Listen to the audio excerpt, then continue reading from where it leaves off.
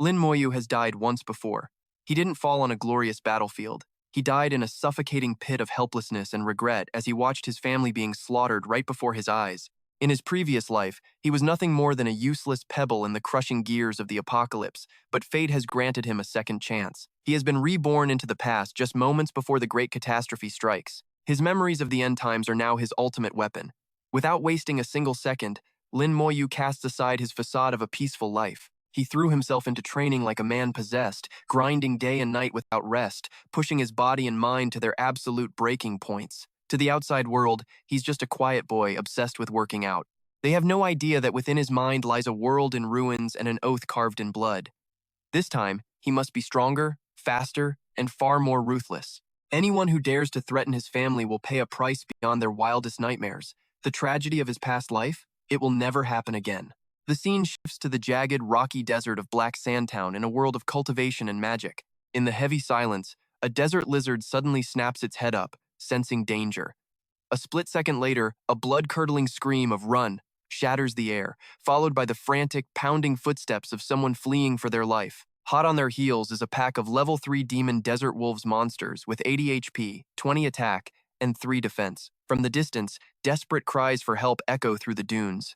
"Someone, help me! Anyone, save us!" The fleeing party consists of a priest, a mage, and a warrior. All of them are only level 3. The blonde girl gasps in terror. "We're so cursed! We only planned to hunt level 1 sand scorpions. How did we run into a whole pack of level 3 demon desert wolves?" She whirls toward her leader. "Captain, what do we do?" The captain points frantically ahead. "Just a little further. There are sandstone trees up there." Demon wolves can't climb trees. If we can reach them, we might just live. But she can't shake the dread pooling in her stomach, thinking, "Damn it, these beasts are relentless. Once they mark their prey, they never stop." To make matters worse, she realizes with a sinking heart that they were already injured from a previous fight. Their only 2 pieces of black iron gear are already shattered. A wave of pure hopelessness washes over her. Are we really going to die here today? Right then, the pink-haired mage loses her footing and crashes to the ground. Her teammates spin around in horror, screaming her name, "Xiaohei!" The wolves are right on her heels. They can only shriek, "Xiaohei, watch out!" Xiaohei looks up, her eyes wide with paralyzing terror as the image of a wolf's bared fangs and sharp claws reflects in her pupils. At that life-or-death moment, a streak of blue light flashes across the sand. It tears through the wolf, sending a spray of fresh blood into the air. The demon wolf takes a lethal strike, its heavy body collapsing right next to Xiaohei. The wolf's carcass lies motionless on the scorching sand. Still in shock, Xiaohei looks up at the figure who just saved her life. She can hardly believe her eyes, whispering, Did he just save me?" Suddenly, an info panel hovers above the stranger's head, clearly displaying, "Level 1. Xiaohei gasps in disbelief. A level 1 player? Is he just a newbie? She trails off in awe as she sees the young man's face, his eyes glowing with a mysterious, haunting red light. The boy stands calmly, shielding Xiaohei as he faces the rest of the growling, furious pack. He glares at them and says coldly, "Level 3 monsters? Not as tough as I thought." Provoked, the remaining wolves charge him in a frenzy. The boy grips his sword hilt, his gaze unwavering. Suddenly, his entire body is wreathed in a surge of blue energy that crackles like lightning. He lunges straight into the heart of the pack. The demon wolves pounce all at once, desperate to tear him apart. But in the blink of an eye, 2 brilliant blue arcs of light slice through the air, effortlessly carving 2 wolves in half. A final, decisive strike brings down the last wolf. The 3 girls stand frozen, completely unable to process the carnage unfolding before them. The boy stands amidst the battlefield, cold and detached, his blade still dripping with blood as it rests in the carcass of a wolf. The female captain stammers, sweat pouring down her face. He killed 4 demon desert wolves with nothing but a newbie sword? But the relief is short-lived. Xiaohei points ahead, her voice trembling. "Damn it! Look!" In the distance, an even larger, more massive pack is charging toward them. Their crimson eyes burn through the twilight. It's an entire army of wolves. The blonde girl panics. "What is happening? Where did all these wolves come from?" Xiaohei replies, shaking, "They must have caught the scent of their fallen pack members." The captain screams at the boy, who is still standing there with eerie calm. "Run. Now. This pack is big enough to wipe out an entire starter village. I'm not joking, you're going to be shredded."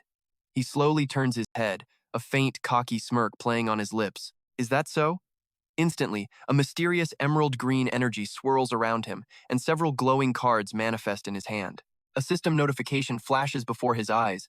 Player Lin Moyu, do you wish to summon skeleton warriors? His eyes flash with a decisive green light as he mentally confirms the command. The cards fly from his fingers, stabbing into the earth and erupting in a blinding radiance. A complex magic circle etched with ancient runes appears, engulfing the entire area.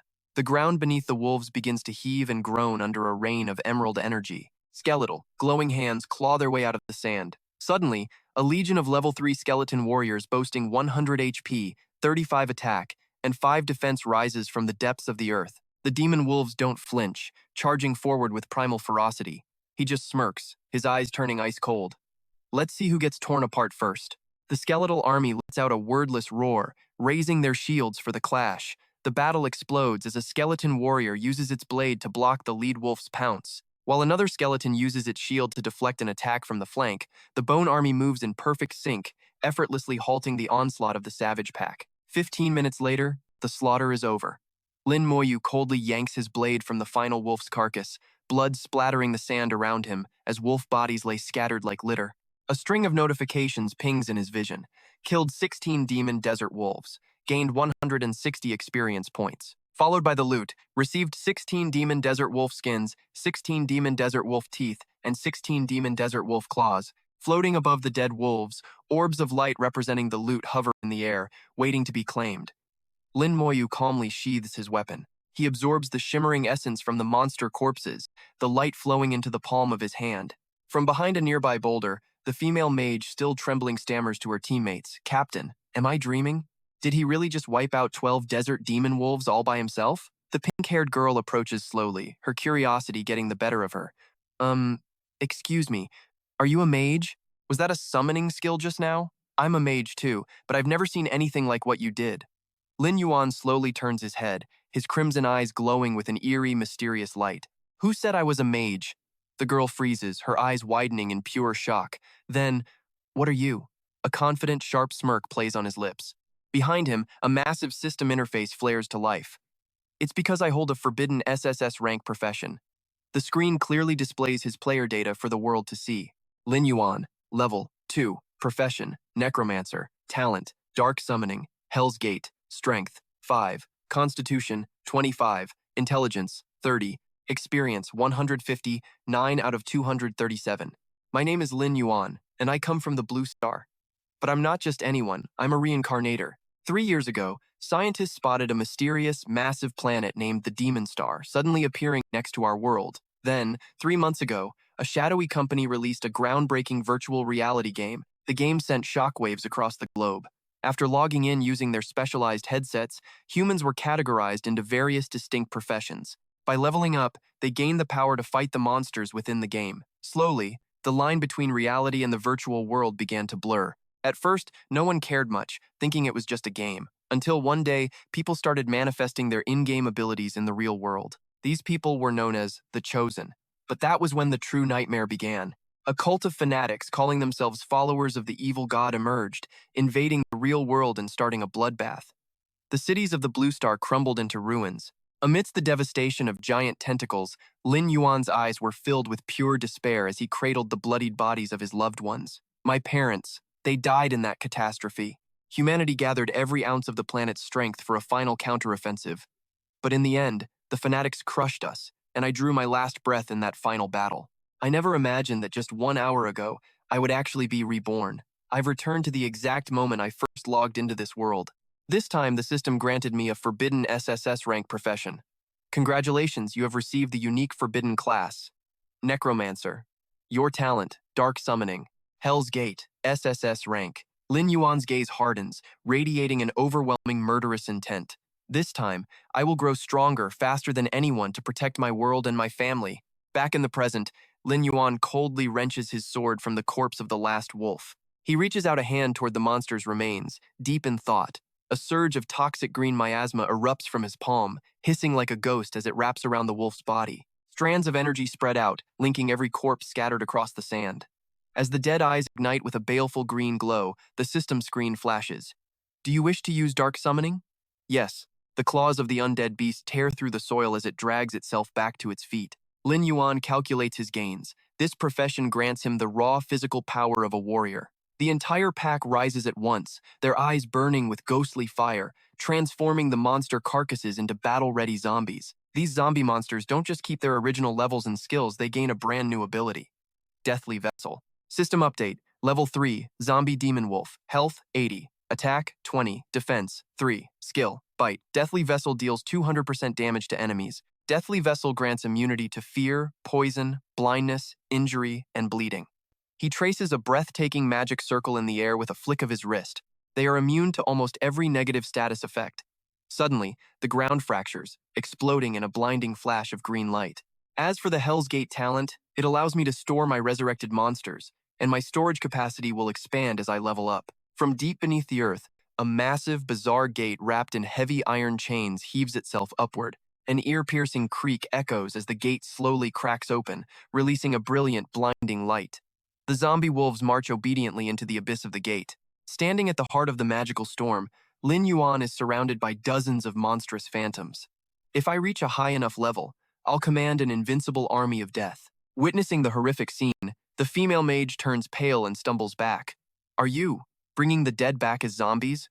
Who even are you? Paying no mind to the terrified girls, Lin Yuan looks up at the shifting sky. It looks like it's almost time. The horizon suddenly bleeds crimson.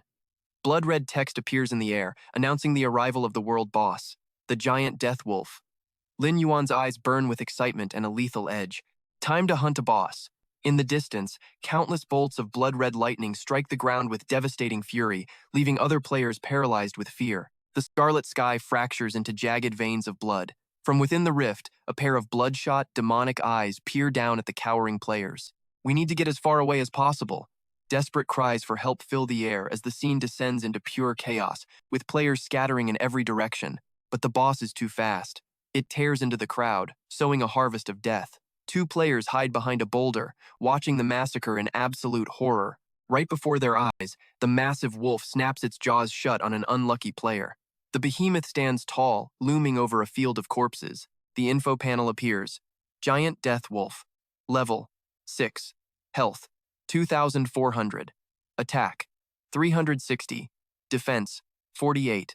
Skills Roar, Giant's Heart, and Death Claws. One player tries to rush forward, but his teammate grabs him. No! Are you insane, man? You can't kill that thing alone, you're just throwing your life away. The 2 players behind the rock tremble as they whisper, "This is the world boss, the giant death wolf. Can anyone even kill a monster that terrifying?" Suddenly, one of them gasps and points. Look, what is that guy doing? Amidst the carnage, a lone figure walks calmly toward the boss. It's Lin Yuan. He steps forward with cool composure, sword in hand, his cloak billowing in the desert wind. His crimson eyes flicker with cold determination. The blonde player scoffs. Look at that sword. He's definitely just a newbie. The other nods in grim agreement. That is right, the giant death wolf is a level 6 Lord-tier world boss. Without backup, even if every one of us here teamed up, we wouldn't be enough to even scratch its hide. A status window flickers into view, explaining the hierarchy of this cultivation world. Monsters are ranked from weak to strong, starting from common, elite, and leader, then ascending to lord, king, monarch, and finally, god tier. Among them, a lord-tier monster is a nightmare for any rookie, even if it is only level 1. Lin Yuan stops in his tracks. Now it is just him and the massive behemoth facing off. From behind, a player's desperate cry echoes out, "Hey, are you insane? Get back here. You are just throwing your life away." He looks up at the monster and mutters, "Level 6 world boss." Then, with a voice dripping with disdain, he adds, "Looking at you now, you are absolutely nothing." Enraged by the insult, the wolf lets out a deafening roar. A powerful shockwave ripples through the air as the system announces the world boss has activated its roar skill. Lin Yuan blurs into motion, narrowly dodging the blast just as the boss brings its razor-sharp talons crashing down. The world boss activates its Deathclaw skill. His gaze sharpens as memories of his previous life flood back. I remember in my past life, this level 6 giant death wolf only had 3,400 health and 510 attack power, even with its boss buffs. But now that I have been reborn and survived countless life and death battles, I am no longer the weakling I once was. The sharp claws smash into the stony ground, sending debris flying into the sky. With fluid grace, Lin Yuan swings his sword and glides beneath the monster's belly, dodging the strike with ease. The players hiding behind the rocks gape in disbelief. That speed is insane. Infuriated by its missed strike, the monster howls in a frenzy. A crimson killing intent erupts from its body, alongside a system notification. Warning, the world boss has entered a berserk state. Facing that unbridled rage, a smirk of triumph tugs at Lin Yuan's lips. He slams his palm onto the ground. Instantly, a massive magic circle erupts, flooding the earth with a lethal emerald glow. From the center of the circle, a colossal, bizarre gate wrapped in heavy iron chains surges from the earth. Lin Yuan barks a single command, "Arise!" The gate of death towers over the battlefield, blotting out the sun and forcing even the giant death wolf to snarl in caution. As the gate creaks open, Lin Yuan's eyes turn cold. "Go, my army of death!"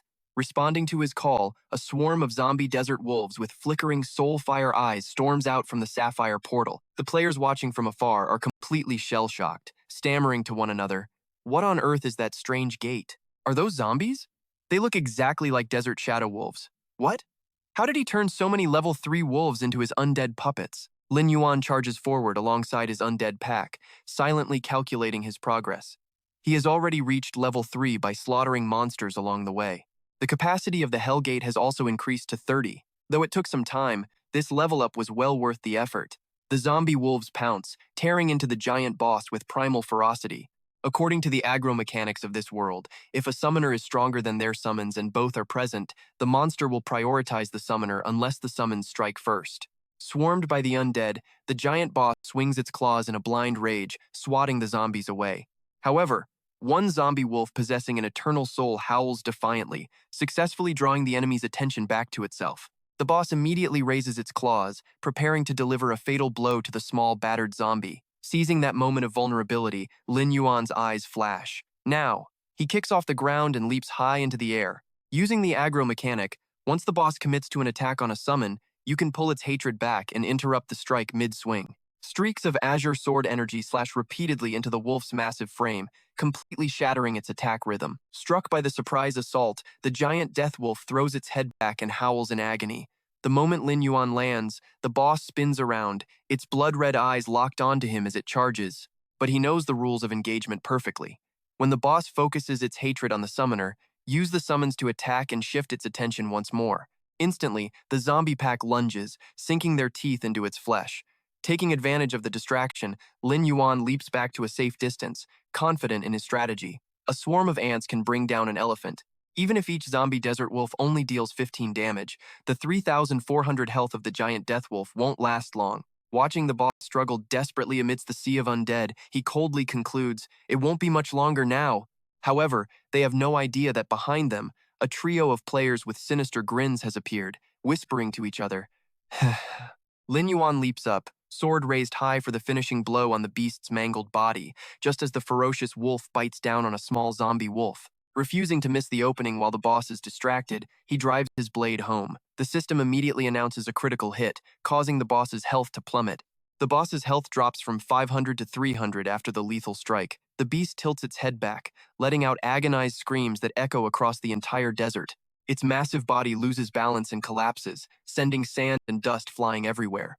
Lin Yuan calmly walks toward the gasping monster. The system screen flashes, the boss has only 10 health left, hovering on the brink of death. He looks down coldly at the defeated foe, ready for the final strike. Suddenly, hurried footsteps approach from behind. The three thieves who had been lying in wait suddenly spring into the air. They swing their weapons at Lin Yuan and scream, "Now! Kill him and the world boss loot is ours. His zombie army is wiped out, now die." Despite the ambush, Lin Yuan doesn't panic. He merely glances back, his eyes burning with a murderous red glow. From the distance, the player behind the rock screams a warning. "Young man, look out!" But before the warning even finishes, Lin Yuan spins with blinding speed. He sweeps his blade in a massive, crescent-shaped wave of energy, blasting the three thieves back into the air as they howl in agony. Three bodies slam into the dirt, blood gushing in torrents to pool beneath his dripping blade. Looming over their corpses, Lin Yuan's voice drips with pure disdain. "Don't go overestimating yourselves." The watching players stand frozen, cold sweat pouring down their faces as they struggle to believe their eyes. Wait, what just happened? He wiped out 3 level 3 bandits in a single strike. With the trash cleared out of the way, Lin Yuan casually turns and approaches the massive giant death wolf, which groans as it struggles to haul itself off the ground. He swings his blade, channeling every ounce of his power into a majestic blue halo of energy. The ruthless finishing blow tears through the beast's hide, and the system flashes. Critical hit. Simultaneously, a brilliant notification banner flares to life, confirming his victory. The giant Deathwolf world boss's health has plummeted to 0. You have successfully slain the target. Rewards: 480 experience points and 1 soul gem. Watching the massive boss's corpse begin to emit a radiant golden light, Lin Yuan wonders what kind of loot the game's very first world boss will drop. A silver-plated treasure chest and an exquisite sapphire blue gemstone descend gently from the pillar of light. Lin Yuan reaches out to snatch the stone, carefully scanning its properties. Soul gem. Effect: a gem infused with pure soul power. Once you've gathered enough, you can visit the Eternal Council to exchange them for legendary grade equipment. It's still early days, but this gem is the shortcut to snagging legendary gear. Memories of the game's deep mechanics continue to flood his mind. In this cultivation world, equipment is ranked from lowest to highest: white, black iron, bronze, silver, gold, dark gold, epic, legendary, and mythic. Visuals of glowing weapons flash by. Most newbies are stuck with white tier gear and consider themselves lucky to even lay eyes on a piece of black iron. Snapping back to the present, he mentally audits his inventory. 2 hours ago, leveraging his past life knowledge, he used 2 skeleton warriors to bait a black sand lizard away from its post. That move gave him the chance to loot the bronze chest it was guarding. Inside was the black lizard cloak, a genuine bronze tier item. The item screen pops up. Black lizard cloak, bronze. Type: cloth armor. Effects: defense plus 30, spirit plus 10, and agility plus 10. He also glances at his newly acquired title, Hunter. When equipped, his attack power, critical rate, and magic damage all receive a 10% boost. He nods in satisfaction. In this world, different titles can grant players game-changing attributes or special status effects. The Hunter title's bonuses are top tier. Turning back to his loot, his hand brushes the chest lid, and the system announces, "You are the first player to slay a world boss." Receiving a silver chest as a reward catches him off guard. Whoa, a silver chest? The lid swings wide, revealing a hoard of treasures worth a king's ransom. Lin Yuan's eyes widen in sheer disbelief. Silver moon sword, silver grade. Attack power plus 100, agility plus 10. Silver death eye, spirit plus 40, featuring a skill that deals 200% corrosive damage to the target. Recovery potions that restore 20% of health and mana upon use. A level 1 skill scroll that instantly grants 100 points of skill proficiency. Monster Essence, a rare drop from elite beasts that can be brewed into potent potions or consumed directly. Consuming it grants 10 points each to Strength, Constitution, Agility, and Spirit. Scanning his inventory full of high-value items, Lin Yuan feels a wave of pure satisfaction. What a haul! The rewards for the world's first boss kill are beyond generous. At that exact moment, his entire body erupts in a brilliant green aura of level-up energy. The system calculates his experience, and his data updates in real time. He grins as the power surges through him, jumping from the start of level 3 to the very brink of level 4. Each level gives 5 free attribute points. I'll put 3 into Spirit and 2 into Strength. His status window snaps to life with the new data. Name: Lin Yuan. Level: 4. Class: Forbidden Necromancer. Talent: Shadow Summon. Hell's Gate capacity: over 40. Strength: 10. Constitution: 10. Agility: 25. Spirit: 35. Experience: 50, 2 out of 779. Though his army of zombie ghost wolves was wiped out, his level up has expanded Hell's Gate to hold 40 undead minions. A truly insane idea begins to take shape. He strides toward the boss's massive carcass, extending his hand as green magical energy swirls. A prompt appears. Do you wish to use Shadow Summon on the giant Deathwolf? His eyes ignite with an insatiable hunger for absolute power. He firmly utters the word yes. Instantly, the giant corpse's lifeless eyes snap open, erupting with a blinding blue magical light that rips through the darkness of the night. Armored, massive claws saturated with dark energy slam into the earth. A deafening roar shakes the air as the newly summoned zombie giant Deathwolf rises, boasting a terrifying set of stats. Giant Deathwolf, level 6. Health: 2,400. Attack power: 360. Defense: 48. Skills: Ghoul Wolf Roar, Heart of the Vile Beast, Death Claw, and Death's Wrath. Ghoul Wolf Roar deals 400% of its attack power to nearby enemies and stuns them for 5 seconds. Heart of the Vile Beast grants a massive 1,000-point health boost. Death Claw increases its attack power by another 150 points. Finally, Death's Wrath grants all allies a 10% attack bonus and a 20% critical rate boost. Looking up at his new war machine, Lin Yuan is beyond pleased. Exactly what he expected from a world boss, it has devastating area of effect, damage, and elite crowd control capabilities. Moreover, after being resurrected as a zombie, it gained an additional ability beyond its mortal form. Death's Wrath. The massive beast obediently strides into the glowing vortex of Hell's Gate. With this wolf by his side, he can replenish his undead army in no time at all. In the distance, the other players stand trembling as they witness the scene, whispering in pure terror, "Oh my god, that's terrifying. Did he really just turn a world boss into a zombie puppet? And what's with that eerie gate? I remember those skeletal wolves came from the exact same place. This man is far more terrifying than any world boss." Just as he's about to leave, Lin Yuan catches a faint whisper and shoots a suspicious glance over his shoulder. Two shadows vanish instantly. He lets out a soft sigh, muttering, "So, they're still hanging around." Looking down at the loot from the three bandits, he discovers they actually dropped a black iron sword. It's a decent weapon for a low-level player, but he already has the silver moon blade. He reaches down and firmly grips the hilt of the dark steel. Seeing him approach with his weapon drawn, the hidden players scramble back in a panic, their voices trembling. "He's coming. Look, he's got his sword out. You don't think he's going to slaughter us for our gear, do you? It's not too late. Should we run for it right now?" With a burst of unnatural speed, Lin Yuan closes the distance and stands directly in front of a player wearing a headband. His voice is ice cold. "You're the one who screamed earlier, right?" The man stares in utter disbelief, unable to process what's happening. "Wait, this is for me?" Without another word, Lin Yuan turns his back and walks off into the scorching desert sun. He raises a hand in a casual wave. "Thanks for the tip. Maybe this will actually keep you alive." The other players crowd around, jaws dropping in shock. "What? No way. He came all this way just to give you that? Look closely, that's a black iron grade sword. It's worth tens of thousands of dollars." 10 minutes later, Lin Yuan is a lone figure trekking through the barren, windswept wastes. Suddenly, his body begins to flicker with jagged waves of static. He frowns, startled. "Huh? What is this feeling?" Instantly, the virtual world around him shatters into a million pieces, replaced by glowing blue electromagnetic interference against a void of pure black. A sharp warning beep pierces the air as a VR headset appears over his head. Back in the real world, Lin Yuan pulls off the goggles and exhales sharply. "Just as I thought. Low battery.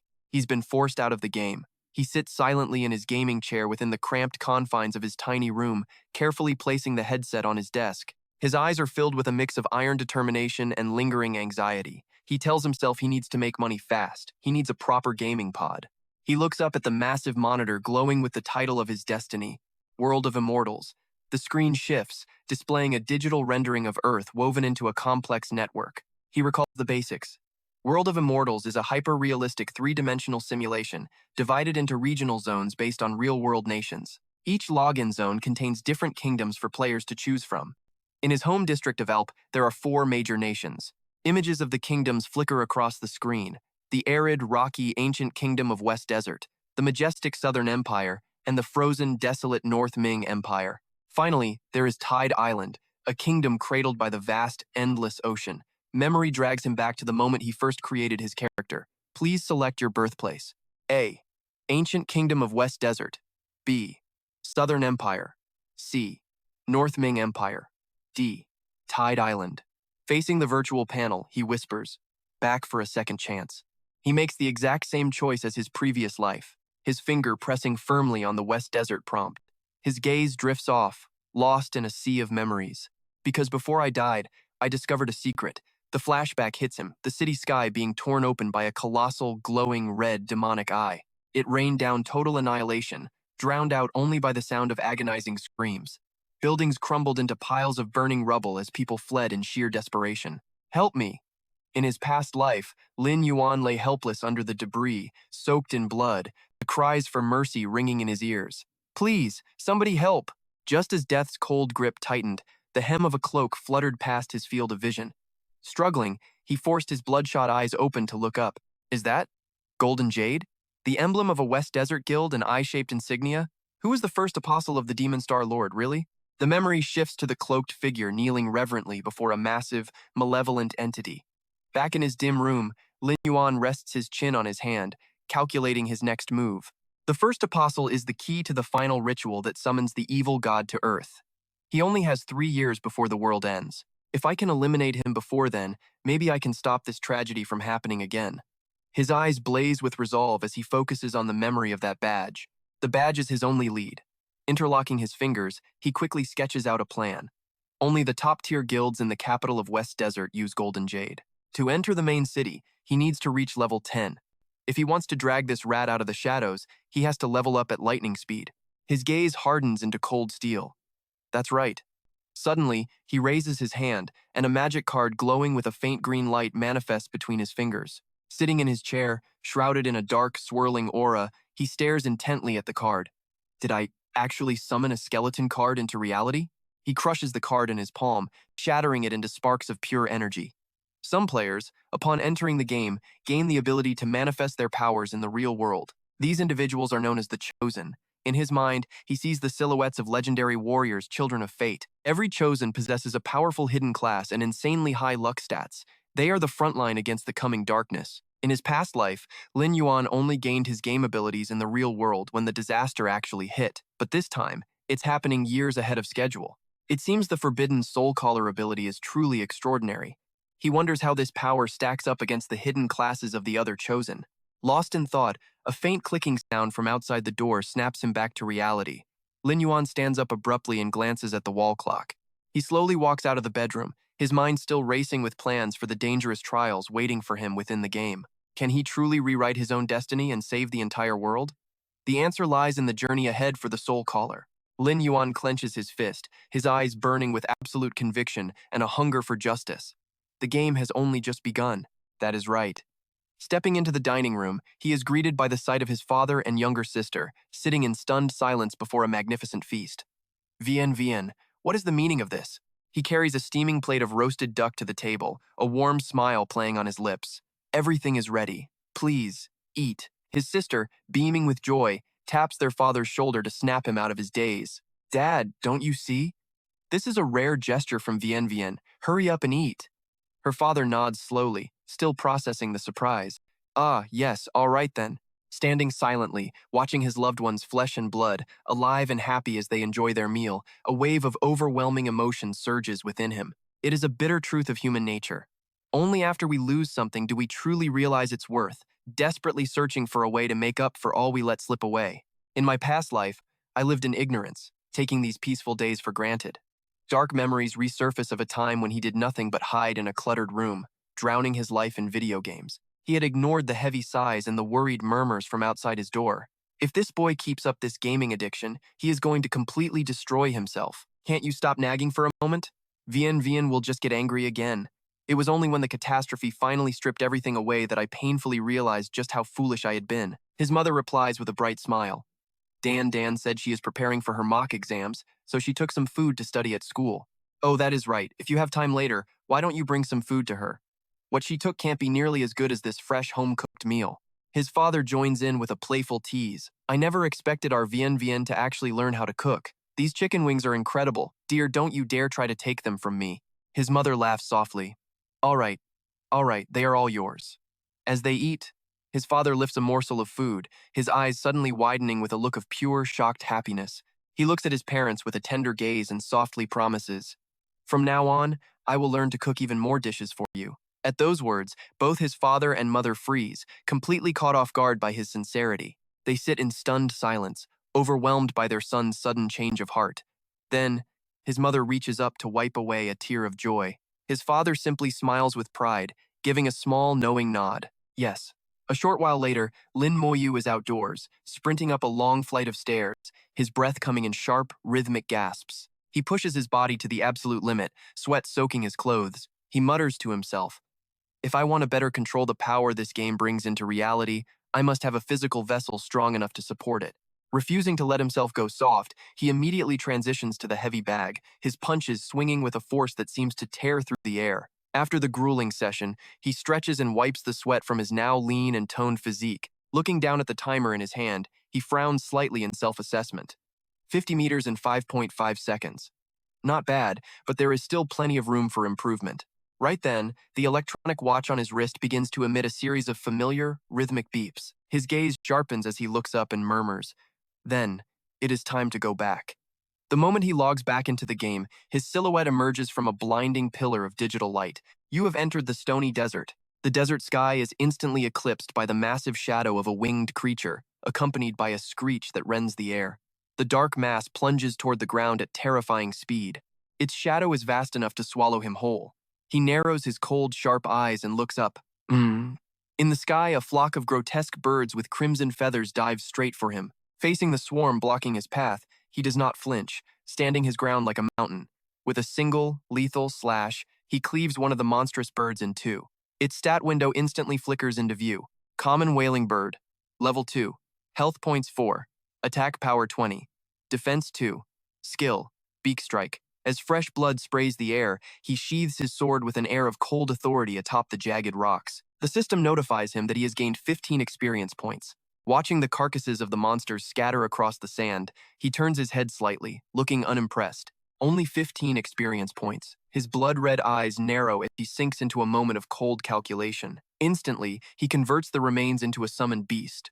At the same moment, a massive wolf paw slams into the brutal sands. From the predatory shadows, an entire pack of desert demon wolves emerges, dozens of pairs of crimson, bloodthirsty eyes surrounding him. Lin Yuan calmly leans back against a boulder, his sword hanging loosely at his side as a smirk plays on his face.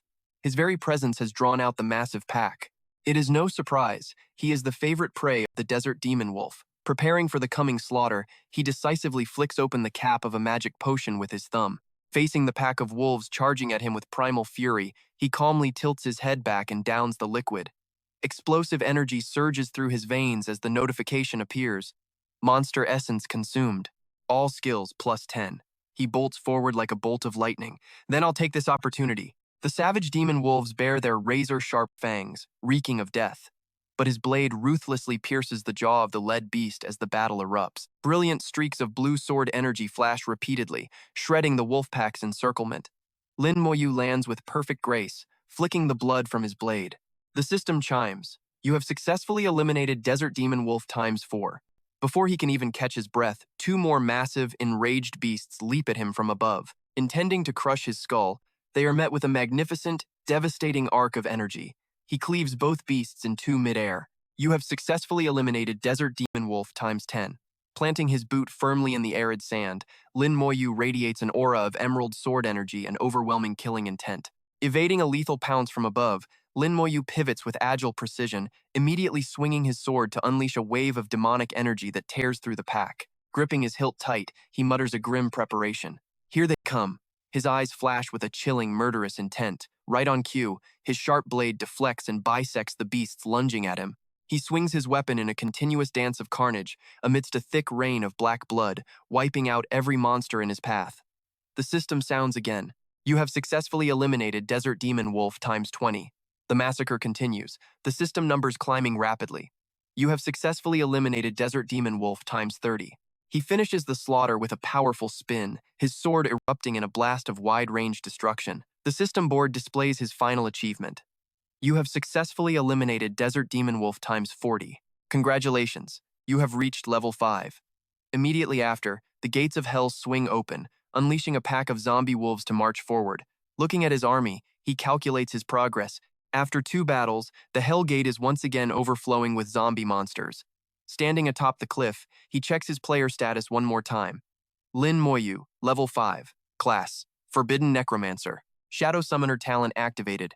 Hellgate is at 50 out of 50. Strength 22, Constitution 20, Agility 45, Spirit 48, and Experience 38 out of 1,252. He confidently assesses his current power. After his 4 main attributes surged from consuming monster essences, his combat strength is now enough to take on elite monsters of the same level. Gazing into the distance, he makes a decision. Alright, it's time to go find that person. His destination is Black Sand Town. Pulling his hood low, he quietly blends into the bustling crowd. Suddenly stopping, he stands before the wooden door of a small house. With a creak of rusted hinges, he pushes his way inside. An old NPC looks up and asks, "Who goes there?" As an information panel flickers into view, images of players hunting for skills flash through his mind alongside the basic rules. Additionally, every profession has its own novice instructor responsible for basic training. Facing the NPC, he thinks to himself, "This was my instructor when I was just a novice mage in my past life. His name is Gon, right? The old man responds gleefully, "Excellent. Teaching you will give me enough coin to buy wine for the next 2 weeks." His gaze sharpens as he analyzes his situation. I was a mage in my past life, so I know very little about the necromancer abilities I have now. However, it can still be considered a magic-dependent class. Producing a coin purse, he muses, I need to master general mage skills that complement a necromancer's fighting style before I can unlock its specialized abilities. He speaks clearly.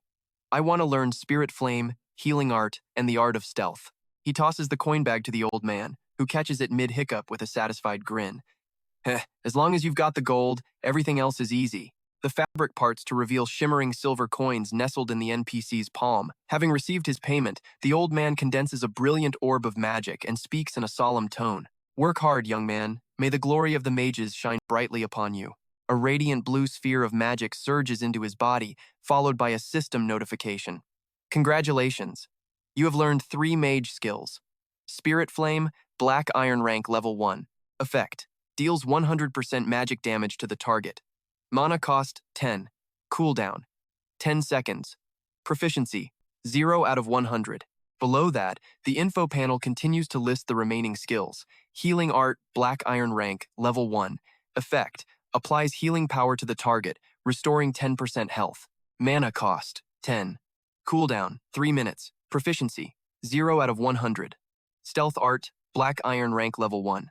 Effect, user enters a stealth state for 5 seconds. Mana cost, 10. Cooldown, 3 minutes. Proficiency, 0 out of 100. After reading the stats, he strokes his chin in thought, weighing the benefits. Spirit Flame provides long-range firepower, while Healing Art is essential. They can keep me and my allies alive. As for Stealth, it could be a literal lifesaver in a desperate moment.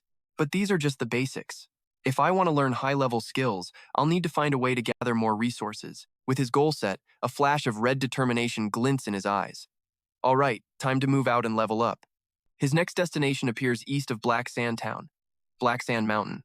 Crossing a steep slope, he moves silently until he stops before the mouth of a pitch-black cave. Staring into the abyss, images of half-human, half-wolf creatures fill his mind. Kobolds. These level 5 monsters infest the nearby caverns. They can track prey in total darkness thanks to their keen sense of smell. They are cunning and love to ambush. Furthermore, they usually travel in packs of about 100. Finishing his analysis, his eyes turn cold and calculating. Kobolds are the perfect targets to level up my zombie army. Preparing to enter, he pulls out a vial and downs the liquid he bought from an NPC half an hour ago. The system immediately notifies him, Night Vision Potion consumed. Effect, provides vision within a 3-meter radius in dark environments. Duration, 30 minutes. With everything ready, he summons the gate. I'll use these kobolds to max out my proficiency for Stealth and Spirit Flame, and while I'm at it, I'll crack open a few treasure chests. Holding a blazing torch, he leads his army forward to clear the path, making full use of his items. Normal torch. Vision increased by 5. At your command, Master, the zombie wolves, eyes glowing with eerie soul, fire, charge deep into the cave. They travel for a while, their footsteps echoing against the narrow stone walls. 15 minutes later, under the flickering firelight, his face tightens with caution. He stops abruptly, frowning as he signals the wolves to halt. Movement! The words barely leave his lips before he spins around with lightning speed, hurling his torch forward. The torchlight illuminates a pack of monsters creeping across the stone ledges. From the shadows, a low, guttural growl erupts as blood-red eyes glare out with murderous intent. Instantly, countless dark shadows with wolf-like forms pounce from the darkness, claws and fangs bared. Seeing his enemies clearly, he lets out a cold, mocking smirk. Kobold miners have appeared. The stats display: Normal Kobold Miner, Level 5. Health, 120. Attack, 30. Defense, 6. Skill, Dig Attack. He waves his hand, barking an order. Kill them! Leave not a single one alive! Battle explodes. A reckless kobold dives from the air, swinging its pickaxe straight for his head. Simultaneously, a massive, hulking beast raises its razor-sharp claws and lets out a deafening roar of rage. Yet, without flinching, he unleashes a wave of emerald sword energy that carves through the enemy, sending fresh blood spraying everywhere. 2 kobold miners eliminated. Despite their fallen kin, another one lunges forward to strike. It activates the smash skill, leaving jagged gashes on his summoned wolves. Ignoring the damage, Lin Yuan swings his blade ruthlessly, bisecting the beast's body while it's still midair. The system reports 8 kobold miners eliminated. He concludes, these bastards aren't much of a threat individually, but I have to watch out for those shovels and tools. No sooner are the words spoken than three more kobolds frantically swing their pickaxes, leaping toward his position. Reacting in a heartbeat, he smirks as his body dissolves into a misty, ethereal smoke. The system flashes. Stealth skill activated. The monsters strike nothing but air, their pickaxes slamming hard into the stone floor. A monster turns around in utter confusion, scanning the dark, but Lin Moyu has already materialized right behind it. You fool, I'm right here. In a flash, he unleashes a devastating slash that tears the beast wide open. It gapes its jaws, roaring in agonizing pain as blood spatters everywhere. A satisfied smirk plays on his lips as his eyes lock onto the new status notification.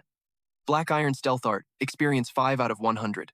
He mutters to himself, my stealth experience is finally going up. However, his satisfaction is short-lived. Staring at the monster army newly resurrected within the eerie mist, he realizes these ordinary kobolds are simply too weak, making their leveling process agonizingly slow. The zombie stat panel appears, confirming his suspicions.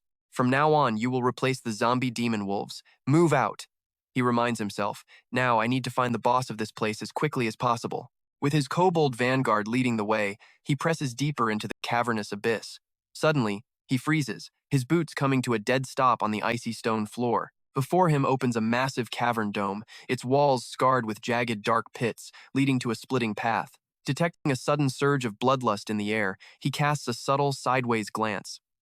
His piercing gaze locks onto a pitch-black, silent crevice, where a deadly trap seems to be waiting in the shadows. Completely unfazed, a confident smirk crosses his face as a blazing spirit fireball condenses in his palm.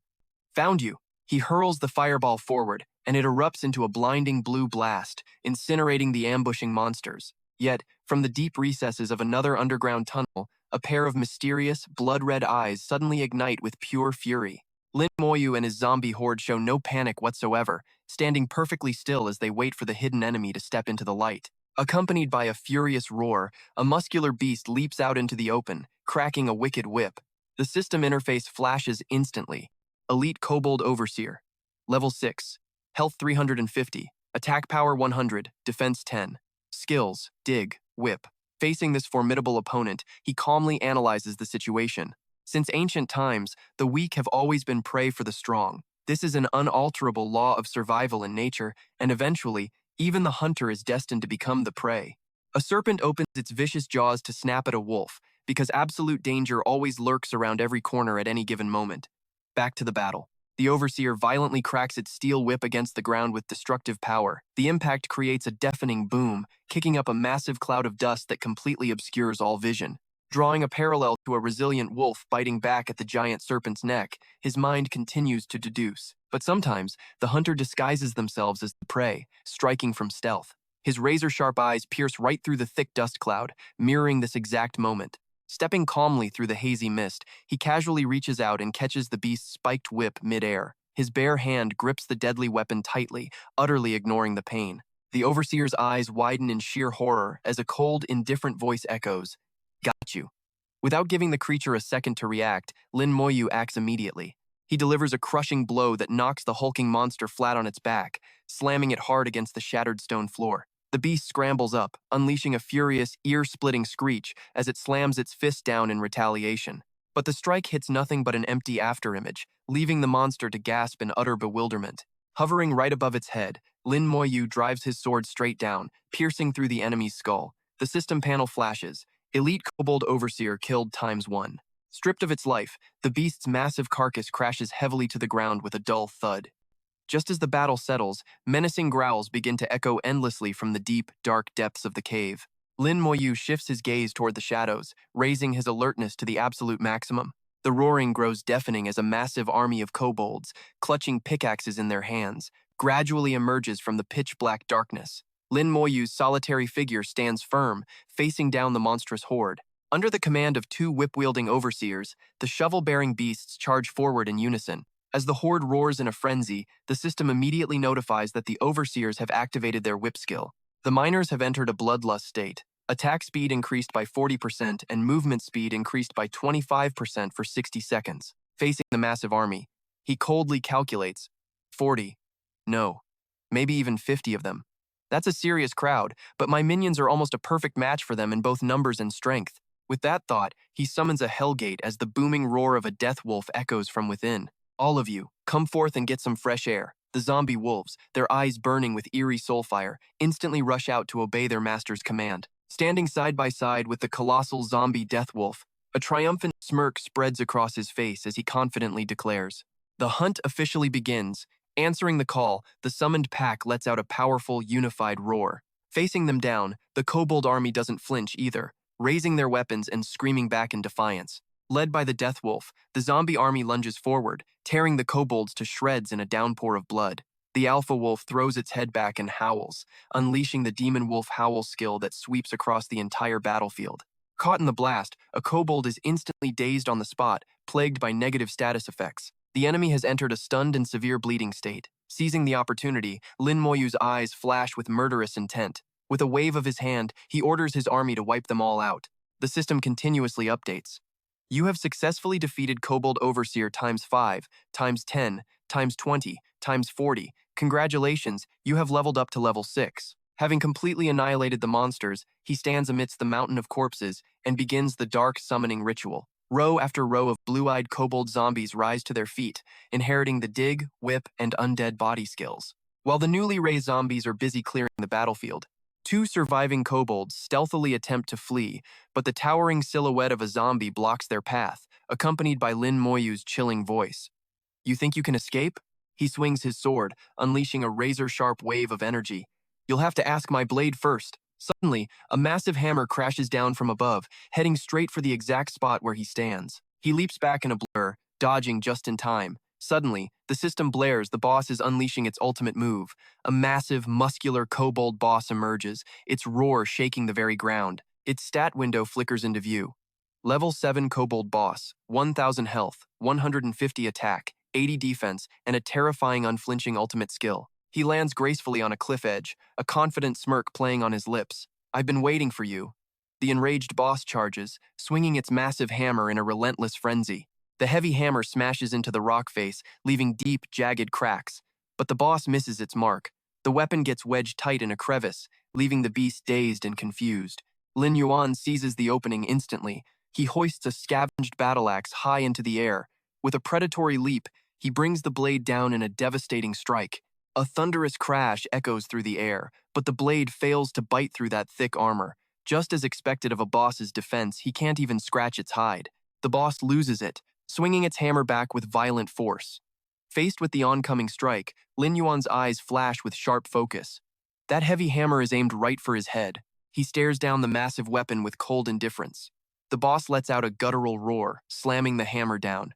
He dodges by a hair's breadth and prepares to counter. It's at least 2 to 3 times stronger than any elite he's faced. Blue flames flicker at his fingertips as he crafts a plan. First, he'll keep his distance while keeping the pressure on with constant damage.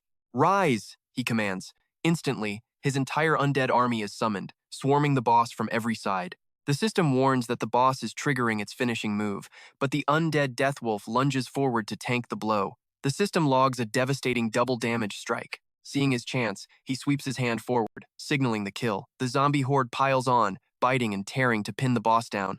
Then, the Deathwolf lets out a chilling howl, activating its group skill.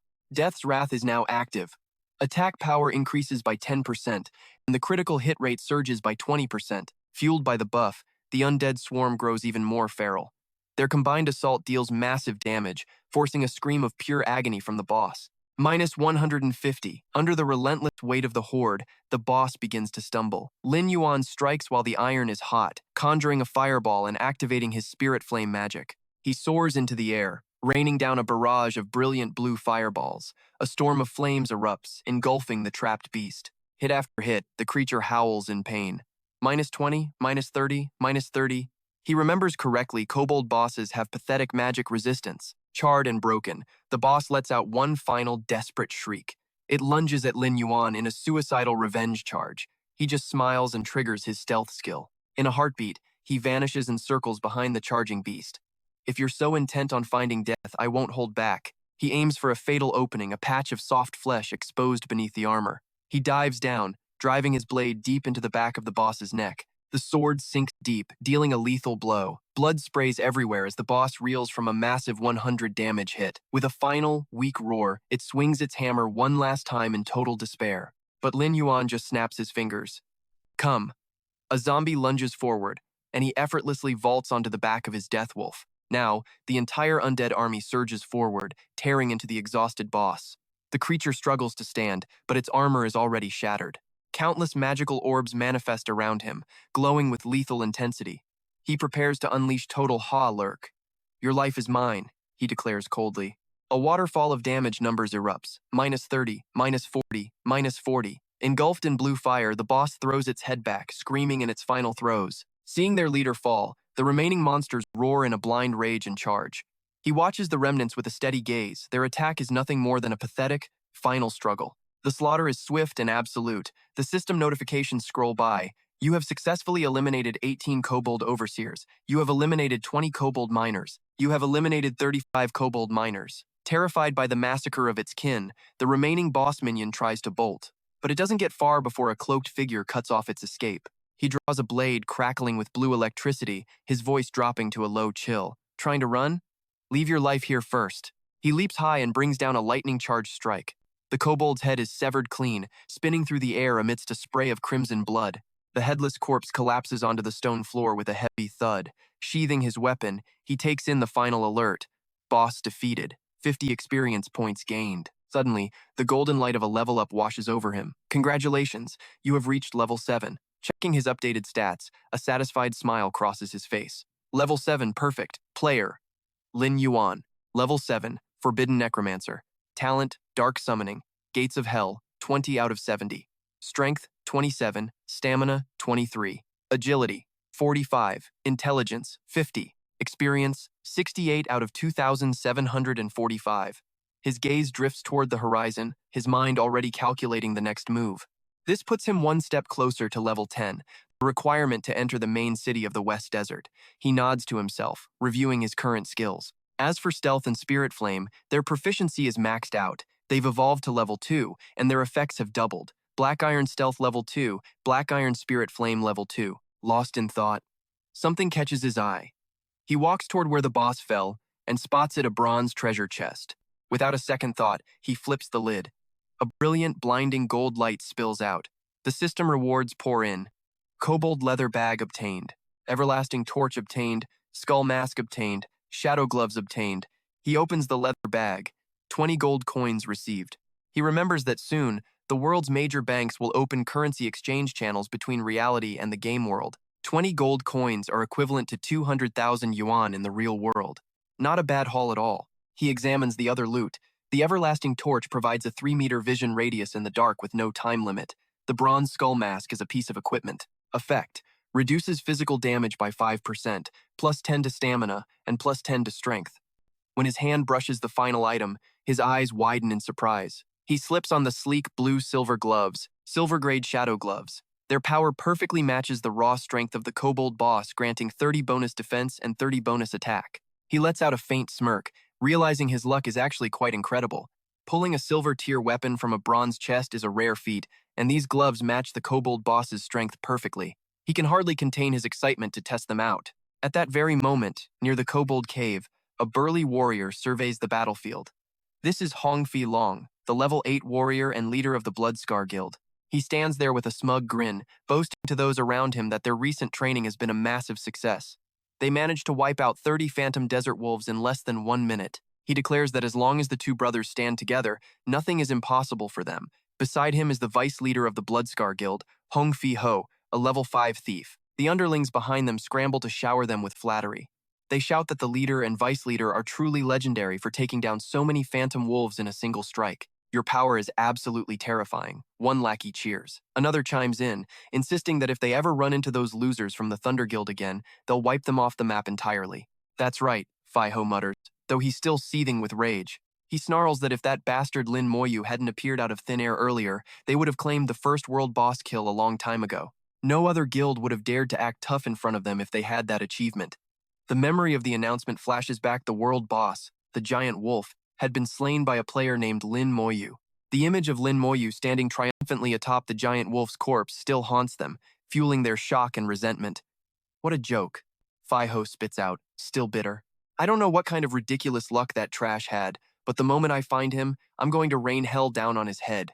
Fi Long's expression turns stern as he rebukes his brother. "Fi Ho, How many times have I told you not to act so recklessly?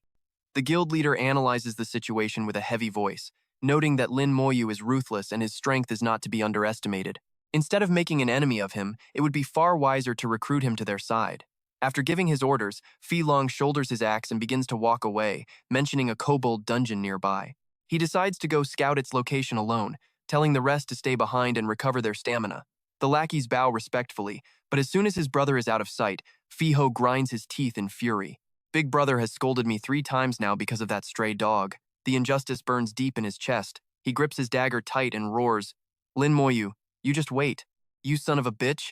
One day I'll rip out your teeth and claws right in front of my brother, then I'll take your head just to show him who the truly strong one is. Seeing his boss fuming, a lackey rushes over to suck up, pointing into the distance.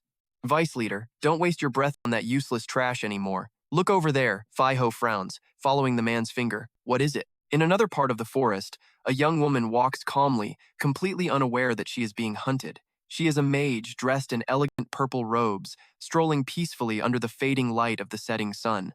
Fi Ho and his gang slink through the shadows, following her with predatory smirks. Meanwhile, Lin Moyu continues his trek toward the cave. He glances at the notification with satisfaction. Zombie Kobold Boss, Level 7, 1000 HP, 150 attack, and 80 defense. Skills include Death Body Swap and Crushing Blow. Crushing Blow deals 200% attack damage upon impact with a 10% chance of a critical strike. He calculates silently, realizing he has just added a boss-level zombie with mass. Furthermore, the number of zombie monsters within his Hellgate has now reached 70. He plans to keep pushing forward at this relentless pace. Suddenly, he freezes. He turns his head slightly as a panicked scream echoes through the trees. You! Stay away from me! Don't you dare come any closer! The female mage is backing away in terror, clutching her staff like a shield. I'm warning you, if you take another step, I won't go easy on you. She watches in despair as Fi Ho's men slowly close the circle around her. Fi Ho laughs mockingly, his eyes scanning her with disgusting greed. What incredible luck to run into such a stunning beauty out here today, he sneers, stepping closer. Don't worry, sweetheart. You just need to serve us for a little while. Why suffer when you could be enjoying yourself instead? The lackey beside him grins wickedly. Exactly. Just make our vice leader feel good, and you'll be rewarded with all sorts of treasures. Unable to take it anymore, she swings her staff in a desperate attempt to defend herself. In a flash, he brutally grabs her by the hair, his voice dripping with contempt. You're just a pathetic little mage. Did you really think you could hurt us? He pulls her close despite her terrified winces and threats. That's enough stupidity for one day. If you still won't give up, then by all means, try again. Keep struggling. The more you fight, the more excited I get. The girl closes her eyes and lets out a final, hopeless scream. He begins to violently tear at her clothes with evil intent. Suddenly, a steel fist crashes into the side of his face with bone-shattering force. The armored shadow gloves gleam under the sun, making a chilling metallic rasp as the fingers clench. Fi Ho takes the full force of the blow and is sent hurtling backward with a blood-curdling shriek. The underlings watch the blur of motion in absolute horror and scream, Vice Leader! His body slams violently into a stone cliff, kicking up a massive cloud of suffocating dust. He lies slumped in a crater in the rock, battered and broken as debris rains down around him, his face a mask of flowing blood. Lin Moyu slowly stands tall, calmly inspecting his glove as if nothing happened. The effect isn't bad at all, he remarks casually. It was easier than I imagined. One lackey, paralyzed by fear, immediately turns and bolts. Oh God, I have to get the leader. The 2 remaining thugs point their swords at him with trembling hands, stuttering out, Who the hell are you? You've just crossed the Bloodfilth Guild. Your life is forfeit. Lin Moyu responds only with a cold, piercing glare from his glowing red eyes. Their guild crest immediately triggers a memory. The Bloodfilth Guild. In the early stages of the game, they were the top-ranked guild in the Black Sand Town starter village, but they were infamous. Almost every member was a red-named player who lived to torment others. He remembers them clearly. Brutal killers clad in heavy armor, always brandishing blood-stained weapons. Alongside them were wicked mages who carried the skulls of slaughtered players as trophies, spreading terror wherever they went. Although the evil gods haven't invaded yet and a player's death doesn't mean death in the real world, losing equipment and dropping levels causes devastating losses. These little rats had caused him endless trouble. Hearing this, the man with the ponytail narrows his eyes suspiciously. The bald thug stands tall with his hands on his hips, responding with arrogant pride. That's right, we're the #1 guild with a reputation that echoes through Black Sand Town. You've pissed off our vice leader, so you'd better start praying. He tightens his grip, adjusting the bandages on his wrists. He sneers with an arrogant threat. It's too late now, but if you don't want to die a horrific death, the thugs grin maliciously, continuing their insults. Chop off your own hands, kneel like a dog, and keep calling me grandfather until I'm satisfied. Lum Viren doesn't give them a moment to celebrate. With a gaze like ice, he lunges, his blade erupting in emerald killing intent that tears through the very air. In a heartbeat, blood sprays everywhere as the thug's arms are severed, spinning uselessly through the sky. The two lackeys collapse backward, screaming in pure agony. Standing over them like a cold judge, Lum Viren delivers his verdict. Thanks, but I'll handle the amputations myself. As for that pathetic barking, save it for your trip to hell. Watching the scene, the female mage clutches her torn robes, paralyzed in shock. So powerful, she stammers. Meanwhile, at the bottom of the ravine, the blonde vice leader who was just blasted away skids down a slope of dust and jagged rock. His hands tremble as he reaches for a potion. He gasps for air, his chest heaving in pain. A system notification chimes. You have used a health potion, restoring 20% of health and mana. A crimson aura of killing intent erupts around him. He grips his weapon, stepping into the darkness while growling every word. Death is your only destiny. Heavy, ominous footsteps echo through the pass. Let me see who's brave enough to pull the tiger's whiskers. Who's so tired of living? A lackey immediately points. Boss, he's right there. Hearing the commotion, Lum Viren raises an eyebrow and glances back. Behind him, the female mage flinches, her heart racing. The lackey points a trembling finger at him, shouting his report. It's this punk! He almost killed the vice leader! The hulking guild leader beside him glares. Who? But as the armored leader gets a clear look at the opponent's face, he freezes. Cold sweat breaks out on his brow. He frantically raises his weapon in defense and gasps, Wait! Hold on! He stares in terror into those blood-red eyes rumored to be cold and soulless, radiating a pressure that feels like a mountain crushing down on him. His gaze shifts to the weapon in the stranger's hand, his soul trembling. It looks like moon ice, shimmering with a lethality that could cut through anything in existence. A brilliant, terrifying emerald aura flares around Lum Viren, forcing his enemies into a state of paralyzed, fearful awe. The radiance pouring from his body creates a suffocating atmosphere that makes it hard for anyone to even breathe. While the leader recoils in fear, his oblivious men continue to jeer. Boss, go. Show this punk our real power. You blind dog. You dare provoke us?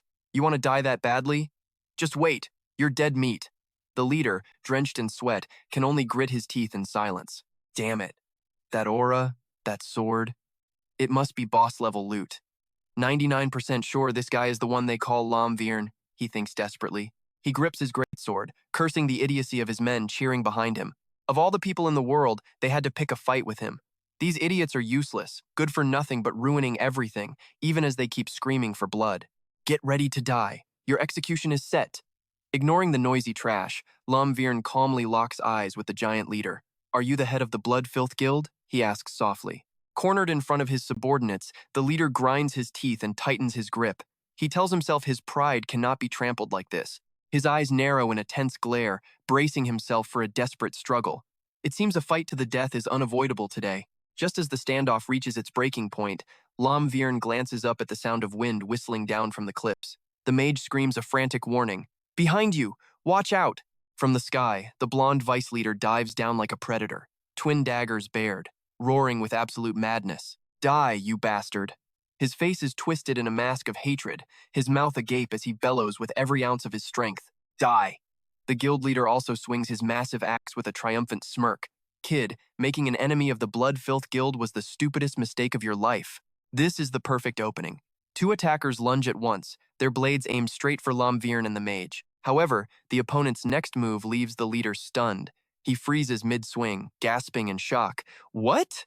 To the enemy's horror, a massive spectral werewolf, wreathed in a ghastly emerald glow, suddenly erupts from the shadows behind Lum Viren. The beast bares its fangs in a bone-chilling grin, then slams a spirit axe down with the force of a thunderbolt.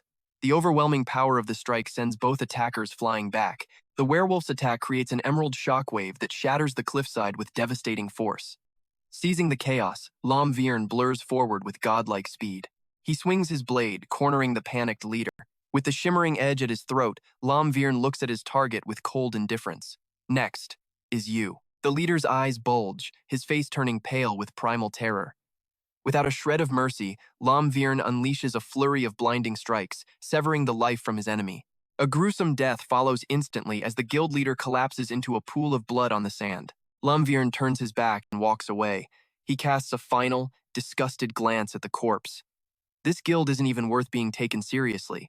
Suddenly, a red system warning for player killing flashes before his eyes, signaling his crime points have increased. 2 points, he notes calmly. Despite the warning, his face remains a mask of stone. It'll disappear on its own, as long as I don't stack any more points within a week. Behind him, the mage watches the surviving lackeys flee for their lives up the rocky slope. Oh my god, they're escaping! Should we chase them? She asks hurriedly. Lin stands still, blade in hand. They're just small bugs, he replies flatly. There's no need. With that, he walks toward the vice leader's body, which is slowly dissolving into fragments of light. The loot drops, an explosive battle axe with massive area of effect damage. Next is a pair of silver-tiered dragon fang twin blades, shimmering with a relentless, searing burn effect. These stats are solid. Even if I don't use them, they'll fetch a handsome price on the market. Looting finished, he turns on his heel to leave. The female mage finally snaps out of it, her cheeks flushing as she looks at him with eyes full of pure gratitude. Great benefactor, thank you for saving me today, she stammers, stepping closer to her hero. I still don't know your name. Lin Yuan pauses for a beat before turning back with a confident, slight smirk. The name is Standing Against the Sunset, he says, throwing a prideful glance over his shoulder. One day, you'll see my name at the very top of the world rankings. The sheer audacity leaves the mage breathless. The top 10, she whispers, stunned by his ambition. But as he strides decisively into the twilight, she rushes after his retreating figure. To hell with the rankings. Wait, please, let me go with you. The scene shifts abruptly to the howling desert, a barren wasteland choked with dust and sand. There, Lin Yuan stands before a massive, armored creature erupting from the dunes, the level 6 howling thunder scorpion. It raises its venomous, deep purple tail in a lethal threat. Lin Yuan's gaze sharpens instantly. He draws his blade, ready for a fresh bloodbath. A stinger strikes like a bolt of lightning, aiming for the kill, but with razor-sharp reflexes, he dodges and strikes back in a blur of motion. His emerald sword chi carves through the monster's thick armor. His eyes burn with cold, killing intent as a violent surge of mana wraps around his body. Spinning mid-air, Lin Yuan unleashes a massive green cyclone, shredding every scorpion in its path. Victory notifications flood the system interface immediately after. 60 howling thunder scorpions eliminated. You have reached level 8. He brushes his blood-stained robe, grinning at his newfound power. Collecting these paralysis herbs is a chore, but this payoff is a total steal. The world blurs, pulling his thoughts back 2 days. Inside a dark castle corridor, a mysterious sorcerer approaches him. The old wizard with a long purple beard bows slightly to Lin Yuan. Hero, we meet at last. A green system window pops up. New quest detected from alchemist Amo. Do you accept? He scans the details. Quest. Amo's will. Objective.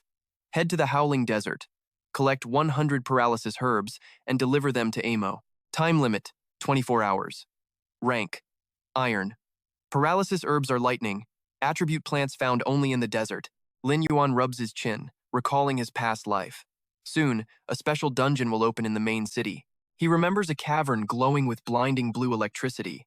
That dungeon is crawling with lightning-based monstrosities. To survive, players need massive lightning resistance. Because of this, demand for resistance potions will skyrocket, worth thousands of gold coins. Today is Aimo's only visit to Black Sand Town. Once this quest is turned in, he vanishes forever. Without hesitation, he hits the glowing red accept button. Like a flash, he crushes a charging scorpion's head with a brutal kick. At my level, these things are barely a warm-up, he mutters. With the minions cleared, he kneels in the sand and plucks the glowing herb. Since I snatched this quest, I'll use it to grind my skills. I'm maxing out my new gathering skill right here. Green magical light envelops his hands as the notification appears. Level 2, Iron Gathering, effect. Increased gathering speed with a 5% chance for rare quality herbs. Cost, 1 spirit point. Cooldown, 3 seconds. Mastery, 120 out of 200. He stands tall, his cloak whipping in the desert gale. He glares into the blinding dunes. Time to go deeper. Lin Yuan strides forward, his boots sinking deep into the parched earth. Suddenly, the ground trembles violently. He recoils, hand instinctively gripping his sword hilt. A massive purple stinger bursts through the sand. It lunges upward with a deafening roar of shattering stone. A colossal cloud of dust billows, blotting out the scorching sun. Lin Yuan leaps high, narrowly avoiding the scorpion's silver slash. He skids across the sand, his feet carving deep trenches. He slowly looks up, his eyes narrowing into cold slits as a crimson glint of warning flashes within them. A titangent-sized beast emerges, radiating sheer pressure. Red alerts scream across his vision. Mutant spawn. Crystal Devil Thunder Scorpion has appeared. Danger! Danger! Danger! Staring at the massive shadow looming over the dunes, Lin Yuan frowns. A mutant devil? Out here? Seriously? The beast's stats materialize. Level 10, Crystal Devil Thunder Scorpion. HP, 2,800. Attack, 400. Defense, 55. Skills, Paralyzing Strike, Venom Sting, Earth, Rending Claw, Crystal Thunderstorm. Despite facing an overleveled beast, he smirks with pure arrogance. This might get a little messy. Emerald mana explodes around him. Lin Yuan charges like a gale force arrow, dripping with killing intent. You're nothing but a whetstone for my blade today. He strikes the giant pincer with a thunder slash, triggering a violent electromagnetic shockwave, but the impact recoils with the screech of metal on diamond-hard shell. The blow didn't even leave a scratch. He narrowed his eyes, analyzing the beast's armor. There wasn't a single chink to be found. The boss is activating the skill, Paralyzing Lightning. A lethal electric grid exploded, engulfing Lin Moyu. Gritting his teeth, he barely managed to raise his sword in a desperate guard. As he braced against the destructive bolt, the system screamed another alert. The boss was launching its poison needle piercing. Lin Moyu flinched, quickly shifting his stance to defend. The monster lunged, unleashing a blinding, thunderous thrust that forced him to block with his blade at the very last second. The giant scorpion didn't stop there. It fired a devastating bolt of lightning that tore through the air straight at him. Dodging the blast, Lin Moyu narrowed his eyes, calculating his next move. Its power is way beyond what I expected. I need to thin out its combat force first. Dust and debris swirled as the monster charged toward him in a frenzied rage. His eyes flared with light as a dark emerald mana radiated from his body. Awaken, kobolds, he commanded coldly. A brilliant blue rift tore open in space. A pack of kobold werewolves, armed with hammers and pickaxes, stormed out to assault the beast. In a flash, one werewolf swung its pickaxe into the boss's armor, carving out sparks and stripping away 200 HP. Watching the exchange, Lin Moyu's eyes narrowed with calculation. No critical hit yet. Infuriated, the boss unleashed its earth-rending claws skill, slamming its massive pincers down. The sand exploded, sending the werewolves flying into the distance. Seizing the moment the monster was distracted, a barrage of emerald soul fireballs streaked through the air. The volley plunged straight into the scorpion's wide-open maw. A blinding magical explosion erupted within. Ignoring the monster as its health drained from the burn effect, he shouted coldly, "Taste the power of my upgraded soul fire." Lin Moyu raised his hand, wreathed in haunting green flames, and issued a sharp command. Suddenly, a thick rope lashed out, binding the beast's pincer tight. The kobold werewolves had acted just in time, winding ropes around the monster and straining to drag it down into the sand. Seizing the golden opportunity, the werewolf leader leaped high into the air, clutching a massive sledgehammer and aiming straight for the target. The hammer slammed down, dealing double damage. A notification flashed. A heavy strike had triggered a critical hit. Finally, Lin Moyu muttered with a satisfied smirk, "A critical blow!" Writhing in agony, the scorpion threw back its head and roared, bolts of lightning surging from its cracking shell. Reacting instantly, Lin Moyu vaulted high into the air. The scorpion looked around in confusion, dazed. Meanwhile, Lin Moyu's arms surged with azure lightning mana. The system announced, "Hunter title detected. Attack power increased by 10%, critical hit rate up 10%, and magic damage boosted by 10%. With eyes glowing blood red with killing intent, he channeled every ounce of strength into his raised fist. Then I'll shatter it and turn you into ash." Diving like an arrow straight into the heart of the beast's lightning storm, he let out a thunderous roar. The impact triggered a massive explosion of light that tore through the surroundings as he delivered his final judgment. Shatter! A long, jagged crack ripped across the scorpion's armored shell. Blinding energy bled from the breach. Unable to take more, the monster's body detonated, scattering razor-sharp fragments of its armor everywhere. Simultaneously, the system pinged. "You have slain the mutant monster, Crystal Fiend Thunder Scorpion. Gained 560 experience points." The boss's silhouette immediately rose again as a gargantuan undead. Level 10 undead Crystal Thunder Scorpion, all skills retained. Suddenly, he spotted another scorpion burrowing into the sand. Standing tall behind Lin Moyu was his new giant undead servant, awaiting its master's command. Out of nowhere, a swarm of scorpions rushed toward him from the distance, catching him off guard, but in an instant, his gaze sharpened with cold, lethal intent. Perfect timing. Using the enemy's momentum, he ordered his new pet to wipe out the surrounding horde. The system signaled, "Crystal Thunderstorm activated." He shouted defiantly, "Come on, let's see how you handle my new plaything." Volleys of crystal lightning erupted from the undead, tearing through the air and obliterating the smaller scorpions. Damage numbers flooded the screen.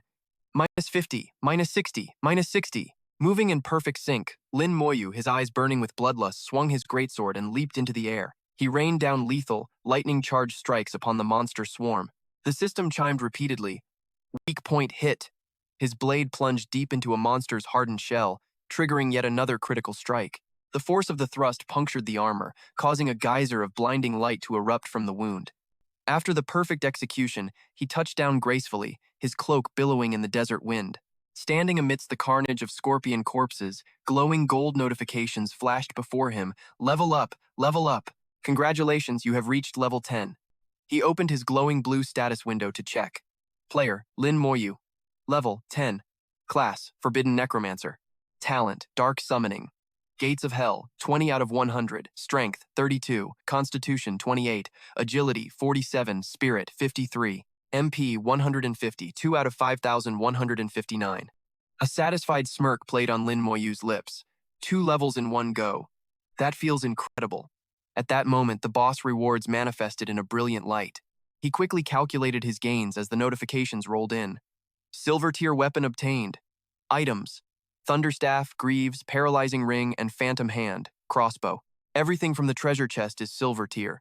Selling these will definitely change my family's situation. The desert wind whipped his clothes as he stood firm atop a sand dune, sword in hand. Looking down at the field of corpses, the system confirmed. All monsters in the area eliminated. Suddenly, a shimmering golden light enveloped his hand. A new message appeared. Congratulations, you have received a gold tier class skill book. An ancient grimoire, featuring a sinister red eye at its center, slowly descended into his palm. Golden mana radiated from the book, flowing through him. The title read, Dark Curse. Requirement. Necromancer class. Lin Moyu clutched the book to his chest, a soft smile escaping him. I really am lucky. As the golden light intensified, the system announced that the skill book would be automatically integrated into the player's memory database. A massive pillar of light shot into the desert sky, accompanied by the message. Congratulations, you have obtained an exclusive skill for the Necromancer class. The details unfolded, surrounded by the haunting imagery of ghostly green skulls. Gold tier level 1 Dark Curse. This skill deals damage equal to 20% of the target's maximum health, or restores 20% health upon casting. It consumes 100 mana with a 10-second cooldown and requires mastery over 100. Instantly, Lin Yuan's hand erupts with a brilliant, emerald green soul fire. So, I can restore 20% of the health points for undead creatures, he murmurs, analyzing the data. Lin Yuan's eyes sharpen, intently watching the new power dancing within his palm. He turns toward an undead scorpion standing near the cliff edge, its health bar hovering at 60%. With a sharp flick of his wrist, Lin Yuan fires a bolt of radiant green energy. Let's see what this can do, he says decisively. The energy strikes the monster's head, triggering a glowing restoration crown icon that illuminates the surroundings. The undead scorpion throws its head back, letting out a roar of newfound vigor. Its health bar moves instantly, surging back up to 80%. Lin Yuan clenches his fist to withdraw his magic, staring into the distance with unwavering resolve. That's enough warming up. It's time to head to the main city and find that first subordinate. The scene shifts abruptly.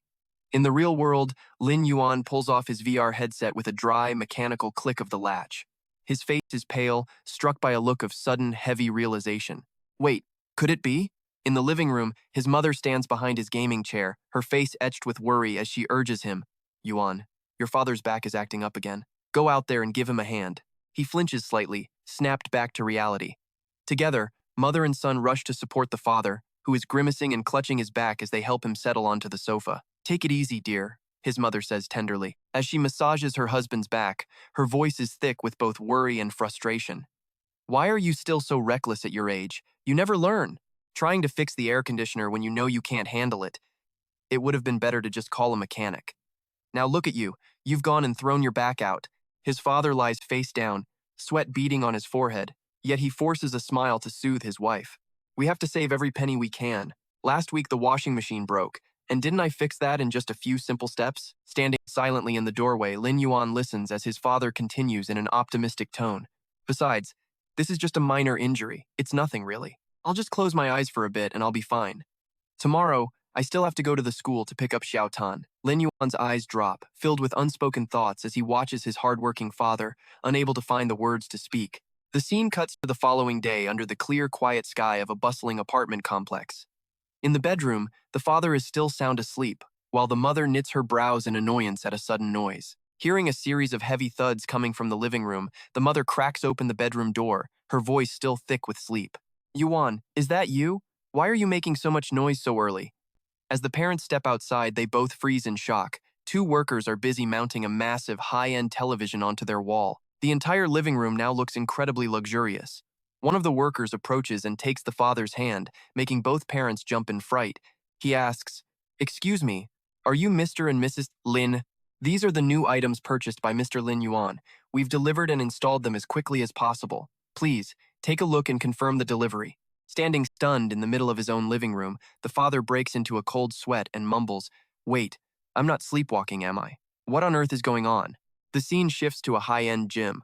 Lin Yuan is performing sit-ups on an incline bench, his muscles rippling and slick with sweat as he maintains a steady, rhythmic breath. Moving over to the treadmill, he keeps a light, effortless pace before speaking. "Sorry for the interruption." A beautiful female manager smiles warmly at him. "Would you like to sign up for the VIP package, sir? We require an upfront deduction for a 1-year membership." Without a second thought, he pulls out his bank card. "Fine, here's my card."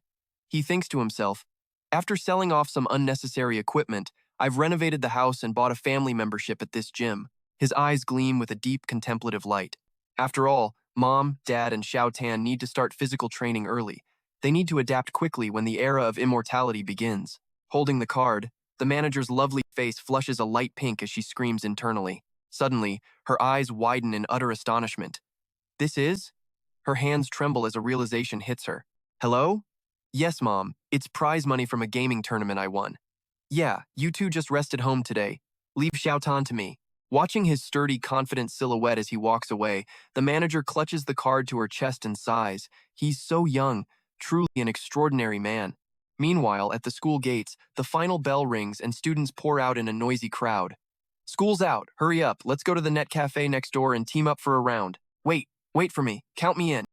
Amidst the rushing crowd, a female student with flowing blonde hair and a delicate blue bow steps gracefully down the stairs. This is Lin Tan, Lin Yuan's younger sister. She possesses a sharp, striking beauty that draws eyes as she strides forward in her pristine school uniform. Two of her friends run up to her, chirping happily. "Hey, it's my birthday today, so come over to my place. My big brother bought my favorite strawberry cake. Man, you're so lucky. Having an older brother is the best. I'm so jealous, I wish I had a brother too." Lin Tan's gaze sharpens as she thinks to herself, "An older brother? Is that really something to be jealous of?" The image of her lazy, messy-haired brother glued to his computer screen. The endless clicking of his keyboard echoing through a cluttered room flashes through her mind. Cutting the memory short, she adjusts her backpack and marches forward decisively. She grinds her teeth, thinking she absolutely doesn't need a brother like that. Suddenly, a young man steps out to block her path with a sleazy grin. "School beauty, Lin. Aren't you a bit too arrogant?" He and 3 thuggish-looking goons surround her with predatory smiles. The leader continues, "We've sent people to invite you out so many times, but you never even bother to reply. But since we came here personally to invite you this time, the least you could do is show some manners." Blocked in, Lin Tan glares at them and snaps, "What do you want?" Her 2 friends shrink back in fear behind her, trembling as they ask, "Class rep, who are these people?" The sleazy guy reaches out a bold hand toward her face. "Look at this smooth skin. Let me get a little taste." Furious, Lin Tan bats his hand away with a powerful strike. "Don't you dare touch me. Get out of my sight right now." The young man's face twists with rage as he swings his hand, delivering a cracking slap across her face that makes the girl scream in agony. He snarls, "Damn it, you aren't worth a shred of my respect." The thug looms over her, his hand raised for another strike as he bellows, "So a little insult is too much for you? Why do you have to act so damn innocent?" Unable to dodge, Lam Dam squeezes her eyes shut and raises her arms to shield her face, bracing for the coming blow. But at coup moment, a rock-solid hand shoots out. That hand catches the thug's wrist midair with a powerful, jarring jolt. Sensing the sudden shift, the girl timidly opens one eye, her face pale with shock. Emerging from the shadows, a tall, imposing figure appears, his eyes burning with a murderous red glow as he speaks with chilling coldness. "Who gave you permission to harass my little sister?" The young man steps forward with an unwavering presence. leaving Lamdam dazed as she looks up at that familiar face. Lin Moyu? She whispers in disbelief. He maintains a vice-like grip on the thug. The thug struggles frantically, screaming, "Curse you! Where did this stray dog come from?" In an instant, 3 of his accomplices rush forward, surrounding him aggressively. "If I don't knock every single tooth out of your head today, I'm not human. Are you looking for a death wish? Stop talking and just break his arms first." Answering their threat with violence, Lin Moyu launches a lightning-fast punch straight into the leader's face, sending blood spraying everywhere. Without missing a beat, he ducks low and delivers a devastating uppercut, the sheer force of the blow launching the second thug high into the air. Giving them no room to breathe, he spins with a thunderous sweep kick that sends the third goon flying into the distance. To end the rapid-fire onslaught, he delivers a brutal stomp directly onto the last man's face, leaving him incapacitated with severe injuries. Lin Moyu stands tall and majestic, the explosive power from his final strike causing the ground beneath his feet to shatter into 1,000 pieces. At his feet, the gang of thugs lies sprawled on the pavement, groaning in pathetic agony. Having finished cleaning up the trash, he turns his head with total indifference. Looking at the 3 girls who are standing there with their mouths agape in shock, he says calmly, "They're gone." As they head back, the 2 siblings walk side by side. Lamdam asks curiously, "Why did you come today?" She thinks to herself, "This guy spends all day with his face buried in games. Why on earth did he come to school to pick me up?" He keeps his gaze fixed forward, replying softly, "Dad threw his back out. Mom is at home taking care of him." Hearing this, the girl's face fills with worry as she asks frantically, "His back? Is it serious, brother?" He calmly reassures her, "It's nothing too major, don't worry." It traces a rugged, dependable, and incredibly composed silhouette. The silence is suddenly shattered when 2 of her classmates come running up from behind. They wave their hands excitedly, shouting, "Class president! Class president!" As they catch up, the 2 girls gush with admiration. "Is he really your brother? He looks nothing like that lazy brother you described." "Seriously, I had no idea Senior Lin Moyu was this talented and handsome. Why haven't you ever mentioned him before?" Lamdam stands there stunned, staring at her best friends in utter confusion, thinking, "Handsome? This guy?" Under the brilliant sunlight, Lin Moyu offers a gentle smile that sends the surrounding schoolgirls into a flurry of whispers. "Who is he? He's so incredibly handsome. He's one of the seniors who already graduated. He looks way better than any of the boys currently at our school." Seeing her friends completely mesmerized by her brother's tall stature, Lamdam blinks in surprise, realizing his popularity is unexpectedly high. One younger student even gathers the courage to run up to him, greeting him shyly. "Hello, senior," he responds politely. "Hello there." Lamdam follows behind, lost in thought. Wait, was he always this tall? Why haven't I noticed this until now?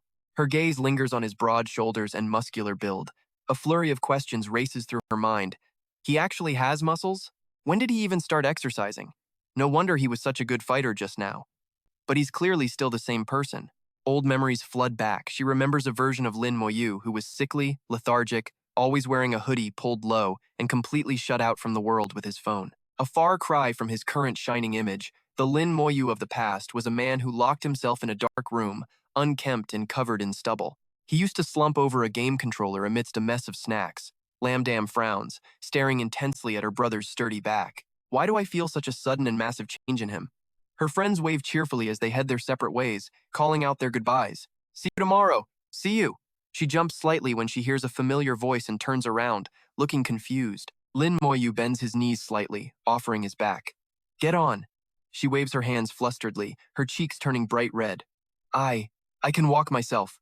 She mentally protests. "I don't want to be carried like a baby in front of everyone."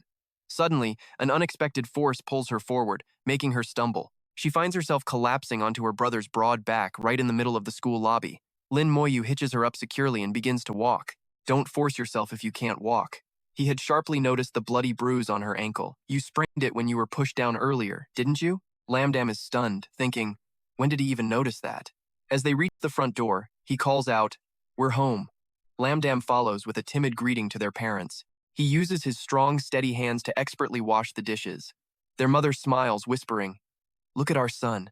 It's like he's become a completely different person." Lin Moyu stands before the sparkling clean sink, dusting off his hands. "All done," he says.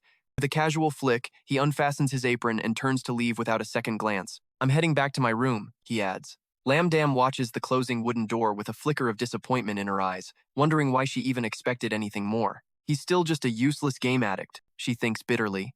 She suddenly flinches as a hand shoots out, thrusting a small jar of medicine right in front of her face. Lin Moyu's voice cuts through her thoughts. He stands tall, sternly instructing his little sister. This ointment is top tier. Make sure you apply it right after your shower. He pushes open the door to his private sanctuary, tossing back one final, icy warning. I'm entering the game. Don't set foot in my room unless it's a life or death emergency. She sits frozen on the chair, her fingers instinctively tightening around the cold, soothing jar of ointment. She closes her eyes, soaking in the fleeting warmth and letting out a playful, affectionate huff. Yeah, like anyone actually wants to go into your room anyway. A rare, genuine smile blooms on her face. The ice surrounding the legendary school beauty finally melts away. Behind his closed door, Lin Moyu leans against the wood, rubbing his forehead with a sigh as his mother's voice drifts in from the hallway. See, I told you two were getting along better, his mom chirps. So, what happened at school today? His sister quickly dodges the question. Nothing, Mom. I'm going to shower now. He sinks into his plush gaming chair, finally shedding the heavy burden of reality. He thinks to himself that the recent family drama is finally starting to settle down. He brushes back his messy hair, his gaze sharpening with a lethal, unwavering focus. He decisively pulls the virtual reality headset over his eyes, preparing for the link, and mutters under his breath. Time to head back in. The world erupts into a blinding light as a colossal pillar of energy strikes the desert floor. A system notification flashes. Sandstorm City. Underneath his tattered, weathered cloak, his eyes gleam with a cold, calculating intensity. Time to go catch that little rat, he murmurs, striding toward the towering, majestic spires ahead. His cloak billows violently in the sandstorm as a system message pops up. You have entered Sandstorm City. In a dark corner nearby, a man's face is crushed into the dirt by a brutal, merciless kick. The man lets out a blood-curdling shriek. Ah! He begins to sob and plead. Please, noble sir, I swear to God, this is all just one big misunderstanding. An armored guard points a razor-sharp spear at the man groveling on the ground, roaring with fury. Shut your mouth! You can save your filthy lies for the prison cell. From the safety of the shadows, Lin Moyu watches the violent arrest unfold in the sun-drenched plaza. Suddenly, the guard freezes in his tracks. His eyes dart around suspiciously, staring intensely at the empty air. He mutters in confusion. That's strange. Was I just seeing things? Lin Moyu's silhouette vanishes into the darkness of the corridor, hiding behind a massive stone pillar. He narrows his eyes, meticulously analyzing the internal logic of the game. Standing tall in the middle of the bright plaza, Lin Moyu adjusts his cloak and whispers. This is the perfect moment to welcome back my old friend. The scene shifts to a magnificent, towering cathedral labeled the Church. Father Lauren stands before the altar, arms spread wide as he performs a cleansing ritual. In the name of the Lord, your past darkness is washed away, he proclaims solemnly. From this day forth, your soul shall be as pure as the virgin snow. Let the holy light guide your path. I shall now perform your baptism. Lin Moyu steps forward into the grand hall, his voice echoing through the silence. I've come from the almshouse for the poor. The old priest's lips curl into a gentle, knowing smile, his eyes sparkling with interest at the newcomer's words. Lin Moyu walks casually through the crowd, his voice ringing out with confidence. I heard there is a patient here in critical condition, and I am here to cure him. A gatekeeper's voice rumbles from behind the massive wooden doors. In that case, we'll have to trouble you to treat Night Dak. Very well, Lin Moyu agrees. The scene shifts to a dim room where a muscular man lies unconscious, a sickly green infection spreading across his chest. Dak was once a legendary member of one of the most powerful orders in the ancient Western Desert Kingdom, the Lion Scorpion Knights. Lin Moyu recalls a vivid image of Dak from the past, heroically charging into battle atop a ferocious lion scorpion beast. In my past life, I couldn't even struggle to get a gold-tier weapon from him until I hit level 15, he thinks. A status window appears. Dak, former knight. Standing beside the bed, Lin Moyu looks down at the man with a calm, steady gaze. Sir Dak, I have come specifically to purge the toxin from your body. Dak cracks open his weary eyes, sweat beading on his forehead as he sees the young man's stats. Level 10. The old priest standing nearby scoffs in disdain. You? You're just a level 10 mage. Even the street guards are higher level than you.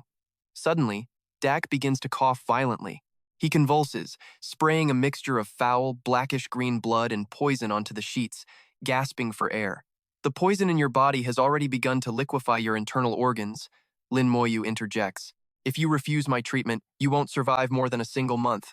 Lin Moyu leans in, staring intensely at the dying man who is desperately wiping the bile from his lips. The words leave Dak speechless. Gritting his teeth against the agony, he snaps his head up and bellows, To cure this poison, you'll need 1,000 grams of rotten gill fish fat. If you aren't afraid of death, go to the desert marsh and test your luck. Immediately, the system lets out a resounding chime, displaying a series of green windows. System: you have triggered a quest request. Do you accept? Quest name: Dax request. Quest grade: Gold. Objective: obtain 1,000 grams of rotten gill fish fat and cure Dax poison. Seeing this, a confident smirk plays on Lin Moyu's lips beneath his hood.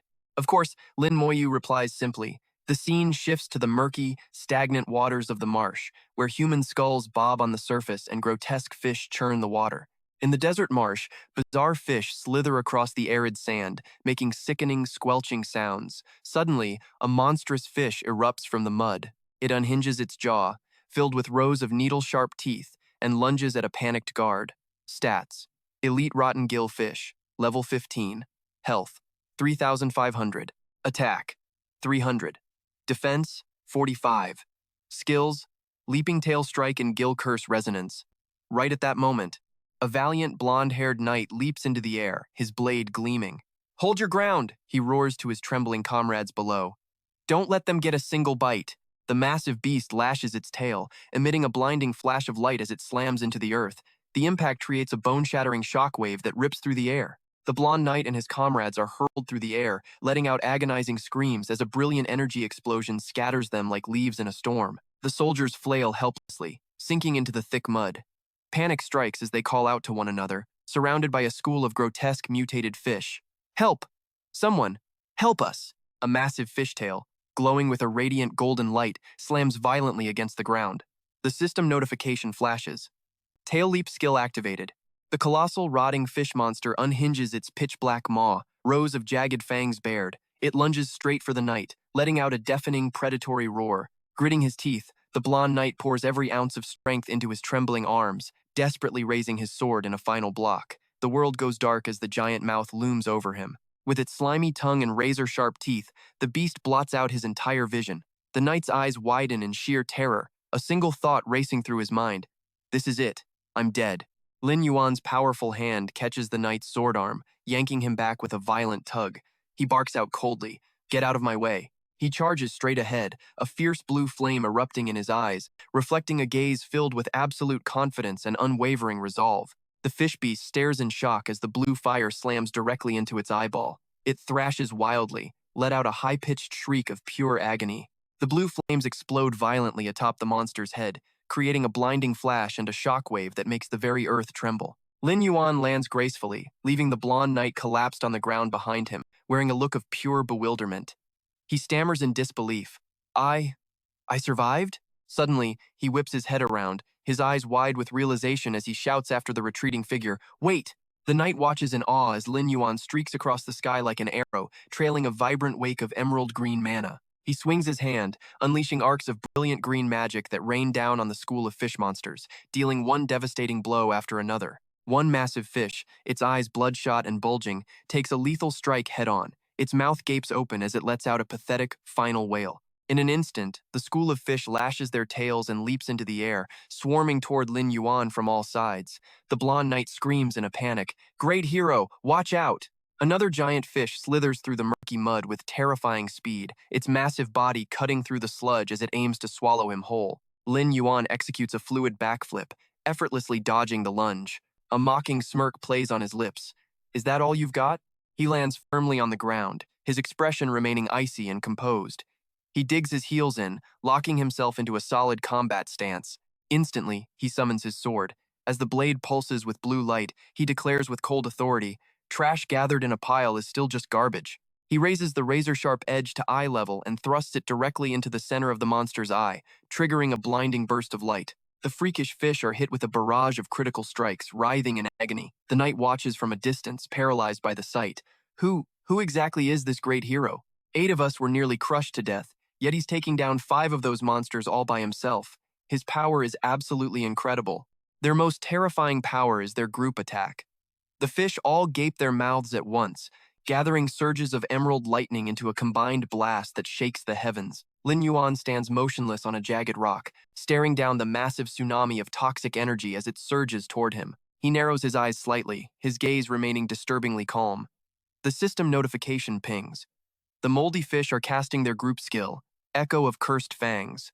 All enemies within range will be hit by a toxic mist, shockwave, triggering status ailments such as confusion and auditory hallucinations. He raises a single hand, forming a glowing star-shaped magic seal. A look of pure disdain crosses his face as he mutters under his breath. Just a petty trick. I won't fall for it again in this life. He releases his mana, a thunderous roar echoing from his throat. Rise, giant wolf. He thrusts his hand forward, barking a command to the phantom giant wolf manifesting behind him. Use your hungry wolf's howl. The phantom wolf tilts its head back, letting out a long, majestic howl that sends powerful sound waves crashing through the school of fish. The strike lands perfectly. The moldy fish are sent into a state of total disorientation. He raises a hand to his face as digital data streams begin to manifest. The system interface glows in midair, detailing his summoned item, the Awakening Mask. This is a single-use defensive mask designed specifically to counter toxic miasma. Lin Yuan equips the mask and dives headfirst back into the fray. Lin Yuan streaks through the air, the gas mask covering half his face, giving him an aura of chilling, calculated bloodlust. He descends like a fallen star wrapped in green mana, swinging his blade with a cold finality. Fall down and embrace your death. The magic blade pierces straight through the giant fish's eye. The system announces, critical hit landed. Using the momentum, he flips through the air and delivers a cleaving strike that splits another monster's head in two. The word critical flashes across his vision. A ruthless glint shines in his eyes. He puts all his weight into the blade, driving it down into his enemy with a low growl. Die! He plunges the sword deep into the massive throat that was waiting to devour him, landing a pinpoint critical strike. The mutated fish twists its enormous body in agony, tilting its head back and letting out pathetic shrieks as it takes hit after hit. Completely overwhelmed, another fish desperately turns tail, slithering up the muddy slope in a frantic attempt to escape the young man above. Lin Yuan tightens his grip on his weapon, his eyes filled with absolute contempt as he watches his prey. Too slow. Since you love playing the role of a filth-dwelling insect so much, then stay in the mud where you belong. He flips down weapon, delivering a decisive slash as a massive surge of green mana strikes the earth, his voice cold and commanding. Then rot down there forever, you trash. The power explodes, forming a blinding pillar of lightning that tears the ground asunder. It incinerates the swarming monsters screaming in agony within the destructive energy. The blonde knight steps forward, gripping his comrade's shoulder tightly. Clutching his staff, his face twisted in pure shock, he gasps, "Impressive!" But instantly, his eyes sharpen with tension as he warns, "It's still too early to let our guard down." The group watches in horror as the mud begins to churn, bristling with countless razor-sharp spikes. The magical scorpion instantly raises its colossal tail, gathering energy into a blinding violet radiance. A series of violet bolts strikes the fish monsters lurking beneath the mud, creating a bloody, wide-scale massacre. Devastating energy spikes plunge deep, piercing through the thick flesh and hardened scales of the beast. One giant fish is impaled through the skull. Its bloodshot eyes roll back as its jagged, toothy maw lets out a sky-shaking scream. Witnessing the carnage, a short-haired warrior below clutches his head, his face slick with sweat as he yells in desperation. "It's not as effective as I thought. The gap in level and numbers is too huge. He can't possibly kill them all in one blow." Having dealt with the initial wave, Lin Yuan leaps up and lands before the group, his cloak fluttering as he asks indifferently, "Who said I intended to kill them all?" He raises a hand, grabbing the edge of his hood and pulling it low. His glowing red eyes narrow with calculation behind the gas mask. The blonde knight and his comrade stand frozen in place. Realizing the strange angle of the attack, their eyes widen in realization. "Wait, that's where the scorpion is aiming." The bellies of all the female mackerel? On the slope, the carcasses of the females begin oozing a thick, pungent fluid. Countless blood-red eyes emerge from the shadows surrounding the area. Someone stammers in fear, "Look, the male mackerel!" The mage breaks into a cold sweat, his face pale with shock at the madness unfolding before him. He screams in confusion. "They're attacking each other!" The monster fish have lost all reason, tearing into the flesh of their own kind with savage fury. Savage roars shake the very sky. A male fish snaps its massive jaws onto a bloody carcass, its teeth sinking deep. It reveals eyes shot through with veins of pure insanity. Meanwhile, a calm, steady voice offers an explanation. Whenever a female rotting mackerel dies or lays eggs, they secrete a massive amount of muscatol.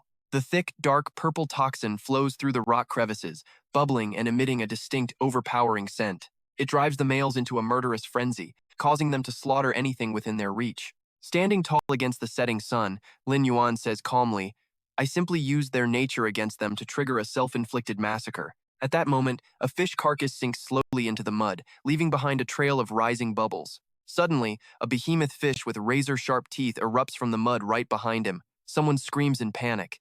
"Benefactor, watch out!" Lin Yuan stands still on the rocky ledge, looking up as the colossal monster looms, blotting out the sky. The people below recoil in shock. One grips his comrade's arm, gasping, "What? Is this a female mackerel? How can a female be as big as the males?"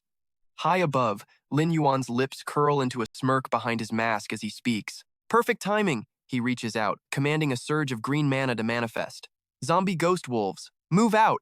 Watching from afar as the fish struggles against the pack, he coldly evaluates his prey. As expected of a level 15 elite monster, as violet fluid sprays everywhere, he shouts boldly, "That's more like it!" He executes a mid-air roll, swinging his weapon with force.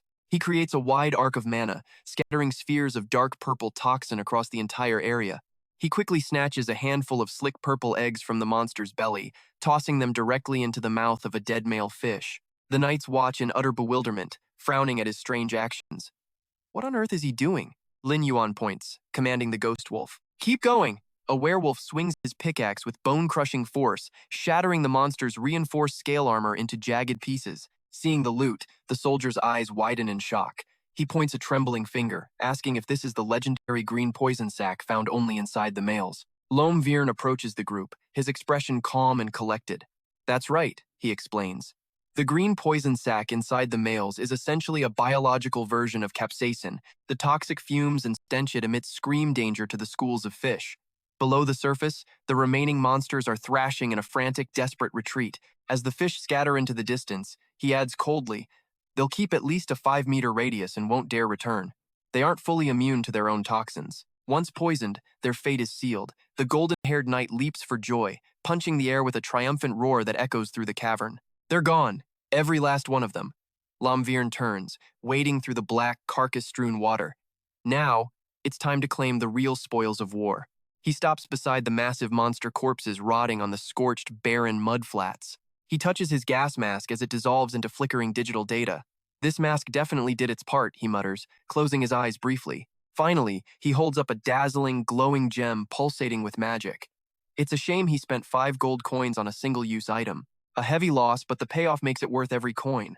Suddenly, the system interface flashes with a brilliant notification for the loot. Rotten fish oil, 1,000 grams. Extracted from the greasy carcasses of the desert's putrid fish, a key ingredient for high-tier healing elixirs. It works miracles on festering, poisoned wounds, forcing healthy flesh to regrow over necrotic tissue. Lom Viren bows his head slightly, a flicker of nostalgia crossing his eyes. "Oh, I almost forgot this one." He tosses a small, bright red ball into the air, letting it hover above his palm. A new item description pops up. Nose of the teaser, grade, silver, type, armor. A spherical, elastic shell crafted from the skin of a putrid fish. He grips the red ball, his face a mask of silent, narrow-eyed disbelief. A bead of sweat rolls down his forehead. The quest rewards are top tier, but the design is a cruel joke. "Whoa, this is so cool. And it glows." The knight clasps his hands, his face flushing with pure, unadulterated excitement. "Oh my god, look at it. It's actually moving." Lom Viren shoots him a look of pure judgment. "Do you actually like this nose piece?" The knight throws gold coins into the air, laughing with joy. "It's so unique. My wonderful savior, would you consider selling it to me? I'll pay any price." Behind him, his teammates break into cold sweats, offering awkward, forced smiles. "Sorry. He's always been like this." Lom Viren scoffs and tosses the red ball to the knight. "Just take it," he says generously. "Consider it a gift." The knight reaches out, calling after him urgently. "Wait, at least let me pay you." But Lom Viren has already turned away. "No need," he calls back flatly. To the knights, Lom Viren's departing figure seems bathed in a holy radiance. They clasp their hands, tears streaming down their faces. Our savior, he's a literal angel. The scene shifts to the front of a grand cathedral, guarded heavily by 2 cloaked figures. A majestic wooden door bears a simple sign, the church. The bearded man bolts upright, his face a mask of shock. What? The jagged gash on his chest is glowing green, stitching itself back together before his eyes. Calming down, the man looks at the young man holding the empty vial. "I never thought you'd actually be able to get your hands on this," he says, stunned. "Ding, you have successfully completed the gold quest for Dax. Reward, gold tier weapon, the green spirit sword." The weapon's detailed stats flash in midair. Green spirit sword. Grade, gold. Type, weapon. Attack power, plus 150. Magic damage, plus 150. Spirit, plus 100. Unique skill, Green Spirit Curse. Range, 100 to 150 meters. Deals spirit damage equal to 150%. Cooldown, 0. Mana consumption, 10 points. The sword hovers, glowing brilliantly amidst a web of magic circles and crackling green lightning. He continues his analysis. While the base stats are decent, the attached skill is what makes it a monster on the battlefield. His gaze turns razor sharp as he recalls the carnage from his past. He smirks, thinking of its hidden secondary effect. With every hit, it builds green spirit energy inside the enemy. After 3 strikes, it detonates for an additional 250% spirit damage. A vision of his past glory flashes before him, standing atop a mountain, summoning the giant blade with a flick of his wrist, reveling in his old power. Back then, this green spirit sword was the very key that allowed me to sweep through the western desert and become its #1 mage. Back in the present, Lomviern gently traces the intricate patterns on the blade. His crimson eyes burn with absolute satisfaction. The system notifies him, Main City Reputation, plus 1,000. Scorpion Tail Knight Reputation, plus 500. But these were enough to allow him to wander through the various districts of the city. Suddenly, his brow furrowed as his eyes locked onto another notification that had just flickered into existence, and he couldn't help but mutter in surprise, "Oh, there is still more?" The system interface shimmered with golden text. Mission completed with excellence. You have earned the NPC's favor. Affinity points with Dark have increased by 10. Watching the man named Dark standing there in a daze, clutching his chest, Lin Yuan thought to himself that things seemed a bit different this time. Dark's expression softened into a gentle smile. He turned his face toward the young man and spoke with deep sincerity. "Thank you so much, little brother. If it weren't for you, I might have drawn my last breath on a sickbed by next month." He placed a hand over his heart and lowered his voice in a solemn warning. "As a token of my gratitude, there is something I must caution you about." Lin Yuan stood perfectly still, his face pensive as a spark of realization flashed in his eyes. He wondered if receiving those 10 extra affinity points had triggered a hidden plotline just for him. Within his mind, the haunting warning of the cloaked man echoed a memory of a blood-red moon and a murder of black crows. If you ever encounter a man named Quincy, do not go near him. In that moment, he spoke up with a calm explanation. "Quincy is my teacher." Why is that so surprising? Hearing this, the man's eyes widened in shock as he stammered back, "What? That man? He is your teacher?" Dark rested a scarred hand on his thigh, letting out a soft sigh before continuing.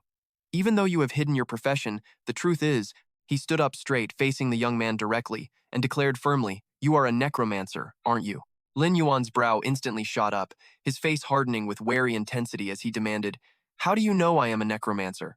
"After I hid my profile, even Quincy couldn't discern my class. We reported directly to the king. We were responsible for all manner of secret missions. One of those duties was hunting down necromancers. Because of that, I once learned a specialized skill. Shadow perception." Hearing the unfamiliar name, Lin Yuan repeated it with curiosity.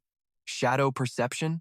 A glowing red hexagonal magic seal manifested in the air as he explained. Shadow perception is a skill exclusive to the Scorpion Knight Order. Once a necromancer appears, it senses them automatically. The closer they are, the stronger the signal becomes. Lin Yuan looked up at Dark, his brow furrowed in confusion.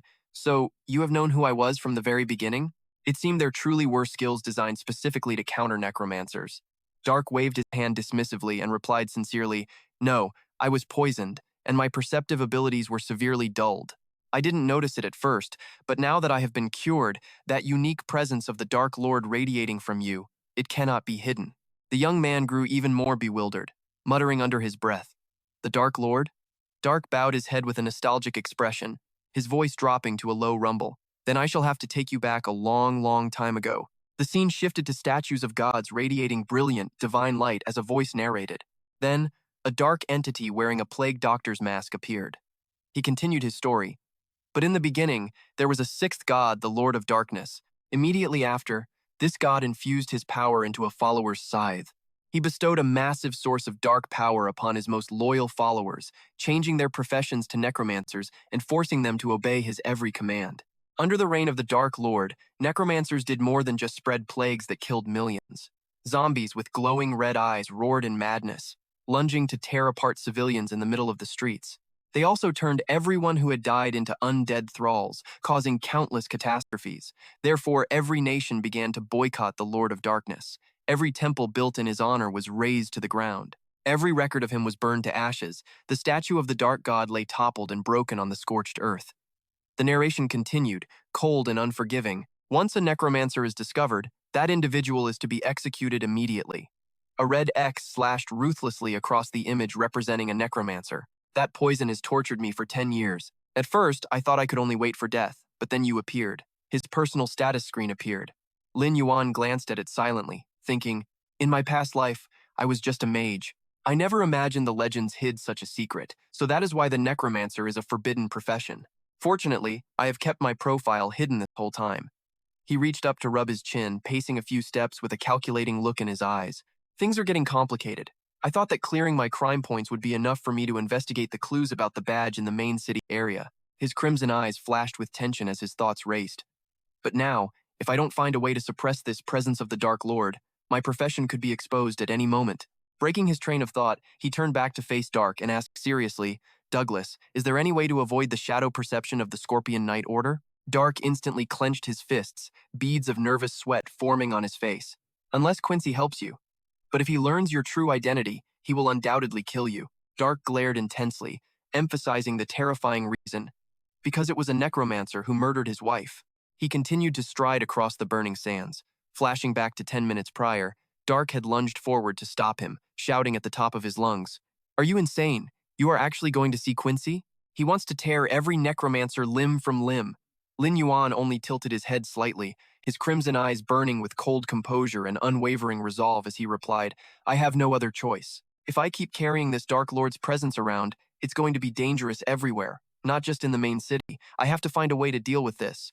Back in the desert heat, while he's distracted by his thoughts, a massive beam of light energy suddenly tears through the air, aimed straight for his head.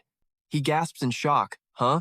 A deafening crash shatters the ground where he stood just a second ago. He barely manages to roll backward, dodging the sneak attack with wide eyes. What the hell? With lightning reflexes, he braces himself with one hand against the shifting sands, his gaze sharpening as he scans for the threat. Right then, heavy, frantic footsteps echo from the nearby ridge. He looks up to see a swarm of dark silhouettes closing in. Perched on the high rocks is a mob of players, fully geared and armed to the teeth. The shield bearer leading the pack steps forward with a smug sneer. I've been camping out here for days just waiting for you, and I finally caught you. You ambushed me last time, but this time I've brought 30 of my brothers with me. The shield man behind him lets out a low, menacing chuckle. Let's see how you enjoy dying this time. A man in a hat adds with a twisted, sickly grin. Make sure you scream nice and loud when your head hits the dirt. I really want to hear those pathetic screams. As the circle closes in, a tiny mechanical camera drone hovers above them, broadcasting every second of this encounter live. Suddenly, the notification chimes of countless players ring out in unison across the game world. The Bloodstained Guild is now live. On a crowded subway, curious commuters pull out their phones as the host's voice blares through their speakers. Hello to all you lucky viewers. You've tuned in at the perfect time for today's special broadcast. On the screen, the man in the hat strokes his chin with a sinister smirk. Today's performance is a masterclass on how to rip someone into tiny little pieces. The viewer count spikes to 212. In a busy office, a group of young workers huddles around a monitor, gasping in disbelief. What is this?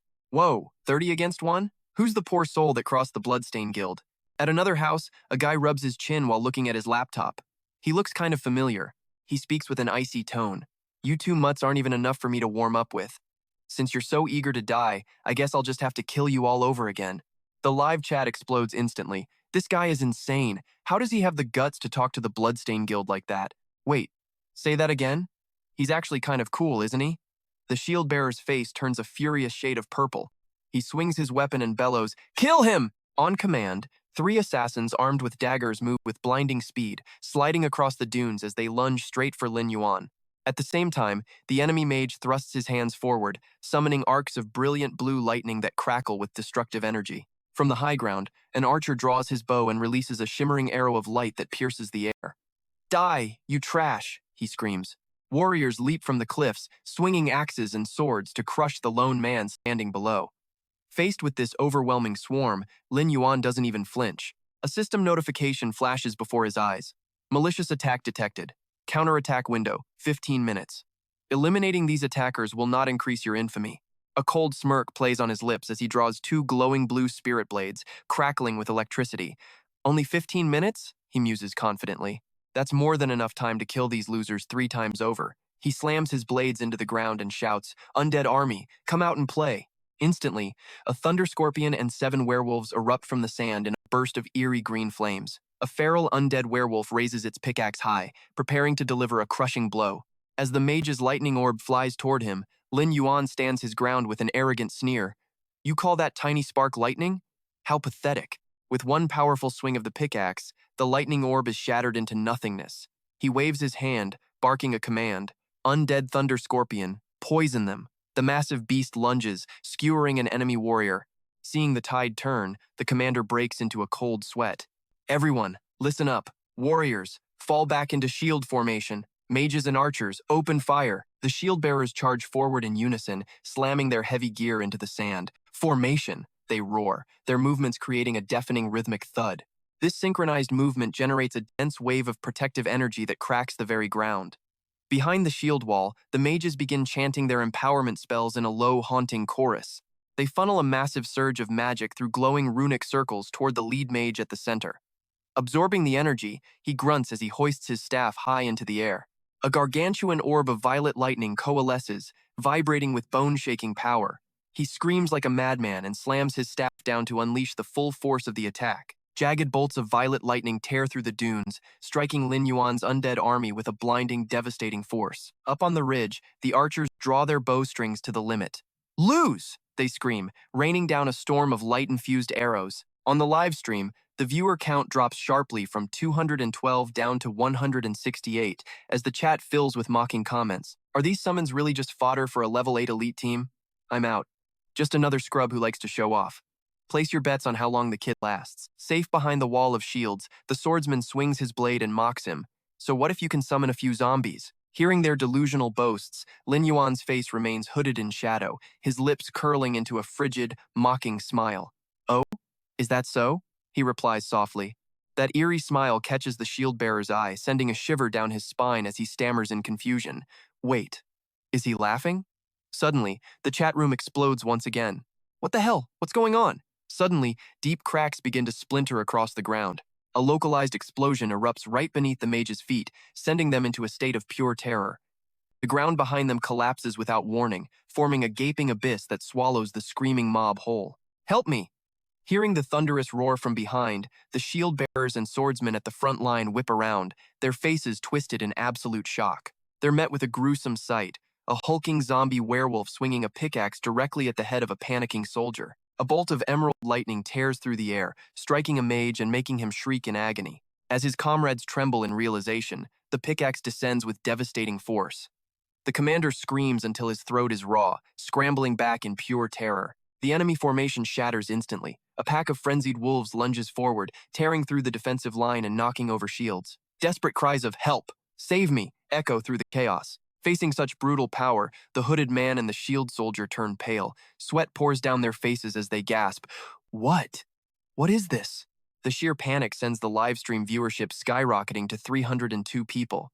The chat explodes with excitement. "Whoa, what's happening? An underground ambush? Do these zombies actually know how to coordinate? Who said he was a newbie? Who claimed they'd tear him to shreds? Now there are literally shreds of people all over the ground. Ha ha ha."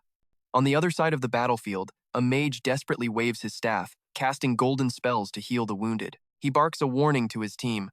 "Watch out! The wounds are poisoned. You have to purify them before healing." But the warning comes too late. A surge of emerald mana erupts from the earth, blasting him into the sky amidst his own screams. Lin Yuan calmly extends his hand, gathering swirls of azure energy. Magical currents dance around his fingertips. Suddenly, a faint ripple shimmers in the air right behind him. Without hesitation, he thrusts his sword into the distortion. The magic blade pierces the chest of an assassin just as he decloaks, causing him to cough up a spray of blood. "How? How did you know?" The assassin gasps in disbelief. Lin Yuan keeps his grip firm on the sword embedded in the enemy's back, looking down from a rock with cold disdain. "At least I'm not stupid enough to try and hide my tracks on sand." Surveying the bloody battlefield, the survivors are scrambling to flee from the demon scorpion's protective barrier. They scream in terror. "He's too strong. All the shield soldiers are dead. Run." Witnessing his gang's total defeat, the hooded leader grips his massive greatsword tight against his chest. His eyes turn bloodshot with rage, his teeth grinding together. His face contorts into a mask of madness, reflected in the sharp surface of his blade. "I'll kill you myself!" Facing the lethal blow, Lin Yuan merely looks up with glowing crimson eyes, his expression terrifyingly calm. He stands tall, his hand tightening around the green spirit sword as magical gales swirl violently around his body. He swings his blade upward in a swift arc, activating his skill, Mark of the Green Spirit's Curse. Massive, ghostly skulls with gaping maws are summoned, roaring as they charge the enemy. Shrouded in emerald mist, they tear through the air toward the swordsman. The hooded man's eyes bulge, his face turning pale with absolute dread as he stammers, "What is this? His magic?" Lin Yuan leaps into the air with a mid-air flip, unleashing razor-sharp waves of mana along with a cold decree. Execution! Back on solid ground, he calmly turns his back on the enemy, his eyes hidden beneath his hair as he begins a slow countdown. 3. Behind him, the hooded man breaks into a cold sweat. His face distorts in despair as the steady countdown continues. 2, 1, a massive explosion rocks the earth, erupting in a blinding flash. The blast swallows the hooded man along with a wretched scream. Lin Yuan stands unbothered, one hand gripping the edge of his cloak, the other holding his smoking green spirit sword. He smirks with satisfaction. As I thought, this old friend feels much better in my hand. At that moment, the viewer count jumps from 302 to 558. The chat goes wild. What? Is he using a cheat code? Wang Feihu talked a big game, but the boss ended up as literal fireworks. Hilarious. The guy who wanted to chop someone into bits ended up getting shredded himself. Does he need a servant? I'm great at cheering. A system notification pops up. Player Huang Feihu has been physically removed from the stream. Back on the battlefield, the shield bearer watches in horror as his comrades are torn apart. Desperate cries for help surround him. "Ah, save me!" Sweat soaks his brow, his eyes wide with trembling confusion.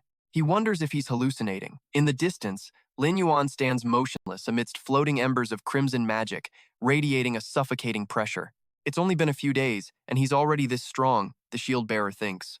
All around where the young man stands, the bloody bodies of attackers are strewn everywhere. The overwhelming pressure makes his opponent seem like a godlike entity. He shivers, feeling as though he's staring directly into the eyes of a demon from hell. Suddenly, Lin Yuan tilts his head, his sharp crimson eyes locking onto the last survivor. Caught in that gaze, the soldier freezes. The shield soldier drops his weapon and collapses to his knees, his face twisted as he sobs for mercy. "Don't kill me, please! I beg you!" Ignoring the pleas, Lin Yuan pulls a sword from a nearby corpse and begins to walk toward him. He slowly draws the blade, his tall, imposing figure looming over the trembling shield bearer. He speaks in a low, heavy voice. Now, with a flash of azure light, he drives the sword through the soldier's head. "It's your turn to taste despair," he declares. The strike carries immense force, pinning the soldier's body to a vertical cliff wall. Lin Yuan watches calmly as droplets of blood float around his blade. "It's over," he says flatly. Then, his red eyes narrow, snapping toward the sound of wings flapping in the distance. High above, the tiny camera drone is fluttering its wings frantically, trying its best to escape. Lin Yuan extends his hand as a swirling vortex of emerald energy surges with explosive power. He mutters with chilling composure, "I almost forgot about this." With a sharp flick of his wrist, he unleashes a magical blast that tears through the air like a guided missile, obliterating the fleeing surveillance device in the sky. Retracting his mana, he stands amidst the silent carnage of the battlefield where not a single soul remains. He scoffs. Finally, some peace and quiet. The scene shifts abruptly to a glistening skyscraper piercing the night sky of the real world. An angry message flashes across the screen. Damn it!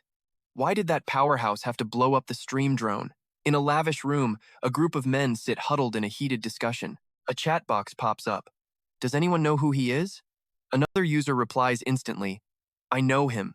That's the monster who slaughtered the giant wolf single-handedly. I saw it with my own eyes." Messages flood the screen at breakneck speed. "Where is he now? I need to find him." Looks like he's in the Stone Desert. The Mercenary Guild has already issued an S-Rank invitation. In a dimly lit corner, a blond man in a sharp white suit leans back. Swirling a glass of red wine, his face twists into a sinister smirk as he whispers the name, Lin Yuan. Meanwhile, back in the digital world, inside a derelict warehouse in Black Pebble Town, a disheveled man in rags lies curled up, snoring atop a stack of rotting wooden crates. Through a crack in the door, Lin Yuan's eyes watch him intently from the shadows. The bearded man lets out a loud, drunken hiccup, squinting lazily.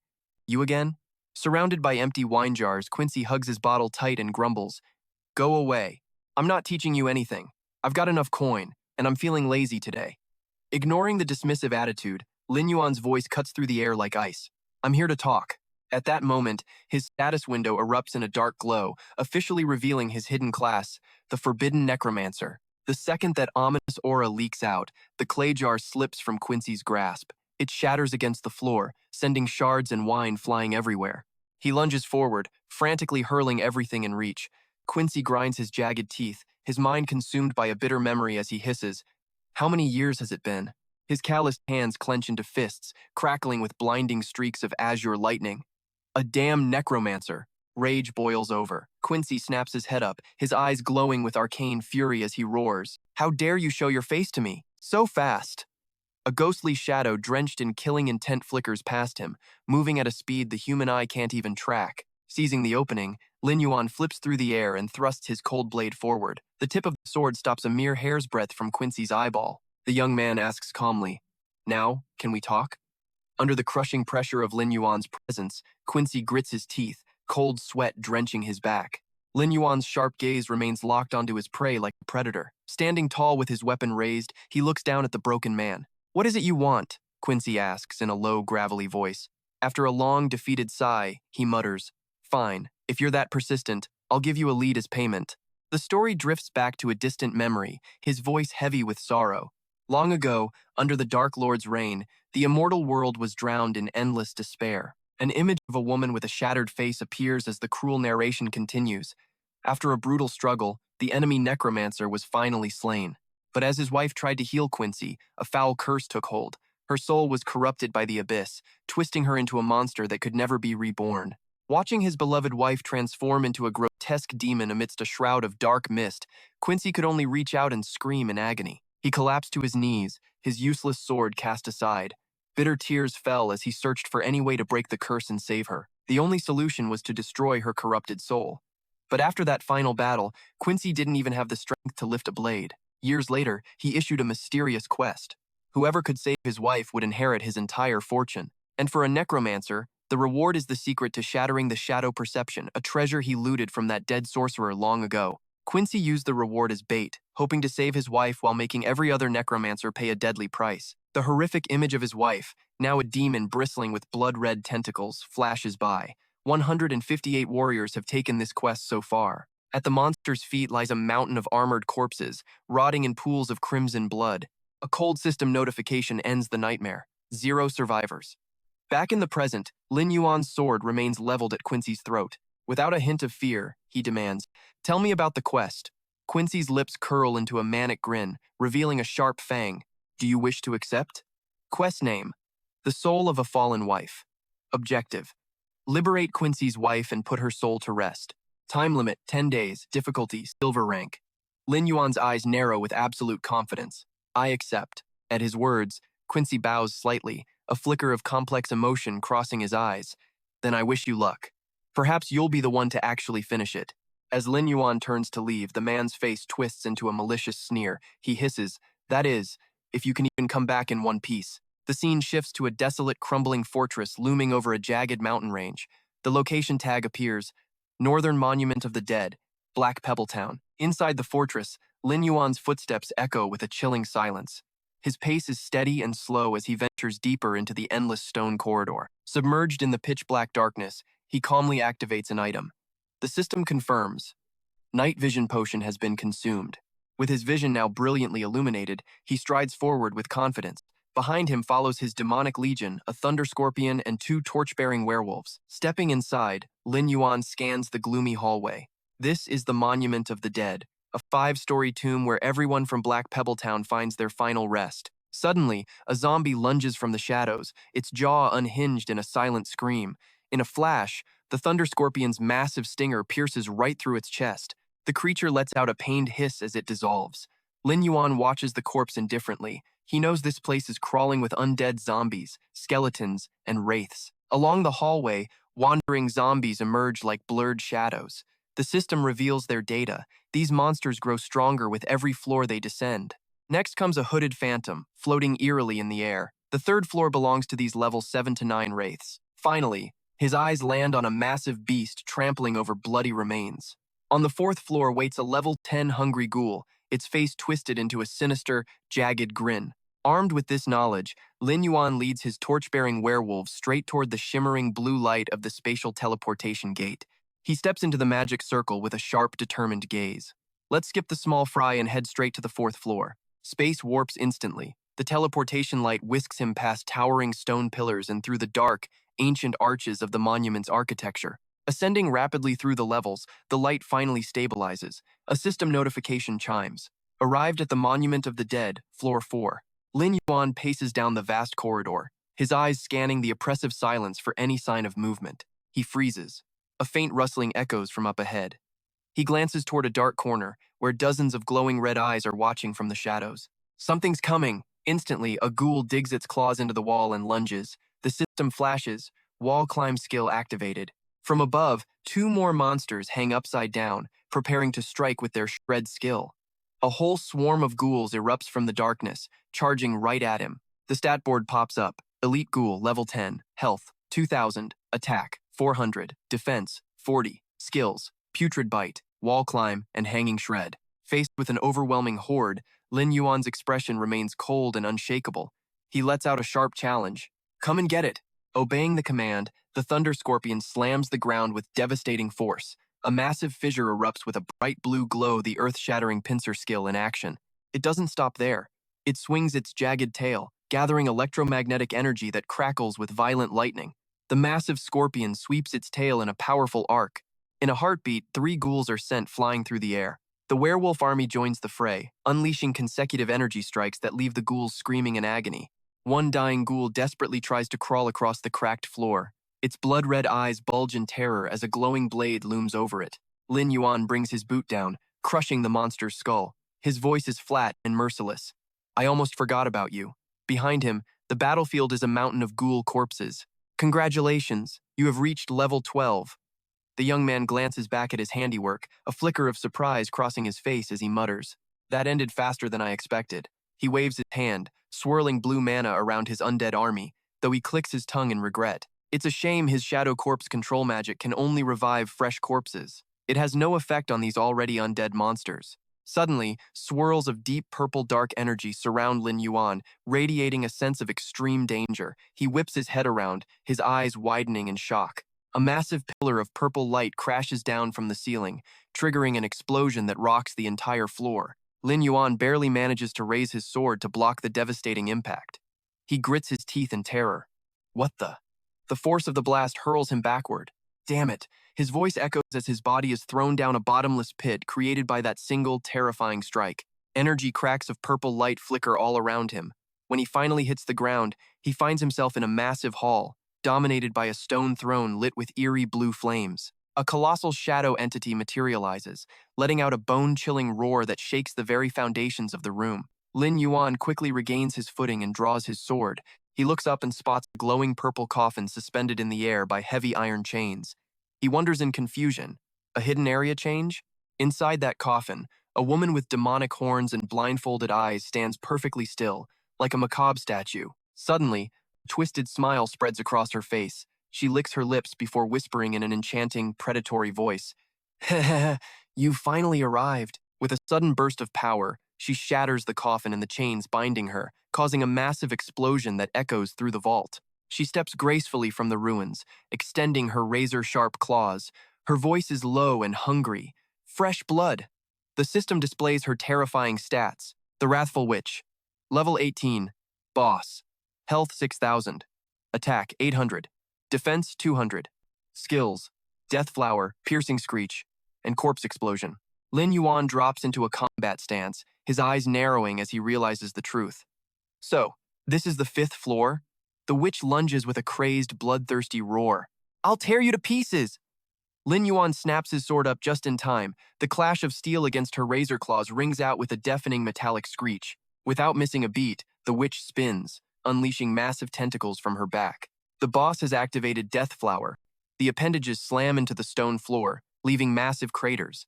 They surround him instantly, tightening their grip on the young man. Lin Yuan swings his blade in a brilliant arc of energy, severing the tentacles that threaten to crush him. He lunges back several steps, his eyes narrowing as they track the purple toxin dripping from the twitching tentacles. Is this corrosive poison? He mutters to himself. Watching the rocks melt under the acidic sludge, he quickly analyzes the threat level.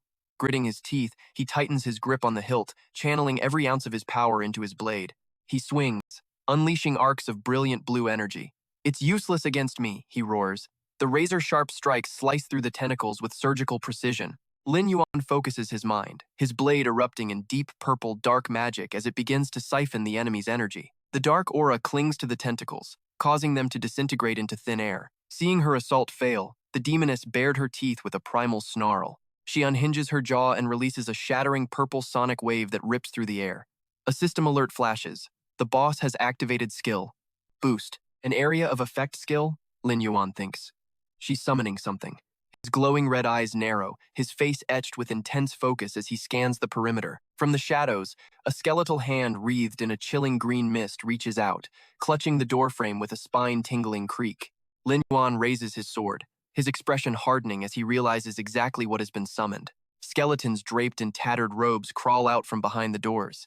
The NPCs of Black Stone Town. Were they buried here? He exclaims in shock. But it doesn't stop there. Countless skeletons clad in modern armor erupt from the cracking earth. And not just them, he whispers. Those are the challengers who failed Quincy's mission. He grips his sword until his knuckles turn white, his face a mask of wary defiance.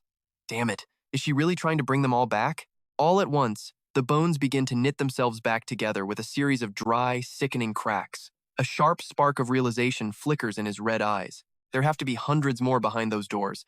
I didn't expect this boss to have resurrection powers.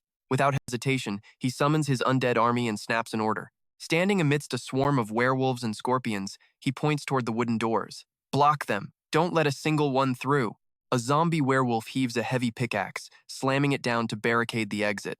I'll let my undead army handle these small fry first, he calculates. The lightning scorpion joins in, using its massive pincers to seal the doorway tight, trapping the skeletons inside. Lin Yuan turns back to face the demoness, raising his hand to command his legion. Activate Bloodlust.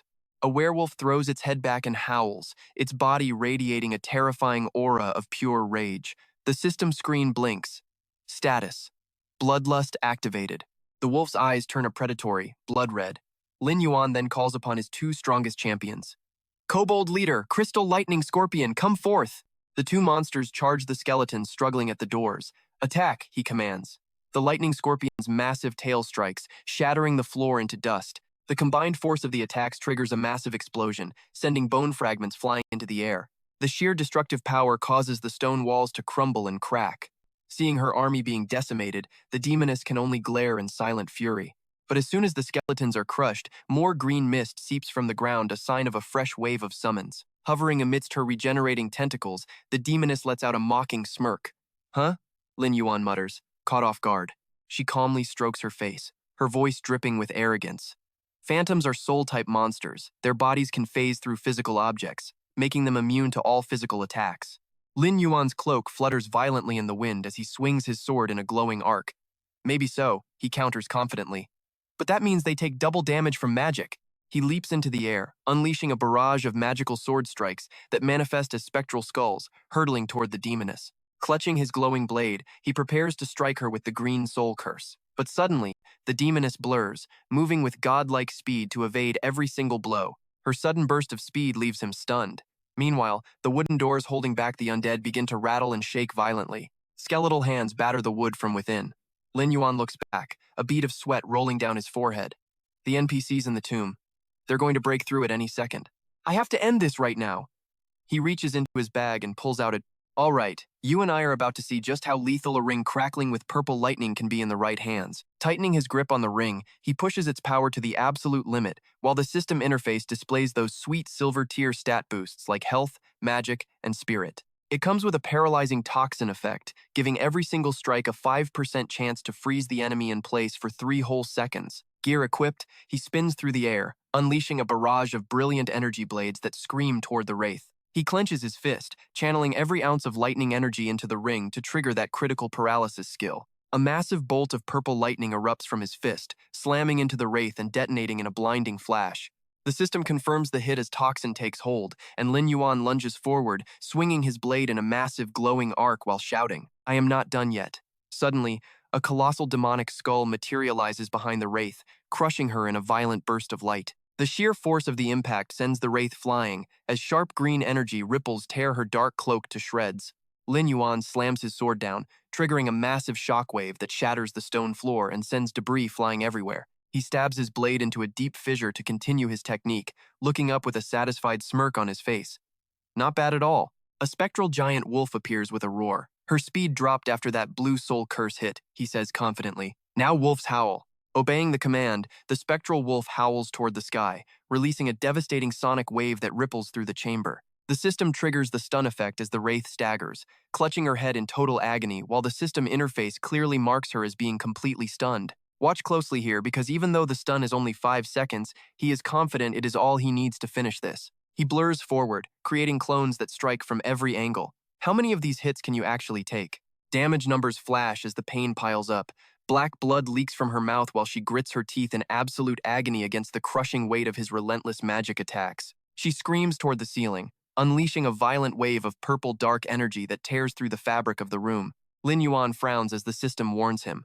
The boss just triggered corpse explosion, turning every fallen body on the battlefield into a deadly magic bomb. Thick smoke and dust blanket the entire area, while jagged purple lightning crackles through the absolute chaos of the explosion. His army of wolves and scorpions are vaporized instantly, leaving nothing but swirling purple clouds in the corner of the tomb. As the haze begins to lift, Lin Yuan elite undead army emerges from the wreckage, standing tall and completely unharmed. Standing atop a high rock, he realizes the boss is trying to collapse the entire tomb using those massive corpse explosions. You and I both know that losing 2/3 of an army is a massive hit, but as he turns back to the weakened wraith with killing intent in his red eyes, he is done playing around. Now it is time to finish this. He leaps high, summoning a storm of demonic skulls. Just disappear already! Those spectral skulls, wreathed in glowing green energy, swarm the wraith like a devastating storm of pure destruction. Completely overwhelmed, she reaches out one last time as her health bar plummets toward the inevitable death state. Her health drops to 300, then 200, then 100, finally hitting 30. She is right on the edge of oblivion. A brilliant aura erupts. The system finally confirms the kill, granting 800 experience points for defeating the vengeful wraith. He lands softly among the ruins, surrounded by his growling ghost wolves. Is it finally over? Silence falls as purple spirits begin to dance around him. Suddenly, a beautiful woman appears from the light and speaks. "Thank you, brave human." She gives him a peaceful smile before her form dissolves into glowing stardust and vanishes. He reaches out as purple light transforms into a small gold ring. The system identifies it as the Beloved Ring, a non-sellable, non-tradable quest item. The item note explains this is an engagement ring from Quincy to his wife, serving as a powerful symbol of their eternal love. Lin Yuan narrows his eyes in suspicion. Is this really the only reward for such a tough fight? Suddenly, a leather-bound skullbook appearing from the void begins to ring out with high-pitched, crystal-clear bell sounds. He reaches out in surprise, realizing that the massive corpse explosion skill used by the boss was actually an exclusive ability meant only for a high-level necromancer. The system screen pops up, revealing a gold-tier corpse explosion skill book that only a necromancer can ever hope to master. He clutches the book, wondering if the person who sealed her was actually a loyal servant of the legendary, all-powerful Shadow Lord. The book dissolves into green light, automatically etching the skill into his memory as a pillar of light surrounds him. Level 1 Gold Rank Corpse Explosion. It detonates a single corpse to deal 60% of his health as damage to every single enemy caught in the blast. 100 mana cost with a 10-second cooldown. Trading a corpse for that massive damage and range is a win he is more than happy to take. That was a nice little bonus. The scene shifts back to the busy, bustling streets of Black Graveltown. Quincy stands on his balcony, staring in shock at the engagement ring in his hand. This really is hers? So what do you and I take from this? Only after being finally freed from their chains can a soul truly remember their past and leave behind their most precious treasure. Alright, you and I are back with our favorite necromancer as he wraps up an emotional quest. Quincy asks if his wife suffered, and Lin Yuan answers calmly, "Yes." Quincy clutches his ring as a single tear falls. Seeing a vision of his wife smiling, he whispers that he is relieved to hear it. He turns back, admitting he never thought a necromancer, the class he hated most, would be the one to fulfill his final wish.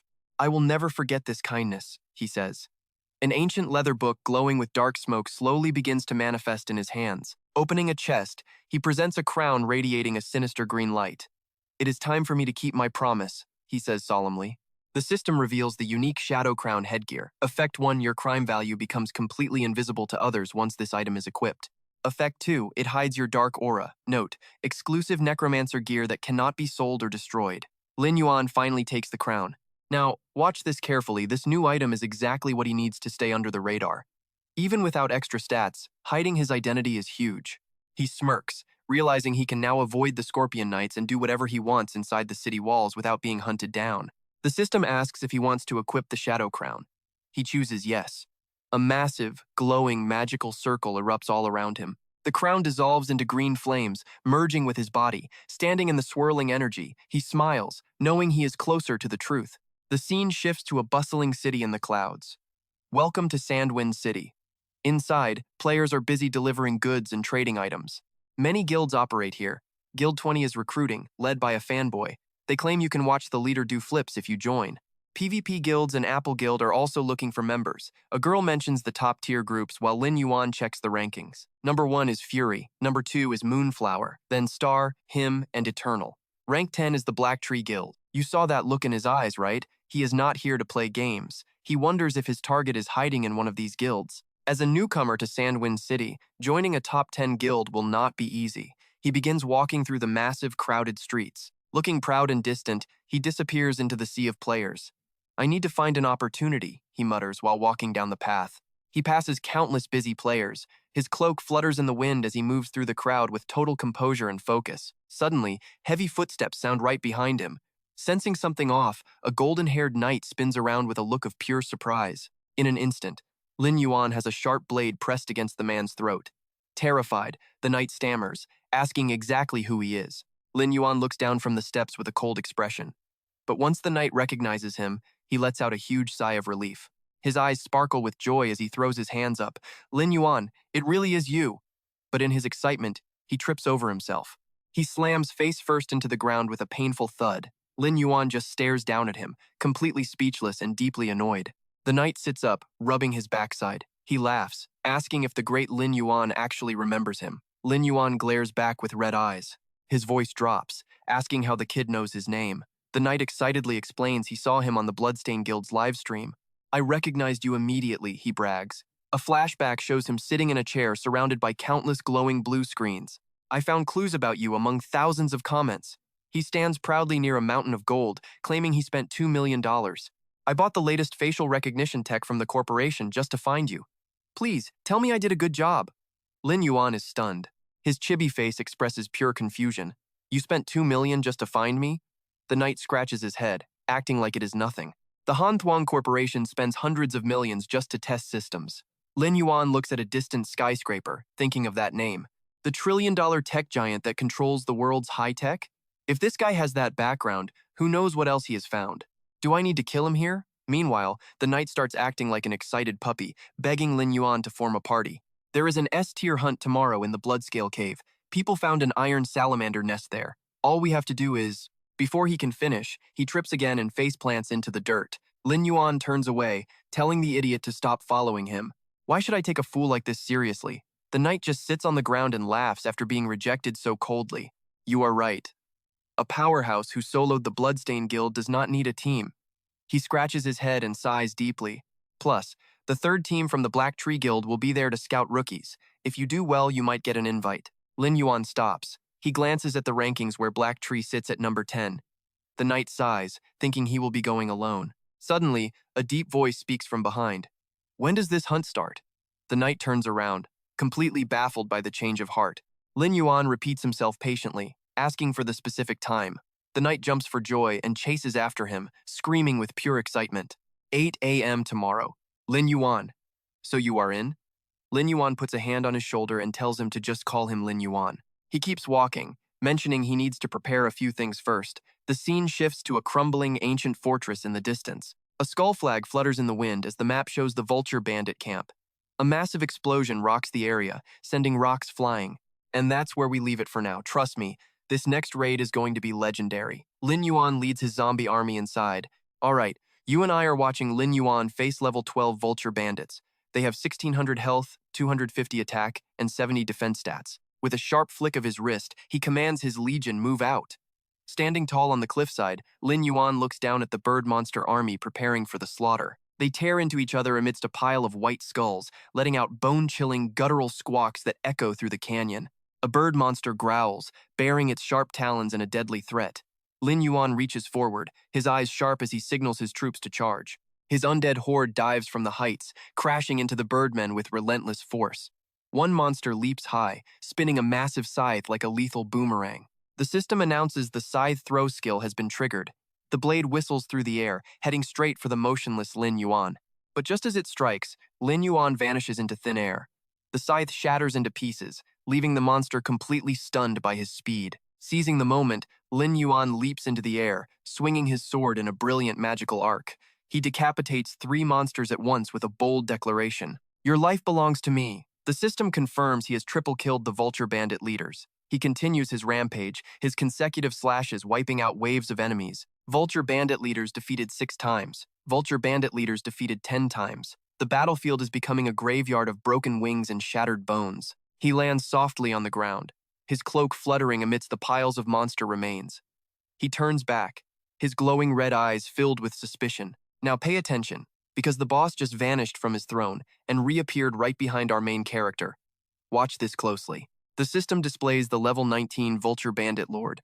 He has 6,200 health, massive attack power, and dangerous backstab skills. Screaming as the backstab skill triggers, Lin Yuan thrusts his hand forward. Green lightning crackles through his fingers as he activates his legendary corpse explosion. The Vulture Lord lunges forward, shouting for Lin Yuan to die, but undead bird monsters suddenly erupt from the ground, blocking his path before a green explosion erupts. The blast swallows the entire area in a sea of emerald fire. Blown back by the force, the Vulture Lord screams in agony as he hits the cliffside. Lin Yuan flies through the air, delivering a lightning-charged punch to his enemy's head. His eyes flash green as he shouts for the monster to take this. The blow connects perfectly, shocking the Vulture Lord. Lin Yuan roars for him to go to hell as a massive pillar of light blasts the boss into the abyss. Lin Yuan lands gracefully, his hands still clenched as green sparks dance around his body. He calmly declares that the fight is finally over. The system notifies him that the Vulture Bandit Lord is dead. Congratulations, you have successfully reached level 13 after that intense battle. His skill panel opens, showing level 3 Shadow Curse. It either deals damage equal to 20% of the target's health or heals his undead allies. It costs 60 mana with a 6-second cooldown. His level 2 Corpse Explosion detonates an undead minion to deal fire damage to all nearby enemies. The damage scales to 80% of his health. The system asks if he wants to use a skill scroll to upgrade his abilities further. He agrees, resting his chin on his hand while thinking the results are pretty good.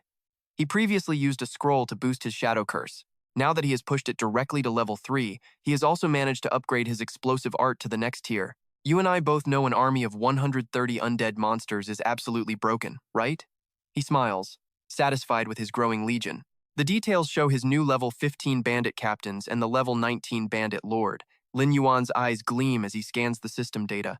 He wonders if the Vulture Bandit Lord gained a brand new skill after being resurrected as an undead minion for his army. He remembers that when the giant death wolf was revived, it also gained a powerful new skill called Wraith's Rage. Rubbing his chin, he realizes that resurrecting Lord-level monsters might always grant them an additional bonus skill. This is a total game changer. This could get very interesting. Suddenly, a notification appears. The hunting campaign you joined will officially begin in exactly 2 hours. Lin Yuan turns around, his cloak snapping in the wind. He gives the order to prepare for departure. They head toward the Molten Bloodscale cave. Drenched in sweat from the heat, Lin Yuan points forward and asks with total confusion, "What on earth are you wearing right now?" A boy is posing nearby in a suit of blindingly bright armor. Lin Yuan wonders if he is trying to disguise himself as a Golden Knight statue.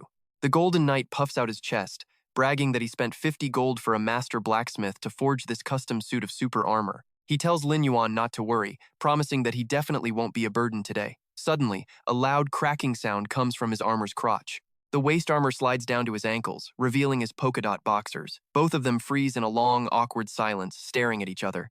Lin Yuan breaks into a cold sweat, trying to find an excuse.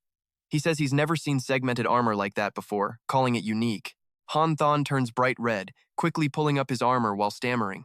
He claims the blacksmith told him this was the latest fashion style. He struggles to lift his helmet, but it's stuck tight.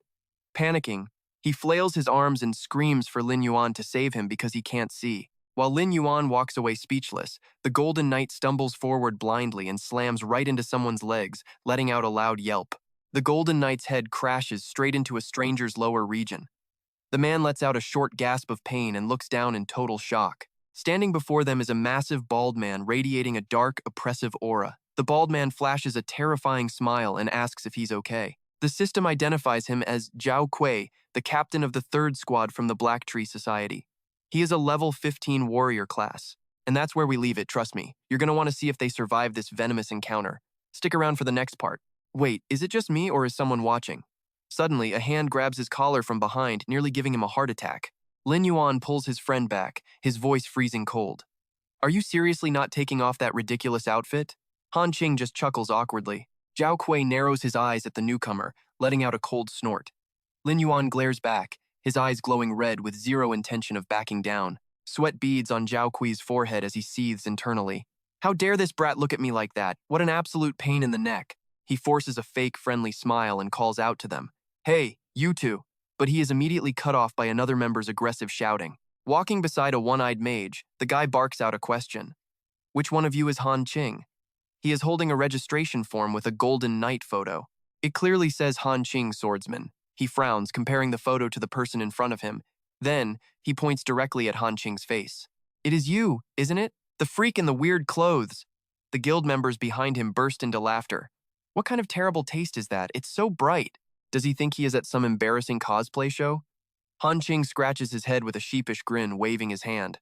Heh, yeah, that would be me. He quickly introduces himself. You three are the big shots from the ancient Black Tree Guild, right?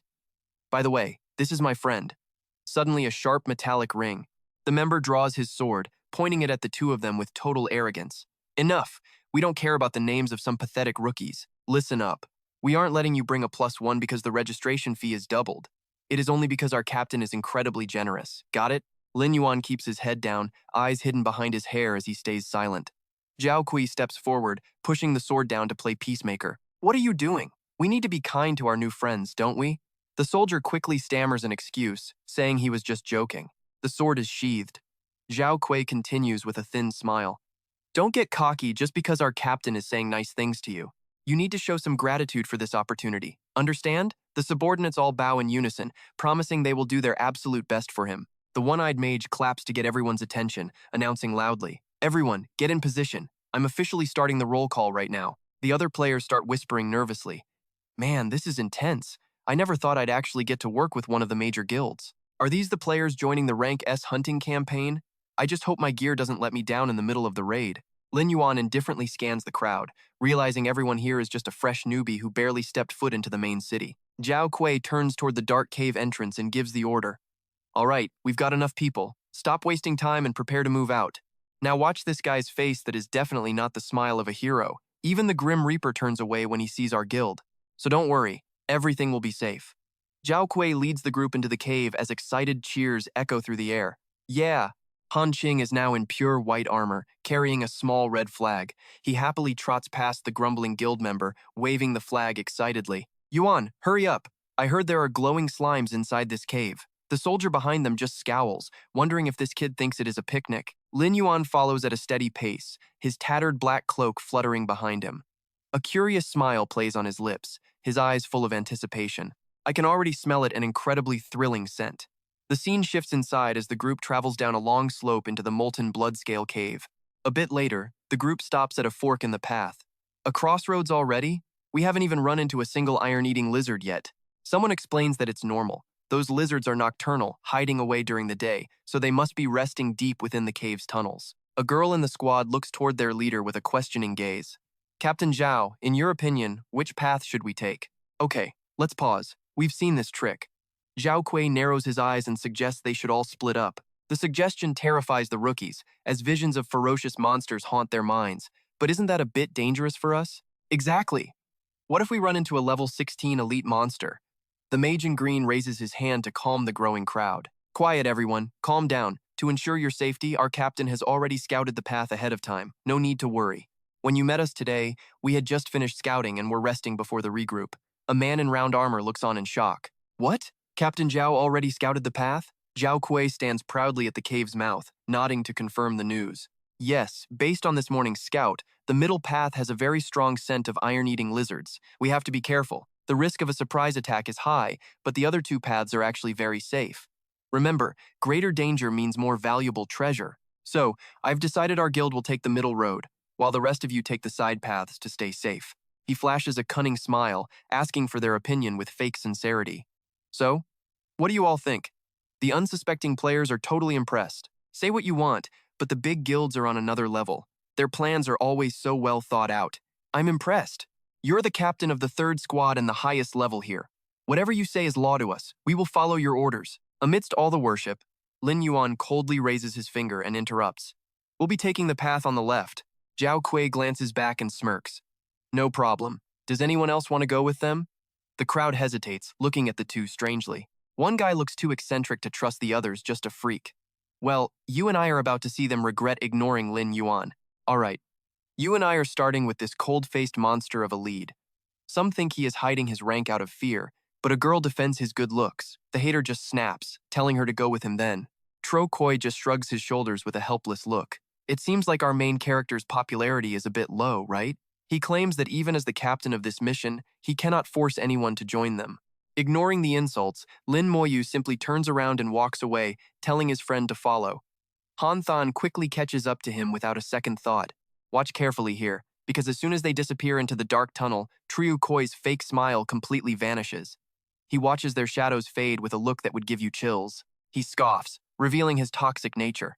Two ignorant fools with no clue. Meanwhile, deep inside the silent cavern, the only sound is the rhythmic dripping of water from frozen stalactites, sending tiny ripples across the dark pools below. Lin Moyu and Han Than walk through the silence, surrounded by small slimes hiding behind the rocks. Han Than shivers, noticing the temperature is dropping way too fast for comfort. Sweat beads on his forehead as he whispers that he feels like they are being watched.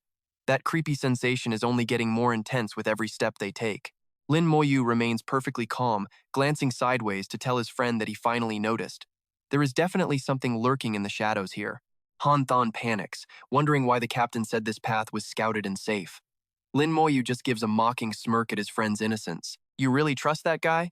This is an S-rank hunt, yet they brought along a bunch of rookies. It is obvious they are just using people as bait to clear the path. Han Than asks why he didn't just expose the lie. Lin Moyu watches the slimes peeking from the walls and calmly cuts him off. Why expose him? Suddenly, he reaches out and grabs a trembling slime, scaring the poor creature half to death. He throws the slime deep into the darkness, saying he wants to see exactly how many monsters are waiting. They both stop, staring into the abyss ahead. Dozens of glowing red eyes suddenly flash in the dark. As Lin Moyu watches, elite-rank iron-eating lizards crawl out of the shadows, ready for a feast. These things are level 16 with 3,300 health. Their attack is 440, and they use skills like Iron Tail Swipe. A sudden attack slams into the ground, sending shattered stone flying everywhere. In the next cave over, a massive fire tornado erupts with a deafening roar. A one-eyed mage is busy casting spells, burning the lizards as they scream in agony. Right after that, a powerful blue light slash cuts a monster clean in half. An arrogant swordsman swings his blade, yelling at the others to watch his incredible strength. He turns to flatter Tro Koi, saying everything is easy now that the scapegoats are distracting most of the monster force. He cannot believe those idiots actually fell for the lie about scouting the path earlier. What a bunch of suckers. A spiked mace spins through the air with a deadly whistle. Tro Koi says that once the others die, the lizards in those caves will be easy pickings. He smashes a monster into dust, bragging that they will step in to harvest all the rewards themselves soon. They will get double the loot with only half the effort. But suddenly, 3 aggressive iron-eating lizards leap down from the ceiling right toward him. Trio Koi keeps his arrogant smile, asking these mindless beasts who they think they are screaming at. He tells them all to come at him. The monsters are instantly blasted back by an invisible force, their bodies crushing against the stone walls. He says trash should always stay at the bottom. Back in the left cave, Han Than's eyes go wide in total disbelief. Vian, how did you do this? Before them, a monster lunges with its iron tail swipe skill, a massive metallic tail sweeping across the air. If it hits, it deals massive damage based on its attack power. Suddenly, giant sickles come spinning through the wind toward the beast. The system announces the machete throw skill is activated, allowing him to strike targets up to 10 meters away before the blades return to him. At the same time, dark birdmen shadows flicker around the lizards. The system reports that stealth and backstab skills have been triggered. Watching the undead birdmen army overwhelm the lizards, Han Than screams out, asking when he captured all of these powerful spectral monsters. You and I remember the swamp battle, but this? This is on a whole nother level. Han Than is absolutely buzzing with excitement as he watches the carnage. Lin Moyu looks back with a calm smile, reminding him that he said he was going to prepare a few things earlier.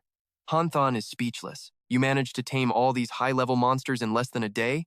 Right then, the system screen lights up with a bright notification. 5 elite iron-eating lizards have been successfully eliminated. Lin Moyu walks through the corpses with his undead army, feeling satisfied with their high efficiency. Han Than watches him with stars in his eyes, whispering how jealous he is. He wonders when he will ever be that strong. Suddenly, the entire ground shakes violently. Han Than stumbles, gripping his sword to stay upright as he wonders if it is an earthquake. He sees Lin Moyu is busy collecting the monster souls with a ghostly blue flame, so he hesitates to call out. He decides to check the situation himself since he cannot keep bothering his friend. He wants to be useful too. He carefully creeps forward toward the source of the rumbling. He stops when his heel taps against a strange section of the rock floor. He looks down, feeling confused. Has the vibration stopped already? But then, a massive blood-red tongue bursts through the floor and shoots into the air. Han Than's face goes pale as a ghost. This slimy giant tongue stands before him like a terrifying tower of flesh.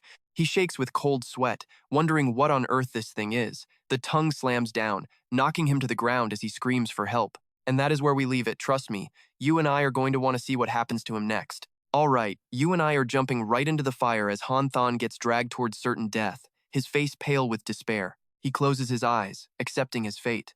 But at the final second, a brilliant green blade of energy tears through the air. Lam Virn leaps in, slicing that giant tongue clean off. He growls, calling it a bottom-feeding beast that only knows how to chew dirt. How dare you try that in front of me? Blood sprays like rain as Lam Virn grabs Han Than by the collar with total authority. He yanks his friend out of the kill zone in a heartbeat. They land safely, but Han Than is left coughing his lungs out. Han Than looks back at the pit, panicking. He warns that a massive monster is coming, and they need to run before it breaks free. Before he can even finish, the ground shatters with an ear-piercing crash. Han Than screams in terror that they are way too late. Now pay attention here, because this isn't your average mob. We're looking at a level 20 iron-eating salamander boss with 6,300 HP. Attack is 850, defense 280. It's got Iron Tail Sweep, Impenetrable Fortress, Earth Burrowing, and Toxic Sand Breath. Han Than is drenched in sweat. The mission said this place only had elite-level monsters, but this thing is a straight-up boss. He steps up bravely to shield Lam Virn, apologizing for dragging him into a fight against a monster of this insane level. I'll hold it off, just run. Lam Virn just smirks, calmly asking if this thing is actually supposed to be scary. He stares at the boss with glowing red eyes, full of excitement. He declares it his prey, leaving Han Than totally speechless. The salamander roars and charges, shaking the entire cave. Lam Virn dives straight in, unsheathing a blade glowing with dark magic power. Let's see what you've got. I'm ending this now. Above them, the Birdman army takes position, and the Elder hurls his massive sickles. Giant blades spin through the air, homing in on the boss. It reacts instantly, activating its Iron Tail Sweep skill to defend itself. Its steel-hard tail smashes the sickles away easily. The boss roars, but Lam Virn is already airborne, waiting for this exact opening. He unleashes a barrage of magical skulls that scream through the air. The Wraith Seal explosion hits the boss's head with massive force. Lam Virn lands gracefully. But as the smoke clears, the salamander looks completely fine, barely showing a few tiny scratches on its hide. Lam Virn narrows his eyes, evaluating the situation. Only a few light burns? The boss tilts its head back, preparing a poisonous counterattack. A terrifying green cloud erupts from its maw. The system warns of a high-pressure toxic sand breath attack coming straight at them. A direct hit deals continuous poison damage, draining 3 to 10% of max HP every second for 5 full seconds. The toxic energy slams into the earth, creating a massive green explosion. Han Than screams for Lam Virn to watch out. Waves of poisonous sand roll in, shattering the surrounding rock. Lam Virn slides backward, desperately trying to dodge the lethal AoE damage. The ground where the sand touches literally melts and smokes. Han Than is horrified. That's a high-concentration corrosive attack right there. You saw that too, right? This boss is way tougher than it looks, and our hero knows he's in for a real fight. He leaps high to avoid another brutal tail sweep, smirking. This just makes it fun. He reaches out, summoning the Vulture Lord. Out of the void, the armored Vulture Lord appears with a screech. The massive Birdman warrior charges straight at the boss with zero hesitation. Han Than's eyes go wide. Is this undead summon another one of Lam Virn's new servants? It's on a whole different level. He watches with sparkling eyes, mesmerized by how epic it looks. In an instant, the Vulture Lord teleports right behind the lizard. It raises its twin blades for a backstab, but the monster glows, activating its impenetrable fortress skill just in time to block. Fortress increases defense by 150% for 10 seconds. Simultaneously, that massive tail whips around to crush the attacker. Lumvirn sees the danger and yells a warning, but the tail is too fast, slamming into the Vulture Lord and causing a blinding explosion. Han Than turns pale, shocked by the speed. Does this monster have eyes in the back of its head or something? Lumvirn lands and glares at the giant beast as it slowly turns its head. He mutters to himself, eyes in the back? He starts analyzing the enemy's weaknesses. Lizards have simple eye structures that mostly rely on changes in light to track movement. That means if a target stops moving, they struggle to see it. But their ability to track motion? That's absolutely top tier. Their hearing and smell pick up even the tiniest vibrations. Some even have infrared sensors to detect the heat of their prey. Remembering their traits, he realizes their sensitivity to a target's path is many times greater than a human's could ever be. A cold smirk plays on his lips. It looks like to beat this thing, we have to make it fall into its own trap. The massive beast growls, thrashing its body as it takes hits from every direction, trying to crush everything in its path. Lumvirn conjures massive magical fireballs, taunting it. Let's see which is stronger, your scales or the heat of my flames. The salamander moves with insane speed, dodging the fireballs like a blur. It lets out a world-shaking roar, challenging its enemy's power. Lumvirn stays calm while running, deciding to provoke it even more. Han Than screams from the sidelines, worried his friend is finished. And that's where we leave it, trust me. You and I are about to find out if those fireballs were just a distraction or a death sentence. Stick with me, we are about to see just how far this guy will push his luck. His friend's eyes widen in shock as he watches the reckless move. Wait, Lin Yuan is charging straight ahead. Right in front of him is a massive, rotting pile of giant lizard carcasses. Han Than gasps out, look at that undead mound. Lin Yuan leaps high over the lizards, diving headfirst into the fray. He smirks, issuing a sharp command. Suddenly, he stops dead in his tracks and spins with perfect, lethal grace. As the salamander lunges, he swings his blade, creating a blinding arc of sword energy that catches the beast off guard. In that exact moment, the undead pile suddenly twitches to life, clawing at the monster and pinning it down in pure terror. Lin Yuan mocks him from a distance. Hey big guy, forgot how to use the brakes? The monster lets out a furious, earth-shaking roar. Lin Yuan raises his hand as green energy swirls. Time to enjoy a little feast of explosions, he says with icy calm. Now watch this part closely. It is absolute chaos. The system activates Corpse Explosion, and a horrifying green blast swallows the monster whole. Damage numbers flood the screen -50, -80, -100. Lin Yuan's face is bathed in an eerie, ghostly green glow. He knows the armor is shattered. The giant salamander screams in agony while Lin Yuan stands his ground, ready for the finish. He moves fast, shouting orders. Eagle Lord, to the left! As the beast turns its head, he quickly analyzes the situation. This lizard has one more fatal flaw. Its eyes cannot focus on enemies coming from both sides at the exact same time. The Vulture Lord strikes from the flank, preparing a killing blow. Its arrow is aimed directly at the boss monster's eye. Sensing the danger, the boss charges an energy orb in its maw to retaliate. Simultaneously, Lin Yuan vaults into the air. He gathers crackling lightning energy around his blade. His shadow is reflected perfectly in the monster's dilated pupils. He roars out, "This strike is your one-way ticket to hell." He dives down, slamming a thunderous slash right into its open mouth. The blade sinks deep into its weak point. The system chimes weakness, hit. Then, a flood of notifications, level up, level up. Congratulations, you have reached level 14.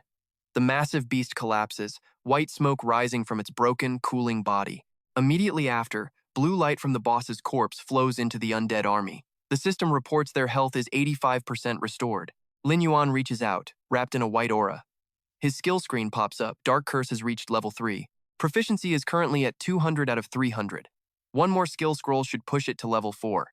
He looks back at the massive boss corpse, satisfied. Even though Corpse Explosion cost him many undead, he is not worried. Getting his hands on this creature makes the sacrifice totally worth it. The monster's new information panel appears right before him. Undead Iron-Eating Salamander Lord, level 20. Health 6,300. Attack 850. Defense 280. It possesses Iron Tail Whip, Power Fortress, Earth Intrusion, Toxic Sand Breath, and an immortal undead body. Lin Yuan gazes at his newly resurrected monster and declares, "From this moment on, you will be my ultimate shield." Nearby, Han Than sits amidst a mountain of glowing loot, shouting, "Lin Yuan, I have never seen this much gear in my life. Should we start the inventory check now?" Lin Yuan turns, his cold gaze shifting toward the dark entrance of the cave. "Wait for it." Because the real trouble is just getting started. What's the rush? He asks. There are still a few rats left to kill. Transition to another cave, where a player's body lies in the dirt. Zhao Kui stands atop a rock, looking down with pure disgust. A swordsman and mage approach him, kissing up. Hey! It was all thanks to the captain's brilliant orders, obviously. With you here, even a lord-tier monster would be begging for mercy. Their little struggle must be over by now. If we move now, we can reap all the rewards of their hard labor. Zhao Kui cruelly crushes a small lizard under his boot. The sound of bones snapping echoes through the cave. He shoulders his spiked mace and commands, "Move out, time to collect the bodies." Suddenly, an explosion erupts right above them, nearly taking the mage's legs off and sending the whole group scrambling in panic. Zhao Kui roars in fury. "Who is there? How dare you ambush the Black Tree Ancient Guild?" Lin Yuan and Han Than step out of the mist. Lin Yuan crosses his arms, his voice echoing through the cavern. "Wasn't this whole thing about collecting dead bodies? Well, I am here to collect yours." The mage points a trembling finger, screaming, "No way! You two were supposed to be dead!" Han Than points back, full of rage. "You still have the nerve to talk? You are a total disgrace to such a large guild. I never imagined you would use innocent players as live bait," the swordsman growls. "So what? It was an honor for that trash." Zhao Kui grits his teeth, calculating. Damn it, they survived. Was that cave actually empty of monsters? Han Than's fists clench as she continues her accusation. Zhao Kui glares at Lin Yuan, his killing intent rising. This kid is getting on his nerves. Better to just wipe him out now. He steps forward menacingly. "I don't know what luck got you out of there alive, but your lucky streak ends right now." Zhao Kui swings his massive mace. Lin Yuan shoves Han Than back, shouting, "Get back!" He faces Zhao Kui alone, eyes cold. "You think you can kill us solo?" Chains rattle as they clash, metal throwing sparks. Lin Yuan blocks the heavy mace easily. Zhao Kui sneers, "Is that it?" Lin Yuan says nothing, his sword glowing as he summons exploding green skulls. Zhao Kui dodges through the smoke, barking, "Where are you?" Suddenly, Lin Yuan drops from above. "Think I wasn't watching you, idiot?" Their weapons scream as they meet. "Experience proves guys like you should sleep with one eye open," Lin Yuan growls, unleashing a surge that blasts his opponent back. "And trust me, you and I are going to want to see what happens next. Trust me, you and I are about to see a complete power shift after this explosion." True Koi vanishes into the smoke, leaving Lin Moyu alone in the silence, until a massive shadow looms behind him. True Koi's voice sneers, calling him trash as he prepares to strike. Lin Moyu spins around, startled by the sudden presence. Triu Koi slams his mace down with crushing force, roaring that worthless lives like his can end at any second. A massive explosion rocks the entire cavern. Han Than screams in terror as the battle erupts. Meanwhile, the enemy swordsman and mage mockingly decide to leave the rookie to their captain. From within the settling dust, Trio Koi stares down at the figure beneath him, asking if the warm-up was finally enough. He thinks he's already won. Growling that he has no time to play around, the captain raises his fist for a final blow. He tells him to just stay down and accept his death quietly. Suddenly, he freezes, his eyes bulging in pure shock. What is this? His massive hand has been caught in an iron-tight grip, and Lin Moyu's voice cuts through the air. Lin Moyu calmly asks if he is the third squad leader of the Black Tree Guild. Triu Koi breaks into a cold sweat, unable to believe this kid could move like this. A sinister grin spreads across Lin Moyu's face as he emerges from the shadows. His eyes glow a predatory red while he tightens his grip on the captain's hand. Now, pay attention, this is where we see just how strong our main character really is. He stands up effortlessly, dragging Triu Koi along like he weighs absolutely nothing. Triu Koi lets out a pained shriek as his fist is crushed by the boy's strength. Lin Moyu's eyes flash with a dangerous red light as he exerts even more pressure. With one hand, he tosses Triu Koi aside like a discarded toy. The captain's body slams into the ground near his allies, leaving a massive crater in the rock. Coughing and staggering, the brute admits he completely underestimated his opponent. He struggles to his feet, brandishing his mace and barking out orders. He screams for his men to attack together instead of just standing there. All three leap into the air, charging at Lin Moyu with a desperate cry for his death. Lin Moyu just looks up, a look of pure contempt on his face. He mutters that trash will always be trash, and these guys are barely worth his time. He swings his blade, unleashing a massive wave of sword energy that sends all three enemies flying. The battle is over in a single, lightning-fast instant. As the sword energy fades, two eerie, green bird-like ghosts dive from the shadows above. Triu Koi and the mage look up, paralyzed by the sight. The phantoms instantly pounce on them, causing the swordsman to panic and the mage to shriek in absolute terror. Triu Koi's eyes go wide with horror as he feels an overwhelming power descending upon him. He can only stare, frozen, at the ghastly skulls swarming the air. Dozens of glowing green skulls rain down, slamming into him with devastating force. Trio Koi is blown back, screaming in agony as the impact shatters his defense. The terrifying pressure crushes all three of them into the dirt, leaving them unable to even twitch. They can only struggle to lift their heads from the rubble. You and I can see the fear in his eyes as he looks up at Lin Moyu's boots. He scrambles back like a coward, begging for the hero to stop. He stammers that if he dies, the Black Tree Guild will never forgive him. He warns Lin Moyu to think very carefully about the consequences of his actions. Lin Moyu stares him down with cold, hollow red eyes before his expression suddenly shifts, breaking the heavy tension in the air. Han Thon suddenly rushes in, hugging Lin Moyu's leg with hearts in his eyes. He cheers that his friend is truly unbeatable, admitting he was worried to death. Annoyed by the clingy behavior, Lin Moyu kicks him away and tells him to get lost. He then points his heavy sword directly at Trio Koi's throat. He points out that the Black Tree Guild is just as cruel to its own members as it is to outsiders. There is no mercy for failure in their ranks. If he dies and loses his precious gear, the guild will hold him responsible. He asks if the captain has a plan to explain his failure to them. Sweating buckets, Trio Koi throws up his hands in surrender. He admits defeat and asks what he needs to do to be spared. A faint smile plays on Lin Moyu's lips. He demands a full list of the guild's high-level players, including their classes, levels, and specific attributes. His mind flashes back to a hooded figure from his past life who wielded powerful lightning. That first follower's skills were unlike anything anyone had ever seen before. Nobody knew how to counter them, meaning they belonged to an incredibly rare hidden class. That mysterious identity remained a secret until the very end. Confused by the odd request, Trio Koi asks why he would want a list of names. Before he can finish, Lin Moyu drives his blade straight through the man's hand. Blood sprays as the captain howls in agony. Lin Moyu leans in close, growling the question again, is he going to write the list or not? Terrified for his life, Trio Koi sobs that he will write it immediately. A moment later, Lin Moyu scans the names on the piece of paper. It seems the guild's top experts are all listed here. Even with some special classes, none of them match the attributes of the first follower he's hunting. Behind him, the trio clutches their ruined limbs, timidly asking if they can finally leave. Lin Moyu turns back, wearing a very mysterious smile. He tells them that as far as he is concerned, he can let them go. Trio Koi sighs with relief, bowing his head in frantic gratitude. But before their joy can settle, Lin Moyu unleashes a blinding burst of light that sends all three of them screaming into the air. His voice turns ice cold as he states they have harmed too many innocent players, and now they must pay the price. He finishes them off for good. The system notification displays the loot dropped from the battle: a silver moon mace, a bronze berserker sword, and a bronze cloak of light. Lin Moyu examines the new sword with a look of surprise.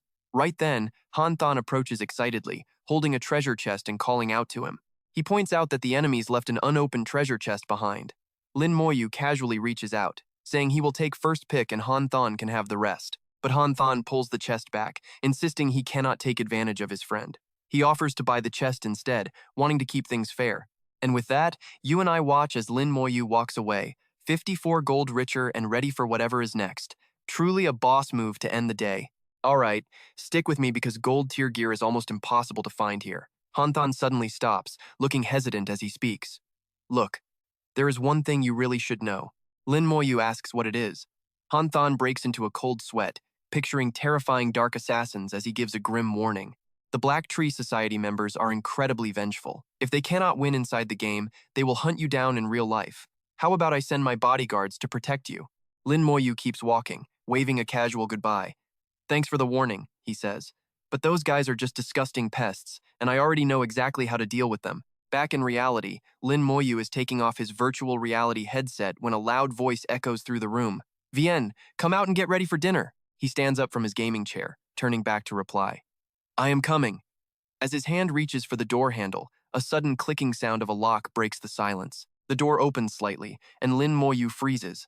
A massive figure in a suit is blocking his path, radiating a heavy pressure with glowing eyes staring straight at him. Contrary to his expectations, Lin Moyu breaks into a sweat, his face filled with shock. Looking closer, he realizes that this giant man is actually his father. The man is standing at the door with a virtual reality headset on his head. His father awkwardly reaches up, slowly pulling the device off. Now here is where it gets funny. The man clears his throat and smiles, holding the headset out. Ahem, Vian, look. Is this not the gear you use? Is it broken? Lin Moyu takes the headset to check it. It is still working and looks fine to me, but Dad, why on earth did you buy a gaming headset out of nowhere? His father starts sweating, waving his hands to explain as Lin Moyu facepalms in disbelief. What? No, Dad? What would you even do with it? Your mother found it while cleaning Tiu Dan's room. Hearing his sister's name, Lin Moyu remembers the image of her in that flaming armor during his previous life. In his past life, Tiu Dan awakened her hidden class around this time. Just then, his mother walks out with a plate of food. All right, you two men stop standing there and come eat. At the lavish dinner table, his mother smiles playfully while his father quickly tries to defend himself. Your father does not understand this new technology, but he always wants to find something in common to talk to you about. He spent all afternoon struggling to turn it on. That is not it. Do not listen to your mother. I was just worried you would break Tiu Dan's things while she was cleaning, so I was just testing it. During the meal, Lin Moyu calculates his next move. If I let my parents enter the world of Eternal, I can use in-game resources to take care of them. When the disaster strikes, they will finally have the power to protect themselves. Thinking this, he smiles and says, "This game is not that hard, actually. Tomorrow I will buy 2 more headsets, so you should try playing too, Mom." However, his mother waves him off. "Do not waste your money, we are fine. You and I both know parents worry, right?" Mom asks if Tiu Dan is home yet while reaching for her phone. It is Friday, she must be with friends. I will call her soon. Lin Moyu quickly pulls out his own phone. Let me call her. The screen shows the call connecting, but the operator replies that the user cannot be reached. His face darkens. He thinks to himself that even if she did not want to talk, she would at least send a text. She would never just ignore him completely like this. Seeing him frozen, his mother tells him to just eat first. Vian, she is likely eating out. We will not wait. Ignoring her advice, Lin Moyu immediately gets up to leave. Mom, Dad, you two eat first. I am going downstairs to buy something. I am afraid the shops will close if I wait too long. His mother protests, but his father stops her. Just let him go. Watching him walk away, his mother sighs. Do you remember when Vian and Tiu Dan used to be inseparable, like a shadow and its light? I do not know when they became so distant, so let them communicate more. His father nods in agreement. You are right, let them handle it their own way. Vian is just not good at expressing himself, but he is still the older brother. Meanwhile, Lin Moyu is walking down the quiet stairs with an incredibly serious expression. Haunting memories from his past life suddenly flood his mind. He remembers his sister returning home looking battered, covered in wounds and bruises. The memories continue to flood back, showing Lin Moyu holding a cup of noodles when his sister suddenly walks in. Back then, he turned around in shock and asked, Tiu Dan, what happened? She just clutched her bleeding arm and shouted coldly, This is not your business. Do not call the police and do not tell our parents, do you understand? A loud door slam echoes, leaving Lin Moyu standing alone in the dark hallway. Back in the present, his eyes ignite with a sharp, cold determination. In his previous life, after Tiu Dan started playing Eternal, she quickly awakened a hidden class, but she also suffered through things she never should have. It all began with the appearance of that mysterious organization. He pictures a group in armor and cloaks. That was the System Organization. The System Organization is a mysterious group founded by 9 chosen ones, and only those individuals are qualified to even join the system. Then comes the image of a hooded woman touching glowing red water. He remembers that among them was an entity known as the Prophet. The Prophet can sense chosen ones in the real world and sends members to recruit them. This organization grew to a massive size at a terrifying speed. The System Organization power became peerless within the game. It did not stop there, as he recalls them even capturing criminals in the real world. Not only that, but their influence on the real world grew stronger every single day. Although their actions were mysterious and unpredictable, they performed good deeds to maintain stability. This made them truly difficult to understand. After Tiu Dan was invited to join, she often carried out several dangerous missions, but she never mentioned a single word about the System Organization at home.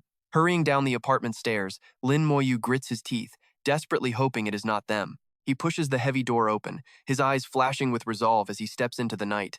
Even if it is them, he tells himself with determination. Lin Moyu's face hardens into a mask of pure steel. I will not let Tiu Dan get dragged into this mess blindly ever again. With hands deep in his pockets, he strides quickly down the quiet street. Under the nightlights, the crowd passes by, but his mind is only focused on finding that familiar figure among the people. He knows time is running out.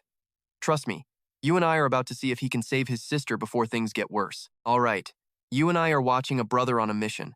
He spots his target, a lit-up drink shop with a bright letter T sign. Lin Yuan quietly closes in, crouching behind a massive stone pillar to watch through the glass door. He frowns while carefully sizing up the situation inside. Just as I thought, Xiao Dan already met them. But they are too far away for me to hear anything, and I cannot risk them getting suspicious right now. Right then, he decides to make a move. His hand starts glowing green as the system activates his stealth skill. It has been a long time since he used this. Lin Yuan's body slowly turns transparent. He calmly walks through the shop door. His stealth skill is currently level 3 and will last for exactly 5 minutes. Stepping inside, he lightly pauses his movements. Even while invisible, his eyes remain incredibly sharp. This is enough for me to handle the situation. Lin Yuan stands silently right next to the table where his sister is facing two young men, Xiao Fan and Hao Chen. Hao Chen folds his hands and speaks seriously. I have told you everything. Whether it is truth or a lie, the choice is yours. Joining us is about more than just the organization's benefits. He looks straight into Xiao Dan's shocked eyes and continues firmly. When the disaster strikes in 3 years, you will be like us, standing up to protect the world. Hearing that, the girl lowers her head in deep thought. Right beside her, an invisible Lin Yuan keeps a cold face while silently recording every single detail. Xiao Fan speaks up to tease his partner. Look at you. You are scaring the poor girl. You need to tone down that terrifying killing intent of yours. Ignoring the teasing, Hao Chen responds with a serious frown. I am talking about a grave matter, and this is ultimately for her own good. After all, this is about suddenly Hao Chen stops mid-sentence, seemingly sensing something strange and unusual in the air. Now watch closely. This guy is dangerous. He senses something and twists his ring to activate a powerful nullifying skill against the hidden intruder. A pulse of energy ripples out across the table, sweeping right over Lin Yuan's blurry and invisible form. Lin Yuan is caught off guard as his system screen flashes a sudden warning. His stealth effect will be fully cancelled after the countdown. 3. Hao Chen's eyes narrow with deep suspicion, staring right at the empty space in front of him. But when he looks toward the counter and sees no one, he mutters. At that moment, Xiao Fan calls the shop owner to break the tension.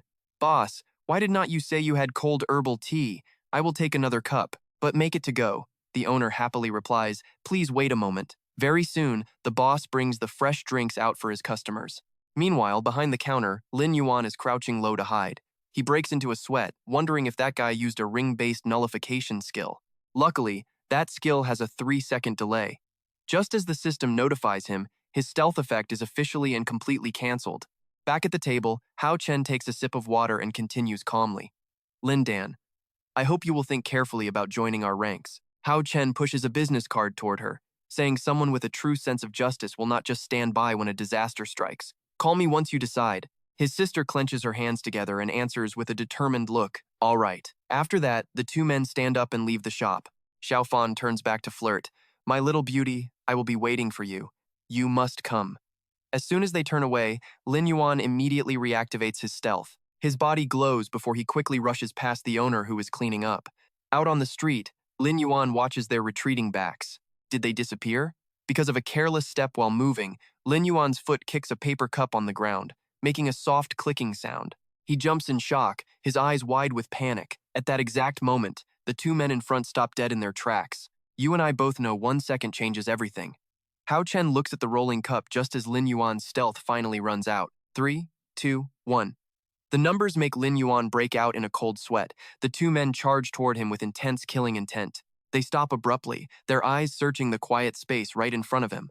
Hao Chen cautiously steps toward the empty cup on the ground. The square is silent with only the sound of the wind, and nobody else is in sight. Kneeling down to check the area, Hao Chen mutters, there is nothing suspicious here. Xiao Fan, standing behind him, advises, Boss, your nerves are too tight. Just relax. Do you think that girl will join us? They continue walking. Hao Chen states firmly that according to the prophet's words, she will come looking for them sooner or later. That is true. The prophet's predictions have never been wrong so far. Xiao Fan shrugs with a mischievous grin. But I am more interested in finding out which girl I will have an eternal romance with. Hao Chen walks ahead with a strict warning. Survive the coming disaster first before you talk. Xiao Fan follows behind leisurely. Heh, that is still a long way off.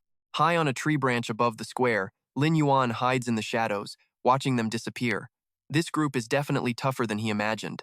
If I interact with them too much and my forbidden power is exposed, I will lose my place in the eternal world. I must be careful. It is time to move. Switching back to the front of the shop, Xiao Dan is clutching the business card with a worried expression. As she walks out, holding her phone and looking lost in deep thought, her eyes suddenly go wide. She asks in surprise, Brother, why are you here? It turns out Lin Yuan was waiting on the steps. Holding a bag of groceries, he says calmly. I just happen to be buying things. Have not eaten? She looks away, avoiding his gaze, and stammers that she is fine. Lin Yuan holds up the food and gently tells her it is late. I bought some food. Let's see if there is anything you like. Xiao Dan stands there dazed, wondering how he can suddenly take care of her. Trust me, you and I know family comes first. He turns to his sister and says, come on, let's just go home. All right. Stick with me as we witness a girl whose world is about to flip upside down. Lam Dan stares at her brother in silence before her parents return home to announce they are back. Her mother asks if she's hungry or needs food reheated, but Lam Dan just closes her eyes, looking exhausted. She tells her mother she doesn't need anything and is going to rest early. The girl heads straight to her room. Meanwhile, her mother turns to Lam Viren, promising to cook something special for the two of them since they both missed dinner. A click echoes as Lam Dan locks her door and leans back with a heavy sigh. She walks slowly toward her bed, muttering to herself as her thoughts begin to race. She wonders what's happening lately as she falls onto the mattress. Gripping her teddy bear, she lays her arm across her forehead, lost in deep thought. Ever since she started that game, strange and wonderful things have been occurring. In her memories, a giant mantis strikes, sending out blades of freezing cold wind. A purple-haired girl screams for her to run while she distracts the monsters. Her face is pale with terror as the system displays the horrifying details of their enemy. A level 5 long scythe mantis with 300 health and 50 attack power. It uses dark defense and a deadly mad blade dance skill. It moves its scythes with lightning speed to deal double damage. At that exact moment, the beast towers over them, preparing to strike. The purple-haired girl collapses, screaming in agony as the scythe tears through the air behind her. Lam Dan immediately leaps forward to protect her, insisting that she will hold them back. She grips her massive sword tightly and shouts that she is a frontline warrior. How could a frontline warrior abandon those behind her and run? She tells her friend to leave this to her. She screams toward the sky, gathering her strength as a swarm of mantises lunges at once. She swings her giant blade, blocking a thunderous strike from their razor-sharp scythes. Now watch this part carefully. The pressure is intense, and the girl's face shows pure desperation. Suddenly, another mantis appears right behind her, ready for the kill. The monster presses down with its scythe until she screams in pain, nearly collapsing. Just as it seems she is defeated, the system suddenly rings with a notification bell. Congratulations, player. You have activated your latent potential. The system window continues to glow, announcing that a new ability is finally awakening within you. The girl coughs violently from total exhaustion, but suddenly, a spark of absolute determination begins to flash within her eyes. She grips her sword hilt with both hands and lets out a massive war cry. A brilliant surge of power explodes from her blade, creating a shockwave that blows everything back. A blinding light carves through space, sending the panicked monster flying backward. The massive shockwave slams into the earth, creating powerful cracks and shattering the ground beneath them. After that terrifying attack, the girl stands there, gasping for air. She sheathes her sword, looking majestic as the system reveals her new skill name, Blade of Dawn. Back in reality, Lam Dan slowly raises her hand to look at it, whispering that the feeling was so real. She can feel her body changing even in the real world. Looking down with worry, she wonders if she can protect everyone if a true disaster arrives like her brother predicted. Does she really have that kind of power? A faint, mysterious blue light flickers between her fingertips. You and I can see her struggling here. She lays on her bed, worrying that if this power can't stop the disaster, no one else stands a chance of surviving. She jumps out of bed and grabs a picture frame, muttering that it doesn't matter if she joins them or not. Looking at the photo, her eyes turn sharp with resolve. She must get stronger as fast as possible to protect the ones she loves before putting the frame back. The scene shifts to Lam Viren, who is also staring at a photo thoughtfully. He knows their move to a new house cannot be delayed any longer. He needs to focus his energy on the game, so he can't be on high alert all the time. The next day, he tells himself it's time for them to have a better life. At that moment, a receptionist greets him with a warm smile. She walks over and asks if he is here to view the property today. Lam Viren keeps his hands in his pockets, calmly asking for a luxury villa. He specifies that he needs a place with a high-end security system. The employee breaks into a sweat, doubting if this young man can actually afford it. She keeps a professional smile and asks if he's checked the prices for this area yet. Immediately, Lam Viren pulls out a powerful black card and speaks with total indifference. He hasn't checked, but he's sure the money in this card is enough. The employee's eyes go wide as she sees the black card on her computer screen. She clutches the card in pure excitement, realizing it's an exclusive VIP card requiring a deposit of at least 10 million. She's found a literal god of wealth. At their new home, the villa's AI system immediately issues a warm welcome to its new owner. Staff member number 2345 promises to serve him with absolute sincerity. His mother stands stunned by the luxury, asking if he's serious. The whole family gazes at the massive villa in awe, His mother gasps, asking if this is really their new home. She walks out to the private pool area, commenting that it looks just like the luxury houses on television. His father enters the bedroom, shocked by the massive size of the bed. His mother grabs his hand nervously, asking how many years he'll have to pay this off. She even suggests they should just go back. His father clears his throat and agrees, saying they don't want to put too much pressure on him. Lumviren just smiles to reassure them. He explains there's no installment plan because he paid in full with contest, prize, money, and game income. He tells them to rest easy while he lives in the house next door. He'll be spending most of his time focused on the game. His father puts an arm around his wife, laughing that he never dreamed of living in a villa. He credits his son's success for their luck. His mother agrees with tears in her eyes, realizing their son has finally grown up and can stand on his own 2 feet. Lumviren watches his happy parents with a gentle, warm smile. Walking around the property, he calculates that the security here is top-notch and nothing to worry about. And that's where we leave it, and I know the next step is teaching his parents to play so they can survive the New World Order.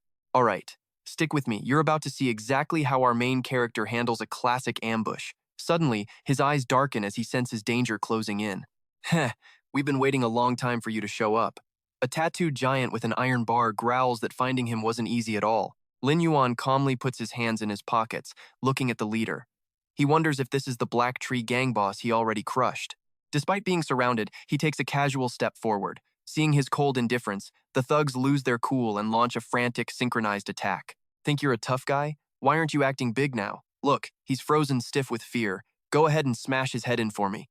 A brute swings his iron bar down at Lin Yuan's head with a roar. Anyone who dares to insult his boss is just begging for death. Just before the blow lands, the system triggers his secret stealth skill. Lin Yuan simply smirks with total contempt, whispering that they are way too slow. The iron bar smashes into the pavement, leaving the thug staring in total shock. His target had completely vanished into thin air right before his eyes. Now pay attention, because this is where the counterattack gets legendary. As the leader swings, Lin Yuan dodges easily and delivers a massive, glowing power kick. The bald leader lets out a pathetic scream. He gets sent flying backward, coughing up blood before collapsing onto the hard ground in total agony. The thug gasps, wondering if he's even human. Lin Yuan looks down, pointing the iron bar right at his throat with a cold, terrifying threat. You leeches just never quit, do you? Guess you don't value your life much. Terrified, the leader starts begging, crying out for mercy and admitting his mistake. Boss, don't kill me. I'm still useful because I know a big secret. Lin Yuan just tells him to speak while crushing his chest under his boot. In the main city, find a blacksmith named Huo Tian. After that, you just need to keep doing the ore delivery missions for him. Once his favorability is high enough, he will craft you gold-tier equipment. Lin Yuan remembers rumors from his past life about a secret gold item. People said it involved a hidden character, so this guy probably isn't lying. Is that so? He grips the iron bar, releasing a suffocating wave of pressure. Lin Yuan crouches down to give a warning. He tells him not to be stupid again, because he has many ways to handle him, both in-game and out. If you dare touch my family, this will be your end. He smashes the ground to make his point, leaving the leader sweating and shaking in obedience. The scene shifts to nighttime inside the game's main city. At the Darnweed Inn, crowds are cheering and drinking next to plates of steaming hot food. A bearded blacksmith with a messy mane shouts at Lin Yuan. He asks if the kid can really provide him with 100 pieces of ore. Stop joking around. You look too clean to be a miner, kid. But if you actually do it, I will forge a weapon for you for free. Leaving the inn, he realizes Zhao Kui was telling the truth. The next step on his list is to head out and start mining immediately. Nearby, a drunk girl tries to escape from some shady men. They tell her to wait and try to force her to have a drink with them. She tells them to stay away, saying she doesn't even know who they are. She stumbles around, telling them not to touch her while they move in. You and I know where this is going, but watch his reaction. A thug curses at him for just standing there watching the scene. I'll rip your eyes out. In a flash, Lin Yuan knocks him down, calling him a fool who doesn't value life.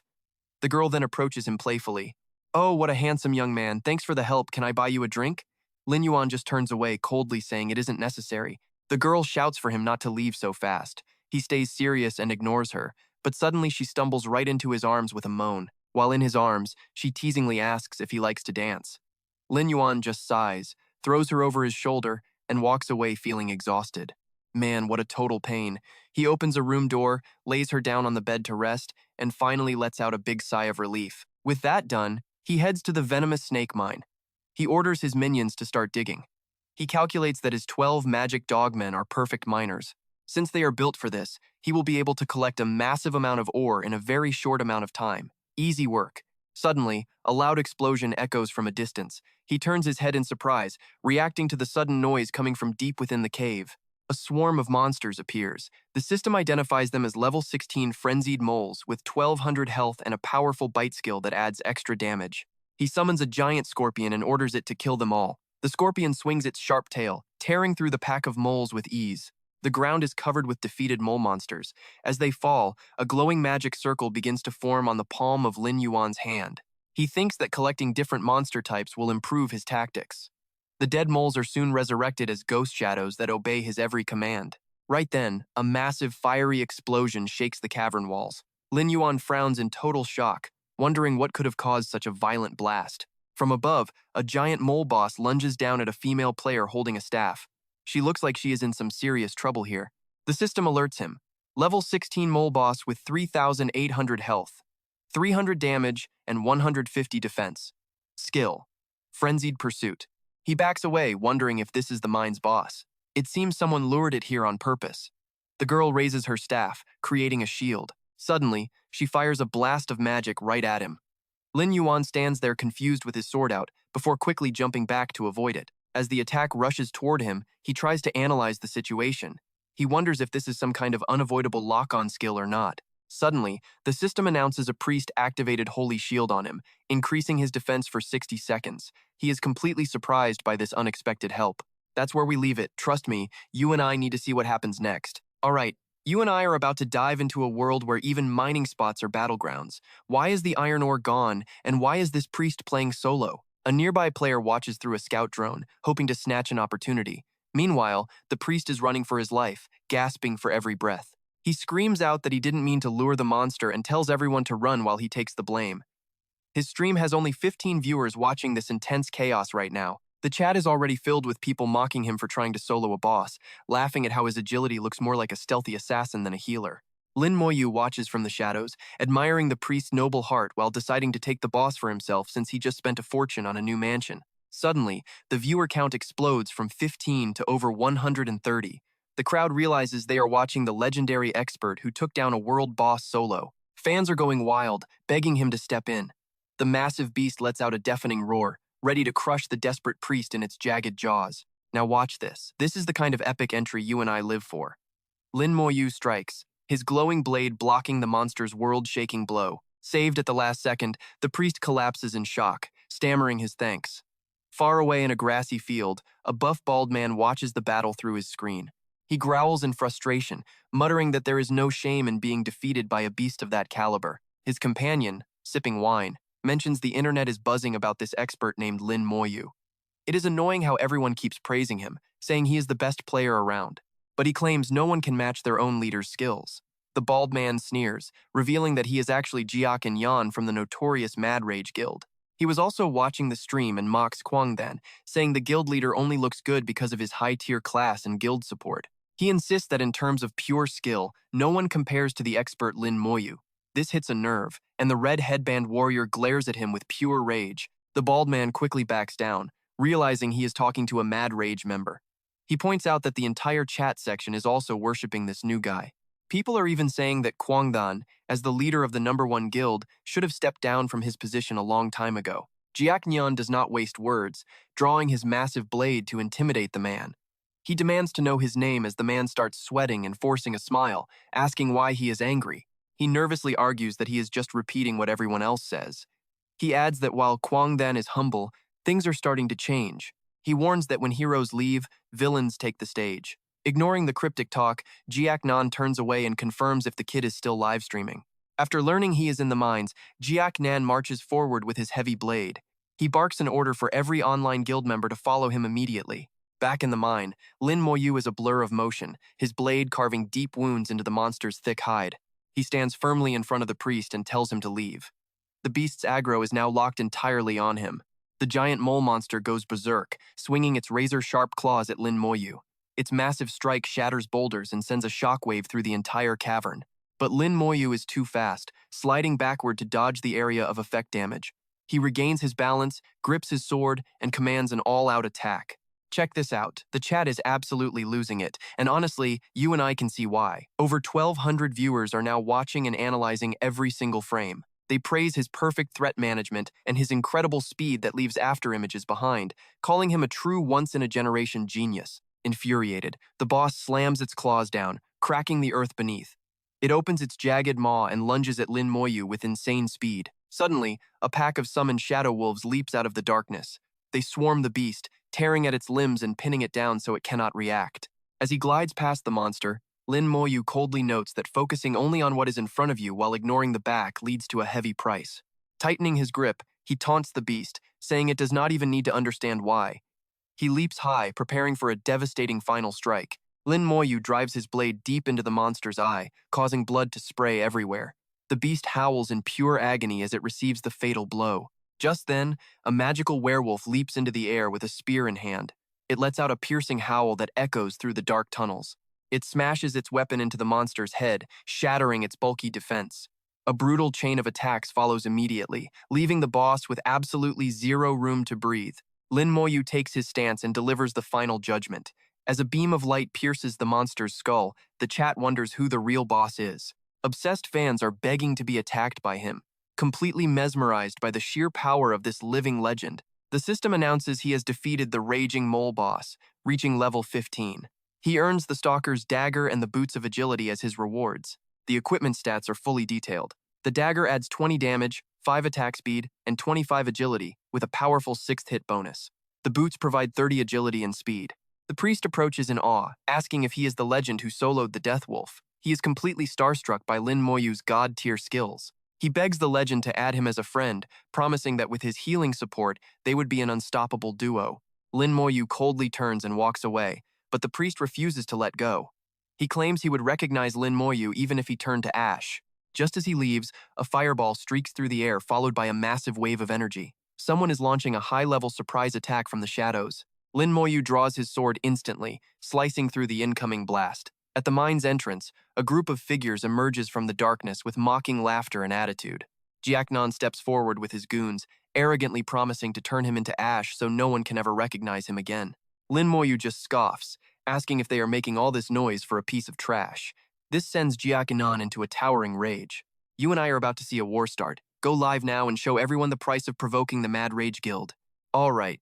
You and I are about to watch these guys learn a very painful lesson about who the real boss is. Lin Yuan watches them, thinking it over. These furious guild members really want to use his name to get famous? Fine, let the free gear come to me. Right then, the system confirms he is under siege. A 15-minute counterattack window begins, meaning any kills he makes now will not count as crime points. The priest standing next to him raises his staff, ready for war. He shouts with excitement, saying he has been waiting for this exact moment for a long time. He yells about the glory of fighting side by side and shining in this hellish battle. In the name of their bond, he vows to protect his loved ones. Lin Yuan just stares at him, wondering who this guy even is. He tells him to just step aside. Meanwhile, Jian points and shouts, calling him a stray dog. Before he can even finish his sentence, Lin Yuan lunges forward and plants a heavy fist right into his face. He coldly asks what the guy just said. He follows up with a massive kick that sends the arrogant leader flying into the air.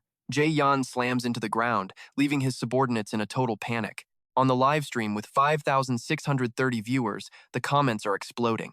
The fight has barely started and the guild leader is already getting slapped. People are mocking him for using his face to block a legend's attack. They are laughing that he opened a live stream just to humiliate himself in front of everyone. The chat is hyped, wondering if the legend can take on the whole mob alone. Jian struggles to his feet, cursing and calling Lin Yuan an unwanted stray. He screams in a rage, asking if Lin Yuan really thinks he is a legend. He glares with bloodshot eyes and orders his men to finish him off immediately. The guild formation moves out. The commander orders the warriors to charge while the mages and priests provide support and chip away at his health from behind. Now pay attention here, one against an entire guild. This is where the legend shows his true colors as the archers surround him. Lin Yuan notes their coordination as he activates his stealth skill to target the backline. Lost and confused, the warriors start shouting for their target. They curse as he vanishes from sight, calling for the mages to use a revealing spell. A female mage quickly casts her magic, making the warriors feel overconfident again. However, Lin Yuan is already dropping down from the sky with his blade drawn. It is too late for them to react as the support team freezes in terror. The backline screams in shock, realizing he is right behind them. Jie Yan yells at his team to stay calm, claiming Lin Yuan is just on his last legs. He tells them Lin Yuan just fought a boss and must be out of mana. He orders everyone to push forward and use their numbers to crush him once and for all.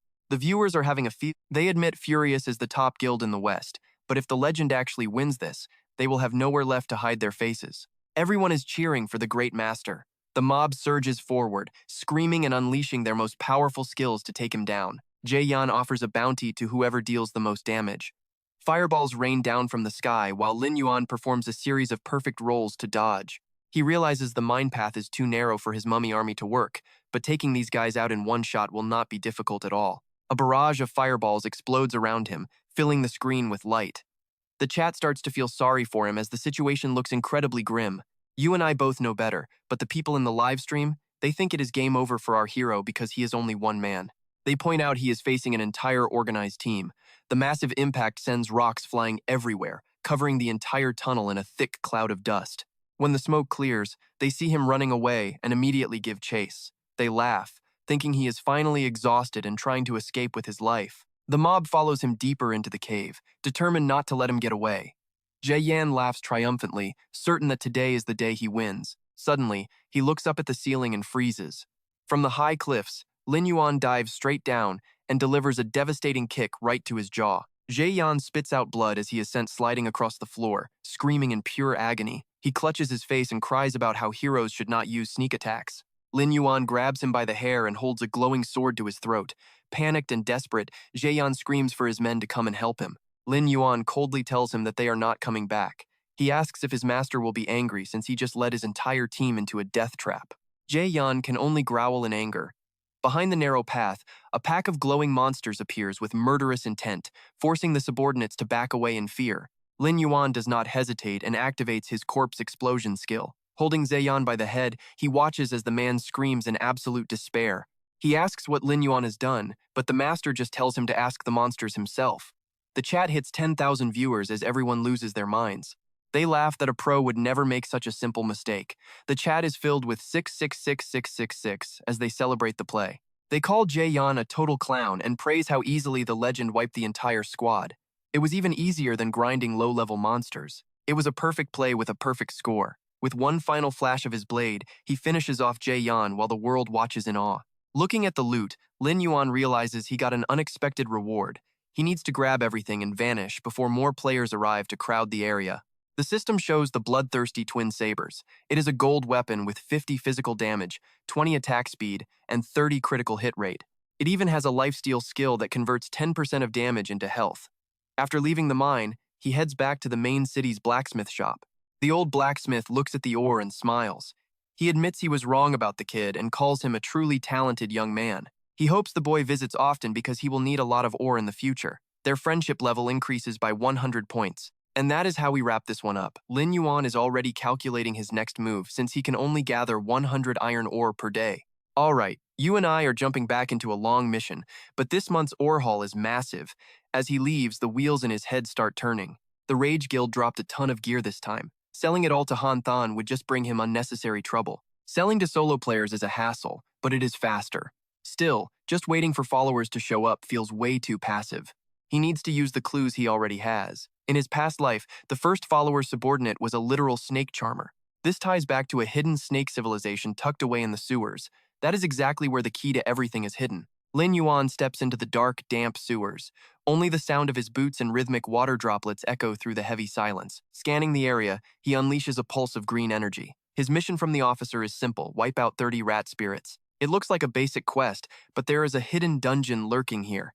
He tosses a scan at a mutant rat for info. The Snake Demon Lair is a secret dungeon that drops flesh seeds. These rare items give your character a permanent stat boost. These secret dungeons have weekly limits, so once word gets out, every player on the server will be fighting for it. He needs his magic corpse to lock down the entrance first. Suddenly, a sharp hiss echoes through the tunnel danger. He realizes that finding the snake room is the only way to locate the dungeon. This is the only secret spot he knows. Pay attention here, because Lin Yuan's eyes go sharp as he spots his target. He swings his blade, smashing through the barrier. Dust fills the air and he frowns. Something feels off. Are the snakes in this lair really supposed to be this massive? A colossal serpent emerges with a bone-chilling hiss. The system reveals a level 60 Hell Snake King with insane stats. The beast lunges with its massive jaws. He jumps back in shock, wondering if this monster is another product of that civilization. How is its level this high? At level 60, he cannot afford to let this thing touch him even a single time. Without hesitating, Lin Yuan retreats and triggers his stealth skill. Even while invisible, he is breaking out in a cold sweat.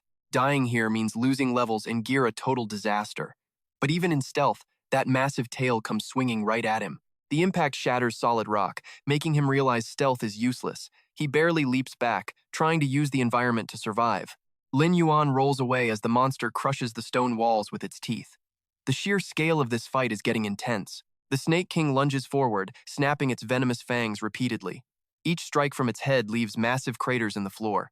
Mid-air, he realizes he is in deep trouble. There is absolutely no way he can block an attack with that much power. To create an opening, Lin Yuan summons a Thunder Scorpion. The beast charges at the giant snake just to buy him some time.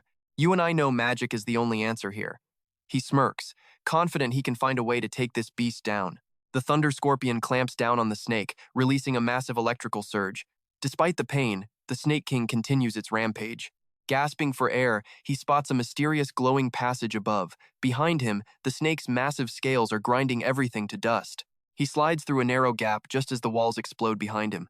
Safe for now, he turns back with his guard up. The snake's terrifying eyes glare through the crack as it hisses in fury. From his safe spot, he starts breaking things down. Even a monster this strong cannot cause trouble here. After all, this place serves as the entrance to the fortress city. He admires the Western Desert Palace, guarded by a national grandmaster. Any monster that gets too close would be instantly crushed. The giant serpent gives up the chase, letting out one last hiss before retreating. Lin Yuan starts piecing the history together. The snake civilization and the Western Desert Kingdom have a blood feud. The kingdom's power once completely wiped the snakes out. That pushed them underground to plot their revenge in secret. This snake is tough, but it is no match for a grandmaster. The snake demon's lair must be close to that monster. However, he decides to pivot his plan to avoid another disaster. He heads to the market to find some snake bait. That specific medicine should only attract the low-level snake monsters. This way, he will not run into another giant boss by accident. Ahead, a magnificent palace glows under the setting sun. At the stall, the merchant bows with a wide grin, thanking him for the purchase. Lin Yuan double-checks his new items. The snakebait releases a unique scent to draw them in. Suddenly, a familiar voice calls out with a bright smile. He has been wandering all over Sandstorm City just to find him. It is that same priest from before, acting all friendly. My dear friend, I hope you have been doing okay without me. Is this the guy that the mine boss was chasing? The guy just will not stop talking, insisting they become friends. He thinks finding Lin Yuan again is pure destiny. Lin Yuan asks what he wants. Right then, a system notification pops up. The son of that year wants to add you. Lin Yuan turns to leave, but the priest keeps pestering him. He wants to know if they should head to Ash Valley together. And that is where we leave it for now, with our hero refusing to team up. Stick around, the real action starts next. Alright, stick with me, this guy just offered to turn our main character and his friends into a legendary squad, a powerhouse quartet destined to be each other's wings and wake up this dying world. Hearing that familiar name, Lin Moyu starts thinking back to the Leng Yue he knew in his previous life. Leng Yue was the leader of the second strongest guild in Sandstorm City, known as Glassflower Water Moon. He was a core member, and rumors said he was one of the 9 saviors who founded the order. Analyzing the benefits, Lin Moyu realizes this is a huge opportunity, whether it is to get clues about the order or to gain his very first loyal follower. However, the hidden dungeon entries reset tomorrow, and if he misses it now, he will lose out on this entire week's loot. He decides it is better to grab the immediate rewards before contacting Leng Yue. Soon, the friend request from Son of That Year is accepted, and Lin Moyu walks away after leaving a promise. Next time, let's clear a dungeon together. I have some urgent business to handle, so I am heading out now. The priestess waves at him with a cheerful smile.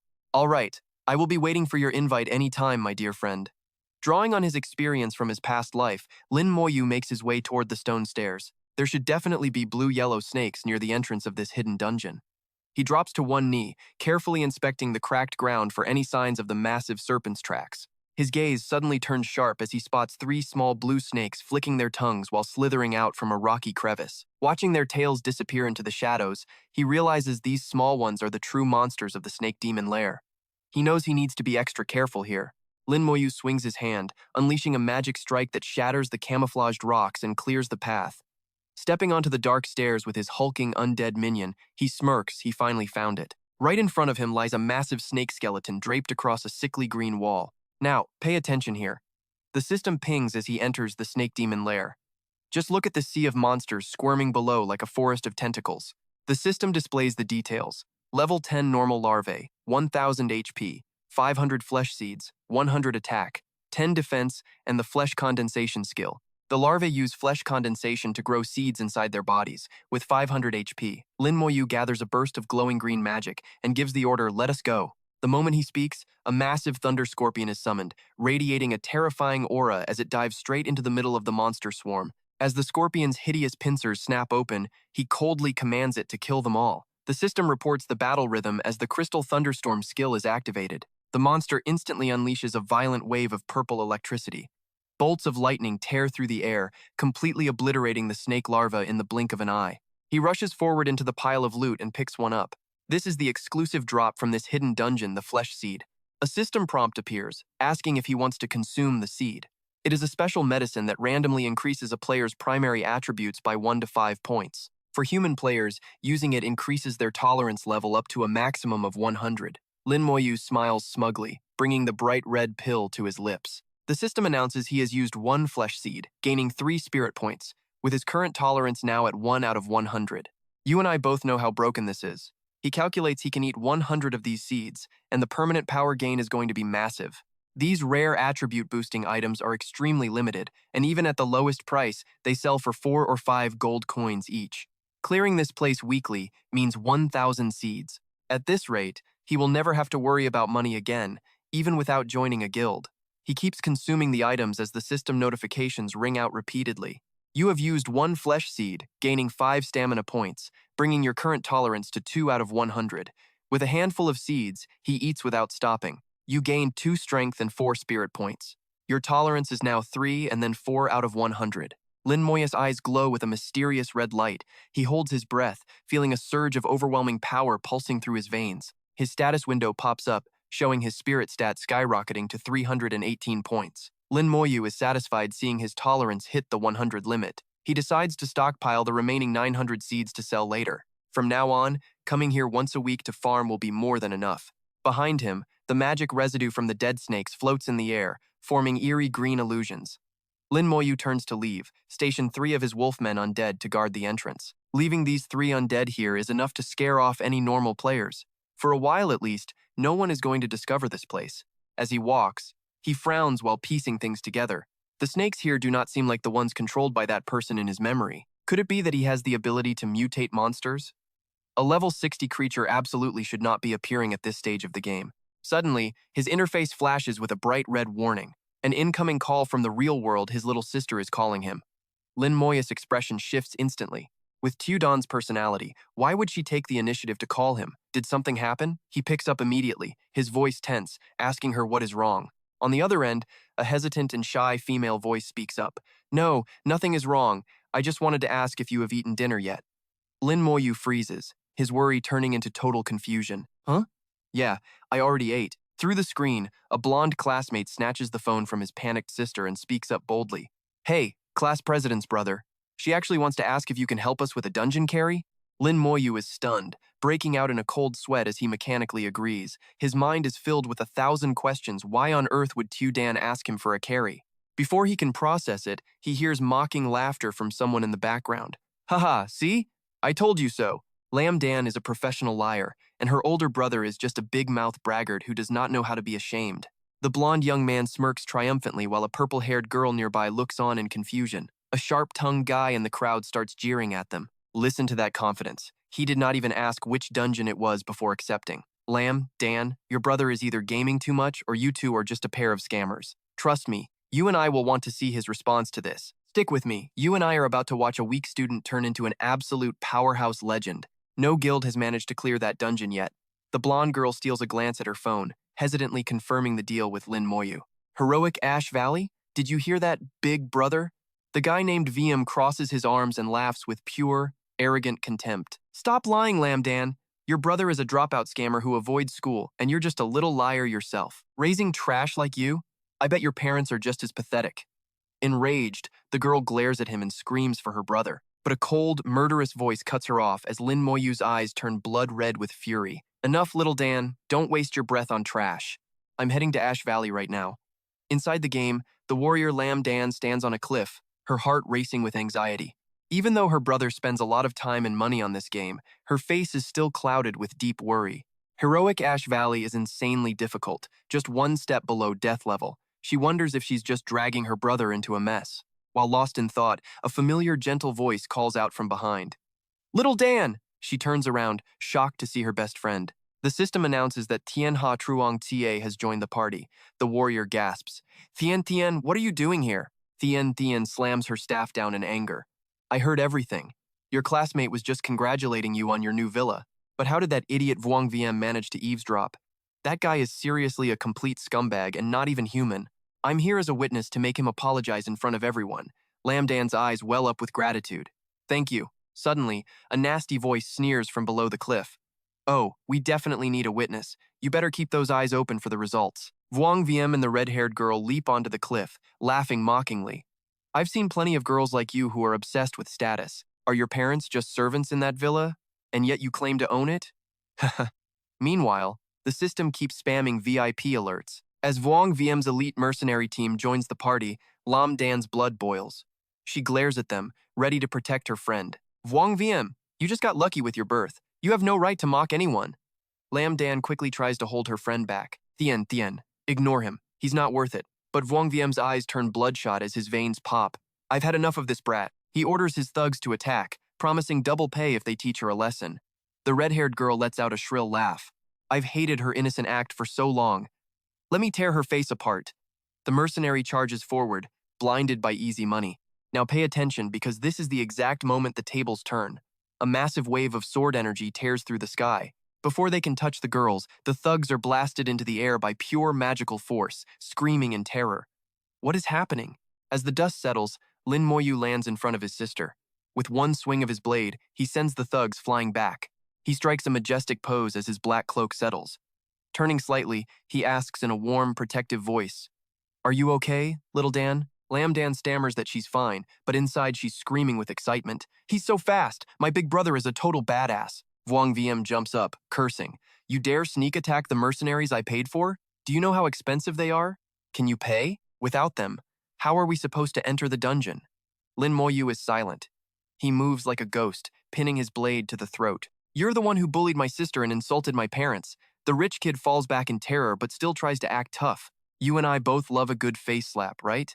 Lin Moyu delivers a blow that twists the guy's face, sending blood flying everywhere. One slap wasn't enough. He follows up with a thunderous kick that sends the bastard crashing into a massive rock, shattering it.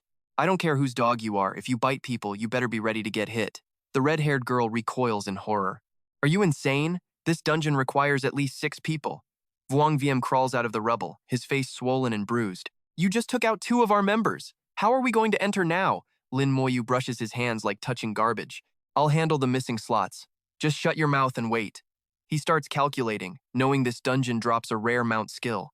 I'm going to need that skill soon. He opens the system and sends an invite to Ma Troi Nam Ai to reach Leng Yue. The invite is sent. Meanwhile, Tian leans in close to her friend, her eyes sparkling with pure admiration for the brother. Little Dan, your brother is way more intense than I imagined. Plus, he is seriously handsome. Lam Dan smiles with smug pride. Really? He's just all right. Vuong VM keeps mocking them, sneering that a poor loser like him couldn't possibly invite anyone decent. He'll probably just call some low-level trash. But suddenly, the red-haired girl tugs his sleeve, her face turning pale as a ghost. VM, look! A brilliant figure descends from the sky as the legendary priest, Mat Troi Nam Ai, makes a flashy, high-tier entrance. The crowd erupts in shock. Isn't that the legendary Grandmaster from the Elite Iron Triangle? The priest closes his eyes, acting dramatic. When the bells of destiny toll, you and I are fated to sink together into this endless sea of ambition with no return. And trust me, you and I don't want to miss a single second of what happens next. All right, you and I are about to watch a weak-looking player prove he is actually a total beast. Look at this priest, acting all mysterious and dangerous. Young Master Wang Yan looks like he just saw a ghost. Holy crap, that is the legendary pro Ku Nian. He is the main healer for the second-ranked guild in the entire Western Desert. The red-haired girl switches her attitude instantly, acting all sweet and flirty. Oh, brother Ku Nian, are you here to carry us through the dungeon? Thank you so much. Lin Dan looks at her friend, totally confused. Why is a pro like him here? High-level legends never join random parties like this. The Thien is sweating buckets, completely lost. Suddenly, breaking the cool vibe, the priest throws his arms wide and lunges at Lin Yuan like a lost puppy. My supreme friend, you finally remembered me. I knew it, you were definitely going to bring me along for a dungeon run. The second I saw your request, I ran here as fast as I could. The priest keeps shamelessly rubbing his face against him. We are going to be the most invincible duo ever. Huh? Lin Yuan looks absolutely disgusted. He uses one hand to push the priest's greasy face away, rejecting this cringy bromance immediately. Seeing this, Wang Yan starts squealing like a stuck pig. He absolutely cannot accept this brutal reality. What? Why is a legend like Kunyan asking that guy for a carry? How is this possible? Isn't her brother just some random low-level gamer? The red-haired girl starts whispering in his ear. Young Master Yan, the pro must have joined the wrong team. You should go talk some sense into him. Kunyan snaps back, glaring at them to protect his idol. Hey, I am specifically here for my supreme friend. He is the god among gods, haven't you losers heard?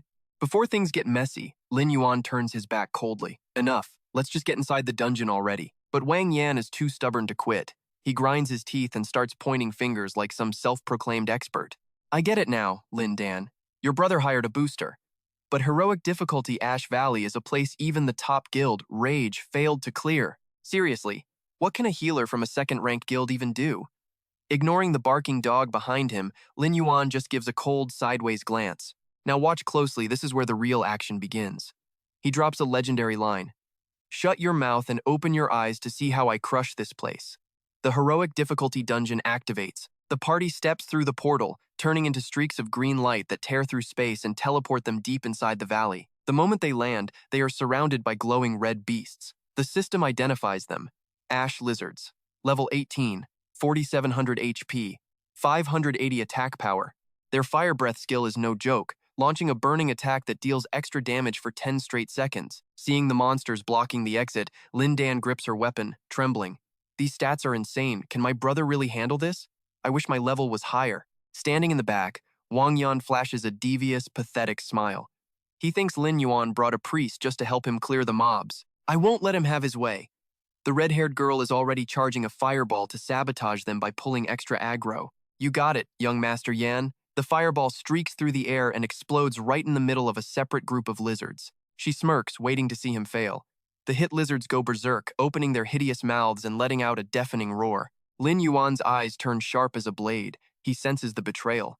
Suddenly, a massive flood of red lizards comes charging in like a literal tidal wave of fire.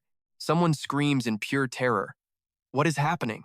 Why are there so many monsters attacking us all at once? Lin Dan and Thien are paralyzed with fear. This looks nothing like the guide videos they watched before coming here.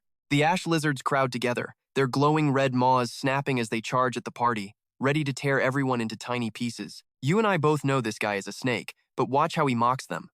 Wang Yan draws his sword, laughing at their supposedly bad luck. But while everyone else panics, the priest Kunyan looks like he is having the time of his life. He raises his staff high and cheers.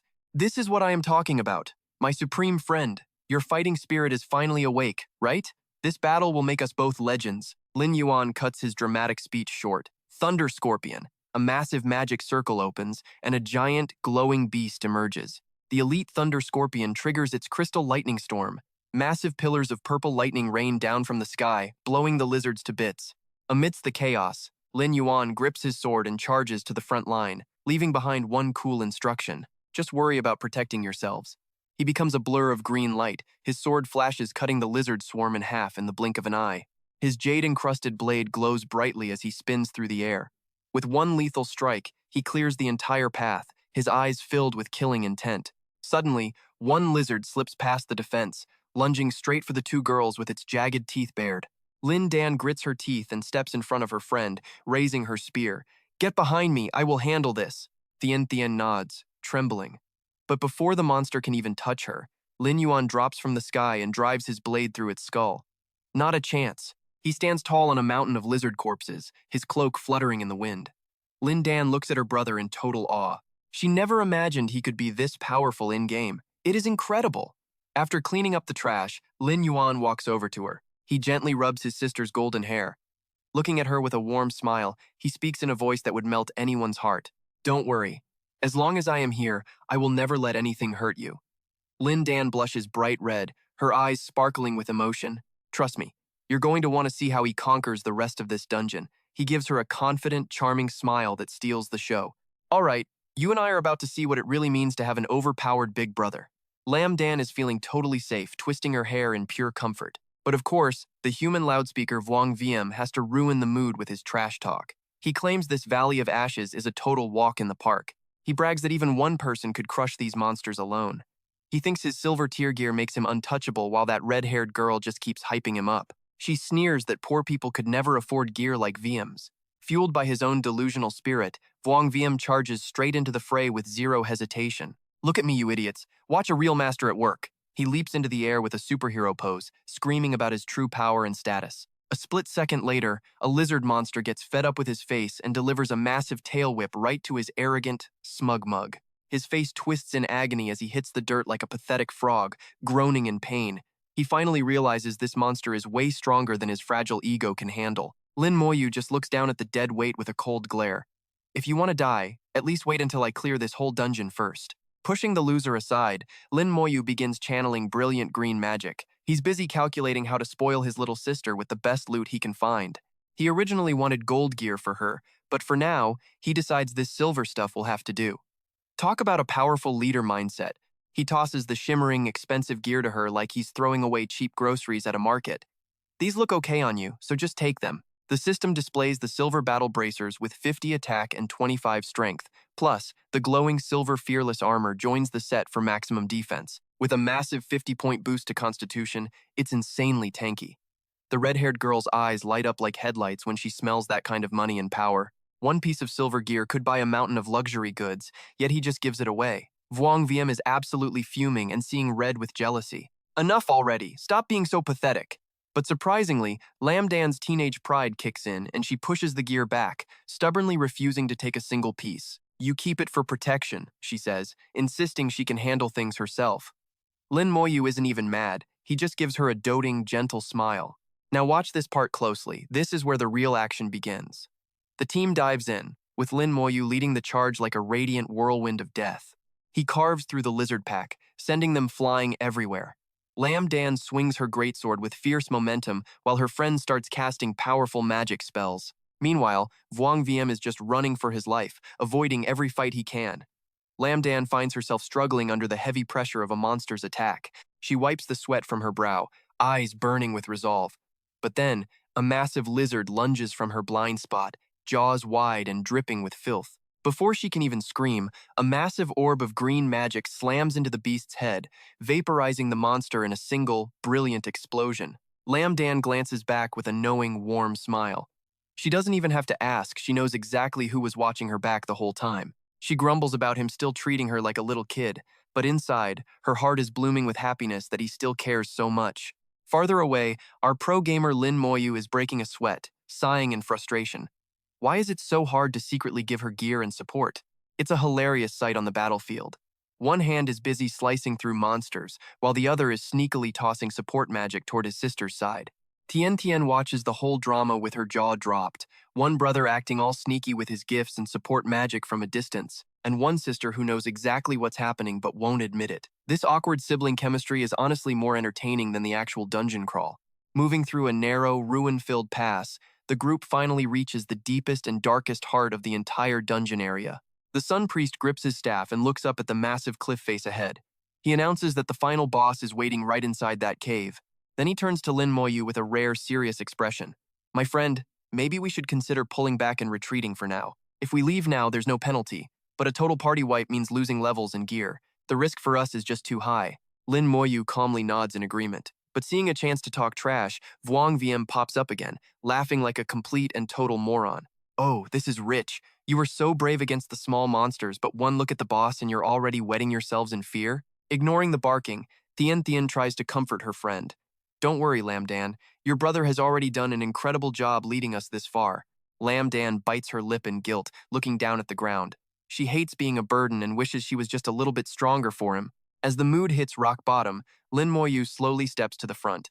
He calmly notes that the death penalty is indeed way too severe for them. You and I are about to see why he's the main character. Green smoke starts erupting from him as he tells everyone they don't need to fight. The air turns freezing cold as dozens of muscular werewolf undead rise from the void, weapons at the ready and eyes glowing with malice. A demonic army forms behind him. Lin Moyu just smirks, saying he's enough on his own. Vuong VM is so shocked his jaw nearly hits the floor. How can he summon this many? What kind of monster is this guy actually becoming? The Sun Priest puffs out his chest like a proud fanboy. You've been in his party this long and you still don't know his true power? Whether it's soloing world bosses or tearing down entire high-level guilds single-handedly, he is in a league of his own compared to you. He is the strongest player I've ever seen. High above, the massive bloodlust lizard boss clings to the cliff, teeth bared and ready to strike. Like a bolt of lightning, a massive green magic orb tears through the air and explodes directly in the boss's face with incredible force. Its yellow eyes flare with pure rage as the final showdown begins. Stick with me. You and I are about to see something legendary. All right. Stick with me, because you and I are about to see a hunter pull off the impossible. A green magic orb slams into the giant boss's chest, forcing its maw open. Now, the Blood Lizard King is absolutely furious. Its bloodshot eyes bulge as it flicks a long tongue, and suddenly, a magic explosion rocks its body, making the entire mountain face tremble. Along with that ear-piercing roar, the system starts flashing some seriously intense notifications. Ash Lizard King level 21, 10,000 health, 1,200 attack, and 300 defense, plus a ton of broken shield skills. Despite the suffocating pressure, Lin Moyu stands tall with hands in pockets, flanked by two werewolf summons holding pickaxes, ready to jump the boss. Meanwhile, the deadweight teammate Vuong VM is sweating bullets, screaming that 1,200 attack means even a light tap will delete them instantly. But unlike that coward, the warrior Lam Dan grits her teeth, eyes blazing with fire as she raises her massive greatsword with total determination. She thinks to herself that since this started because of her, she can't just let him dive into certain death alone. Without a second thought, she charges down the slope toward her brother's back, shouting that she'll pull the aggro and tank the damage for him. But just as she's about to go all in, the fanboy priest activates his Holy Light Shackles skill. In a flash, a golden magic circle erupts around Lam Dan's boots, pinning her to the ground. With the target locked, the priest strikes a cool pose, telling her to just stay put and watch because she'd only get in his way. Trapped and furious, Lam Dan glares back, asking what he just said, but the priest completely ignores her cursing. He just gestures dramatically, saying they should all enjoy the smooth and elegant performance of their legendary friend. Now, pay attention, because this is where the real show begins. While they bicker, Lin Moyu stands alone at the center of the battlefield, facing the beast. He calmly strokes his magic blade as the system turns blood red, announcing the Ash Lizard King is launching a skill. Instantly, a massive pillar of fire erupts, blasting a torrent of flames directly at Lin Moyu. But he just slides back, dancing through the sword light to dodge the lethal firestorm perfectly, leaving the fanboy priest screaming in awe. His positioning and range control against the boss's skills are honestly top tier. The moment the boss finishes its move, Lin Moyu's 3 werewolf summons leap into the air, diving straight for the monster's spiky head. Leading the pack, 2 werewolves bravely latch onto the Lizard King's nose and crown with their sharp claws. Ignoring the monster's desperate roars, the summons start tearing into it with relentless, lethal bites. Their ghostly green fangs sink deep into the boss's scales as the massive beast gets mobbed by the small, feral pack. Lin Moyu flickers in and out, dealing chip damage while that self-proclaimed commentator keeps yapping. Calculating every cooldown to kite the boss like this? It's honestly a level of skill that's hard to believe. Keeping the rhythm up, another jade beast lunges forward, sinking its teeth deep into the Lizard King's flesh. You see that too, right? This is pure art. Watching this masterclass, the priest prays with sparkling eyes, shouting that it's like Lin Moyu can see every single bit of the monster's data in advance. From behind the safety line, Lam Dan stares in shock, wondering if this is her brother's true power. Meanwhile, the red-haired girl has totally lost her cool, waving her staff and cheering with literal hearts in her eyes. She screams for him to crush the lizard, while Vuong VM stands behind her, face turning black with pure jealousy. Vuong VM's true petty nature comes out as he grips his dagger, sweating while he cooks up a dirty plan. If that guy clears this, his own reputation as a young master will be dragged through the dirt. He figures if he can just trip him up, the boss's ultimate move will finish him off for good. Unaware of the scheme, Lin Moyu lunges into the air, landing a heavy kick right on the boss's sharp teeth. The system shows the boss is down to 315 health as it prepares a straight-line white energy beam. Seeing the tear and bite skill activate, Vuong VM grins, knowing the 8-second cooldown is his golden opportunity. Seizing the moment, the pathetic villain rushes out with a twisted, manic smile on his face. He roars at Lin Moyu to go to hell, but Lin Moyu acts like he has eyes in the back of his head. His crimson eyes glow with killing intent as he shoots a cold glance at the backstabber. Calling him an idiot, our hero casually slides back, letting Vuongvium's dagger miss by a hair. The spoiled brat is terrified, screaming that there's no way he should have been able to dodge that. Lin Moyu raises his cold blade, telling him it looks like he's tired of living. Not letting him finish, Lin Moyu charges his greatsword with explosive energy, telling him to just vanish along with the boss. With a sharp whistle, the blade sweeps through the air, smashing right into Vuongvium's face and making him scream in agony. Trust me, you and I just saw the perfect example of karma. This massive impact sends the traitor flying back in a perfect arc, landing him right inside the Lizard King's hungry, open jaws. Alright, you and I are about to witness the main character finish this boss in the most brutal way possible. The system interface flares to life against the darkness, initiating the brutal corpse explosion skill to end this fight for good. The blast ripples through the Lizard King's throat, leaving the arrogant young master screaming in pure internal agony. As the dust settles over the ruins, the global system announces a brand new server record for everyone in the game to see. Congratulations to players Anonymous, Lindan, and company for clearing Ash Valley on heroic difficulty. The teammates are stunned. They can't believe they actually survived this impossible run with such high stakes. Your brother is seriously elite. Think you can convince him to carry us through another dungeon again soon? His sister just laughs nervously, scratching her head. He is a busy guy, so we will see about that. The priest fanboy practically glows with pride, telling everyone to just watch his legendary and powerful best friend. Next time, I will show you peak support gameplay. Meanwhile, the red-haired girl starts flirting to get on his good side. She asks for his friend code with a fake smile, but he just hits her with a disgusted look. Lin Yuan's eyes turn sharp. "Shut up," he says. He already knows exactly who she is and does not show any mercy. Without hesitation, he cuts her down for her past betrayal. She does not even have time to blink before falling. Now watch this. With the trouble cleared, the system asks if he wants to use dark summoning on the Lizard King. He decides to claim his new prize immediately, before finally turning back to face the rest of his team. "The trash is gone," he says. "Let's open the loot chest and see our rewards while they are still glowing." His sister shakes her head. "You did all the heavy lifting," she says, waving him off with a smile. They are just happy to get the dungeon clear and would not dream of taking his loot. Lin Yuan picks up several scrolls. "I only need the mount and magic scrolls," he tells them. "The rest of the loot is yours to share." The loot is insane. Silver tier leg armor drops with 30 constitution and 20 speed for the lucky owner. It even comes with 10% fire resistance. Next up is a pair of glowing copper wrist guards that shine with red light. Those add 10 constitution and 15 strength. Then, the legendary flame sword finally appears with some insane stat bonuses. We also get the flame sword with 15 attack and leather boots that provide 10 extra movement speed for the whole team. The priest is beaming. Our guild leader has been looking for these specific leg guards for a long time. This is perfect timing. He offers to buy out all the extra loot with gold coins for everyone to share. The girls are thrilled about the massive payday. But Lin Yuan does not seem to care about the money at all. You and I know gold is great, but he just tells them to keep it all for themselves. Don't worry about those bullies anymore. Call me if you get into trouble again. Now, I have a mission to do. Wait, his sister calls out. He stops and looks back with those piercing and cold eyes of his. You want more loot? He asks, but she is actually more interested in discovering his secret hidden class. She noticed his incredible moves and those endless summons. She wonders if he is actually a hidden genius with a secret class. She asks if he feels different. He looks away, hiding his glowing red eyes that reveal his true nature. He realizes she is suspicious. He can't let her know he is actually a necromancer since she is part of the Order faction. He is just trying to protect her. He quickly hides his panic and puts on his best innocent face to deny everything. "I have no idea what you are talking about," he says. Now his sister is the one sweating from his sudden question. She panics and makes up an excuse about an unfinished quest before running off as fast as she can. He watches her go and smiles. Even after all these years, her acting skills are still totally amateur. At least she called him brother today.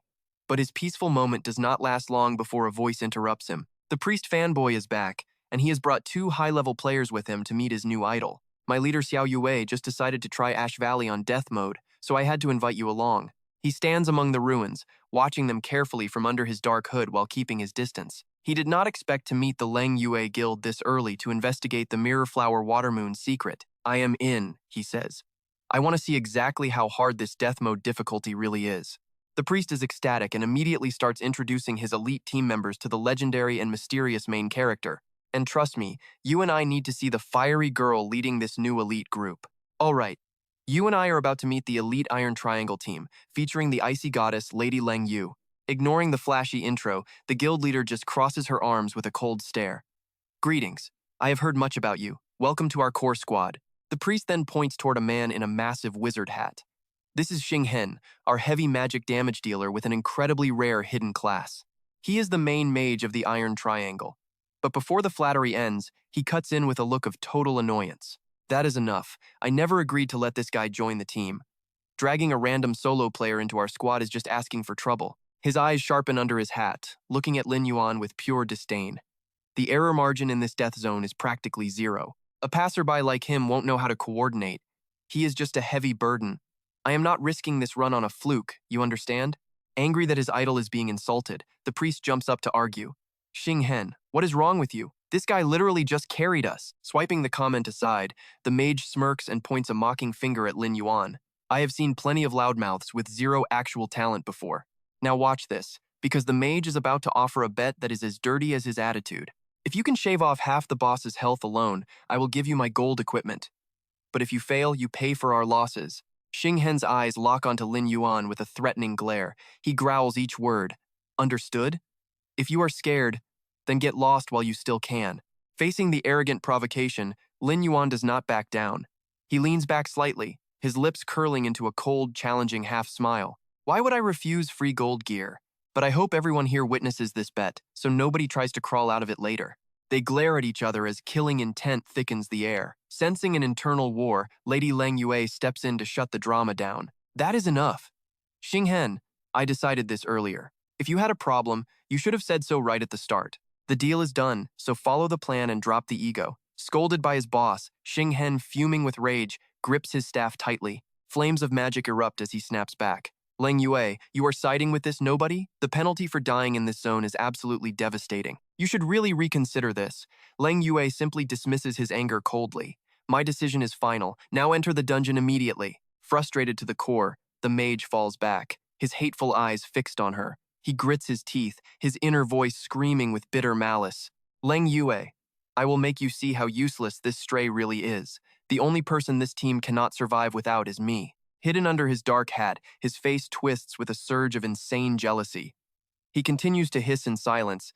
It will always be me. Let's pause for a second. The team has entered the fiery depths of the dungeon, and the real nightmare is just starting. Level 18, monsters with 4,700 health and fire breath skills. This encounter officially marks the start of an epic battle. Suddenly, a bolt of golden light slams into the ground from above. Through the dust, a massive lizard head emerges with bloodshot, hungry eyes. Trapped in a narrow canyon, the team finds themselves completely surrounded. Dozens of monsters are crawling across the cliffs, ready to strike. A massive lizard king slithers down, flicking its long tongue at the prey. Seeing this, the priest starts sweating in pure panic. The monster density on this death difficulty is insane. We are surrounded right from the start. Leng Yue, however, remains perfectly calm. Drawing her glowing blue greatsword, she gives a sharp command. Melee, classes to the front. We need to find a gap and break out. She charges forward, swinging her sword to pull aggro. Hold the line while I draw them in. Everyone else, look for an opening to escape. Buffing from the back, the priest quickly responds. Got it. Xiao Yue, stay back. Xing Hen charges two crackling spheres of lightning in his hands. With malicious eyes, he glares at the back of Lin Yuan's head. I hate this guy so much, I should just blast him instead. Distracted by his jealousy, a lizard soldier suddenly drops from above, aiming right for the blind spot behind their defensive line. The priest screams in panic. Xing Hen snaps out of it, cursing as a monster slips through to the back line. Mid-battle, Leng Yue blocks a claw and turns back to shout. What the hell are you thinking? Xing Hen, get your head in the game. Scolded again, Xing Hen breaks into a cold sweat. It is over. More are coming, and we have no one left to act as a shield. With the situation critical, the red-haired girl desperately pushes her summon forward. No choice. I have to use my bear cub to block them. Xing Hen tries to stop her, feeling the loss. That is suicide. They will kill it instantly. You traded silver gear for that pet? Just as the formation is about to break, Lin Yuan calmly steps forward. He raises a hand to the sky, dark magic erupting beneath him. He coolly declares, "Leave this to me." A magic seal opens, and three massive shadow wolves with glowing eyes rise from the underworld. They bared their fangs with wild ferocity. A scarred demon bear appears, slamming its massive claws down to create an absolute defensive zone. The dark beasts charge into the fray. Two wolves leap onto the lizard's back, tearing into it until the monster screams in agony. Without hesitation, Lin Yuan moves like a ghost past the monster's jaws. His sword erupts with a deadly green aura as he strikes. He unleashes a wave of sword energy that cleaves through the enemy. The backline is perfectly cleared, making the archer cheer in relief. You and I just saw a legend in the making. Finally, her pet does not have to be sacrificed. You and I are about to watch a petty villain get exactly what he deserves as Qingyan glares at Lin Moyu, promising he won't leave alive. The mage stammers, trying to smooth things over with the commander. Leng Yue ignores his excuses and steps forward to shield Lin Moyu from the tension. She snaps at them to focus no more distractions. Before the heat can die down, the system alerts everyone that a new wave of monsters is closing in. Standing on the edge of life and death, the muscular warrior grips his shield and roars, ready to meet the monster horde head-on. The priest closes his eyes, raising his staff as a blinding holy light erupts, ready to buff the entire team for the coming storm. Amidst the chaotic battlefield, Lin Moyu alone remains icy and calm. He glances back, subtly reading every single move on the board with sharp precision. Seeing that overwhelming composure, Qingyan breaks into a cold sweat, his eyes bulging with a mix of panic and pure, bitter jealousy. On the front lines, Leng Yue carves through monsters with her greatsword. While she fights, she is quietly taking notes on the guy behind her, analyzing blind spots and neutralizing threats in a heartbeat. That level of reflex is legendary. She decides she must recruit him once this run is over. The mage Qingyan retreats, staring blankly as Lin Moyu summons his minions to cover the rear of their formation. Watching Leng Yu and Lin Moyu fight in perfect sync is like a slap to his ego. He is terrified of losing his spot as her favorite. Watch closely here, because Qingyan is already cooking up a dirty plan, his hands crackling with lightning as he plots to humiliate our main character. He leaps high into the air, firing a massive lightning bolt straight at Lin Moyu's back while shouting a fake apology about just trying to help. Be careful not to get hit by mistake. Sensing the killing intent from behind, Lin Moyu looks back with glowing red eyes and nothing but icy contempt. What an absolute moron. But Lin Moyu realizes this is a perfect chance to play the victim, lower Leng Yue's guard, and gather some useful information. Taking the bait, instead of blocking the attack, Lin Moyu fakes a stumble and drops to one knee to look vulnerable. He slides across the ground to dodge, intentionally putting himself right between the jaws of two massive fire-red lizards that are ready to bite. Playing the part of a panicked amateur, he lets out a frustrated shout. Damn it! Just as the lizards are about to snap him in half, a soft but powerful hand reaches out and grabs Lin Moyu with total authority. Leng Yue pulls him clear, sending him spinning through the air. The boss lady swings her blade and immediately starts barking out strategic combat orders. I will handle the one on the right. You take the left. Lin Moyu agrees, and then Leng Yue throws him forward while shouting at them. Lin Moyu becomes a blur of shadow. Green and red sword beams crisscross, tearing the lizard pack into bloody shreds with brutal and clean efficiency. Landing gracefully, Leng Yue's purple eyes glow with power as she looks at her teammate and gives the final command to the group. Finish them. A violent wave of energy sweeps the area, leaving a smoking trench and vaporizing every obstacle in their path in an instant. After seeing that flawless team play, the priest starts grinning like an idiot, showering the two of them with shameless flattery and praise. Man, that combo was incredible. Our leader and this handsome guy are totally in sync. They look absolutely amazing together on the battlefield. Ignoring the cheers, Lin Moyu stands tall and flicks his cloak, looking like a seasoned pro. Leng Yue finds herself drawn to his mysterious aura. She sheathes her sword with a smile, asking if he learned that skill after his class change. Lin Moyu just shrugs it off casually. Keeping his cards hidden, he claims it was nothing special, just a random skill book he happened to find while out adventuring. Leng Yue immediately goes into scout mode, asking if he would be interested in joining her top-tier guild, Mirrorflower Watermoon. Unimpressed by the fame, Lin Moyu turns away and coldly rejects the offer. Pass. I have always preferred being a lone wolf in this game. Wait, did you see that smile? It is making Lin Moyu wonder if it is just an illusion, or a familiar face from his past. Unfortunately, that smile just adds fuel to Qingyan's jealousy. He grips his staff, cursing under his breath in a total silent rage. What did that bastard do to her? Why is she looking at him like that? The tension breaks when the priest waves them over. I have gathered all the loot. We can split it later, but for now, let's stick to the plan and crush the dungeon boss together. Leng Yue nods in agreement. But just as they prepare to move, Qingyan steps forward with a fake, slimy grin on his face. Hold on, I need to apologize. After seeing your sword skills, I realize you have a talent that deserves a much bigger stage to shine. He narrows his eyes with a wicked smile, suggesting that Lin Moyu should go in first to draw the boss's aggro for the team. Recognizing the pathetic trap immediately, Lin Moyu smirks, ready to expose the mage's cowardice and lack of skill to the entire group. If I am acting as the meat shield, how am I supposed to deal any damage? Or are you just looking for an excuse to run? Are you really that desperate to keep your golden gear? Caught in his lie, Qing Yan snaps back, asking if he can even survive the boss. You are delusional. Finish the mission and I will give you the golden gear myself. Lin Yuan steps in, sensing the explosive tension. I do not agree with this. Changing tactics right before a boss fight introduces too many dangerous variables that we cannot control. Qing Yan won't back down, telling her to let him decide since she seems to think so highly of his skills anyway. Stick with me, because Lin Moyu is already calculating his next move, staring at that mage with cold red eyes as he plans his final move. Alright, you and I are about to watch our hero deal with a total clown just to get closer to the girl. He decides to play along for now just to shut the guy up. He will settle the score later. He looks up and calmly says, "Fine, I accept the bet." The team enters the dry valley. Ahead lies the massive Cinder Lizard King, covered in red scales, sleeping soundly while waiting for its next unfortunate meal. The Sun Priest nudges Lin Moyu with excitement. "Friend, let me see your full power in action today." Hidden behind them, Qing Yan sneers. "You idiot. You have no clue this boss was made to counter every single summon you have. It is built to crush summoners. This is going to be a disaster." He waits for the fall while everyone else is watching.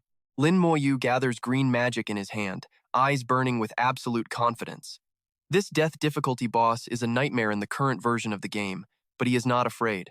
Now, pay attention here. He is using his deep past life knowledge to strike before the monster even moves. He is going for the perfect opening hit right now. He swings his sword, unleashing a perfect crescent of light that tears through the air with massive energy. The magic blast hits the boss right on the head, waking the monster with a violent, armor-piercing shock that deals massive damage to its red scales. Feeling the pain, the Lizard King wakes up and lets out a massive roar that echoes through the entire valley, shaking the very sky above them. System alerts pop up. Cinder Lizard King, King Tier, level 25, 15,000 health points and 1,500 attack power. This thing is a total monster. Qing Yan breaks into a cold sweat. A level 25 death difficulty boss? That is impossible for us right now. We are totally out of our league. Players are only level 15. How can we fight this gap? Everyone, stop staring like idiots and start dealing as much damage as you can. He thinks Lin Moyu is doomed, but right as the boss slams the ground to trigger deadly pillars, our hero is already 2 steps ahead of the beast. Lin Moyu flips through the air, dodging perfectly. He lands in a cool 3-point stance, totally unfazed. He slams his hand down to summon a wolf pack. Same old boss patterns, he knows every move before it happens and he is ready for the counter. Meanwhile, Xingyin rushes forward and yells at Lin Yuan. "Hurry up, now is our chance to strike while we can." As Lin Moyu leaps high into the air, Qing Yan smirks. He thinks the kid is jumping into certain death, but the truth is he has no idea. This is perfect. Watching him crawl to his certain death like a sewer rat is exactly what I wanted to see. Suddenly, the boss slams its massive tail down, creating a violent shockwave. The power is overwhelming, blowing the entire backline of the team away in an instant. Through the chaos, Lin Yuan grits her teeth and screams, "Qing Yan, use your crowd control skills now." Panicked and out of sync, the mage fumbles with his staff. "Damn it, I cannot make it in time." The team is scattered like leaves in a storm. A furious voice cuts through the total mess and the panic of the moment. "Qing Yan, what on earth are you doing?" Lin Yuan glares at him, absolutely furious at his incompetence as he tries to steady his magic staff. "Why did you not paralyze the tail? We had a perfect plan ready for this. You just threw away a golden chance for the whole team." Qing Yan stammers a pathetic apology, while the heavy warrior sits on the ground, clutching his chest in total despair and pain. "We are all broken and crippled here. There is no way he can solo this massive boss alone. We are definitely going to fail." The priest sighs. "Quitting a death dungeon carries a brutal penalty that will destroy us. We are stuck between a rock and death." Lin Yuan stands up, showing her true leadership skills. "I hope you all take a long, hard look at yourselves and learn from this disaster today. Our new friend is playing flawlessly without a scratch, but we are just dead weight holding him back from his real potential right now." She is about to wave the white flag when the archer points ahead in shock. "Look, he is still in there, fighting that monster all by himself." You and I saw that too, right? He is not giving up. He is standing in the smoke, calmly calculating his next move to bring this massive beast down for good. The weak spot is behind its back. I just need lightning damage to stop the tail and then I can shred it to pieces. He raises his sword to the sky, calling upon his magic. The monster roars, getting ready to launch a massive counterattack with its huge claws. Too slow. Lin Moyu mocks the beast's speed and gives the command for a lethal, high-speed strike that the monster will never see coming. Thunder Scorpion, break its tail. Instantly, a massive magical scorpion appears and stings the Lizard King right in its most vulnerable spot to stop the tail attack. The system flashes a notification. Thunder Scorpion Star Kill is activated. A high-intensity paralysis effect is now in play on the boss. Lightning explodes through the beast's body. The high-voltage surge locks the boss in place, leaving it completely unable to move or fight back. The system displays the words paralysis effect. The monster's defenses are shattered, leaving it wide open for the final strike and its death. Lin Yuan orders his summons forward. The blind spot is finally secure. Everyone, charge in and finish this fight once and for all. Qing Yan is in total shock. He has a lightning summon? And how does he know the exact mechanics to handle a boss of this level? Jealousy burns in his chest as he curses. That kid just proved I am even more useless than a summoned animal. This is absolutely humiliating. The priest cheers, full of hope. It is amazing. Our friend actually has a real chance to win this battle against the boss. And that is where we leave it. Stick with me to see if they actually pull this off. Our tank is ready for round 2. All right.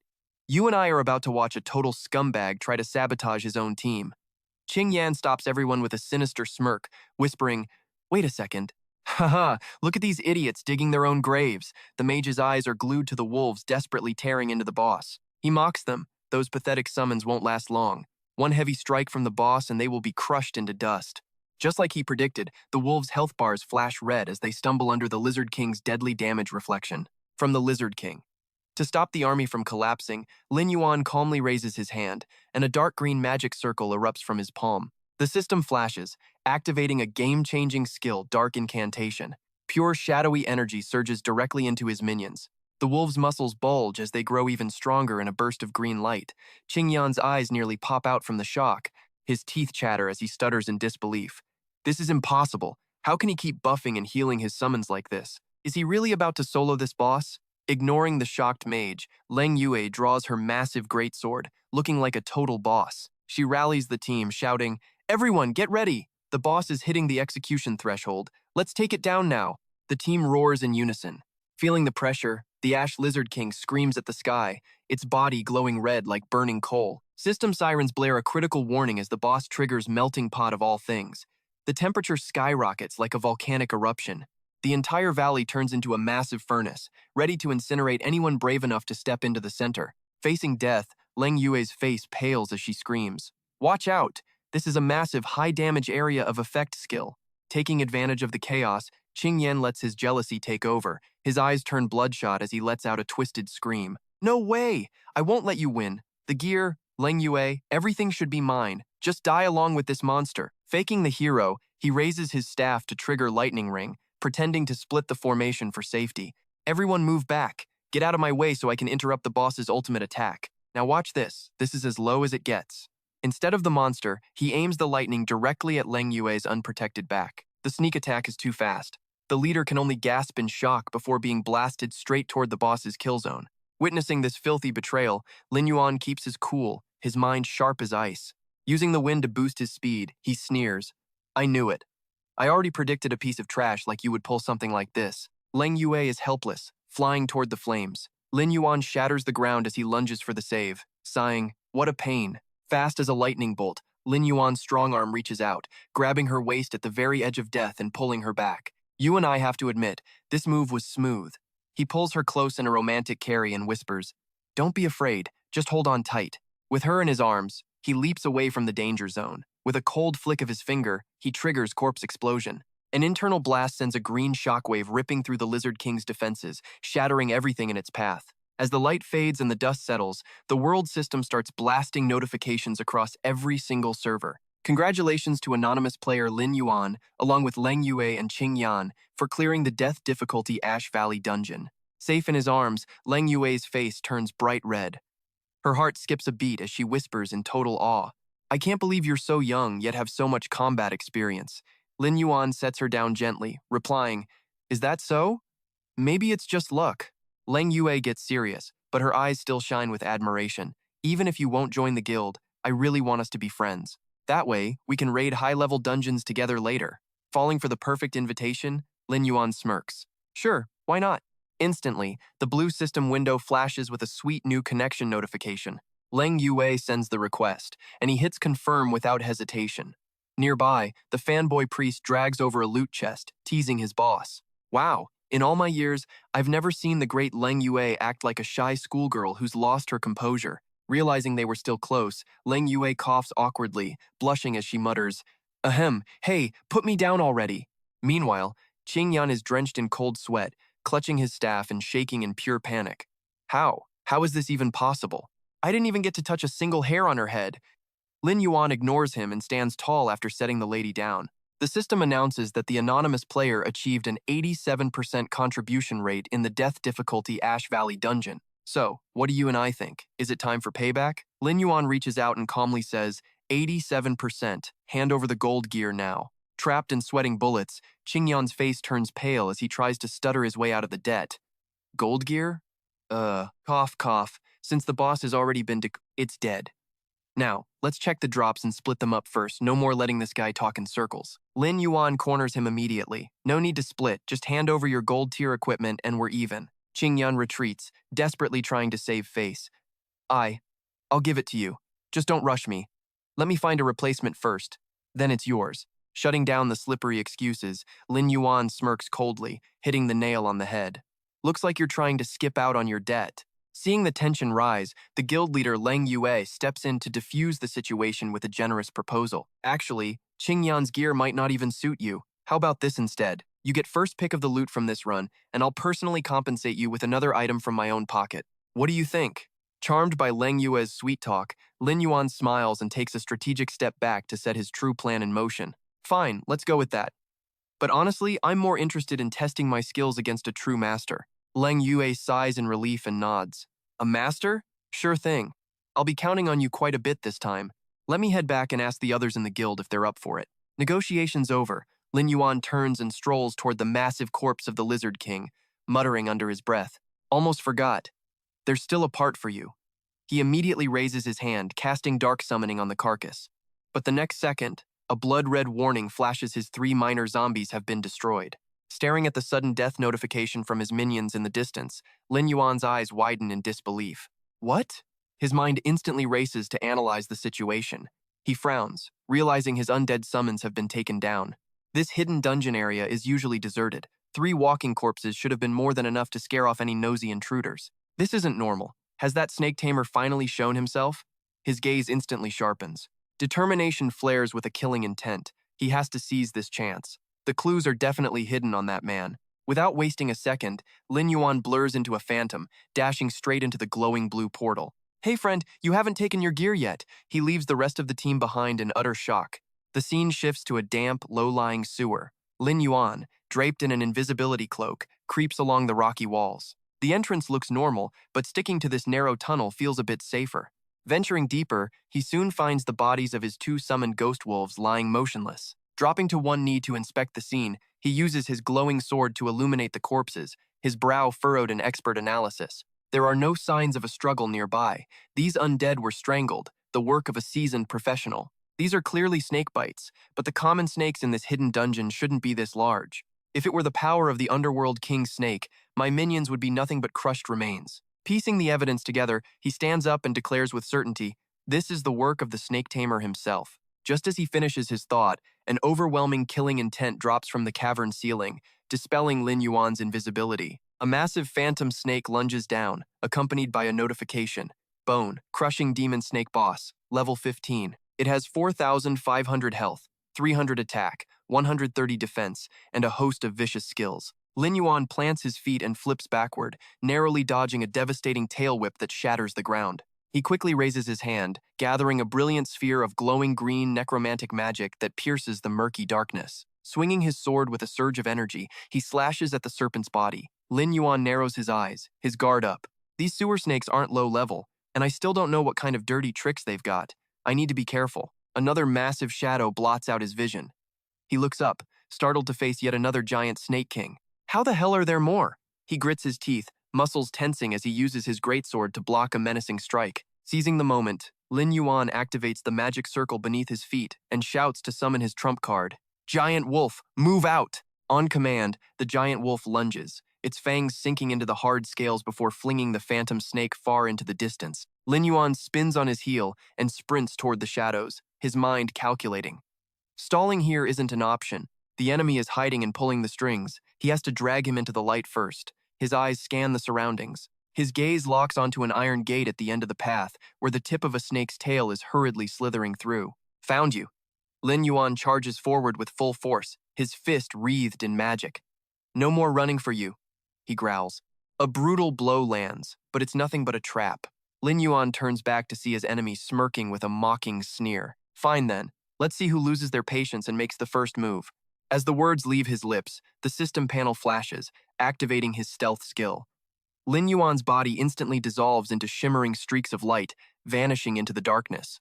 Losing their target, two deep purple phantom serpents unhinge their venomous jaws. They lunge forward frantically, necks stretching out to tear flesh that's no longer there. Their predatory strike misses, teeth clashing against the cold iron gate, their left biting at thin air, the intruder gone without a trace. Watching his prey slip away, the snake tamer grinds his teeth in fury. To his disbelief, the brat didn't fall for the trap. Hidden behind his serpent-scaled mask, his eyes flicker with murderous intent. He seethes to himself, "I won't let another soul walk away with the secrets buried in these sewers.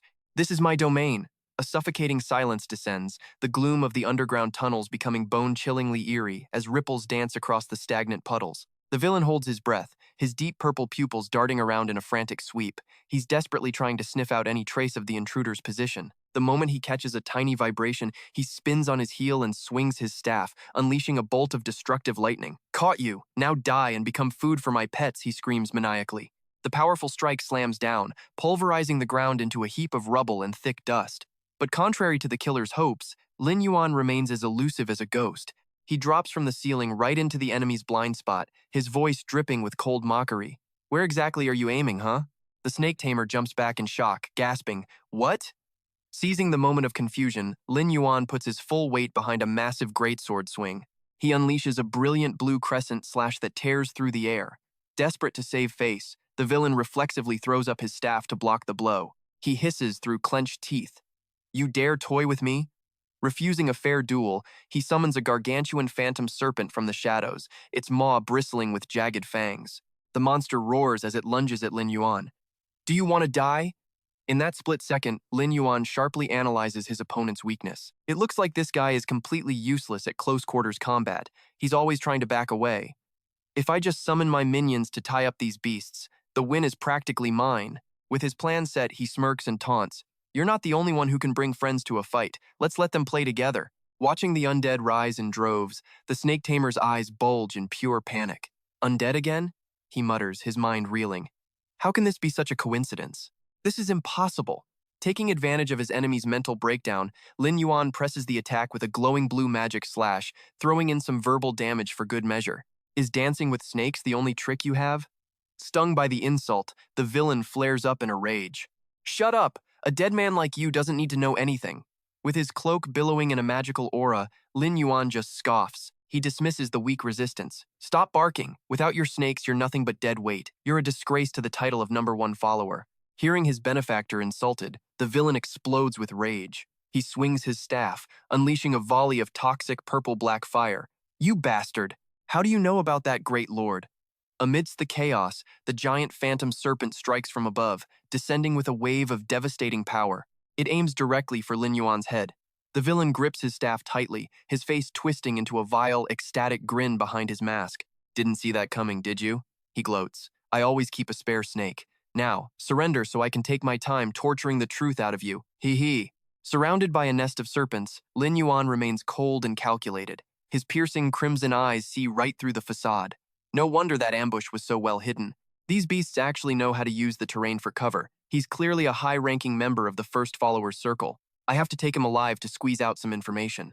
In the next heartbeat, he swings his sword, shredding the lunging snakes to pieces. Infuriated, the snake tamer pours every ounce of his life force into his staff, aiming a killing blow straight at Lin Yuan. He screams his final judgment, "Game over, you piece of trash." Lin Yuan swiftly dodges the strike, his mind already weaving a silent plan. Now's the time. He uses the opening to lure the enemy closer. As the destructive energy tears through the air, Lin Yuan raises his sword to block, feigning a cry of frustration. "Damn it!" Suddenly, two snakes lunge out and coil tightly around his body. His magic damage actually comes with a crowd control effect. My movements are definitely slowing down. The snake tamer points his staff down, mocking him. "When I saw those zombies, I thought my eyes were playing tricks. Who would have guessed you're actually a necromancer hunter? Too bad your skills are so pathetic. It seems you haven't even mastered the basics yet." Tsk, tsk. Hearing his ultra-rare class being exposed, Lin Yuan freezes, his eyes sharpen with genuine surprise. Necromancer hunter? What the hell are you barking about? His mind races as suspicion floods in.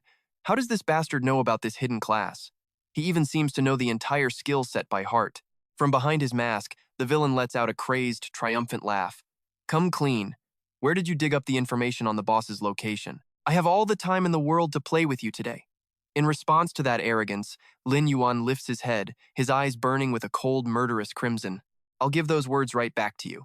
In a moment, I'm going to beat you until you vomit up everything you know. Before he can finish, the snake tamer's face pales in horror. He realizes his precious snakes have been corrupted behind his back. When? When did you turn my snakes into undead ghouls? Lin Yuan stands with his hands behind his back, delivering his verdict with pride. My undead army is infinite, while your beasts are dying off second by second. Stop your pathetic struggling. His advantage gone, the villain grinds his teeth in a blind fury, firing off defensive magic. Don't even dream about it. Ignoring the danger, he charges forward recklessly. He roars with resentment. I'll never let a mongrel like you catch me. Lin Yuan extends a hand wreathed in glowing blue magic, activating his corpse explosion skill. On command, the corrupted serpent spirit twists violently and rockets into the air to intercept the target. The brutal shockwave shatters the wooden structures blocking the path. Under the cover of the smoke, Lin Yuan activates his entangle skill, launching a barrage of glowing green magic vines to seize him by the throat. You're fast at running away, but you're still right in my sights. Once I master the soul-shattering art, these pathetic snakes will be nothing more than undead materials delivered straight to my door. While deep in thought mapping out his next move, Lin Yuan's gaze suddenly halts at the edge of the rubble. Wait! From within a dark crevice, a brilliant flash of gold flickers, snagging the hunter's full attention. He reaches down to retrieve the strange object, turning it over in his palm with a curious frown. It is a golden pocket watch. After checking it over and finding no stat window, Lin Yuan concludes it isn't gear. It is likely a unique identification token. If that bastard is truly hiding within the Mirror Flower Guild, confronting Lung Yue is the most direct play. He definitely hasn't had time to scrub his tracks yet. Without hesitation, he pulls up the system interface and fires off an urgent message to the guild leader. Recipient: Lang Yue, are you free to meet tonight? I have information regarding the Ash Valley incident. He hits send with a firm tap. The scene shifts to the quiet night sky. Below, the stone castles of the city begin to buzz with flickering lights and evening life. In a secluded corner of a quiet tavern, Lang Yue hurries toward Lin Yuan's table, her voice laced with a hint of apology. Sorry I'm late. Sitting down, she wastes no time, sliding a shimmering golden ring across the table. Here is the gold tier gear I promised. See if the stats suit you. The system panel glows blue, displaying the high-end item. The Ring of Concentration. It is a gold tier masterpiece, boosting spirit by 20, max mana by 200, and granting an insane mana regeneration meditation skill. Running his fingers over the premium ring, Lin Yuan nods in satisfaction, seeing right through the bargain. A mana regen effect, huh? Ever since using the corpse explosion technique, his mana has been crashing like a lead weight. Leng Yue is playing fair. This is a serious gesture of goodwill. But she isn't done, pulling out a pile of loot from the death dungeon with a confident smile. Then there are the spoils from Ash Valley. We agreed you would get first pick. The screen flashes with the silver tier glimmering torso plate. Next up is the razor-sharp meteor dagger, a silver tier weapon designed for bloodthirsty assassins, glowing with a lethal edge. Finally, the crown jewel appears, a level 1 skill scroll that grants 100 skill proficiency points instantly. Ignoring the silver gear, Lin Yuan snatches the scroll and stashes it in his inventory. He closes the deal with a nonchalant shrug. This was made for me, it exceeds my expectations. You guys can handle that other junk. This scroll is all I need. Seeing his decisive nature, Leng Yue rests her chin on her hand, a flicker of amusement in her eyes. I took you for a lonely, brooding type. I didn't expect to see you in a rowdy place like a tavern. Brushing off the banter, Lin Yuan cuts straight to the chase, his expression turning cold and sharp. I was farming mobs in the sewers today when I ran into a high-level player. He was wearing your Mirror Flower Guild badge. I would love to exchange some techniques with him. Any chance you could help me find him? Leng Yue blinks in surprise. The sewers? Let me check with my inner circle and see what I can find. Acting quickly, the hunter pushes the golden pocket watch forward as evidence. He dropped this in his panic. Take a good look. Anything familiar? Do you have anyone in your guild who carries this kind of watch? Picking up the evidence, Leng Yue narrows her eyes, her confusion evident. A pocket watch? Let me see. This doesn't look like standard game equipment. To be honest, I have never seen such a gaudy piece of jewelry before. Having assessed the situation, Lin Yuan gives a stern warning. I see. Please keep an ear to the ground regarding the sewers. This is a matter of life and death for me. Recognizing the gravity of his tone, she nods firmly. Fine, I will keep this on my radar within the guild. With the business done, Lin Yuan casts a calculating glance, probing for internal weaknesses. By the way, you were just handing out gold-tier items to an outsider. Is the rest of Mirrorflower really okay with that? At the mention of her troublesome teammate, Lang Yue's face turns like ice. Star Silver is throwing a tantrum, obviously. But he is the one who sabotaged the team. He has no one to blame but himself. Her sharp gaze softens for a moment as she brushes back a strand of hair, her voice suddenly heavy with nostalgia. There is another reason. You look exactly like my younger brother. Sometimes even I get confused. If he were still alive, he would be just about your age now. Noticing her wistful expression, Lin Yuan lowers his eyes, piecing the puzzle together. So that is it. No wonder her reactions felt so strangely familiar. He gently pushes the pocket watch back toward her, his voice low. That was a long time ago. Don't let the grief consume you. The heavy atmosphere lingers until Lang Yue regains her usual sharp composure. Oh, right. If you trust me, start stockpiling as many lightning resistance potions as possible. You are going to need them very soon. Tucking the ring away, Lin Yuan nods. A system notification chimes, confirming the completion of his A-rank quest to gather 100 stalks of numbing grass. He calculates his next move. The Order faction has already caught the scent of the lightning dungeon. Lucky for me, I hold the recipe for the best lightning resistance potion. I will keep your suggestion in mind, he says coolly. It is late. I will take my leave now. Lang Yue stands up with a polite smile. It is on my way, mind if we walk together? The two of them step out of the tavern, walking side by side down the quiet cobblestone street. Around a corner, Star Silver suddenly appears, his hat pulled low, blocking the path as he spots Lin Yuan with his goddess. Star Silver's face darkens with rage, his hands gripping his staff so hard the wood creaks as he slams it into the pavement. That bastard. He is actually on a date with Lang Yue? I will cripple him right now. But as he turns, Lin Yuan and Lang Yue are already upon him. Oh look, Star Silver, what a coincidence. Are you heading to the tavern too? Caught off guard, he stammers an excuse. I was just taking a walk. Turning his venom toward Lang Yue, Star Silver sneers. Lang Yue, you are a guild leader. Why are you wasting time talking to a nobody like this? You had better keep your distance from him. Lin Yuan retorts with a sidelong glance that drips with disdain. We met to discuss private guild matters. You are just a soldier. Stop worrying about things above your pay grade. Enraged at being humiliated in front of his crush, Star Silver brandishes his lightning staff, sparks flying. Oh, look at the big-mouthed expert. Weren't you just bragging about never joining a guild? Now you are whispering secrets to our leader? He leans into Lin Yuan's face, his eyes bloodshot with fury. Tell me the truth. What filthy motive do you have for getting close to her? Lin Yuan narrows his eyes, thinking to himself, this guy is like a persistent plague, utter trash. Aloud, he fires back with a smirk. Guild leader Lang Yue's sword skills are truly exquisite. I went through all this trouble just to learn a few intimate moves from her. Got a problem with that? Qingyan curls his lip into a sinister smirk. I see right through you, kid. You've got an ulterior motive. Lang Yue, don't let this low life deceive you. Stop before you bring disaster upon yourself. It is the final straw. Lang Yue snaps, turning her back on him with a voice like shards of ice. I appreciate your unwanted concern, but since when do I need your permission to decide who I walk with? Seeing Lang Yue's fury, Qingyan panics, reaching out in a desperate attempt to fix the damage. No, Lang Yue, that's not what I meant at all. She whips around, her face twisted in disappointment. Enough. I went out of my way to come here and help you keep your gear. And this is how you repay me? You couldn't let me down more if you tried. He stammers, breaking into a cold sweat. Lang Yue, you've got it all wrong. As he watches the two of them walk away, Qingyan's eyes burn with a murderous, twisted rage. This is all that bastard's fault. He claws at his hair, pacing and muttering like a madman. If I just make him disappear, everything will go back to the way it was. Lang Yue will only have eyes for me again. His face contorts with a bone-chilling bloodlust as he lets out a low growl. That man has to die. Consumed by spite, he slinks off toward a dark, desolate pier cluttered with rotting wooden crates. Spotting his contact, Qingyan slams a heavy bag of coins onto the table with arrogant authority. So, you really were hiding out here. Do me a favor and take care of someone for me.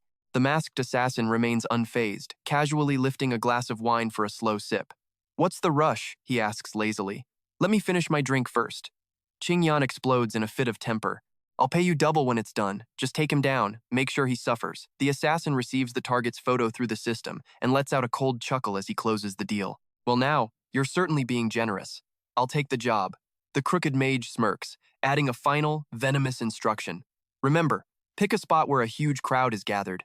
His face twists like a demon's, his bloodshot eyes bulging with madness. I want you to slowly torture him, right in the middle of broad daylight for everyone to see. The assassin clicks his tongue, staring intensely at the projected image of Lin Moyu's cold face. This kid, why does he look so familiar? The scene shifts to the bustling streets of a sun-drenched desert city. An old non-player character named Dak peers closely at a pocket watch, shaking his head. I've never seen anything like this before. To me, it just looks like an ordinary piece of jewelry. However, you might want to try your luck with the Scorpion Knights, that is, if you can even manage to get inside their gates. Lin Moyu takes the watch back, clicking his tongue in frustration. He didn't expect a veteran like Dak to be so clueless about it. He gives a polite nod. Understood. Thanks anyway, old man. Old Dak waves him off with a bittersweet sigh. Don't mention it. It's a shame I'm retired. Without a damn good reason, it's nearly impossible to get an audience with the commander. Just as the situation seems hopeless, a lovely young girl carrying a basket of snacks steps inside. Uncle Dak, how have you been feeling? I brought you something delicious to eat. Dak's face lights up instantly at the sight of her. Edith, my girl, I'm feeling great now. Thank you for looking out for this old man. Hearing that familiar name, Lin Moyu narrows his eyes and mutters under his breath. Edith, Dak points toward the girl. Tell you what, if you really want to get info from the Scorpion Knights, you should ask her for help. She's the biological daughter of Commander Sith himself. Edith's smile vanishes as she shakes her head, her expression clouded with hurt. No, I haven't been his daughter for a long time. Now, I'm just a self-reliant seamstress. Sensing a hidden quest, Lin Moyu steps forward, testing the waters. Sounds like a family misunderstanding. Perhaps I could lend a hand? Dak sighs, offering his own advice. Edith, the commander is full of regret these days. Whatever happened between you two, don't let it stay this tense. Do it as a favor for your old uncle, okay? Edith offers a gentle smile, a flicker of hope dancing in her eyes. Very well. Young man, please follow me. She leads him into her home, clutching a small box tightly against her chest. I honestly thought I'd never get the chance to give him this gift. I never imagined. Lin Moyu follows closely behind, chiming in softly. It seems you were just waiting for the right opportunity. Edith gently strokes the crimson box before clicking open the latch, revealing a neatly folded black outfit. Perhaps. She carefully lifts the box containing the exquisite formal suit, her eyes filled with unspoken longing. I spent an entire year sewing this suit by hand. I hope you can deliver it directly to my father for me. She looks at Lin Moyu with pleading eyes as she gently places the box into his hands. And please, tell me what he says. Accepting the item, Lin Moyu gives a firm nod. Don't worry, I'll make sure he gets this as soon as possible. Instantly, a glowing green system window pops up. You have accepted the hidden quest, Dusty Kinship. Lin Moyu scans the quest details. Name, Dusty Kinship. Activation conditions. Heal Dak and gain his favor. Reputation with the Scorpion Knights must be greater than 0. Objective, deliver the handmade suit from Edith to her father, the gold rank Commander Sith. Time limit, 12 hours. It doesn't take long for Lin Moyu to reach the gates of the Scorpion Knight barracks, where the entrance is heavily guarded by soldiers wielding massive polearms. Seeing a stranger in a black cloak approaching, the two guards immediately cross their weapons to block his path, shouting out, "Halt! Who goes there?" Lin Moyu remains calm. Please, stay your hands. I'm here on behalf of Lady Edith to deliver something to the commander. Hearing her name, one of the guards lowers his weapon in surprise. Lady Edith? Please, wait here. I'll go inform the commander immediately. While he waits, Lin Moyu crosses his arms, silently calculating his next move. The Scorpion Knights are the strongest fighting force in the West Desert. If he can build a solid relationship with them now, everything he does in the future will be 10 times easier. Moments later, the guard returns, waving him over enthusiastically. Sorry to keep you waiting. Please, follow me. Lin Moyu walks behind the guard, heading deep into the heart of the military camp. He looks around with curiosity, his eyes landing on a massive winged lion with a lethal scorpion tail chained to the ground. Staring at the beast, he runs the numbers in his head. If he wants to get his hands on a Scorpicore mount, the signature beast of this legion, he'll need to grind a lot more reputation points first. Sensing a stranger, the monster suddenly snarls, baring its fangs and lashing its tail in a terrifying display of aggression. The guard leads him to a massive command tent. The soldier stops and gestures toward the entrance. The commander is right inside. You can head in on your own. Lin Moyu gives a polite nod. Thank you. As he pulls back the curtain and steps inside, Lin Moyu's expression tenses and a bead of sweat rolls down his neck. He reminds himself that Commander Sith's power is absolute. He is the equivalent of a level 60 Lord-tier boss. Lin Moyu knows he cannot let even a hint of his Necromancer identity slip out. He sees a man in heavy armor standing with his back turned, his hands clasped as he studies a tactical map. Lin Moyu speaks up. Commander Sith, sorry to disturb you. The silver-haired man, a long scar tracing across his face, turns his head slightly, his voice heavy with a deep, lingering regret. Tell me, is my little Edith living a good life right now? Lin Yuan steps forward, placing a red box onto the wooden table. He answers calmly, Lady Edith misses you dearly, sir. I have come at her request to bring you something special. He carefully lifts the garment from the box. As the old man watches, Lin Yuan continues, this is a formal robe she spent a whole year sewing just for you. She hopes you can feel the heart she put into every stitch. Sid stands frozen, his heart aching. A whole year? That child must have poured her entire soul into this. Sigh, why is she still so stubborn and refuses to see me? Clutching the robe tightly against his chest, the old commander's eyes shimmer with a mix of pride and sorrow. It seems that after all these years, her passion for tailoring hasn't faded one bit. Look at these exquisite stitches. It's truly a masterpiece of art. His face contorts with grief as he hangs his head, drowning in the shadows of his own remorse. Back then, I was far too narrow-minded. I thought my daughter shouldn't be doing such lowly work as a tailor, and in the end, I pushed her so hard she had no choice but to leave home. His rough, calloused hands gently stroke the soft, ruffled collar. He whispers, his voice breaking, It has been 10 years. 10 years since we last saw each other. Watching the emotional scene unfold, Lin Yuan can't help but marvel. He never expected a legendary general who commands the winds and rains like Sid to have such a tender side. I need to find the right moment to ask about that watch. Composing himself, he offers a comforting smile. Lord Sid, Lady Edith. She doesn't hold a single grudge against you. The commander snaps his head up, his tear-filled eyes burning with a sudden, desperate determination. Please, tell her this for me. I don't care about that worthless honor anymore. I just want her to come back to my side. Lin Yuan places a hand over his heart and bows respectfully. Understood. However, there is still one matter I would like to trouble you with. With that, he opens his palm, revealing a golden pocket watch engraved with a skull. Do you happen to know the origins of this watch? Old man Sid frowns, scrutinizing the item in the young man's hand. He responds in a low, firm tone. A pocket watch? I can say with absolute certainty that I have never seen this design before. Very well. Now, hurry and take my words back to Edith. Lin Yuan tucks the watch away, clicking his tongue softly as he sighs. He has no choice but to accept this dead end for now. All right then. Just as he turns to leave, Lin Yuan freezes at the sound of the commander's voice calling out to him. Wait! Sid's gaze suddenly turns ice cold, one eye flashing with a sharp, oppressive red light as if interrogating his very soul. Just who? Are you exactly? Caught in that suffocating killing intent, Lin Yuan breaks into a cold sweat, gritting his teeth. Did he notice a slip-up? But then, the old man closes his eyes, lets out a long sigh, and retracts the pressure. Forgive my sudden outburst. Since you are someone my daughter trusts, I should not continue to doubt you. Suddenly, the dignified commander holds out a brilliant gold medal, declaring with authority, You have my deepest thanks for everything you've done for Edith. If anyone dares to bully her, you have my permission to use the name of the Scorpion Knight Order to send them straight to hell at any time. Seeing this, Lin Yuan wipes the sweat from his brow with a sigh of relief. That was a close call, he thinks, before giving a firm commitment. Understood. I will make sure Lady Edith stays safe. Instantly, a green system window flashes with a bright notification. You have earned the recognition of Sid. Reputation with the Scorpion Knight Order increased by 1,000. The notifications continue with more good news. Reputation with the Scorpion Knight Order has reached friendly. You have officially received the status of honorary member of the Scorpion Knight Order. Admiring the medal in his hand, Lin Yuan calculates his gains with a smirk. He didn't expect the old man to be generous enough to hand over a Knight Order medal just like that. After all, there's no way to grind for this item. It can only be gifted by Sid himself. With this treasure in hand, he can basically walk tall anywhere in this West Desert. Leaving the command tent, he heads straight for the shop area, his mind buzzing with plans. My reputation points with the Knight Order are currently at 1,500.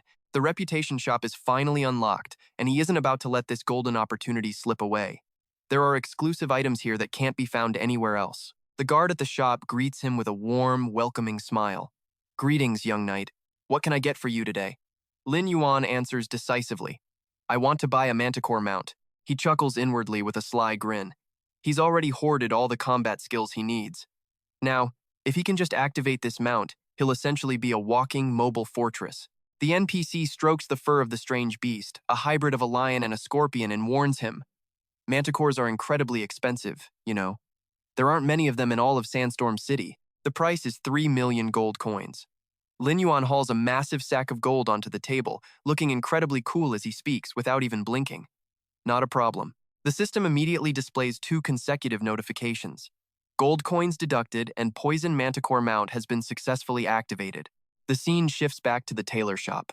Edith clasps her hands over her chest, tears streaming down her face in pure emotion. My father. Did he really say those things? Oh, heavens.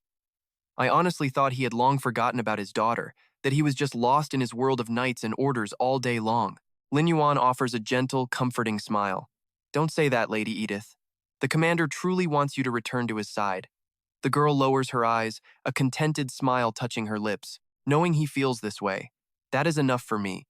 The familiar interface flashes again with news. Hidden quest. Dust-covered family bonds has been completed. Edith respectfully carries a wooden box and presents it to her benefactor with a bright smile. This is a small token of my gratitude. Please, accept it. And please, tell my father that being able to sew beautiful clothes for everyone makes me truly happy. I still wish to stay here and continue this work. Opening the box, a set of high-tier golden equipment stats slams into his vision. Somber Spirit Mantle, Effect Equipment, Constitution plus 100, Defense plus 60, Spirit plus 30. Attached skill, Magic Immunity, Active Effect. Grant immunity to all magic damage and crowd control effects for 10 seconds. Cooldown time, 24 hours. Lin Yuan quickly throws the brand new overcoat over his shoulders, a triumphant smirk appearing as he feels the surge of magical aura. Golden gear with magic and CC immunity? With this toy in his hands, he can almost completely shut down that snake controller. He nods a final goodbye. Thank you. I'll go deliver your message now. The scene shifts once more to the outside of the Night Order's tents. From within, the sound of Commander Sid's relieved sigh can be heard. It seems Edith really loves the life she has now. Hearing that puts my mind at ease. Meanwhile, the search for clues is far from over. Lin Moyu rubs his chin, his mind racing. Since the lead on the pocket watch is a dead end, he might as well ask the intelligence captain about these snakes directly. He speaks up boldly. Captain, do you have any intel regarding snakes? The captain strokes his beard, his brow furrowing in confusion. Snakes? Ever since the Serpentkin civilization was exiled, every snake around Feng Shui Sa City has been wiped out by our forces. But then he pauses, his eyes narrowing in deep thought. However, if the snake appears in a dream, does that count? Sensing something unusual, Lin Moyu presses for more. A snake? Was there something special about it? Rubbing his chin as he recalls, rumors say it's a massive python, but things in dreams are just illusions. We didn't know how to deal with it. As he speaks, he picks up a letter sealed with red wax, his voice turning solemn. You're an honorary member of the Scorpion Knights now. Since you're so interested in snakes, handing the letter to the young man, he concludes, I'm entrusting this mission to you. Taking the secret letter, Lin Moyu nods instantly. Understood, I'll head out right away. But his mind is swirling with theories. Could it be the underworld king snake? How could it crawl into someone else's dreams? Does this really involve the snake tamer? The system window immediately pops up with a new quest. Quest accepted, Count Kalo's nightmare. Objective, head directly to Count Kalo's estate to find him. Quest clue discovered. Time limit, 48 hours. Following the system's navigation, Lin Moyu soon arrives at the opulent, massive stone mansion of the Count's family. But before he can even enter, the thick wooden doors burst open. A fierce-looking servant grabs a young girl by the collar and heartlessly tosses her out. She crashes onto the stone floor with a painful shriek. The servant glares, pointing a finger and cursing, How dare a lowly piece of trash like you defy the Count? The butler, dressed in a sharp suit with a red bow tie and gold-rimmed glasses, haughtily adjusts his white gloves. You don't know when to quit, do you? Beat her! The lackeys rush forward, kicking the girl as she curls up, shielding her head. Their mouths spew insults. Filthy peasant, you only learn when you're being beaten. A brute raises a muscular fist, hissing through gritted teeth. The Count even looking at a rat like you is a blessing. Know your place, you lowlife. But before the punch can land, Lin Moyu catches it as easily as a feather. He smirks mockingly. So, this really is the Count's mansion. Your hospitality is truly an eye-opener. Interrupted by a stranger, the lackeys stumble back, eyes bulging as they bark out threats. What hole did this gutter rat crawl out of? How dare you stick your nose into the Count's business? The butler clicks his tongue, smugly pushing up his glasses. Tisk tisk, trying to play the hero, are we? If you want to die so badly, then stay down, kill him. The girl, lying half dead on the ground, looks up at her savior with bruised eyes. She rasps a plea, run. If you offend the Count, there will be no good end for you. Ignoring the warning, Lin Moyu steps forward coldly. This is exactly where I need to be. He releases a burst of energy, sending the thugs flying into the air with agonized screams. Ah, what the hell is happening? Towering over the cowering butler, Lin Moyu asks indifferently, where is the Count? The man breaks into a cold sweat, stuttering to save face. You. Do you have any idea whose men you're touching? This place is... Before he can finish, a figure slowly approaches. Looking up at the newcomer, the obese, bearded Count Kalo tilts his head arrogantly. This is the domain of Count Kalo. Where did this peasant come from, daring to touch my people? Go notify the Scorpion Knights to throw this brat into the dungeon. Lin Moyu calmly pulls out a gleaming gold medal and holds it in front of his face. He smirks. I'm the one sent by the Scorpion Knights regarding your nightmare. Seeing the badge, the Count's eyes widen in shock. You're a knight? His attitude flips 180 degrees. He turns and snarls at the butler. Hang all these useless pieces of junk upside down. Let them starve for 3 days and nights. The butler bows low in obedience. Turning back to Lin Moyu, the Count flashes a fake, flattering smile. Such blind fools, unable to tell a knight from a peasant. You've arrived just in time. If you can solve my little problem, I'll personally request a reward for you from the captain. Lin Moyu coldly stuffs his hands in his pockets. I hope so. Following the Count inside, a magnificent library greets Lin Moyu, with giant bookshelves reaching the ceiling. Maids are busy cleaning, servants are dusting with feather dusters, while others bend over to clean ornate velvet chairs adorned with gems. Plumping himself down in the armchair behind his desk, the Count clutches his forehead in misery. In my dreams, there's always a massive python chasing me, snarling and tearing at my flesh. I've invited the most senior priests, but no one can find the cause. It's absurd. A Count of my stature shouldn't have to endure this wretched torture. He slides a meticulously drawn painting toward Lin Moyu. I hired an artist to draw that damned snake. Take a look. Is there any way to fix this? Picking up the drawing of a bizarre three-headed cobra, Lin Moyu narrows his eyes in secret shock.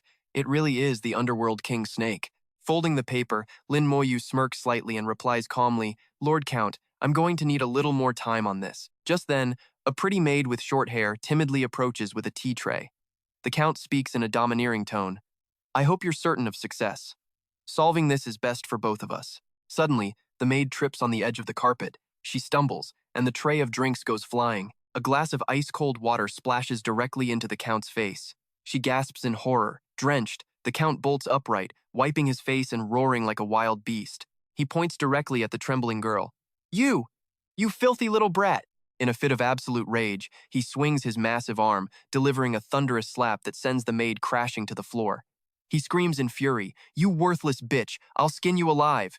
The poor girl clutches her swollen cheek, sobbing on the floor under the oppressive shadow of her cruel master. Please, please, don't hit me! The Count's face twists into a deep, angry crimson, bloodshot eyes bulging as he lets out a savage roar. You couldn't even handle one simple task, you useless piece of trash?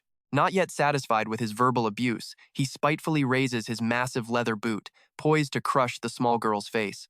To him, she was born from nothing but lowly, wretched stock. But before the heavy soul can make contact, Lin Moyu streaks forward like a sudden gust of wind. He scoops the maid into his arms, whisking her to safety in the blink of an eye. The Count stumbles, his foot hitting empty air as he stares in wide-eyed shock. Holding the blushing girl close in his arms, Lin Moyu turns back with a chillingly calm reminder. Lord Count, we are still in the middle of discussing your commission. Such behavior is hardly appropriate, don't you think? Seeing the knight intervene, the Count is forced to swallow his pride and mask his fury. He forces a hollow, defensive laugh. Haha, my apologies for the slip. I only want what's best for them after all, if she can't handle a trifle like this. How will she ever survive in the real world? He puffs his chest out with smug arrogance while Lin Moyu gently sets the maid back on her feet. When they were nothing but street rats with no place to go, I was the one who showed mercy and took them in. They should be groveling in gratitude at my feet. He thrusts his greasy, cruel face close to hers, his voice dropping to a menacing growl to force a confession. Tell me, Anna, isn't that right? Little Anna keeps her head low, tears welling in her eyes. Her hands tremble as she wrings them together, whispering in pure terror. Yes, my lord. I am eternally grateful for the benevolence you've shown in taking me in. The Count jerks his chin toward the door, ordering her to get out. As he brushes past Lin Moyu and the butler, the Count continues to spew venomous insults and utter contempt. Unlike those of us born with noble blood, her kind is different. These starving rats crawling out of the slums, their lives aren't even worth a stale piece of black bread. He marches back to the lavish dining table and flops into his seat with a thud. He laces his fingers together, preaching his twisted philosophy. But even the lowliest trash has its use. Their only reason for existing is to serve as my personal entertainment. Don't you agree, Knight? Lin Moyu knows the fat pig is taking a jab at him for meddling, but he simply narrows his eyes and chooses the cold comfort of silence. Annoyed by the knight's indifference, the Count turns his focus to the butler to assert his power. Butler, prepare the feast. Set a separate place for this. Unranked knight. The butler bows low to obey. The Count smirks, turning back to needle Lin Moyu once more. If you weren't currently in my employ, you'd likely never have the chance to taste such delicacies in your entire life. Moments later, the long table is overflowing with a mountain of exquisite dishes. As the maids move in a flurry of activity, the butler stands ready to serve his master. My lord, the venison sent by the Count of Golden Hill has been prepared with the utmost care by our chefs. The Count strokes his chin, nodding like a true connoisseur. Not bad. However, he casts a sidelong glance at Lin Moyu, his eyes dripping with contempt. Our knight here is likely from the sticks. He wouldn't know what to do with such refined cuisine. Just give him a bowl of fish soup and be done with it. The butler gives a slimy, sycophantic grin. As you wish, my lord. Hearing the blatant insults, Lin Moyu knits his brows, his mind racing with calculations. The mission comes first, but once this is over, I'm coming back to tear this entire estate to the ground. Whatever you say, he shrugs, playing along. A moment later, Anna approaches, quietly placing a humble bowl of fish soup in front of the young man. Please enjoy, Sir Knight. Lin Moyu looks up and offers her a polite smile. Thank you. Meanwhile, the bloated Count is busy stuffing his face with meat and guzzling wine. Knight, have you figured out a solution yet? Don't you dare waste any more of my time. Lin Moyu calmly takes a sip of the plain soup before making his proposal. I'd like to stay in your chambers tonight to observe the situation. Upon hearing this, the Count explodes, slamming his wine glass down until it shatters into 1,000 pieces. He points a trembling finger, screaming at the top of his lungs. Are you mocking me? Do you really think someone like you can just wander into my bedroom? Find another way. I only care about results. Despite the verbal assault, Lin Moyu remains unfazed, sipping his soup as he curses the man's arrogance. What an insufferable, prideful fool. Later, after the fat pig retires to his room, a cold glint flashes in Lin Moyu's eyes. In an instant, he activates his invisibility and stands right outside the Count's door. He freezes, something's wrong. Suddenly, a sharp, violent crack echoes from inside. Anna clutches her swollen cheek, letting out a cry of pure agony. Seated arrogantly on his jewel-encrusted chair, Count Callow leans in close to berate her. You ungrateful brat. Do you have any idea what an honor it is to serve Count Callow? Do you feel wronged by me? The butler chimes in with oily flattery. Exactly. Countless people would kill for the chance to serve his lordship, yet you throw it away. On the floor, the poor girl trembles, sobbing hysterically. Please, please, have mercy. The Count grabs a handful of her hair, yanking her head back with a sickening, depraved grin. Did you really think that pathetic little knight could protect you? That fool does exactly what I tell him to do. Ha ha ha. The butler pushes up his glasses, laughing along. A knight? Please. One word from his lordship, and he's nothing more than a common slave. Ha ha ha. Hidden behind the ornate wooden door in a shroud of deep blue magic, Lin Moyu's fists clench tight. It's clear now every maid in this house is being held as a forced slave. Inside, the Count shoves the girl onto the cold stone floor, his voice dripping with megalomania. I, Count Callow, hold power not just in the Western Desert Kingdom. Even in other lands, my title remains. You'll never escape my grasp. Ha ha. Anna can only bury her face in her hands, weeping. The treacherous butler leans in, whispering more sweet poison. A man as brilliant as you, my lord, would never be foolish enough to put all his eggs in one basket. The fat man strokes his chin, letting out a cold, satisfied huff. That goes without saying. Eavesdropping from the shadows, Lin Moyu's mind suddenly pieces the puzzle together. Wait. His title was granted by the king of the Western Desert. It wouldn't mean anything elsewhere. Unless, in an instant, the green system interface flashes to life, updating the quest and triggering a hidden condition. Quest updated. Count Callow's nightmare has changed to arrest the traitor. Grade, gold. Objective. Throw the traitor Count Callow into the dungeon and find proof of his treason. Time limit, 48 hours. A smirk plays on his lips. It's exactly as he suspected. This pig Callow is a traitor. He needs to contact the Scorpion Knight Order and fast. Activating a specialized item, the system interface pings with a notification. Item used, arrest request sent to the Scorpion Knight Order. Back inside the room, the Count's eyelids suddenly grow heavy, dark circles framing his eyes. He lets out a massive yawn, grumbling to himself. Why? Why am I suddenly so exhausted? He claws at his head in a frenzy, his bloodshot eyes venting their rage onto the kneeling maid. Damn it. That miserable snake is the reason I can't close my eyes at night. And you won't be living in peace either. Before he can strike, a terrifying force erupts from outside, a single kick shattering the thick, gilded wooden door into splinters. The doors fly open, and Lin Yuan strolls in with his hands in his pockets. His trench coat flutters behind him, radiating an air of cold, effortless arrogance. My Lord Count, I believe I just heard a rather pathetic scream. Meanwhile, he's already mapping it out. He just needs to stall for time until the Night Order arrives. Seeing the intruder return, the Count's blood boils. He points a trembling finger and shrieks at the top of his lungs. You damn knight, how many times must you insult me before you learn your place? The butler lunges forward with a sneer. Do you have any idea what a grave crime it is to barge into the Count's private chambers like this? Ignoring the yapping of those two curs, Lin Yuan looks down at the young maid and speaks softly. Leave now. I have some private business to discuss with the Count. The girl looks up at him with tear-filled eyes, completely stunned. Feeling insulted, the Count's bloated face twists as he spits out words of pure disdain. You dare ruin my fun and think anyone is leaving?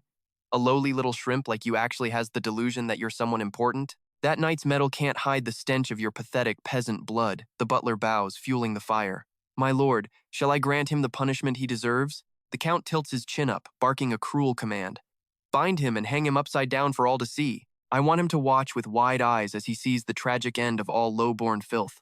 The butler pushes up his glasses, rubbing his hands together in sick anticipation. Rest assured, my lord. He spins around and bellows for backup. Guards! An assassin is attempting to murder the Count. Instantly, a swarm of guards storms into the room from the luxurious hallway. Seeing the overwhelming odds, the maid, Anna, grabs Lin Yuan's coat in a panic. Please, run away! Don't throw your life away for me! But Lin Yuan only narrows his eyes, scanning the pack of mongrels before him. A confident smirk plays on his lips. You think this trash can actually take my life? You're not even in my league. The guards let out savage roars, leaping through the air like predators. The assassin is here. Take him down. Lin Yuan takes a stance and swings his arm. A magnificent gold-inlaid greatsword slowly manifests, wreathed in crackling deep blue electricity. Gripping the hilt, he raises the blade to eye level. His eyes burn with a murderous red glow as he whispers to the girl behind him. Get ready. You're getting out of here first. She nods frantically. Without another word, Lin Yuan spins and unleashes a wave of azure energy. The ground splits open as the strike sweeps the frontline guards away, leaving them gasping in terror. What? Seizing the moment, he grabs the maid's hand and pulls her along, vanishing from the guards' encirclement in a flash. The massive ironwood doors of the mansion remain shut tight under the silent night sky, like a suffocating cage. Suddenly, a monstrous force shatters those massive doors from within. Wood splinters fly everywhere as a violent explosion tears through the darkness. From the thick clouds of dust, Lin Yuan strides out, his cloak billowing behind him. He leaves behind the maid, who collapses to the ground in shock. The guards are hot on his heels, brandishing glowing swords and barking orders. There he is. Don't let him get away. Lin Yuan narrows his eyes as he cuts through the wind, his sharp gaze scanning the area. There are too many maids and servants around. It's not the right time to use necromancy or corpse explosion. The servants huddle in the shadows, trembling and whispering in fear. Is that him? Did he really try to kill the Count? A guard clad in iron armor rushes past, turning back to bark at them. Shh! Don't say such things! A maid's voice cuts off as her face pales, her eyes wide with horror. From above, a guard sent flying by Lin Yuan falls through the air, screaming for mercy before he crashes down. Help! Save me! Meanwhile, their savior charges forward, a blur of blinding blue energy carving through the ranks. He stands tall and proud amidst a sea of groaning soldiers. Lin Yuan sheathes his sword, calculating his next move. Now I just need to keep an eye on the Count and the butler until the Night Order arrives. Then it's over. Suddenly, glowing green magic chains lash out from nowhere, binding Lin Yuan's limbs tight. Despite being paralyzed, he doesn't flinch. He just smirks coldly. A crowd control skill? Perfect timing to test the Dark Spirit's equipment. His system interface flashes a brilliant green notification. Resistance skill activated. Control effect dispelled.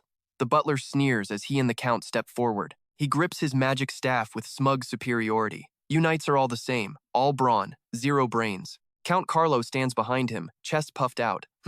Did you really think I didn't have masters protecting me? Break him. Make it painful. Hidden behind the doors, the maids weep in despair. It's over. He's fallen into the hands of that devil butler. Who can blame him? The butler is a former elite from the Royal Mage Corps. The butler cackles, pressing his glowing lightning staff against Lin Yuan. He unleashes a thunderous strike, laughing like a madman.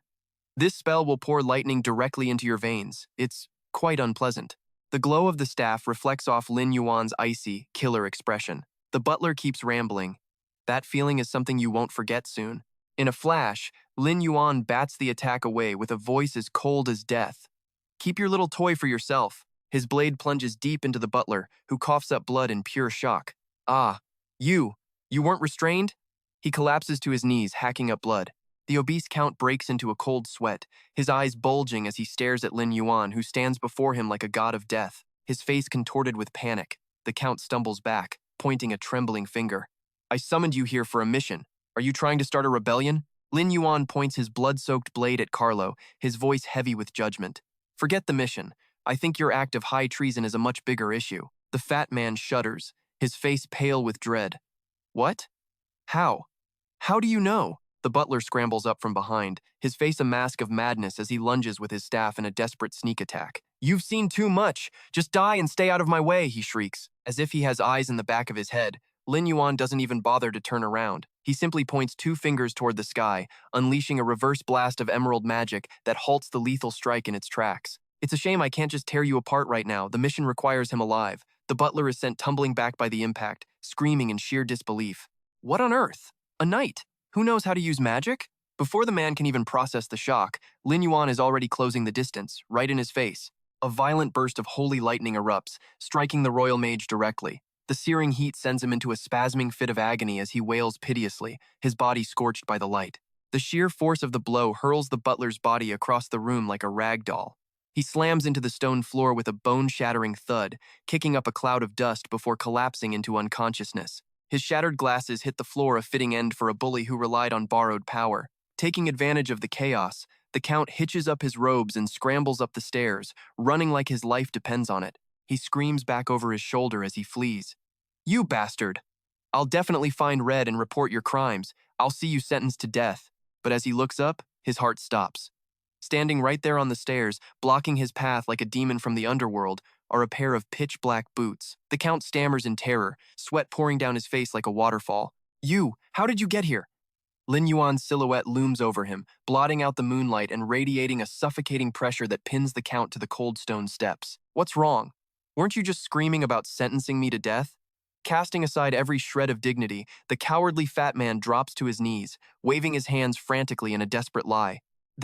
That's not it at all. I was just going to find Red to request a reward for you. No, I'll personally ask the king to grant you a title and riches. Lin Yuan ignores the pathetic drivel. He raises a hand, igniting a blazing sphere of emerald magic fire right in the man's face, his lips curling into a chilling smirk as he closes the trap.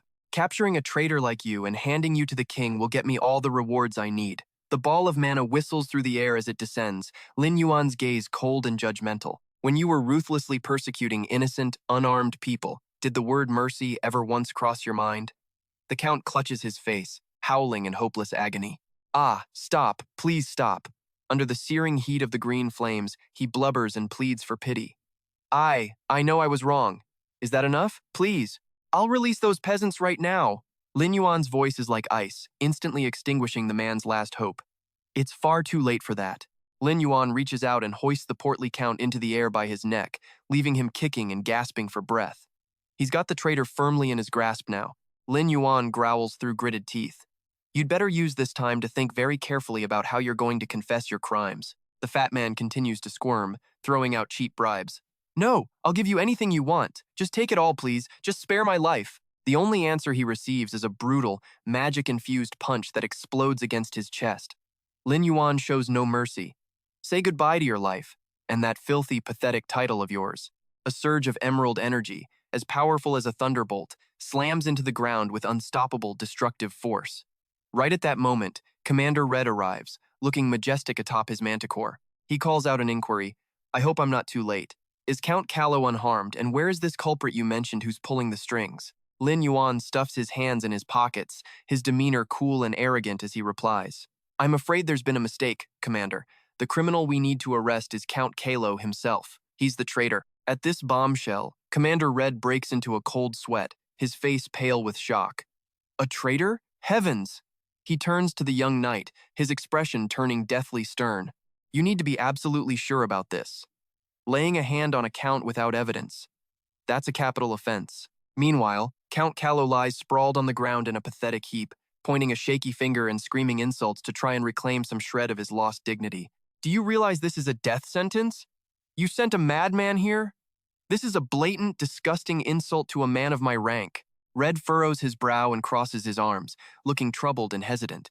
Based solely on your word, I cannot officially order the arrest of a noble. Lin Yuan simply leans back and crosses his arms, completely unfazed by the tension. Just as the situation reaches a deadlock, the maid Anna steps forward, her hands clenched tightly together. Summoning every ounce of her courage, she speaks up clearly. Wait! I know where the evidence is. Anna walks over to Lin Yuan, looking up with eyes full of unwavering determination. I once overheard the Count secretly plotting with the snake people. What's more, they even have an altar for worshipping them right inside a hidden chamber. The young girl's face shines with fierce resolve as she points the way. The secret room isn't far from here. The evidence is definitely hidden inside. His mask stripped away, the Count's face twists into a demonic blood-red scowl. His eyes turn bloodshot as he shrieks like a madman. Liar! When would I ever associate with those disgusting snake people? Like a cornered beast, he lunges forward, intent on tearing apart the girl who exposed him. You peasant, I'll rip your tongue out. But Lin Yuan is already there, standing firm as an unbreakable shield. With a decisive strike, Lin Yuan delivers a kick infused with emerald magic that sends the fat man tumbling away. The system mission said so, he mutters coldly. That makes you a traitor in my book, old man. He turns to the commander and makes a formal request. Commander, please take the Count into custody for now. I'll be back shortly with the evidence. Seeing how far things have gone, Red sighs heavily and rubs his forehead, forced to agree. Fine, a matter this serious. I suppose we'll have to wait for the results of your search. From atop his mount, Red waves his hand and barks orders to his squad. He leaves 2 knights behind to assist with the search, while the rest immediately begin escorting the Count back to the barracks. The soldiers stomp their spears in unison, shouting their acknowledgement. Lin Yuan turns to the maid, his voice a steady pillar of support. Lead the way. There's nothing to worry about now. Looking at the knight's strong back, Anna's face flushes as she whispers. Yes, you're not like the others. I believe in you. Led by Anna, the group heads deep into a gloomy, stone-paved passage that feels cold to the touch. The Count's secret path leads right through here, the girl explains. One of the knights following behind probes the area with his spear, wondering aloud. A sewer?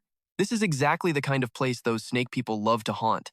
Trailing behind, Lin Yuan casts a suspicious glance at the short-haired maid, his mind racing with sharp deductions. Why on earth would a simple maid know about a place as godforsaken as this? They come to a halt before a massive, sealed metal door. This is the secret chamber where they usually meet, Anna reports. Lin Yuan steps forward slowly, his eyes fixed on the entrance. Leave the rest to me. He grips the edge of the door, tensing his muscles as he slowly pries it open. Glancing back, he warns his team, stay alert. I'm opening it now. The gap reveals nothing but a pitch-black, suffocating void. Lin Yuan peers inside, clicking his tongue in surprise. It looks completely empty.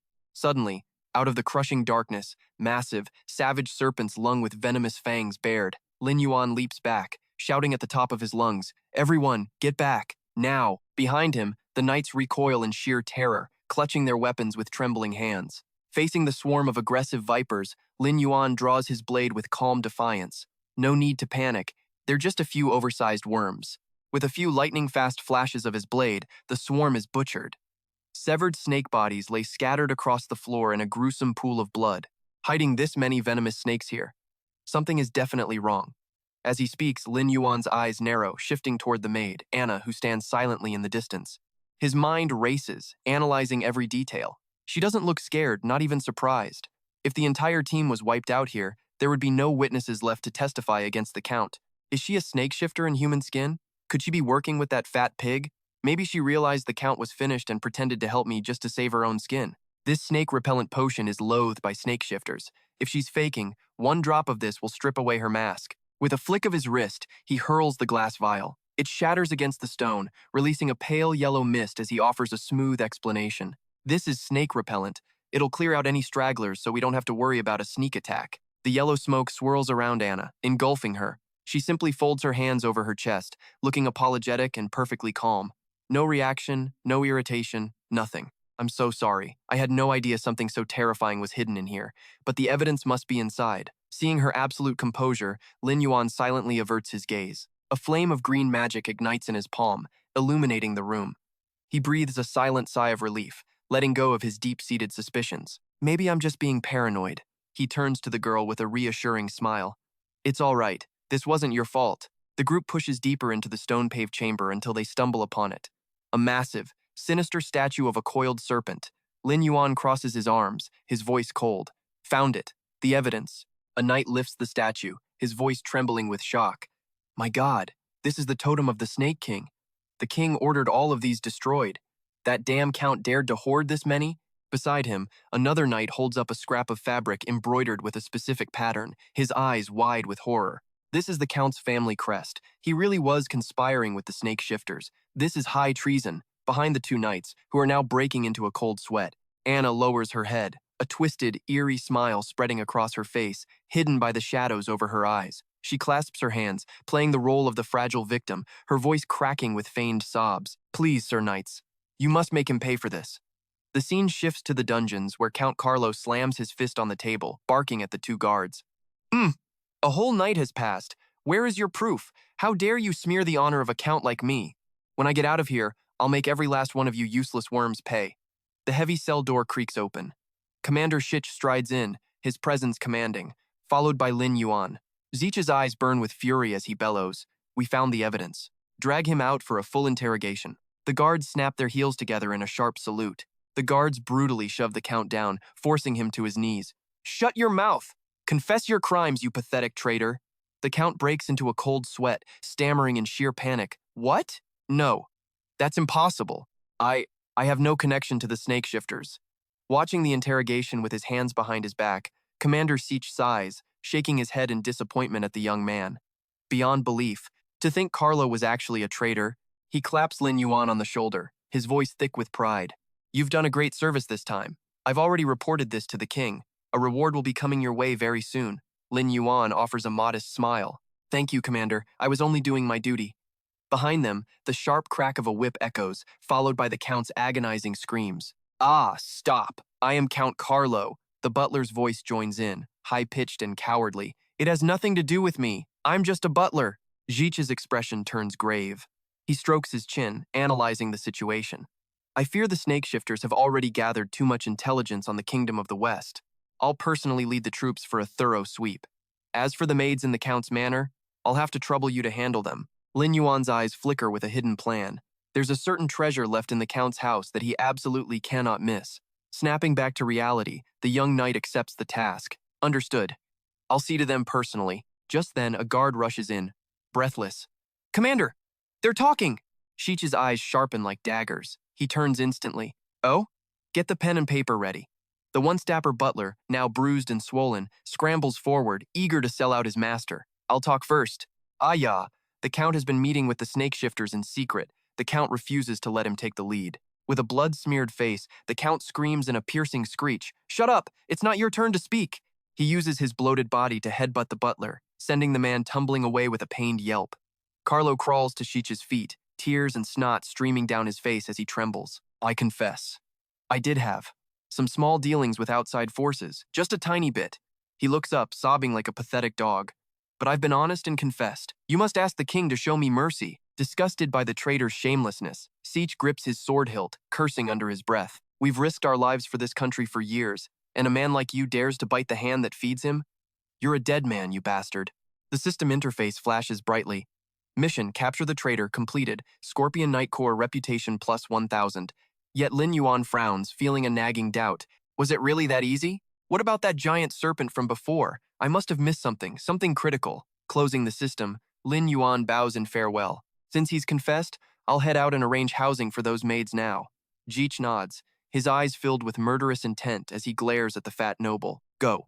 I'm going to make sure Carlo coughs up every single secret he's hiding. The heavy wooden door of the cell slams shut with finality.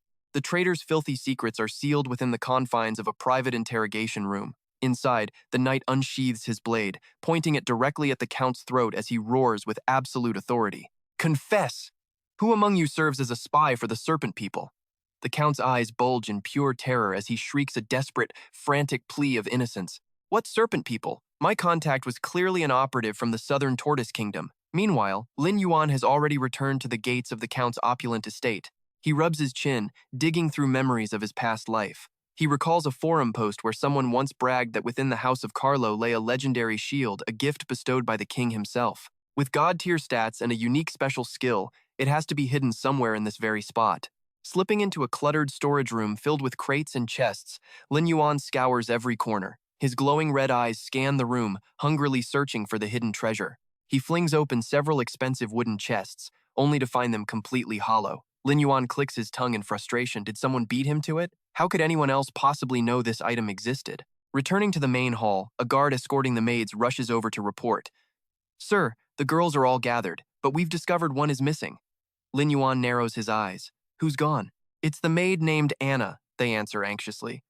Lin Yuan's expression darkens as a flicker of green magic ignites instinctively in his palm. His mind races. Was she silenced by the Serpent People to cover their tracks? Or was his initial suspicion about her the actual truth? Snuffing out the flame, Lin Yuan spins around and strides into the shadows of the corridor.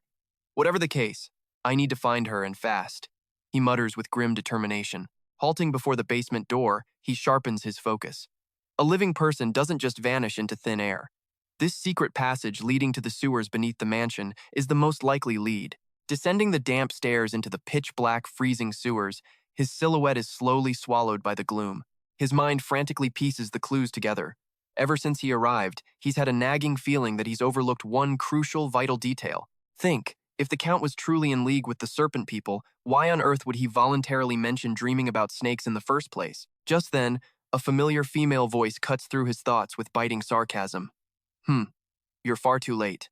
Lin Yuan's eyes snap wide, his body tensing into a combat stance. Who's there? In the dim sewer light, Anna stands with her back turned, mocking him with delight. What's the rush? You weren't the one forced to suffer undercover in that rotting, pathetic mansion. You have the luxury of coming and going as you please, after all. Out from the shadows steps a figure in a black cloak, with purple hair and a snake-scale mask covering half his face. He flashes a sinister, wicked smirk. Well, well. Is that fool Count Carlo finally finished? Seeing his sworn enemy, Lin Yuan immediately triggers his invisibility skill. The system screen flashes, stealth activated. Hidden in a spectral state, his brain goes into overdrive. It's the Snake Tamer. Why is Anna meeting him in secret? Isn't she supposed to be a mere NPC? The Snake Tamer clicks his tongue in admiration. Tisk. Tisk. I'd expect nothing less. Anna, you truly are a natural-born actress. That pig of a count probably went to his grave, never suspecting you were the one who prepared that secret chamber. By now, Anna has stripped off her maid uniform. She stands revealed in a skin-tight combat suit that highlights every dangerous curve. Crossing her arms, she replies with smug confidence, Of course those fools never suspected a thing, but then she frowns. However, a strange knight showed up. For some reason, he started suspecting my ties to the Serpent People. He even used snake attractant to test me. I'll have to leave the dirty work to you, the Snake Tamer sneers. Oh? I thought you had those idiots wrapped around your little finger? His expression hardens as he demands, What does this man look like? Anna pulls out a portrait, her voice cold and professional. This is his face. I must continue my mission for the Serpent People, weakening the nobility of the West Desert Kingdom step by step.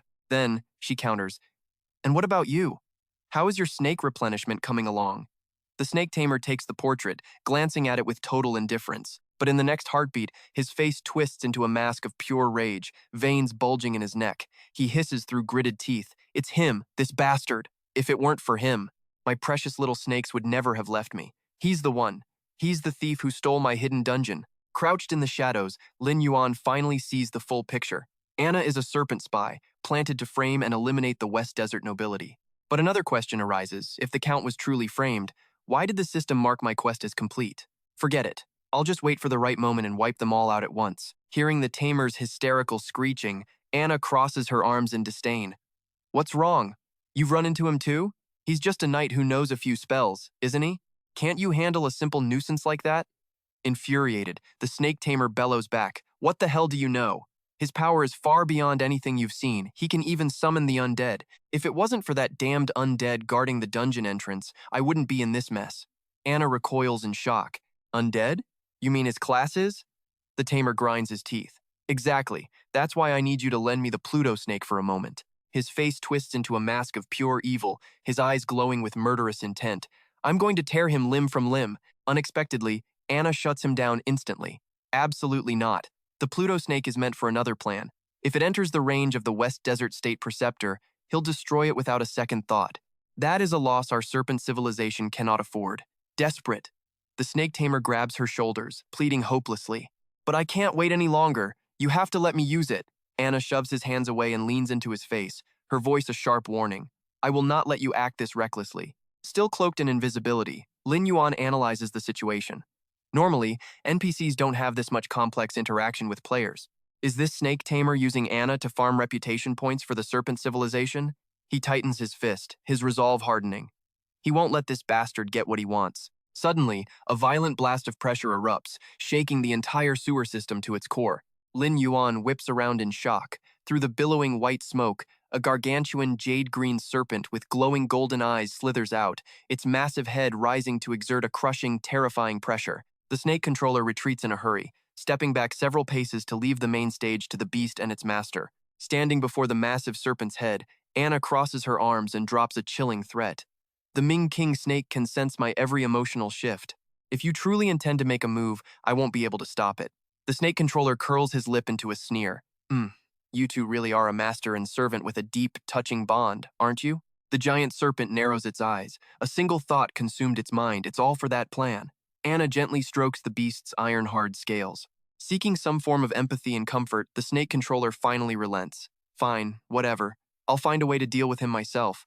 Just keep carrying out your mission. Don't forget what your old boss told you. You must coordinate with my movements. Anna leans her head against the Ming King snake's firm body, clutching a stolen shield as she grumbles in pure disgust.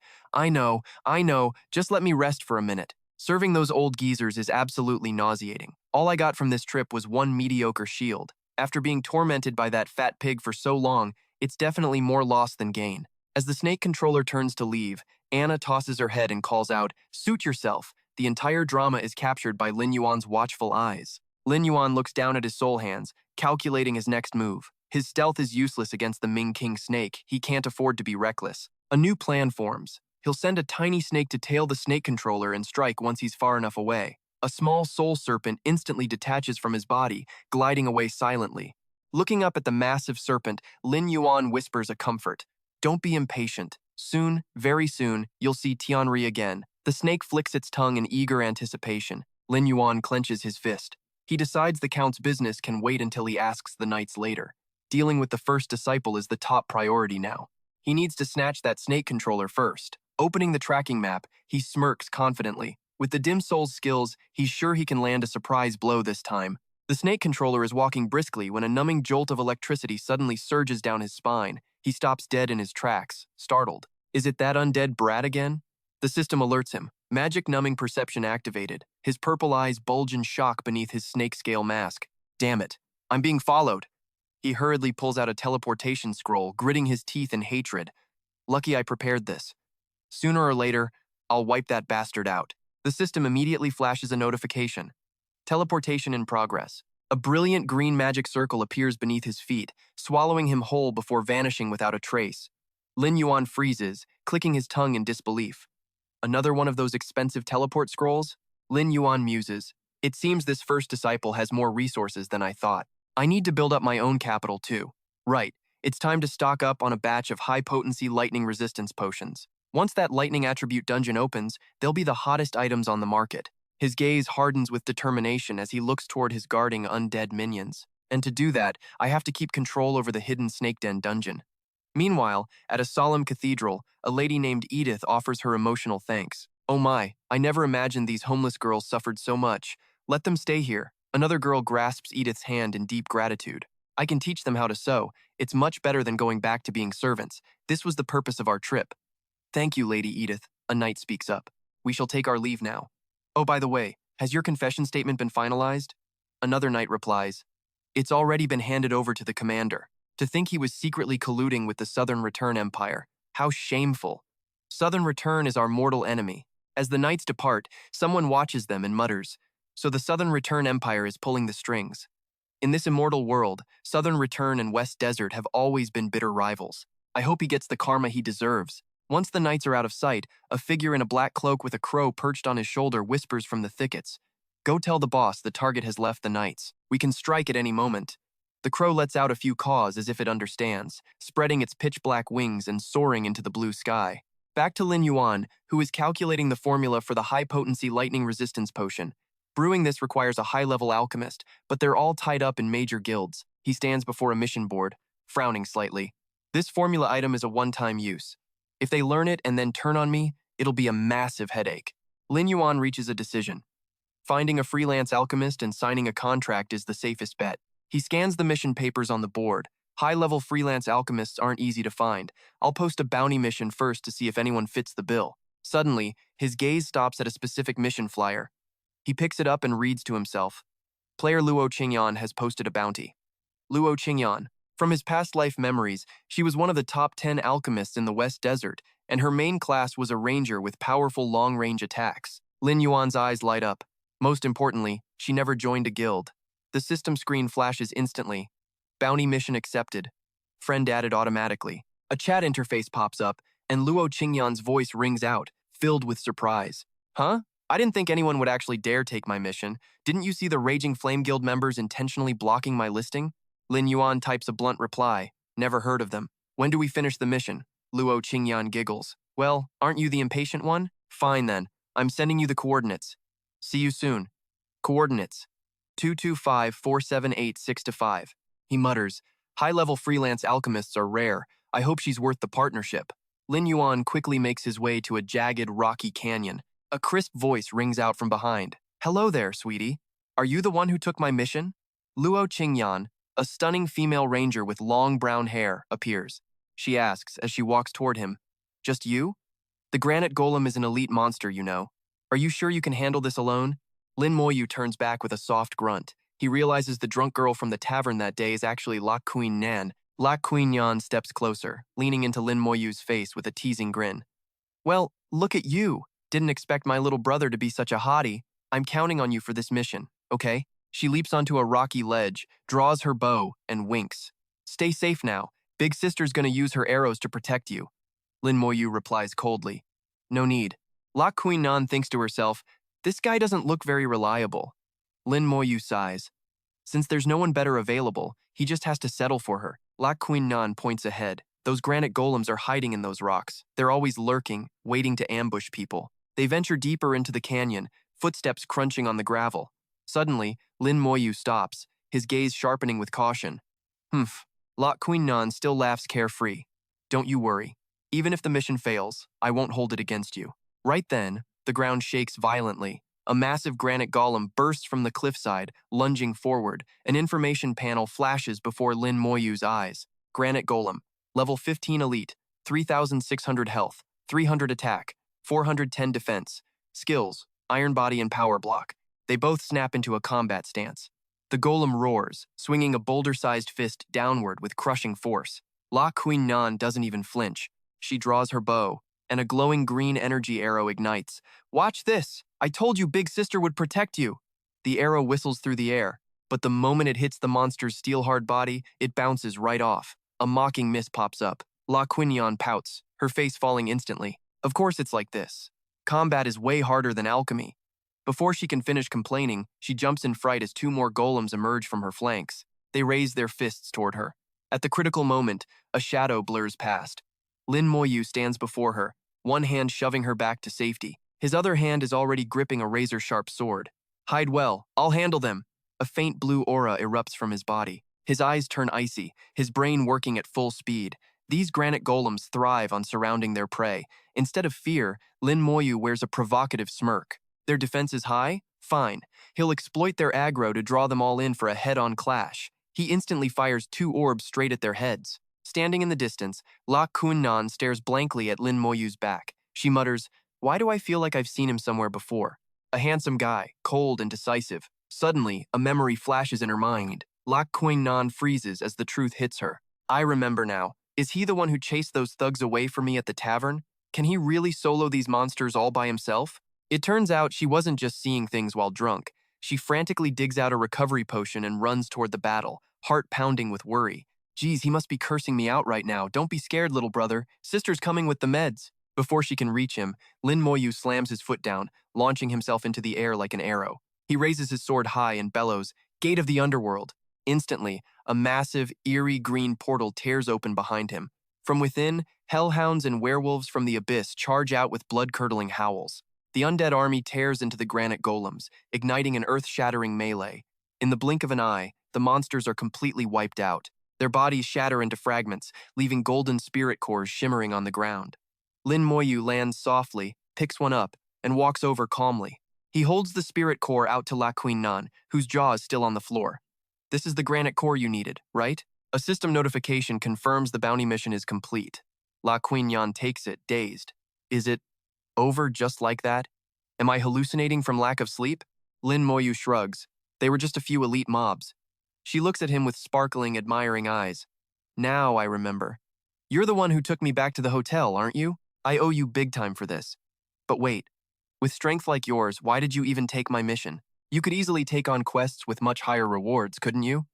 Lin Moyu looks her straight in the eye, stating his goal clearly. I'm looking for a high-level alchemist to sign a potion-making contract. I don't trust the people in the guild. You just happen to fit my requirements. This is a business deal with a very generous payout. Interested? La Queen Nan smiles charmingly and nods without a second thought. Sure. I saw what kind of man you were that night. So, shall we go grab a drink and discuss the plan? Lin Moyu immediately opens a virtual contract panel. I'll tell you the specific plan later. For now, sign the contract. She replies happily, I sign. I usually hate these contract things, but if it's you, little brother, no problem. Lin Moyu nods in satisfaction as the system confirms the success. The notification is clear. Player La Queen Yan has agreed to the partnership contract, establishing an employment relationship with player Lin Moyu. Personal info hidden. La Queen Nan crosses her arms, winking playfully. So, I'm working for you now. What do you want me to help you with? Lin Moyu replies, I have a recipe. Mid-sentence, Lin Moyu stops. He narrows his eyes, scanning the surroundings. Wait, this place is? He looks up at the jagged stone pillars. A sudden sense of déjà vu washes over him. I feel like I saw this scene somewhere in my past life. The spawn points of these golems follow a specific pattern. Suddenly, a flash of green light erupts. A massive monster with a lion's body, eagle wings, and a scorpion's tail appears out of nowhere.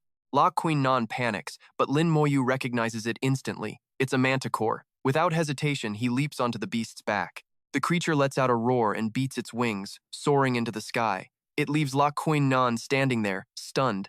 Huh? He just left like that? Soaring through the air, Lin Moyu looks down at the panoramic view of the canyon. It all clicks. No wonder. So this was the perspective of that photo on the forums in my past life. From above, the stone pillars where the golems appeared are arranged in a mysterious array. The manticore circles once before landing in front of the largest pillar. Lin Yuan's eyes flash with excitement. This is the entrance to a hidden dungeon. Deep within the ancient catacombs, he and Luo Qingyan venture cautiously into the darkness. One radiates a dark blue energy, while the other is enveloped in a vibrant green light of life. Luo Qingyan whispers as they walk, her eyes wide with disbelief. I can't believe there's actually a hidden dungeon in this stone forest. But there's only two of us. Are you sure about this? Lin Yuan remains stoic, his mind racing with calculations. In his past life, the forums only had a single photo of this entrance. Beyond that, there was absolutely no information. Hidden dungeons are death traps, but the loot is legendary. Even without intel, he has to take the risk. He glances at the girl beside him. If I recall, you're the one who insisted on following me. Luo Qingyan immediately pouts, putting her hands on her hips in an adorable display of protest. Hey, I was just curious. Don't worry, I don't want any of the loot. I just want to see the world for once. Lin Yuan shakes his head slightly and says firmly, Since we're here, you follow my lead. Let's go. The entrance is right ahead. As his foot hits the first step, a wave of ancient, bone-chilling cold washes over him. Lin Yuan narrows his eyes at the long, dark corridor leading deep underground. At the end of the path lies a massive stone sarcophagus.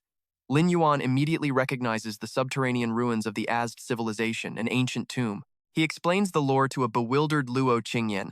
In the world of the immortals, the Azd were a civilization that worshipped death. They observe the strange patterns etched into the walls as they walk. Lin Yuan continues. What they sought was the ultimate transcendence of the soul, a state of immortality. They mastered powerful techniques of crafting artifacts from human remains. However, this civilization collapsed hundreds of years ago. The ancient stone steps are crumbling and decayed. Luo Qingyan shivers, hugging her arms tightly. I don't know why, but I have a really bad feeling about this. Suddenly, a low buzzing sound erupts from the sarcophagus, growing louder by the second. Lin Yuan instantly snaps to attention. The sound of mosquitoes? Wait, no. A black shadow streaks out from the sarcophagus with terrifying speed, leaving a blurry trail in its wake. Lin Yuan barely manages to shout, "It's too fast." He swings his blade, unleashing a brilliant arc of blue sword chi, but the shadow is swifter.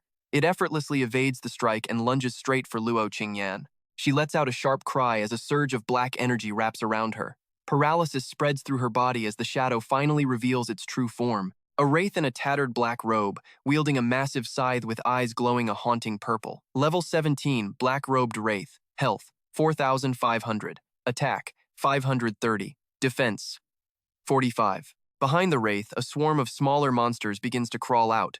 One of them speaks up, "Is that an insect-type monster?" Luo Qingyan grits her teeth, feeling her limbs turn to lead. I can't move." Lin Yuan doesn't turn back, barking orders to his subordinate. "Noel, get her out of the dungeon." Despite being restrained, Luo Qingyan quickly pulls several vials from her bag and hurls them toward Lin Yuan with all her might. "These potions will give you a temporary boost." The system log flashes. Agility potion used on teammate Lin Yuan. Agility increased by 10%. Attack potion used on teammate Lin Yuan, damage output increased by 10%. Defense potion used, defense increased by 10%. Lin Yuan feels power surging through his veins as he analyzes the situation. That thing focuses on blitz attacks. I need to clear these minions first. He dives into the swarm, his green sword light flashing repeatedly as he mows down the smaller mobs. Suddenly, a sharp gust of wind strikes from his flank. Lin Yuan recoils in surprise, his expression turning grave. This guy is smarter than I thought. It knows how to time its strikes. Standing before him is a massive dung beetle, its body shimmering like polished jade. Lin Yuan slashes at it, but the blade bounces off without leaving a scratch. A high defense beetle? No wonder I'm not dealing any damage. Does it have a special defense mechanic? Atec Empire Scarab God. Special high. Tier monster. Health, 100. Attack, 1,000. Defense, 0. Skill, Immortal Execution. Lin Yuan narrows his eyes, his resolve hardening. High speed and lethal single-target damage, this is exactly what his team is missing. I'm not letting you escape. He immediately summons a massive lightning scorpion from the earth to block its path. The beetle takes flight instantly, grazing the top of the scorpion's head. Don't even think about running, Lin Yuan roars. He chases at maximum speed, but the creature is like a lightning bolt, dodging every attack in its path. At that exact moment, Lin Yuan leaps into the air, bringing his sword down in a crushing blow. No matter how cunning it can't outrun a strike infused with necrotic power. You're just a bug. The beetle is shattered by the strike, dissolving into countless shards of energy. Lin Yuan screams, "Die!" Lin Yuan exhales a long breath, his sword still pinned through the dying scarab god. Whew, even if he only did a bit of damage each time, it couldn't get away. Death was only a matter of time. Suddenly, the system interface coldly displays the words, "Health reduced to 0." Lin Yuan stands tall, extending a hand as teal necrotic energy swirls in his palm. Very good. Now fight for me. From the beetle's corpse, a violent burst of teal light erupts, shattering the surrounding stone floor. The light begins to coalesce. The fragments of the beetle quickly reform into a brand new scarab god, radiating a haunting glow. A faint, childlike voice echoes in his mind. Where are you taking me?" Lin Yuan thinks to himself he didn't expect it to have a sliver of sentience. This is an incredible find. The beetle doesn't wait for an answer. It flies straight toward the massive stone sarcophagus. Lin Yuan realizes it instantly. That coffin. Can you open it?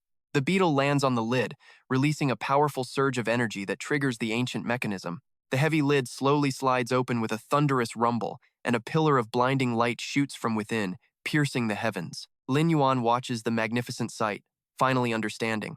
No wonder there was no info on the forums. You actually need the scarab god to cooperate.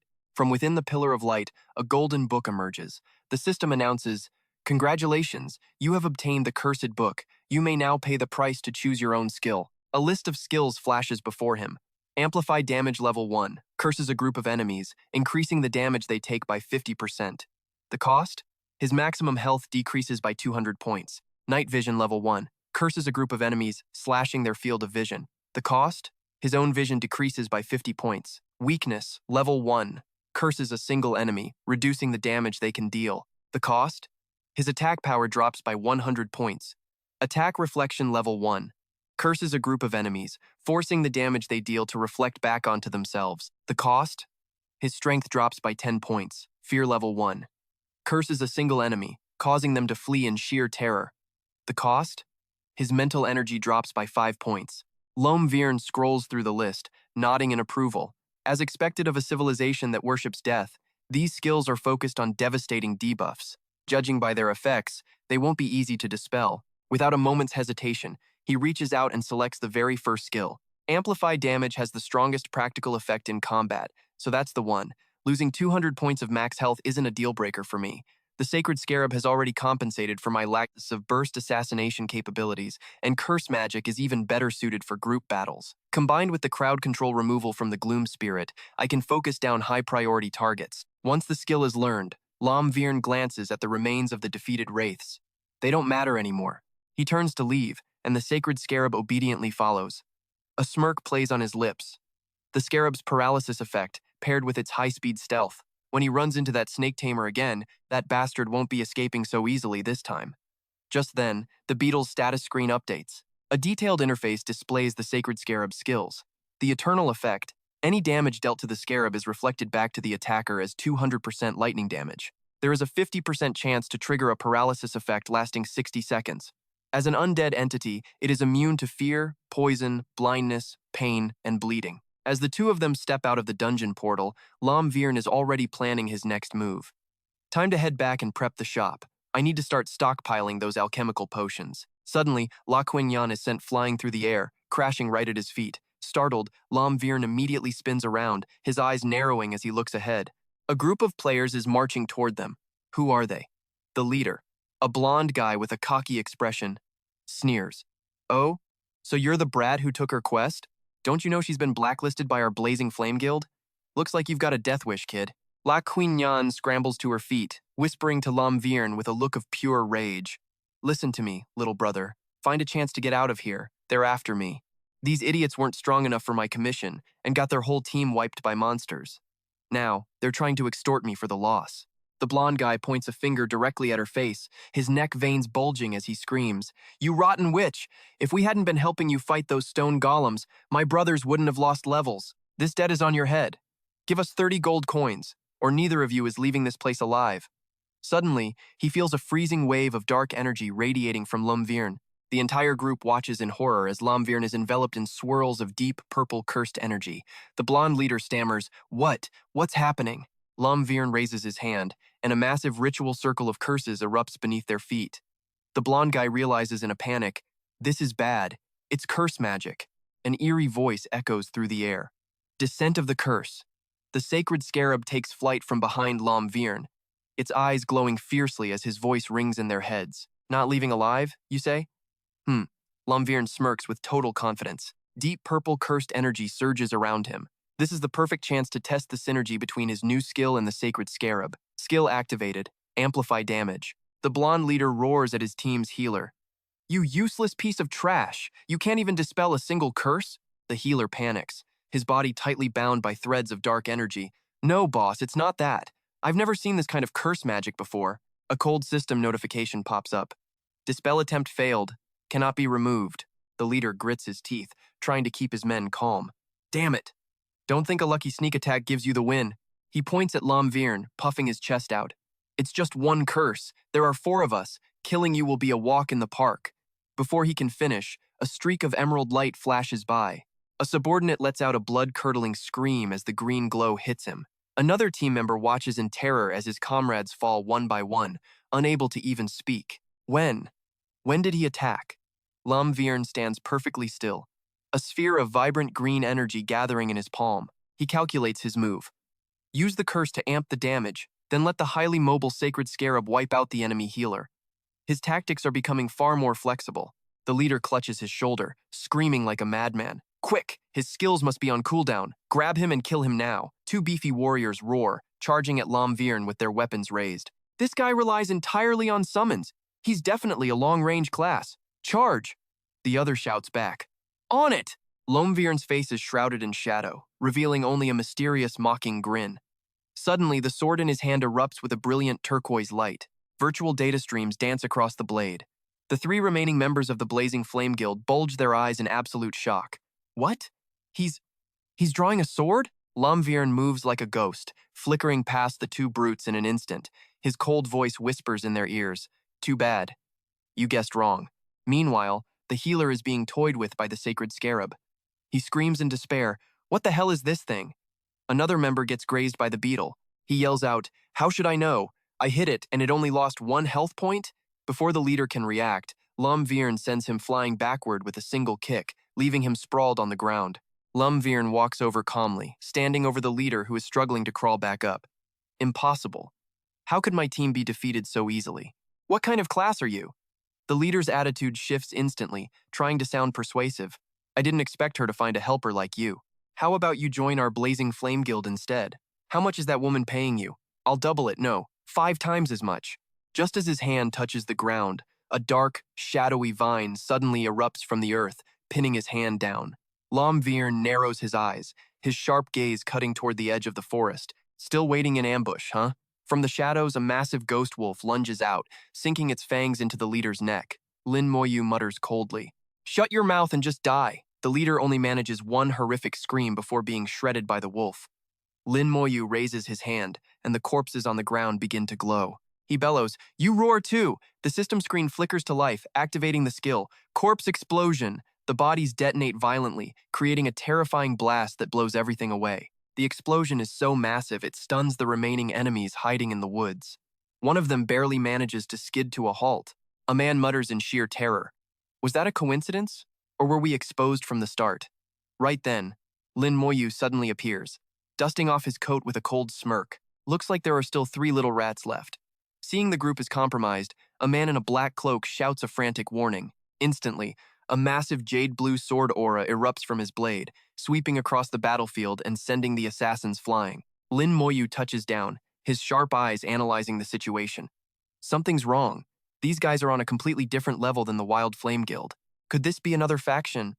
Meanwhile, the 3 cloaked figures quickly regroup, forming a pincer formation. The leader roars, "Since we're exposed, let's finish this. Use that move." The heavy-set brute carrying an axe agrees. He leaps into the air, swinging his massive battle axe in a powerful downward strike. Simultaneously, arrows streak toward him with terrifying speed. He narrows his eyes. Suddenly, a glowing red chain whip lashes out from the ground, aiming for Lin Moyu's legs. Lin Moyu's reflexes are lightning fast. He stomps hard on the chain, using the momentum to vault spectacularly into the air. Effortlessly dodging the spinning axe, he lands firmly on the ground. His sword emanates a freezing frost as he smirks provocatively. "Is that all you've got? Show me everything." Enraged by his attitude, the axe-wielding assassin screams in fury and charges straight at him. "Die, you arrogant brat!" He takes the full force of a swirling blue magic surge. The brute is blasted into the air, gritting his teeth and howling in agony. "Ah!" Lin Moyu's hand glows with oppressive dark magic circles. He delivers the killing blow with a smirk. "Now it's my turn." The system coldly announces. "Skill activated. Damage boost." Hit by the lethal strike, the cloaked man's eyes bulge in panic. Sweat pours down his face as purple dark energy binds his entire body, leaving him completely paralyzed. Choking as the magical vines tighten around him, he twists in desperation, screaming to his comrades for help. "Hurry! Get this off me!" Just as the plea leaves his lips, a massive shadow looms over him, draining the color from his face as he gasps in horror. A colossal stone golem slams a 1,000-pound fist directly onto his position, accompanied by an ear-shattering scream. "Ah!" Ignoring his dying comrade, the leader lashes his chain whip wildly, barking orders. "Don't stop. Complete the mission. We must eliminate him at all costs." The one fighting the archer immediately acknowledges. Lin Moyu easily parries a sharp spear thrust with his blade, his mind calmly calculating. A mission? It seems these guys are mercenaries sent by someone. Before he can finish the thought, the enemy's spear whistles through the air again, thrusting at him with insane speed. But with a masterful flick of his wrist, Lin Moyu catches the enemy's long chain and yanks it with all his might. The assassin's body jerks, losing balance mid-air. He stammers in shock. "What the hell is this?" At that moment, Lin Moyu's black blade gathers mana and unleashes a violent blue storm right at him. Crushed by the bombardment, the assassin tumbles away, screaming in pain. Captain, run! The female crossbowman hiding in the distance covers her face in panic, cold sweat drenching her as she thinks, what kind of monster is he? Second and third bro were taken down in just seconds. While she trembles, the shadow of a magical scorpion falls over her, accompanied by a cold, deadly voice. Just die already! The scorpion, crackling with blue lightning, lunges down, electrocuting and binding her as she falls off the cliff, helpless. Approaching the defeated foe, Lin Moyu rests his sword on his shoulder, looking down with an overwhelming cold authority. Tell me who sent you, and I might spare your life. The female assassin grits her teeth against the pain, her eyes glaring at him with stubborn defiance. In your dreams, just kill me. Seeing her resolve, Lin Moyu narrows his eyes in thought. It seems she won't talk. The force backing these three must be a massive organization. They'd rather die than leak intel. Who exactly is targeting me? He decides not to waste any more time. He raises his hand, summoning a storm to blast her directly, finishing coldly, then I'll grant your wish. The enemy lets out one final cry before completely vanishing. Dusting off his sleeves after the fight, Lin Moyu turns around just as the female archer runs up, excitedly carrying an axe. Tu-Tik praises him with pure admiration. Phew! You're incredible, kid. Watching those thugs get thrashed by you was so satisfying. I've gathered all the gear they dropped for you. Catching the glowing item he tosses, Lin Moyu generously divides the loot. This silver tier bracer has a skill that boosts attack speed. You take it. I'll sell the rest of the silver items for cash. Receiving the high tier gear, she winks playfully. Understood, little boss. Then I won't be shy. Just consider this my advance pay. The system interface displays the gleaming silver bracer with its intricate design. The stat panel pops up clearly. Pursuit bracer, silver grade, attack plus 30, movement speed 10, attack speed 15. Bonus skill, rapid fire, providing an extra 15% attack speed. Shortly after they leave the ruined battlefield, she nudges Lin Moyu's shoulder. So, can we go grab a few drinks to celebrate now? He shuts her down immediately, replying without turning his head. No, we have shop business to handle. As the two walk away casually, deep within the thick brush, a mysterious dark figure remains hidden, silently watching their every move. The spy retreats to report to his boss. Those three were a squad with a 100% mission success rate. I can't believe that kid wiped them all out without leaving a single survivor. Hearing this, the leader narrows his eyes, a sinister excitement flickering from the slit of his mask. This guy, he's proving to be far more interesting than I imagined. His subordinate asks timidly, should we send a stronger team to finish the job then? He waves his hand dismissively, schemes racing through his mind. No, I've changed my mind. A talent like him, who hasn't joined any guild yet, we need to find a way to recruit him instead. The leader's eyes glow with a bizarre, eerie blue light filled with curiosity. He barks a sharp order. Tell the client I'll deal with them myself. For now, suspend every single operation targeting him. Back in the bustling city, Lin Yuan strolls calmly with his hands tucked into his cloak, walking side by side with the archer girl as they enter the peaceful town square. As if that bloody massacre never even happened, Lin Yuan holds a slip of paper, a confident, triumphant smirk playing on his lips.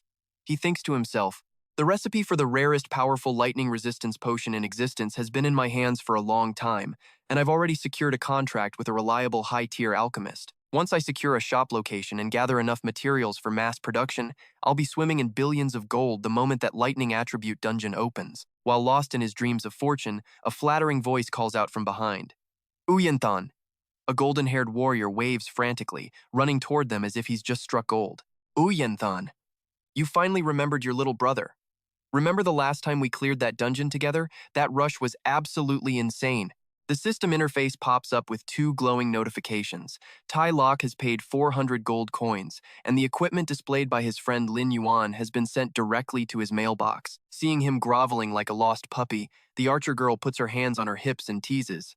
Oh wow, is this your #1 fanboy? Lin Yuan clears his throat, trying to dodge the over-the-top enthusiasm. Ahem. Listen, I was just about to buy a prime storefront for my shop. Let's talk about this later.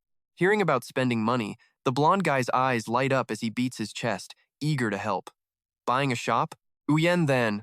Let me come with. Spending money on little things is my absolute specialty. On the other side, the archer girl waves goodbye. I'll head back to the workshop for a bit then. I need to clear out all my alchemy equipment. Meanwhile, at City Hall, the mayor sits grandly in his cushioned chair, waving them off. No, no, no, this isn't a matter of money at all. The mayor waves his hands repeatedly, his face set in a stubborn, difficult expression. Stroking his dapper mustache, the mayor raises a finger with authority, citing the supreme law. The king has issued strict regulations. The storefronts in Rogo Square are not for sale to commoners. The blonde guy leans over the desk, using his smoothest, most flattering tone to negotiate. Come on, Mr. Mayor, just think about it for a second. If we buy this place and open a shop, it will definitely boost the local economy. This is a win-win situation for everyone, but the mayor remains firm, holding up a hand to shut him down. Young man, don't waste your breath. There is zero room for negotiation here. The bargain ends in total failure. The blonde guy turns to Lin Yuan, scratching his head sheepishly. Uyen Than, I think I messed up.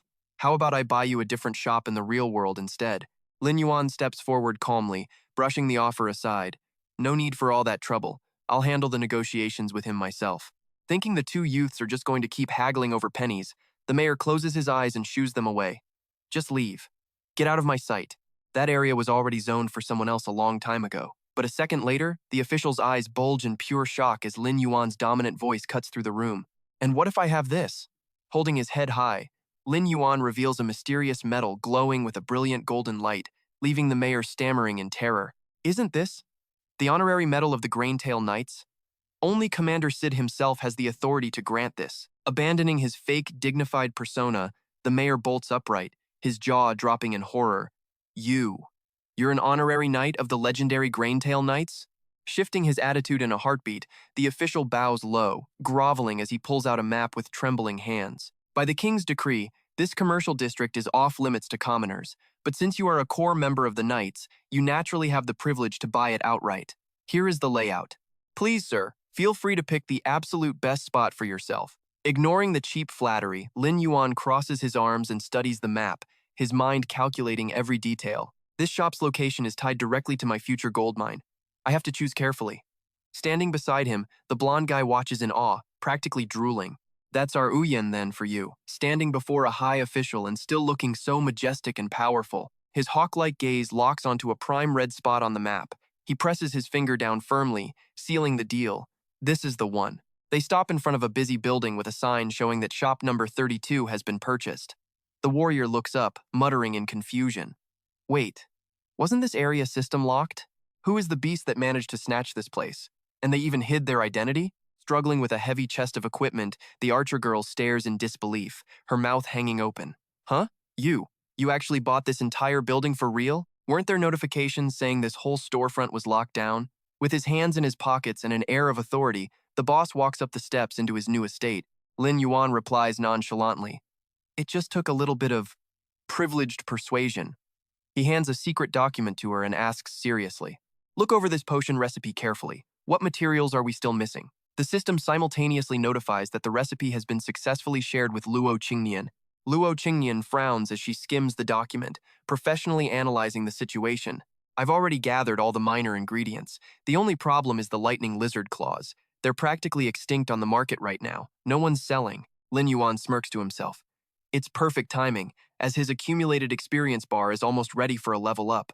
I'll just head out to grind some mobs and collect the materials while I'm at it. Sensing a dungeon run, the blonde guy waves his hands frantically, begging for a spot. You're going out to farm, right? Big brother Uyen. Then take me with you. I promise I'll be the most hardworking looter you've ever seen. The girl quickly refuses, stepping back as she lugs her chest of equipment away. You two go enjoy your little romantic getaway. This young lady only has eyes for her lab and the mysteries of alchemy. Lin Yuan calmly dangles the keys before his partner, exuding the undeniable aura of a powerful boss. I've granted you full authority over the management and business of this shop. From this moment on, this establishment is your private office. Luo Qingyan blinks, completely caught off guard. Huh? Ignoring her confusion, Lin Yuan summons a majestic dark magic beast that spreads its massive wings, ready to take flight. Let's move. We'll fly straight there to save time. Below him, the blonde guy stares at the giant wings with stars in his eyes. Man, that mount is absolutely badass. The system interface pings. Mount Scorpidor successfully summoned. Moments later, they touch down in a treacherous canyon. A fierce dragon-lizard hybrid, glowing with blue energy, snaps its serrated jaws and roars a terrifying warning. It spits a blinding orb of lightning directly at the intruders. The combat interface instantly flickers to life, breaking down the enemy's data. Common Thunder Lizard. Level 17. Health, 3,800. Attack, 330. Defense, 145. Skills include Electric Discharge and Summon Horde. Suddenly, a barrage of emerald fireballs rains from the sky like a deadly meteor shower, threatening to incinerate the ground. With expert precision, Lin Yuan slams his black blade into the earth, using it as an anchor to slide and evade the bombardment. Behind him, the blonde guy scrambles desperately to dodge the chaos. The earth cracks open as a swarm of hideous green lizards crawls out all at once. The blonde guy panics, shrieking, "Whoa, whoa, that's way too many monsters." Remaining as calm as a still lake, Lin Yuan explains the thunder lizard's nature. When one dies, it alerts and awakens the entire pack. This is perfectly normal. Seeing his boss so composed, the blonde guy gets a surge of bravado. "Yuan Shen, let me take the front line for you." Lin Yuan steps back, hands tucked into his cloak, and gives a sharp nod of command. "Just focus on gathering the materials." Suddenly, a massive, jagged lizard king wreathed in green flames erupts from the shadows. Without a hint of hesitation, Lin Yuan summons his elite minion to the battlefield. "Lizard King, open fire, show them no mercy." A golden system notification flashes brightly across his vision. "Congratulations on your victory, you have reached level 16. With a glowing level-up arrow above his head, Lin Yuan smirks. At this rate, he'll be sitting at the very top of the server rankings. Standing nearby, the blonde guy stares at the summoned creatures in total awe. Is that the boss of the Cinder Valley? Are they actually working for Yuan Shen now? This is beyond cool. As the massive stat window appears, Lin Yuan strokes his chin, calculating his next move. The Snake Tamer's leveling speed can't possibly keep up with his. With the Sacred Scarab and his damage buffs, he is determined to hunt that man down, and those three lurking in the shadows, they feel like professional assassins. I need to find an opportunity to investigate them. The blonde guy runs back, panting as he hauls a loot sack larger than himself. "Yuan Shen, every single drop is right here." Lin Yuan turns and walks away with effortless grace. "Good work, let's go." The scene shifts to the interior of shop number 32, now fully renovated into a stunning establishment. The design is a perfect blend of classic elegance and arcane mystery. Behind the counter, Luo Qingyan swirls a purple test tube, her face clouded with market concerns. The effectiveness of this potent anti-electric potion is undeniable, but the current dungeons don't really require anything this strong yet. If we make them, will they actually sell? Suddenly, the door swings open. Lin Yuan enters with the heavy sack of materials and gets straight to business. "This should last us a while. How far along are you with the formulas?" Luo Qingyan is stunned by his incredible efficiency. "That fast?" she stammers, feeling the weight of her profession. "This is a high-level recipe. Even master alchemists have a significant failure rate. I need more time to increase my proficiency." Lin Yuan thuds a basket of succulent, glowing fruit onto the table, shifting the business plan instantly. "Then we'll sell these first." Seeing this, Han Chung worries about the prime location and tries to intervene. "Fruit, boss? You're using a top-tier location like this to sell fruit? Isn't that like using a dragon-slaying sword to kill a chicken? I still have some other potions saved up. Maybe we should sell those instead?" Ignoring the skepticism, Lin Yuan offers a confident smirk. "Take one bite and you'll understand. Han Cheng, you try one too." Holding a bright red apple, Luo Qingyan remains doubtful. "All right, but isn't this just an ordinary piece of fruit?" Disregarding everything else, Han Cheng eagerly takes a massive, messy bite. Yuan Shen must have a reason for this. No point in overthinking it. As he swallows, Han Cheng's eyes bulge in pure shock. He watches his physical and mental stats skyrocket in real time. "Look, my stats are rising. How can fruit be this powerful? I told you anything Yuan Shen brings out is bound to be legendary." Ready to rake in the profits, Lin Yuan sets the price with the cold authority of a CEO. "There is a limit of 100 uses per person. I will restock the shop every week. List them at 5 gold coins each. Today, we officially open for business." Instantly, a colorful server-wide announcement explodes across every player's screen. Server announcement. Shop number 32 at Rogel Square is now officially open. All players are welcome to visit. Out in the wasteland, a warrior stops mid-combat to look at his teammate in confusion. "Wait, didn't Leng Yu say yesterday that it was impossible to buy property? And someone is already opening a shop today?" Qian turns to Xiao Dan. "Check the logs, it's the first player-owned shop in the entire server. Throughout the city, players are in a frenzy. What's the deal with this?" One player stomps his foot in frustration. "Damn it! Shop number 32 is the best spot in the city. I've wanted that location forever." Curious crowds begin to shout, "Let's go! Get to Rogel Square and see what the hype is about." Meanwhile, lurking in a dark alley across from the grand shop, the leader of the assassins breaks into a cold sweat. "What?" He actually managed to open a shop? The white-haired client beside him hisses through gritted teeth. I thought you were going to eliminate him. When exactly do you plan on striking? The masked leader stands frozen, unable to believe his eyes. Suddenly, a heavy pouch of gold is thrown back, whistling through the air. Catching the payment, the masked leader flatly rejects the contract. Forget it. This guy is far more dangerous than the intel suggested. Even our elite squad was wiped out. Take your money back. We're done with this job. Furious at the betrayal, the white-haired man grabs the assassin's sleeve and roars, Is this just about the money? Tell me, how much do you want?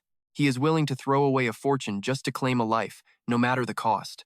As long as that man ends up dead, the price is negotiable. But as he's mid-shout, his pupils suddenly shrink. A wave of pure terror washes over him, making him flinch. In the distance, the powerful Lang Guyet approaches, her icy armor radiating authority. Blinded by a mix of jealousy and fear, the white-haired man flees into the shadows, cursing under his breath that she's looking for that bastard again. Inside the shop, bathed in bright lights, Lin Moyu welcomes the bustling crowd with open arms. Welcome, valued customers. A group of players steps through the door, the leader's eyes darting around the shelves in utter confusion. Seeing only a few scattered items, he asks skeptically, You only sell one thing here? Fruit? You've got the best location in the city just to sell this? That's when the businesswoman Kuya Nan smiles brightly, lifting an apple to make her pitch. This fruit grants permanent attribute growth, she chirps, and it's only 5 gold coins apiece. Hearing the steep price, the customer's jaw practically hits the floor as he screams in shock. How much? 5 gold coins? I couldn't even get 10 gold if I sold every piece of gear I'm wearing. Ignoring the man's stingy shouting, his companion steps forward, eyes wide with curiosity. Wait, did you say it raises core attributes permanently? After a moment of hesitation, the skeptical customer decides to take the gamble. No way, I've never heard of fruit like that. Fine, let me try one. As soon as he gets his hands on it, he stuffs his face, chewing greedily until not a single scrap is left. Instantly, his eyes sparkle with joy, his muscles surge with power as he lets out a triumphant roar. It's real! My constitution just increased by 4 points. The customer, having just swallowed the last bite, stands frozen. His face is a mask of shock, left completely speechless by the sudden surge of power. Within seconds, the crowd turns into a frenzy. People wave bags of money, shoving toward the counter and shouting, Hurry, give me 3 more. In his mind, one player is already calculating the profit. If he buys these now and resells them to the major guilds, he'll make an absolute killing. Seeing the chaos erupt, a customer in a red cloak quietly turns and slips away, a cunning, predatory smirk playing on his lips. Just then, as Lang and Guyet steps through the entrance, a system notification flashes before her eyes. You have entered the shop of your friend, Lin Moyu, anonymous. Inside, Lin Moyu is standing tall, arms crossed as he greets his guests. Seeing him, the powerful warrior approaches, her voice laced with disbelief. I had no idea the hidden owner of the server's top shop was you. But how? I came here yesterday to ask, and the NPC kicked me right out. Lin Moyu responds with a mysterious, confident smile. He shrugs with the cool air of a CEO. Maybe it was just a bit of luck. Dropping the small talk, Lang and Yet turned serious.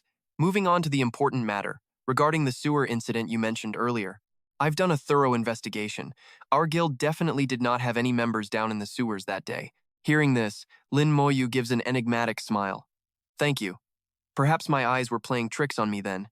Internally, he's already checking them off the list. For now, the Jinghua Shui Yue Guild is cleared of suspicion. With the business concluded, Lin Moyu begins to head up the stairs, tossing out a generous offer over his shoulder.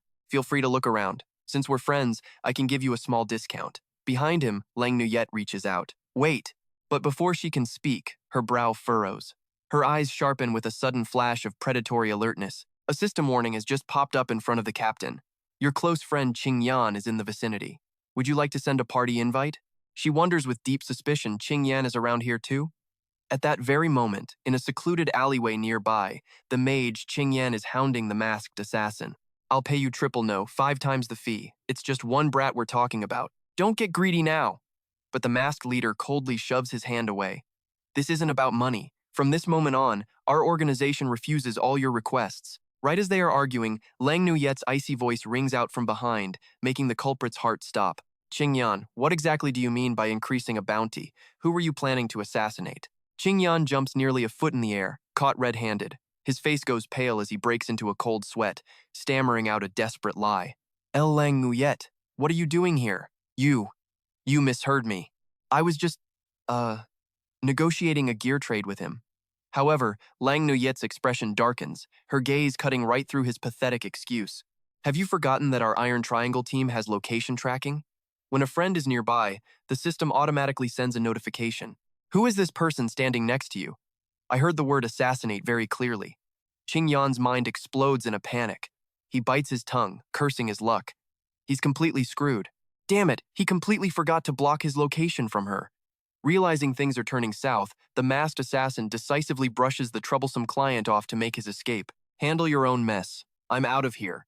But in that split second, as he turns to flee, he accidentally reveals a gold-inlaid skull badge hanging from his belt, radiating a chilling, murderous intent. Catching that detail, Lang Nuyet's pupils contract in shock. She shivers as she recognizes that familiar item, that pocket watch. Using lightning-fast reflexes, she lunges forward to block his path, shouting, "Stop right there! I have questions for you!" The assassin glances back with a mocking sneer. You think you can hold me?"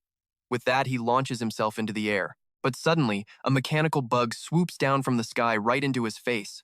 What the? In the next heartbeat, he fires a grappling hook into the wall, narrowly swinging away to dodge a lethal bolt of lightning from the strange creature. However, the moment he lands, Lin Yuan's black-cloaked figure tears through the wind like a phantom to intercept him. The masked assassin barely finds his footing before his eyes widen in pure shock. Giving his enemy no room to breathe, Lin Yuan swings his black blade, unleashing a ruthless arc of green energy in pursuit. "Where the hell do you think you're going?" he roars coldly. Cornered, the assassin is forced to use his weapon to parry the crushing blow. Seeing Lin Yuan suddenly appear, Xing Yin stands there stunned. "Where did you even come from?" he asks, bewildered.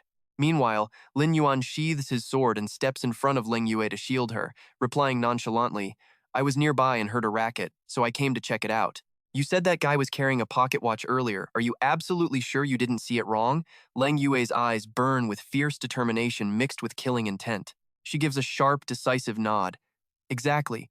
Even though it was just for a split second, I'd bet my life I didn't misinterpret what I saw." Seeing her certainty, Lin Yuan lets out a smug smirk and mutters to himself, "Then that's perfect. I was just stressing over where to find you. Who knew you'd just walk right into your own grave like this?" Hearing the challenge, the assassin leader flinches, cold sweat pouring down as he makes a terrifying realization. Could he already know I was the one who sent that hit squad? He wonders. It seems his power isn't just terrifying, his intelligence network is something to be feared too. Realizing the situation has turned against him, he immediately tries to de-escalate, smoothing his tongue to buy time. "I know you're angry, but can't we just talk this out like adults? I can give you an explanation." However, Lin Yuan answers with a powerful sword swing that tears through the earth, forcing the man to leap onto a wall to survive. From below, Lin Yuan counters coldly, "Oh, once I've captured you, I'll get whatever answers I want through my own interrogation." Seeing Lin Yuan strike with such merciless intent, Xing Yin retreats in a panic, sweat drenching his forehead as he grits his teeth, plotting a dirty scheme. According to their code, these guys are never supposed to betray their client.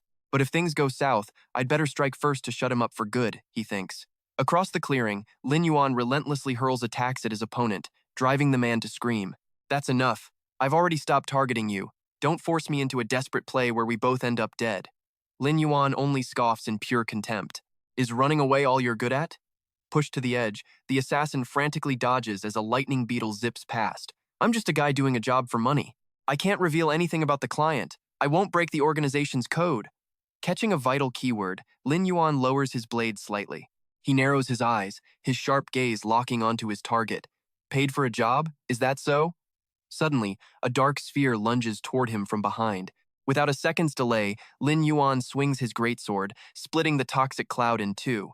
He charges through the blast with an epic, awe-inspiring presence. At that moment, Xing Yin charges forward like a madman, aiming to backstab the assassin while roaring savagely, "You're too damn loud. Just die already." His mind races with desperate calculations. Is this damn assassin about to sell me out? Not a chance. If Ling Yue finds out about this, I'm finished. However, the sneak attack misses entirely as the assassin smoothly leaps onto the wall. He sneers down at Xing Yin.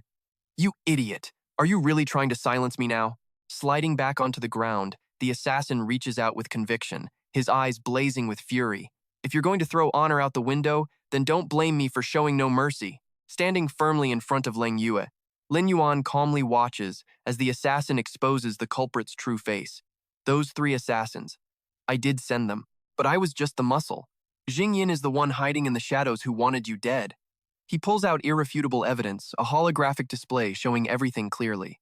It was a filthy transaction. The bitter assassin lays all his cards on the table. Take a look for yourselves. He even promised to double the pay once the job was done. Make sure he dies and make it as miserable as possible. Oh? You're quite the big spender, aren't you? Fine, I'll take the contract. Unable to believe her ears, Leng Yu whips her head around to stare at Xing Yin, her eyes filled with crushing disappointment. Is this true? Xing Yin, you actually hired assassins to commit murder? Cornered, Xing Yin points a trembling finger at the assassin, screaming, You! You bastard! How dare you sell me out? Ignoring the bickering between the two hypocrites, Lin Yuan casually raises his massive black blade. His voice is icy as he pressures the masked man. Who you tried to kill doesn't matter to me.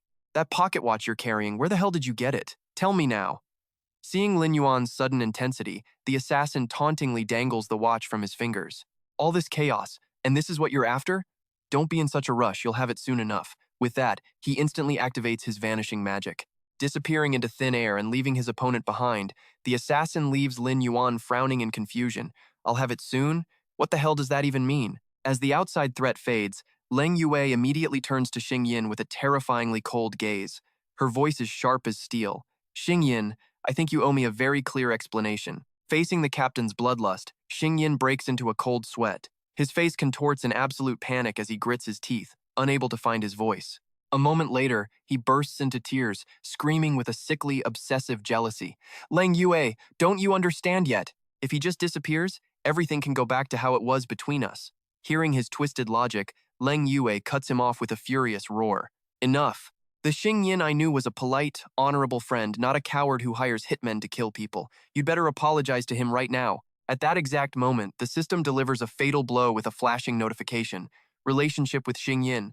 Best friend status has been severed. Staring at the heartless notification, Xing Yin chokes back tears of bitter resentment. You actually chose an outsider? You really cut our bond just for him? And you're making me apologize? What does he have that I don't?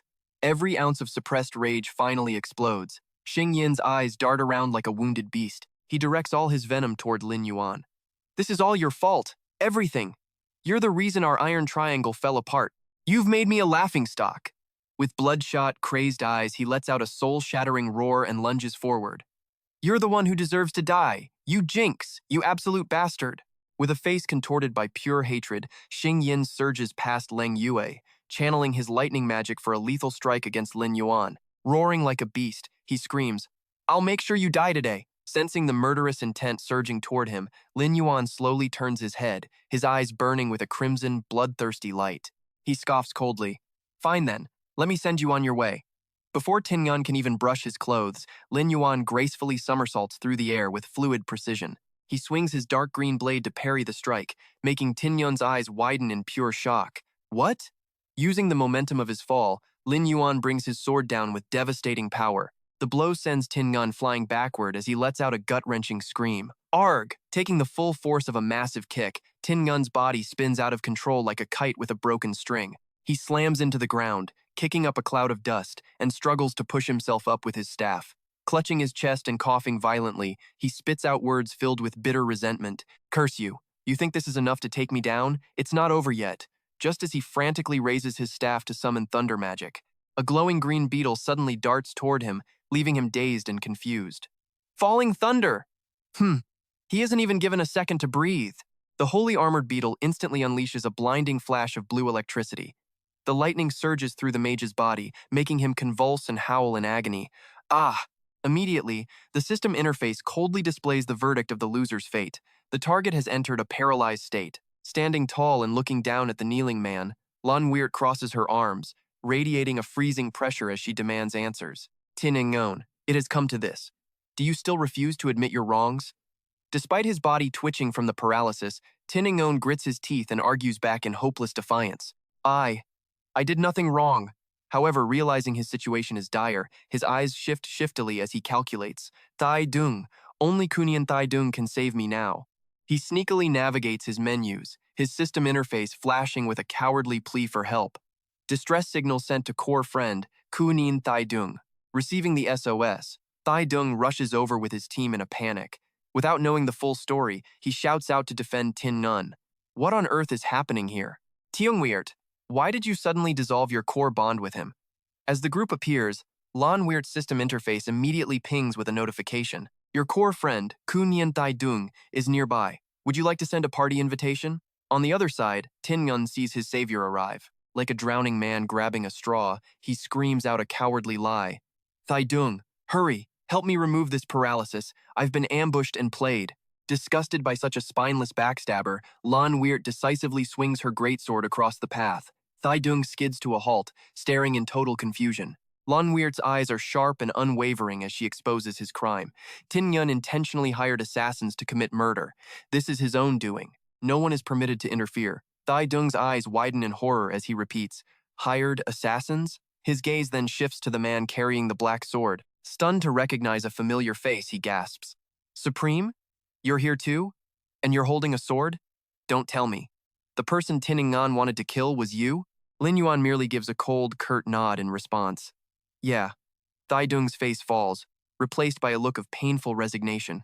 He closes his eyes and lets out a helpless sigh. "I understand, Supreme. I won't step in." "Tiongweer, to think you'd even draw your sword against me. Tingun, what kind of mess have you gotten yourself into?"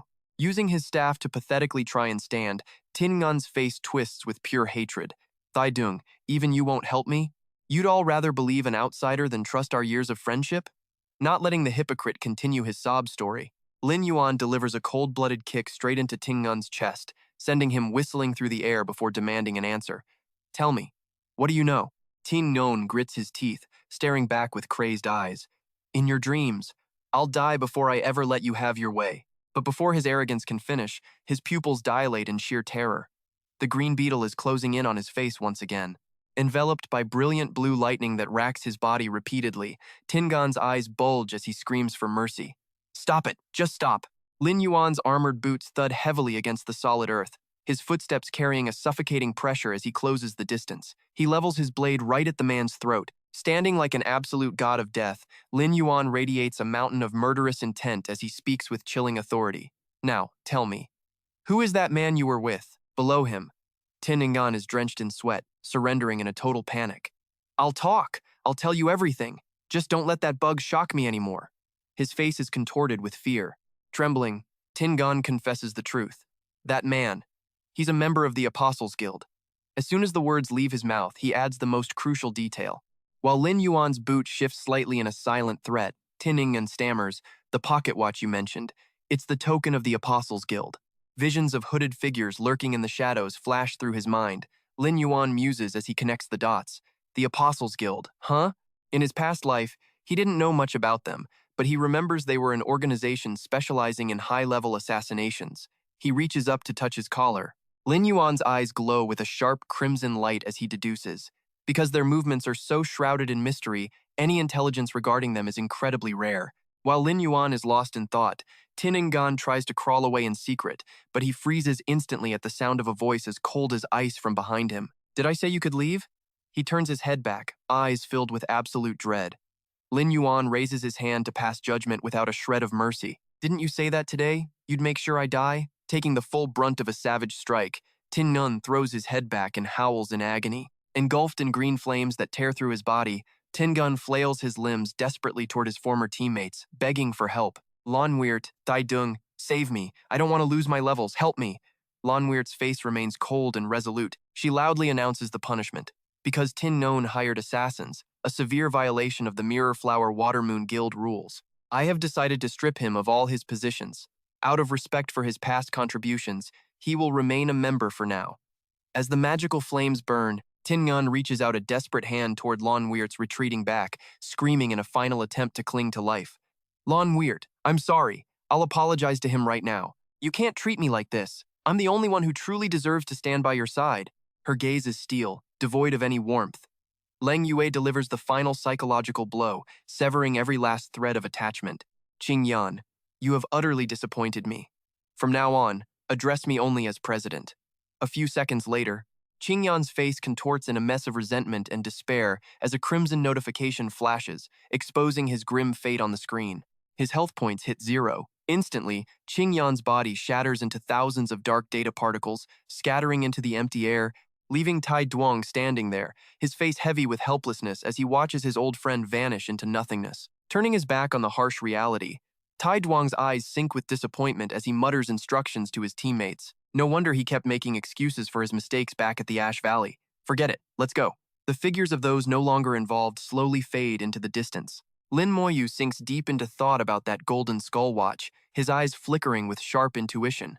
So, that pocket watch didn't belong to the first disciple's subordinate, it's a token of the Apostles' Guild. But regardless, I finally identified that the snake controller is hiding within this organization. He turns to look at the girl who just stood her ground to protect him. Lin Moyu offers a faint, appreciative smile. Thanks to her, he found a vital clue. He hadn't expected her to defend him so fiercely. Snapping out of his thoughts, he offers his sincere gratitude. Leng Yue, thank you so much. I have a few items in my shop that grant permanent stat boosts. Would you like to come by and pick one? Soon after, they arrive at the shop. The golden glow of the setting sun bathes the building walls. Phew! Finally, everything is sold out. Inside the shop, the seductive manager wipes a bead of sweat from her brow. She stands smugly behind a chest-high mountain of gold coins and asks, "So, what do you think? Your big sister did a pretty good job, didn't she?"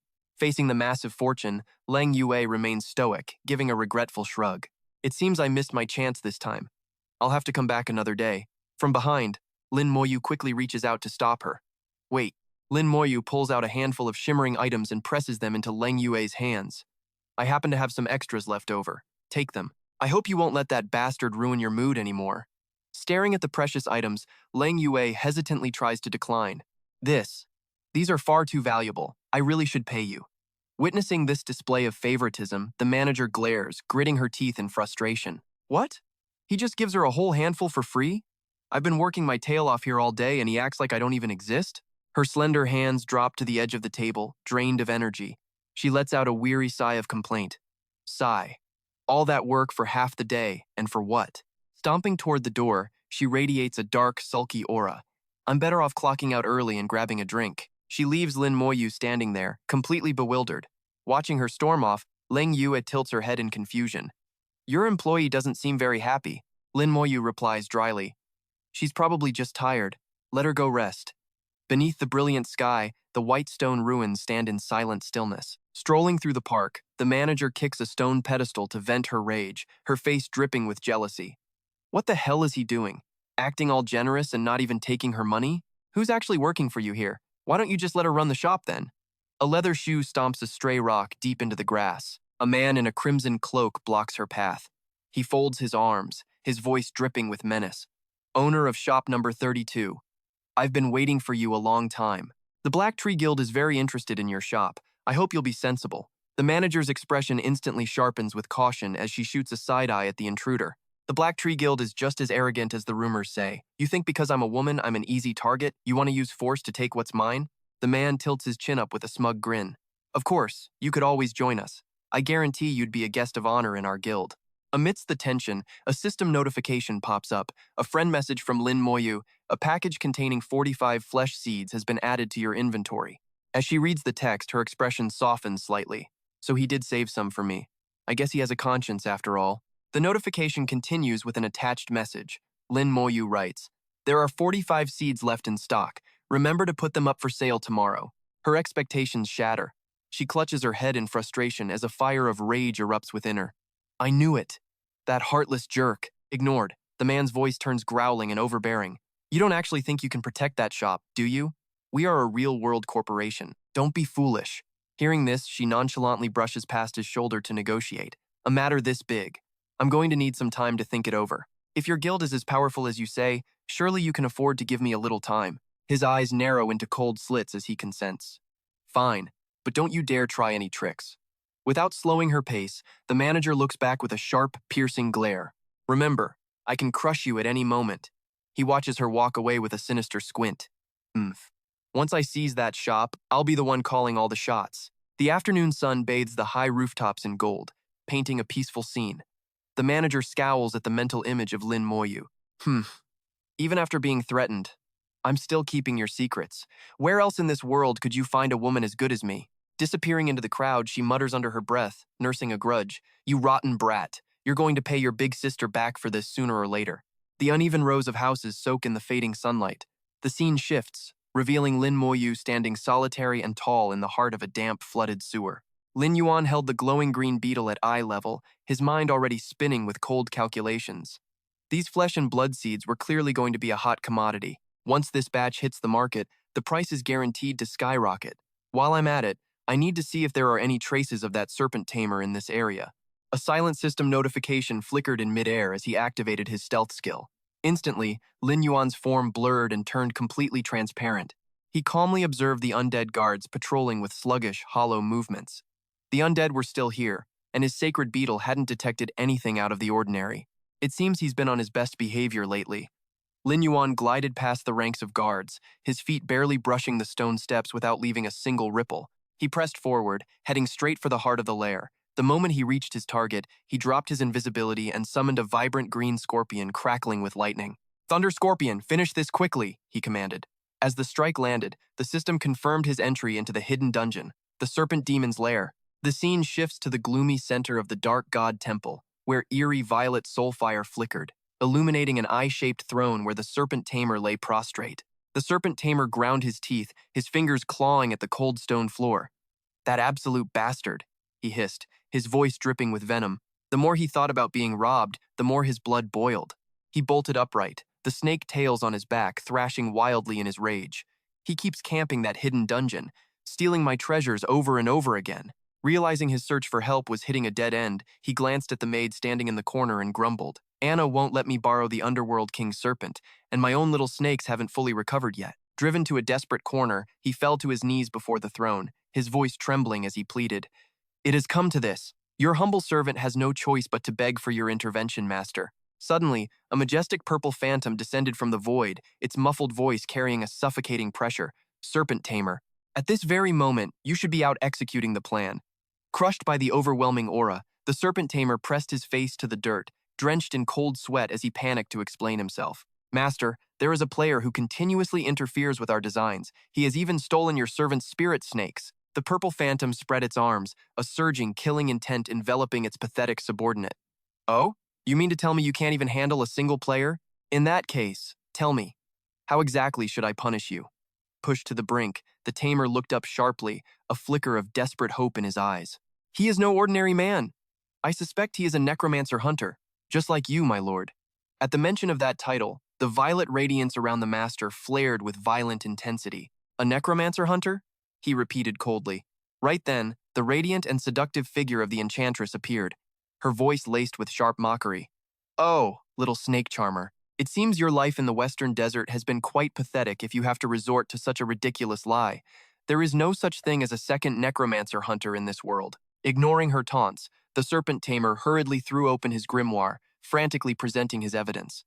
"Master, every word I say is the truth. Please, see for yourself."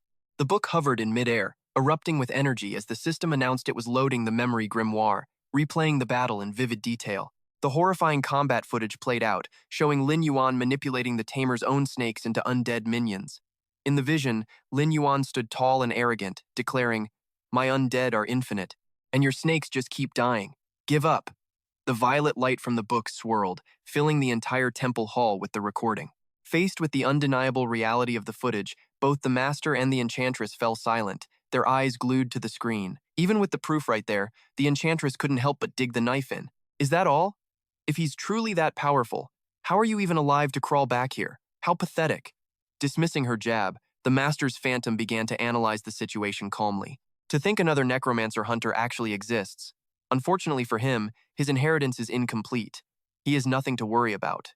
Reaching out to summon a vial of deep purple potion, the master spoke with supreme arrogance. "I don't need to soil my hands with such a half-baked amateur." The serpent tamer let out a wicked smirk, waiting for his orders. "What do you mean, master?" The master drew a dark circle in the air, outlining the strategy. "Listen closely. Deep within the Western Desert Empire, there are flying serpents capable of extreme speeds." The majestic magic continued to pulse. He emphasized, "Their spirit-dampening skills are the perfect counter for a player like him." As soon as he finished speaking, a flashing coordinate display appeared before the serpent tamer. Coordinates shared: 458, 274, 96. Clutching the potion, the serpent tamer gave a cruel, savage laugh. "Understood. I will make him suffer until he begs for death, forcing him to reveal every trick he has.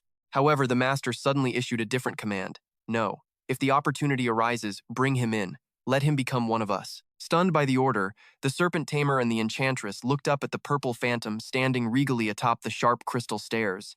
He spoke with the deep curiosity of a true ruler. I am very curious. A necromancer hunter should never have appeared again. Where on earth did he come from? The phantom slowly sat back upon the throne, resting his chin on his hand in a posture of absolute dominance, emitting a pressure that made his subordinates afraid to even breathe. The scene shifts to a magnificent city built with desert architecture. Massive onion domes stood silent under a golden sunset that stretched across the horizon. The serpent tamer stepped through a sun-drenched doorway into a tavern, muttering with bitter resentment. The master actually wants to recruit that piece of trash. Then what about my vengeance? His face, partially hidden behind a snake-scale mask, hardened with cold calculation, his eyes flashing with cunning. He thought to himself, if I'm to pull him in as the master wants, I'll need to use the false disciple's intelligence network to see if he belongs to any guild. Hiding his true intentions, he pulled up the collar of his black cloak and strode confidently into a dilapidated warehouse area, cluttered with stacks of oak barrels. Spotting a waiter carrying a tray of drinks through the narrow stone corridor, the serpent tamer raised a hand to stop him, initiating the secret code. The waiter kept his professional mask on as he reminded him, "Sir, if you want a drink, please go to the front hall."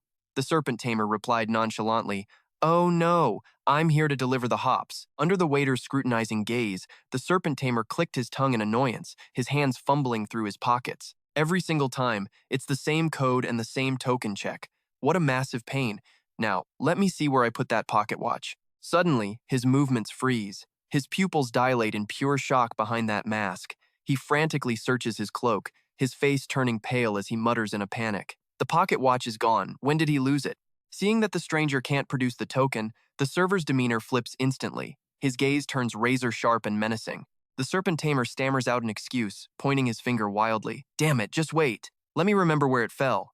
But the server cuts him off coldly. "Mr. Serpent Tamer, we don't do explanations here." The server's face darkens, his eyes glowing with a murderous red light. He coldly orders him to leave. "Perhaps you should try another tavern." Just as the tension peaks, a firm hand reaches out from the shadows to stop the server's outburst. A short, sharp command follows. "Wait a moment." From the darkness, the branch leader wearing a silver mask calmly steps into the light. Looking rugged and composed, he crosses his arms to vouch for the fumbling man. "I know this guy. Let him in." Recognizing his superior, the server immediately suppresses his bloodlust and bows deeply. "Yes, branch leader." The scene shifts to the guild's secret basement, a place of cold blue stone walls lit by flickering torches. Sharpened metal spikes line the walls, revealing the brutal nature of this underground assassin base. The silver-masked branch leader leans back comfortably in a leather armchair. Standing before him, the serpent tamer bows his head in a submissive, groveling apology. "Thank you, boss. It's my fault for losing the watch and causing you trouble." The branch leader gets straight to the point. "Spit it out. What's going on?" The serpent tamer offers a file, using a clever excuse to hide his true ambition. "I'm here because I just received a commission. I need intel on this person." As his superior flips through the documents, the serpent tamer gloats internally. "These brutes won't realize I forged this commission. Even if they kill him, it's useless to me." His eyes glint with malice as he perfects his plan to kill two birds with one stone. "If I can use the intel to make that guy think we have bad intentions, he'll never agree to join us. No matter how much I try to recruit him later, he'll refuse. That way, I can give my master a smooth explanation." The branch leader narrows his eyes at the forged paper and nods thoughtfully. "I see." Contrary to his subordinate's schemes, the branch leader reaches into a nearby file box and pulls out a different folder. He leans forward and tosses the paper down, looking genuinely amused. "What a coincidence. I just got a commission too. The target is the exact same person." The news hits the serpent tamer like a physical blow. Sweat beads on his temples as he tries to stay calm, stammering, "Is that so? Looks like this guy has a lot of enemies." The branch leader taps the folder on his lap rhythmically. "I've already finished the investigation. Since it's the same target, I'll just handle it myself." Fearing his prey is slipping away, the serpent tamer reaches out, faking admiration. "Boss, actually, I've always looked up to your strength. Can I come along for this commission? I don't even need a cut of the reward." His overeagerness immediately triggers a suspicious look. The branch leader leans back fully, resting his chin on his hand. "Ha, forget it. I only team up with people I know. Besides, why do I feel like you're obsessed with this guy?" His heart skips a beat. The serpent tamer avoids eye contact, forcing a smile to hide his growing unease. Unless you have other motives? The serpent tamer quickly waves his hands and backs away. Haha, nothing like that. Well then, boss, I'll go handle another task. As he walks away down the narrow corridor, his face sinks back into a dark, calculating gloom. Even if the Yama actually assassinates him, it won't matter. In this immortal world, he'll just respawn. I have to find another way to ensure Master can never recruit him. Leaving the vengeful man behind, the silver-masked leader sits alone in the isolated stone room. He flips through an old file, a strange spark of interest in his eyes. Who knew that discarded Star Scar commission would come in handy? His thoughts drift back to a fierce clash in a narrow alleyway. He remembers twisting midair to dodge Lin Yuan's powerful slash. No wonder that sour-faced guy went crazy when he saw the pocket watch. The problem was this kid all along. But now everyone wants him dead. This is getting more interesting by the second. Suddenly, a hologram featuring a flaming mask symbol erupts in midair. An urgent system notification appears. The leader is initiating a remote call. An authoritative voice booms from above. The person you mentioned. Is it the one who wiped out our elite squad? The branch leader stands up straight, bowing his head respectfully to the supreme leader. Yes, leader. Unfortunately, things were too chaotic when I met him. He clenches his fist in front of his chest, his voice vibrating with a warrior's hunger. Otherwise, I really would have loved to test my skills against him properly. From the magical flames, the leader's final command rings out decisively. In that case, go test him one more time and see if he has any interest in joining us. Understood. The branch leader bows, his response firm and submissive. Meanwhile, a door creaks open, signaling a return home. The moment Lin Yuan steps inside, he stops dead in his tracks. Before him stands a golden-haired knight in a maid apron, holding a broom and beaming with a radiant smile. Master, I'm here to help you. Lin Yuan freezes, his face twisting in disbelief. Ignoring the ridiculous sight, the innkeeper, Luo Qingyan, walks out with a small box. Hey kid, an acquaintance is looking for you. He's been waiting a while. Lin Yuan's gaze turns sharp as ice. It's him. The cloaked, masked man takes a sip of tea and says nonchalantly, let's go, let's talk outside. Before leaving, Lin Yuan finalizes his weekly trade. Here's this week's stock. A notification pops up. 100 seeds of flesh have been transferred to Luo Qingyan. He adds coolly, feel free to bump up the price a bit.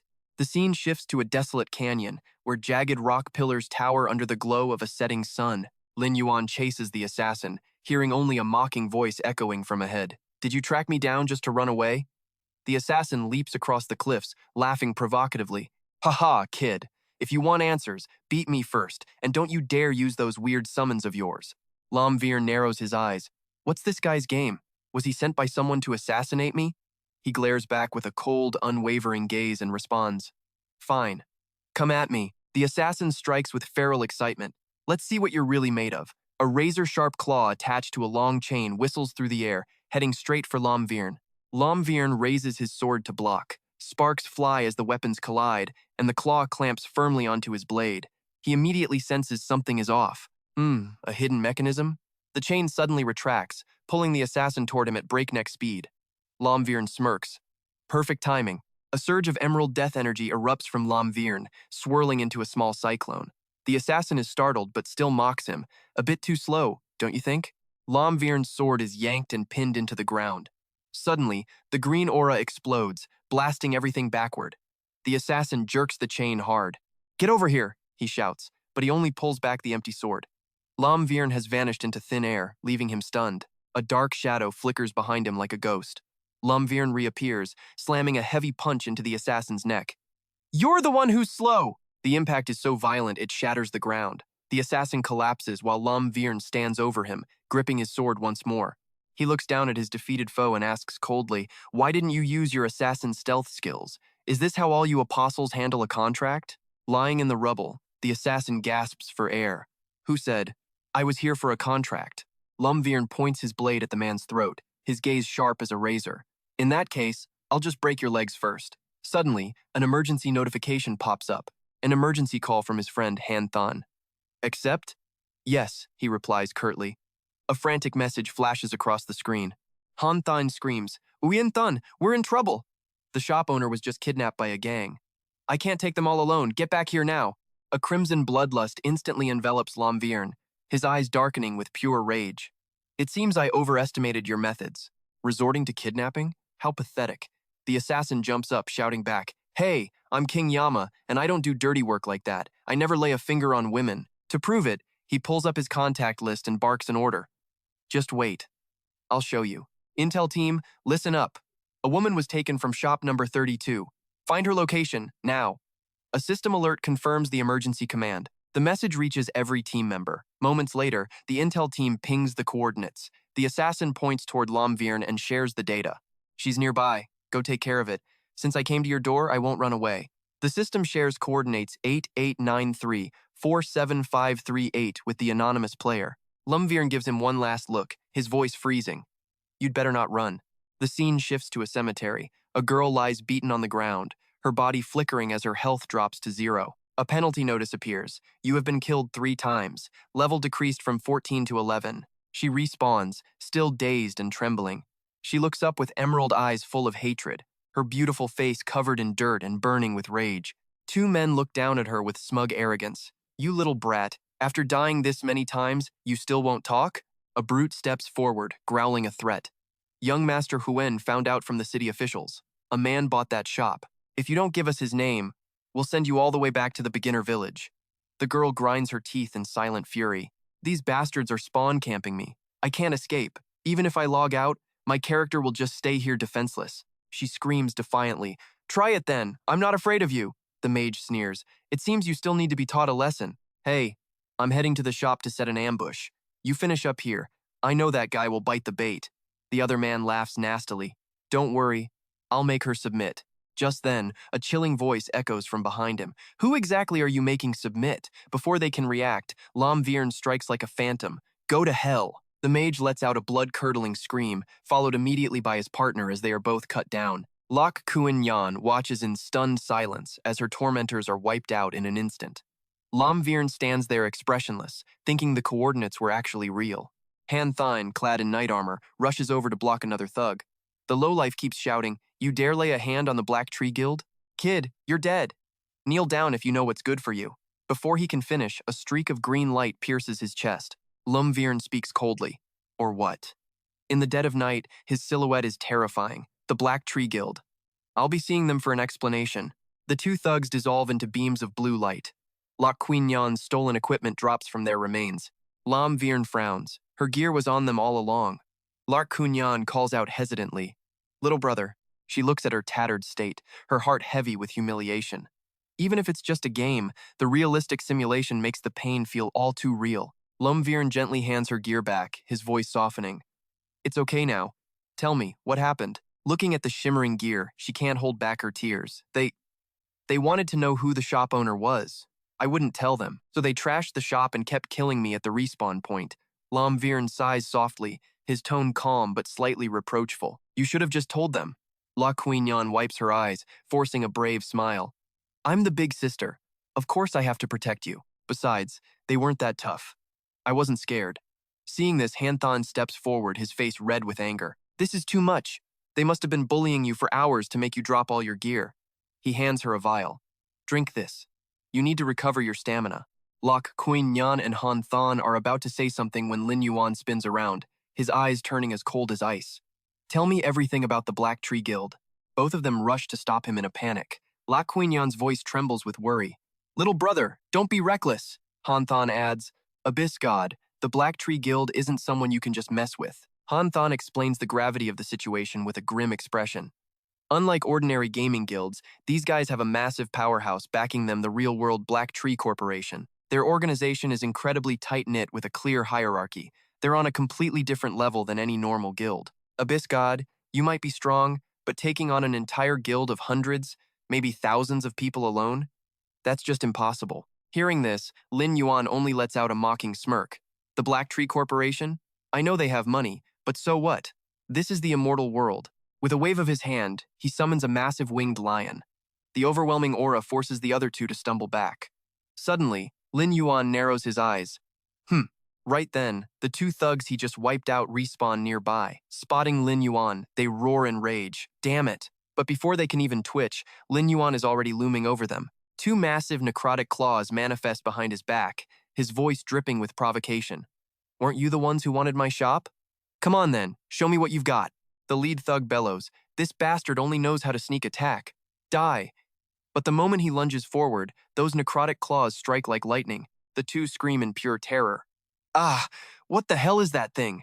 A notification pings. A distress signal has been sent to the nearest members of the Black Tree Guild, but help is too slow, and the massacre begins. HP hits 0. You have been defeated, level 14 dropped to 13. You have been defeated twice, level 13 dropped to 12. Piece by piece, their gear spills onto the ground. You have been defeated 3 times, level 12 dropped to 11. Finally, once they've been grinded down to level 1, they lie broken on the dirt, trembling and begging. Please, stop killing us. I'm already level 1. This account is basically trash now. Lin Yuan happily retrieves her equipment. My gear. Thank you so much, little brother. I really thought I'd lost it forever. Lin Yuan casts a cold, sideways glance at the two pathetic wrecks. 2 useless pieces of trash. You really needed backup just to interrogate one person? Right on cue, the reinforcements arrive. A hulking bald man steps forward, his voice booming with arrogance. Let me see who's brave enough to ruin young Master Haiyan's business. But the second he sees Lin Yuan, he freezes, his eyes narrowing in recognition. Oh, I remember you. Aren't you that little nobody from the Bloodscale Cave? He glances at his miserable subordinates before turning back to Lin Yuan. Looks like you dealt with the young master's men, huh? Once I'm done with you, I'll get back to questioning that woman. Young Master Haiyan will surely give me a massive reward for this. He growls, veins popping on his neck. I'll crush you. Lin Yuan remains calm, gently patting the head of the winged lion. So, this young Master Haiyan is the head of the snake. He takes a step forward. The bald captain staggers back in shock, stammering, It's you? A lowly grunt nearby doesn't realize the danger and sneers. Stealing from the Black Tree Guild? You must have a death wish.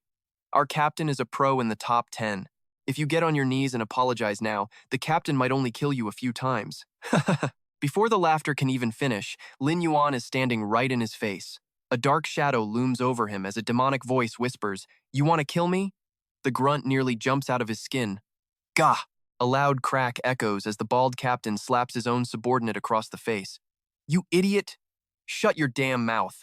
In an instant, his attitude flips 180 degrees, sweat pouring down his face. Great one. If I had known it was you, I wouldn't have dared touch this for my life. He bows low, acting like a kicked dog. I'll take them and get out of your way right now. Lin Yuan's response is ice cold. No need. A flash of blue light erupts, and the entire group is sent flying back. Standing amidst a swirl of death energy, Lin Yuan addresses the trembling captain. Now that they're out of the way, take me to this young Master Huyan. The bald man nods frantically. Yes, sir, right away. As they walk, the bald captain sneakily opens his communication channel, his mind racing with schemes. Bringing an outsider to headquarters is an act of betrayal. The fines from the Black Tree Corporation would be enough to bankrupt him, let alone bringing a monster like this back. No, he needs a cover story. He sends a message to the guild channel. Trioku urgent report. I found the shop owner. I'm luring him back to headquarters now. Set up an ambush on the path to keep him from escaping. Coordinates 4823-782. Seeing the confirmation signal flash on his screen, the bald captain finally lets out a sigh of relief. A sinister smile spreads across his lips. That fast? This time, I'm saved. Simultaneously, a system notification flashes before his eyes. Lin Yuan has entered the ambush zone marked by the Black Tree Guild's Combat Squad number 7. The bald man stops abruptly, forcing Lin Yuan to halt. A triumphant smirk plays on his lips as he gazes into the empty air before him. It's time. He spins around, pointing a finger directly at Lin Yuan's face and roaring with glee. You idiot! Did you really think you were invincible? Today, I'm going to teach you some manners. Brothers, get him! But no battle cry follows his command. Instead, a dark shadow flashes past like a bolt of lightning, sending an ambusher tumbling across the ground. The bald captain stands frozen, looking around in utter confusion. What's going on? Why hasn't Squad 7 made their move? He turns his head back, and the sight before him turns his blood to ice. In the middle of the forest, the bodies of the 7th Squad are scattered everywhere, faint blue lights of death still flickering in the air. How? How is this possible? He stammers in horror. Was the entire squad wiped out just like that? Lin Yuan walks past coldly, his blade still dripping with blood. He thinks to himself, it was that guy's daggers. Is he actually trying to help me? Lin Yuan looks directly at the captain, who is shaking like a leaf, his voice terrifyingly calm. Weren't you going to teach me a lesson? Go ahead, make your move. The bald man is so terrified he stumbles backward, sweat pouring down his shiny forehead. Without warning, a bolt of azure lightning streaks down from the sky, engulfing him. He manages only a desperate scream. "Stop! Please, I was wrong!" As the lightning fades, Lin Yuan approaches the man twitching on the ground. If I'm not mistaken, leading so many Black Tree members to their deaths comes with a heavy price. I bet the guild's fine won't be cheap, right? Lin Yuan's sword rests against the man's throat, the cold blue glow reflecting off his pale skin. Lin Yuan offers a deal he can't refuse. "You're out of options. Why not just give me young Master Haiyan's coordinates instead? Maybe after I dismantle the Black Tree Guild, that fine of yours will simply vanish." Having no choice, the captain collapses to his knees. "I'll talk. I'll tell you everything." The scene shifts to a luxurious boardroom. A man is reporting on the Black Tree Group's profits. The Black Tree Guild's profits increased by 30% last quarter. Our new shop projects are moving forward, with targets expected to be met by next quarter. Another shareholder cuts him off.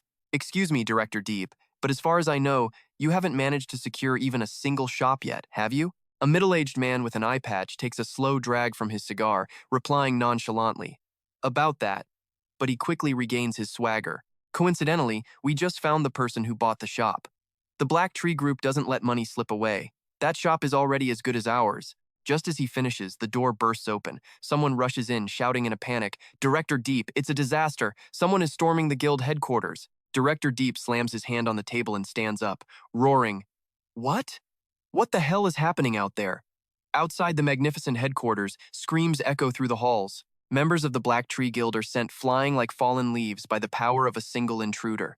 Lin Yuan, alone with his sword, carves a path through the encirclement. "You bastard! How dare you strike us on our own turf?" one soldier bellows. He is answered by a massive explosion of emerald death energy. "Get out of my way," Lin Yuan says coldly. The bald captain stands at the gate, watching Lin Yuan's back, asking with a tremble, Are you really going in alone?" Lin Yuan doesn't look back, leaving only a chilling warning. "I hope your coordinates are correct. If not, I'll be coming for you next." Inside the headquarters, under the glow of crystal chandeliers, the massacre continues. In a lavish room, a man calling himself Young Master Haiyan is lounging arrogantly. He watches a live stream, boasting to his subordinates. "The real show is about to start. Once I seize that shop, I'll squeeze at least a few million out of it. When that happens, I'll reward you all."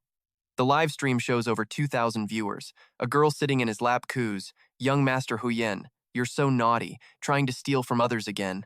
Just then, the noise from outside grows louder, causing Huyen to frown in irritation. "Who's making all that racket? What do I pay you for? Can't you see I'm live streaming? Go see what's going on." The subordinates scramble to obey. Two guards mutter as they head to the door. "Wonder what idiot is looking for a death wish today." But the moment they open it, a dark blur slams into one of them. The other can only gasp, "What?" Through the settling dust, Lin Yuan enters, his blade wreathed in death energy. "Are you He Xuan?" Their killing intent clashes in midair, a violent confrontation about to ignite. Young Master Huan curls his lip in disdain, another one looking for attention. "Let's see how I play with this one." The scene immediately sends the live stream into a frenzy.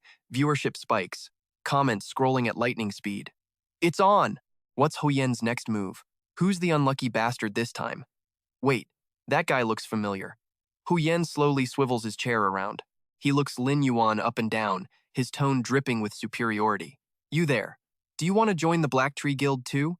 Not everyone has the honor of being my dog." He kicks his feet up on the desk, offering an arrogant condition. "How about this?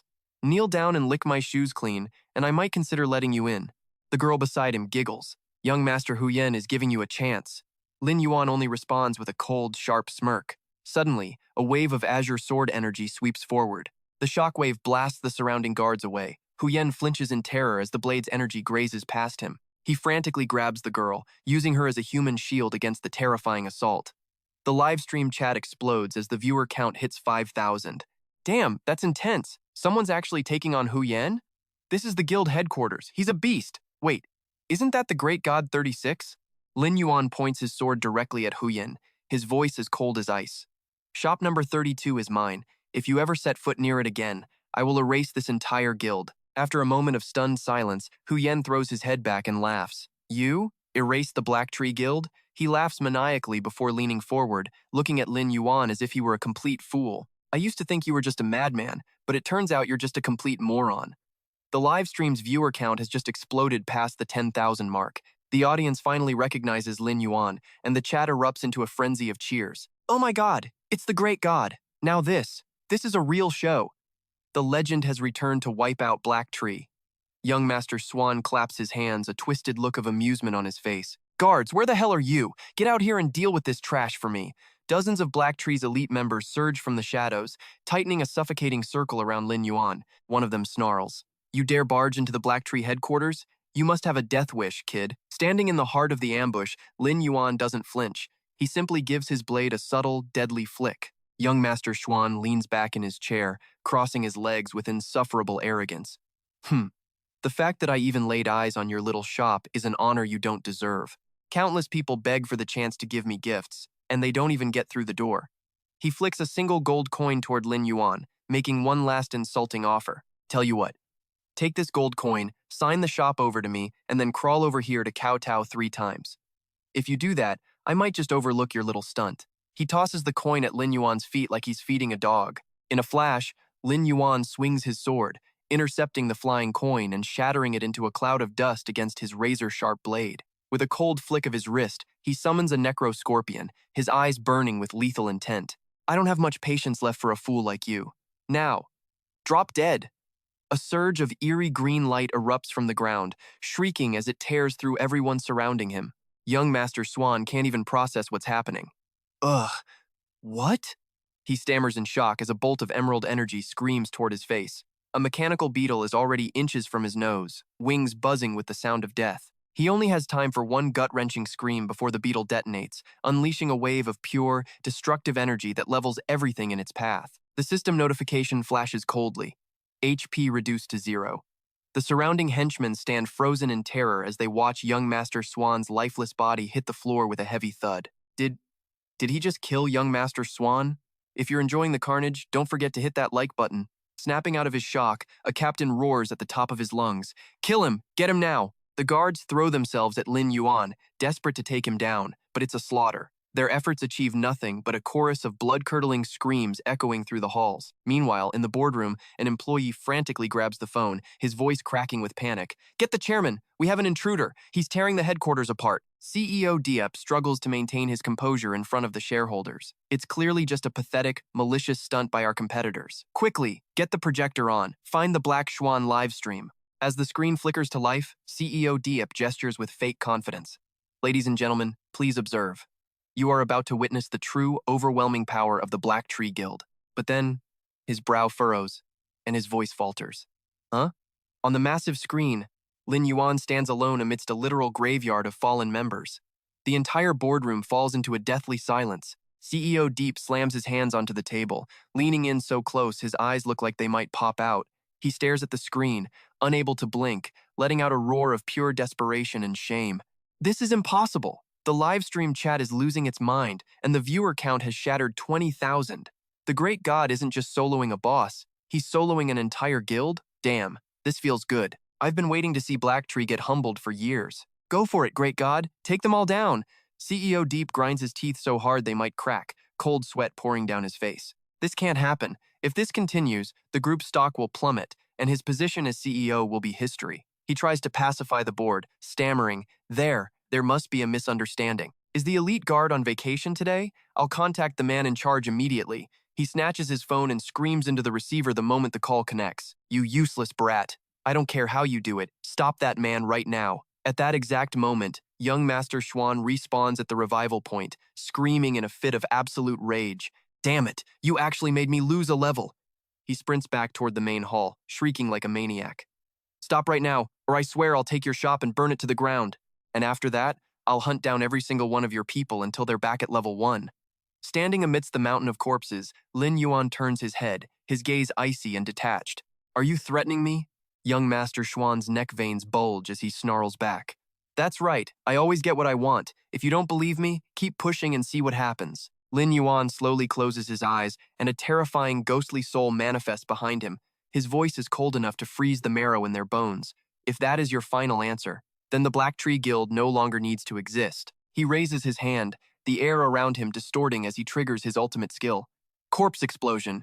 A chain reaction of emerald green explosions erupts from the bodies littering the floor, creating a catastrophic storm of energy. Back in the boardroom, CEO Diep can only watch helplessly as his guild headquarters is swallowed by a sea of green fire. My guild, my legacy, One of the shareholders stands up, looking at CEO Deep with utter contempt.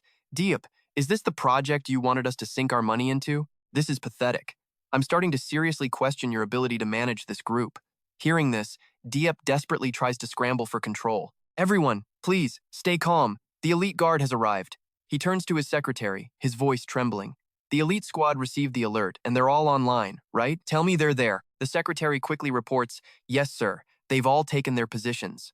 Through the screen, the room watches as a group of players in heavy black armor shatter the windows, storming the hall. The elite squad leader roars. Listen up. Catch that, brat. CEO Diep has promised a bonus of 100,000 to every man who draws blood. Understand? The squad bellows back in unison. Sir! Yes, sir! The livestream viewers have now surged past 30,000. Wait, it's those guys? Oh no, they're famous for playing dirty, but honestly, I think they're just lining up to be slaughtered. The great god is going to turn them into paste, and indeed, the entire elite squad is immediately thrown into chaos by just one of Lin Yuan's necro beetles. Block that damn bug! Quickly! I've already dropped 5 levels today. One member barely dodges a sword strike, only to find the beetle hovering right in front of his eyes. Damn it! Not again. The massacre is over in the blink of an eye. The necro beetle dives, ending another life instantly. HP returns to 0. Lin Yuan hovers amidst the swirling mist of death, looking down at the shivering survivors with a mocking chill in his voice. I thought you were going to hunt me back to level 1. Why are you all hiding in the back now? Where's all that big talk? Not missing a beat. The elite captain raises his sword, trying to rally his terrified men. Stick to the plan, brothers. All together now. The guards charge forward, fueled by desperate greed. But as the captain sees Lin Yuan standing there completely unfazed, he loses it. You arrogant little brat. He launches himself into the air, bringing his blade down in a thunderous strike toward Lin Yuan. We are the ones who will end you, he declares with misplaced confidence. But before his blade can even get close, a blinding flash of green light erupts. The kinetic force slams into the captain, sending him spinning backward as he gasps in sheer terror. What? What is this? Seeing their leader falter, 2 mages in the rear immediately unleash their spells. Fireballs and arrows scream through the air toward Lin Yuan. The attacker's face is twisted into hideous, desperate grins. No matter how skilled you think you are, you can't possibly fight 7 of us at once. Take this in my mockery. Taste my paralysis arrow. Moving like a ghost, Lin Yuan weaves through the onslaught of attacks. He reappears instantly in front of the mage, his hand clamping down hard on the man's face. Your tactics are far too sloppy, he says, his gaze icy. With a surge of power, he slams the mage into the ground, triggering a violent explosion of emerald energy that rocks the entire area. The system screen flickers coldly with a familiar notification. HP has reached 0. In the center of the shattered crater, the mage lies motionless, completely neutralized. Suddenly, Lin Yuan's system alerts. Stealth skill activated. The remaining guards grip their weapons, eyes darting through the haze. Damn it, where did the brat go? Did he run away? Meanwhile, the livestream chat is exploding with comments. Even a tiger can't fight off a pack of hyenas. Our god might be losing, but he's going down in glory. They're only winning because they're outnumbering him. No one could touch him in a fair fight. On the battlefield, a guard punches the ground in frustration, veins bulging on his neck. Damn it! He's turning this place upside down. If we let him escape, the Black Tree Guild's reputation will be dragged through the mud. He bellows at his men. Find him! I don't care what it takes! Suddenly, the sky above them turns pitch black. Young Master Swan, who had been crawling on the ground, breaks into a cold sweat. He turns around, his eyes wide with confusion. Wait, what? From behind them, a horde of massive soul beasts, twisted hybrids of dragons and wolves, slowly crawl out from the depths of death. Their jaws, dripping with fangs, snap toward their targets, sending the soldiers into a screaming panic. What is that? The beast lets out an earth-shattering roar, gathering brilliant green hellfire in its maw. The overwhelming power of the beast's breath explodes, blasting the remaining soldiers into the air. At that exact moment, a notification appears. Stealth skill deactivated. Lin Yuan slowly materializes, crossing his arms as he delivers a nonchalant provocation. If there's anyone else left, send them all out at once. It just so happens there's still plenty of room at the respawn point. In the real world, a young man lounging on his bed stares at his phone, sweating as he watches the stream. Holy crap, I'm witnessing greatness again. When this man decides to move, you can bet there's going to be a body count. On a busy street, a group of teenagers huddle around a tablet, talking excitedly. The Black Tree Guild really messed with a god of death this time. In another corner, a schoolgirl clutches her blushing cheeks, her eyes sparkling as she gazes at her screen. Oh my god, how can he be so incredibly handsome? Far from the audience's excitement, young Master Schwan is on his knees, clutching his head and trembling in total misery. Paralyzed by fear, he opens his chat window, sobbing as he begs his father for help. "Dad, please, come save me!" President Dieppe screams back through the voice chat, spitting with rage. "How the hell did I raise such a useless piece of trash like you? You're a jinx! Do you have any idea how much trouble you've brought upon me?" Young Master Swan doesn't back down, his neck veins straining as he shouts back. "Listen, old man, I was just following your orders to buy those shops. If your intel was garbage, that's on you. Why are you blaming me?" Retorted by his own son, President Dieppe chokes on his fury. He slumps over his desk, gasping for air as he tries to suppress his rage, barking orders to his subordinates. You disgraceful brat, I don't care how you do it, just stall him and buy me some time." His face darkens, his eyes flashing with a mix of malice and absolute confidence. The elite expert I hired for a fortune is already on his way. Meanwhile, perched on a high branch overlooking the ruins of the Black Tree headquarters, an assassin wearing a Yama mask clicks his tongue in admiration. "Not bad, kid. You've certainly made quite a name for yourself." Suddenly, his system panel lights up with a notification. Urgent commission received from the Black Tree Guild. Objective: eliminate target Lin Yuan. Client identity: hidden. Reward: 500 gold coins. The assassin looks at the screen and lets out a mocking smirk. An urgent commission? They want me to go deal with that kid? How ridiculous. With a flick of his finger, he taps the screen, decisively rejecting the order and blocking all further notifications from the Black Tree Guild. Beneath the mask, his eyes gleam with endless curiosity. I think I'd rather just head over and watch the show unfold. Just then, a new group emerges from the forest. Lin Yuan crosses her arms, observing the scene. Not only did they call the Fury Guild, but even the members of the Apostates Guild are here. It seems Black Tree is really going all out this time. From his treetop perch, the Yama assassin thinks to himself, "They're all acquaintances of that kid. This is going to be a hell of a show." A warrior carrying a massive axe cracks his knuckles, his voice low and impatient. I just want to get this over with quickly. Let's just crush that arrogant brat." The assassin watches the three of them charge down, smirking. "At this rate, I don't even need to test his strength. I'll just send the video straight to the boss." Meanwhile, in the center of the hall, young Master Swan is surrounded by two soul beasts. He screams in bitter resentment, "Even my own father has never hit me. I'm going to make you pay for this." Moments later, the group of mercenaries grinds to a halt as they arrive, staring in shock at the devastation before them. Lin Yuan and the masked assassin freeze as well, silently taking in the situation. Sensing their arrival, Lin Yuan reveals himself, his eyes glowing a piercing red. Lin Yu gasps. "The target is actually him?" The masked assassin flinches. "Is it that madman?" At that moment, a voice rings out with biting sarcasm. "Hey, young master, looks like your help has finally arrived." Finding his courage again, young Master Swan looks up from the dirt and bellows. "You enjoyed hitting me, didn't you? Everyone, kill him. Today, I'm going to make him crawl on his knees and beg for mercy." Lin Yuan remains calm, his foot planted firmly on young Master Swan as his cold gaze sweeps over the newcomers. He gives them a slight glance, and an invisible pressure washes over everyone. One of Swan's remaining lackeys, seeing the reinforcements, tries to act tough. "Huh, you thought no one could handle you? With a rank 1 and rank 2 guild teaming up, you're dead meat." But before he can finish, the axe-wielding warrior shoves him violently aside. "Huh?" The warrior glares at the subordinates and roars. "Get lost! You think that pittance of a reward is enough for me to throw my life away? You're all a bunch of idiots." Immediately, a notification pops up. The system has abandoned the Black Tree Guild's commission. Without another word, the warrior turns around and walks away. Young Master Schwan, still pinned to the ground, screams in a panic. Where are you going? You haven't even fought him yet. Are you seriously that scared?" Lin Yuan doesn't even spare him a look. He casually swings his sword, sending a wave of emerald energy rippling through the air. The arrogant lackey lets out a single scream before vanishing. HP has reached 0. Having dealt with the small fry, Lin Yuan turns to the remaining two. "Do you two also plan on helping the Black Tree Guild?" Another notification appears.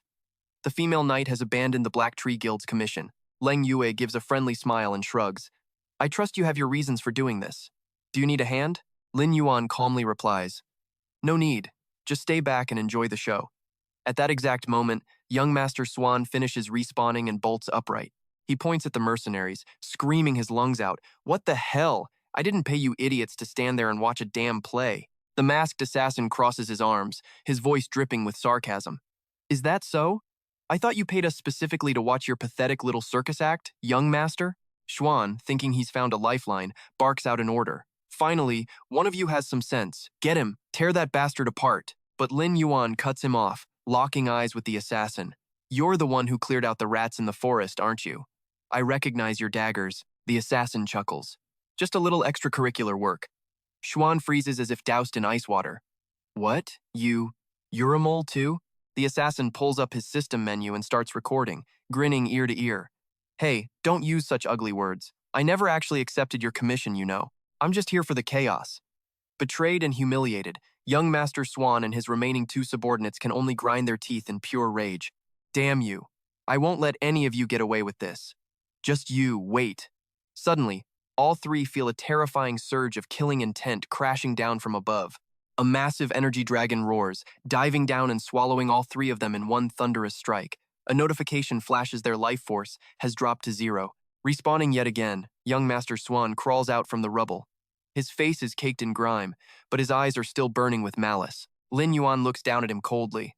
Let's keep this going. I'm sure your guild leader won't be able to sit still much longer. Meanwhile, in the real world, a shareholder slams his fist on the table, barking at CEO Ye. The group's stock has hit rock bottom. Blackleaf, you caused this disaster, and you will answer for these losses. Nearby, the secretary trembles as he calls out to the CEO. CEO Yi grinds his teeth, his voice a low growl. Shut up. Get my VR helmet. Now! He clenches his fist, eyes filled with desperate resolve. If I don't step in and end this farce, every investor we have will pull out. I have to restore their confidence. At the same time, the scene shifts to the Black Tree Guild headquarters. A notification pings guild leader Blackleaf has logged in. An imposing mage draped in crimson robes materializes amidst the ruins. Lin Yuan glances over and asks bluntly, So, you're the big boss of the Black Tree Guild? Blackleaf thinks to himself, the live stream is still running. I have to finish this kid quickly.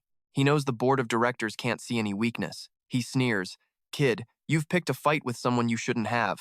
Suddenly, his tone shifts, offering a condescending smile. You clearly have some talent. I might consider letting you join Black Tree. You'll even become an elite squad captain. Young Master Xuan respawns and immediately butts in. Old man, why are you wasting breath on him? He slaughtered our men and you want to play nice? Call the troops and cripple him. Blackleaf ignores him and raises his magical staff. Glowing red energy surges as he bellows. Brat, don't you dare underestimate the foundation of the Black Tree Guild. He unleashes a devastating blast, but a blue spirit intercepts it with ease. Lin Yuan stands behind it, his voice dripping with mockery. Is this the best a leader of a third-rate guild can do? Blackleaf's eyes widen in shock. He used a summoned beast to block that? A split second later, Lin Yuan's soul beast lunges at him. Lin Yuan asks nonchalantly, So, how do you plan to handle this? The beast swings its blade. He barely manages to dodge, but Lin Yuan is already standing right behind him, flanked by a horde of other soul beasts. He coldly declares, It's over. A notification pops up, skill, Tyrant Art activated. Blackleaf panics, realizing he's completely surrounded. Damn it! A violent explosion of emerald energy erupts, consuming everything.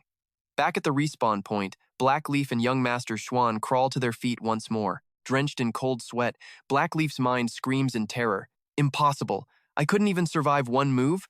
This guy is a freaking monster. He realizes he needs to stall for time. He frantically raises his hands, stumbling backward. Wait. We were wrong, he pleads desperately. Stop. We'll issue a public apology and pay whatever compensation you want. Lin Yuan stands there, shadowed by his colossal soul beast. His voice is like ice. You don't realize you're wrong. You just realize you're about to die. The soul beast lets out a deafening roar. It charges, sending the Black Tree members flying like ragdolls. Agonizing screams fill the air as the bastards are tossed into the sky. Young Master Swan shrieks at his father. Old man, do something, anything. Blackleaf snaps back, losing his mind. Shut the hell up. Do what? I've used everything I have. You worthless brat. What kind of nightmare did you drag us into? Suddenly, a light bulb goes off in Blackleaf's head. Wait, if even the top players can't beat him, then what? He stares at Lin Yuan and the massive soul beast. NPCs are the only way. The Black Tree headquarters is on the outskirts of the main city. Violence is forbidden here. If I can just alert the peacekeeping guards, he's dead meat. Blackleaf smirks as he pulls out a scroll and turns to his son. You idiot. Why didn't I think of summoning the peacekeeping guards sooner? No matter how strong he is, he's no match for an NPC. He activates an emergency wanted summon. Xuan's eyes light up with hope. I get it, Dad. The guards will intervene. Anyone who refuses to comply will be thrown into the forced away from keyboard prison. A flash of blinding light occurs, and a majestic, imposing general appears. The general's voice booms. Who dares cause a disturbance in the main city? Arrest this man immediately. The father and son duo are certain victory is finally theirs. Absolutely incurable stupidity. Just as expected, the NPC general is flying into a rage. You dare use force right in front of me? How arrogant! Arrest him! I want him locked up for 3 months. The two soldiers immediately charge. Yes, sir! On the live stream, views have already surpassed 30,000. The chat is filled with regret. Oh, what a shame. It's all over now.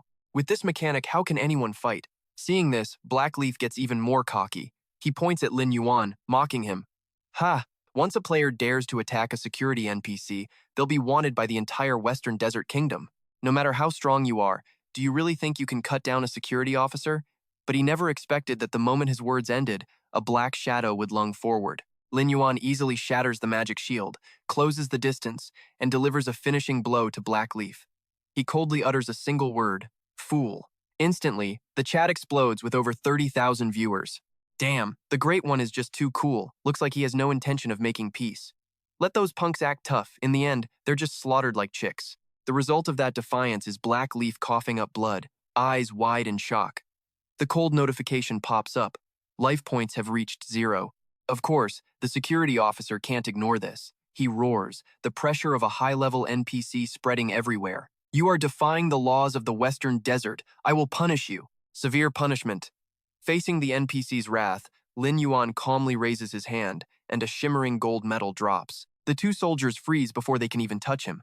The metallic sound of the metal hitting the ground makes the entire space seem to stand still. The general is stunned, cold sweat pouring down, eyes wide with disbelief. This is the honorary medal of the Scorpion Knight Order.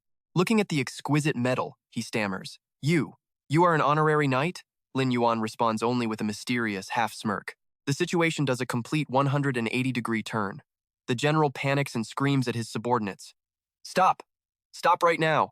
The two soldiers are bewildered, having no idea what's happening. Immediately after, the general hurriedly bows, carefully lifting the medal with both hands and respectfully presenting it back to Lin Yuan. My lord, here is your item.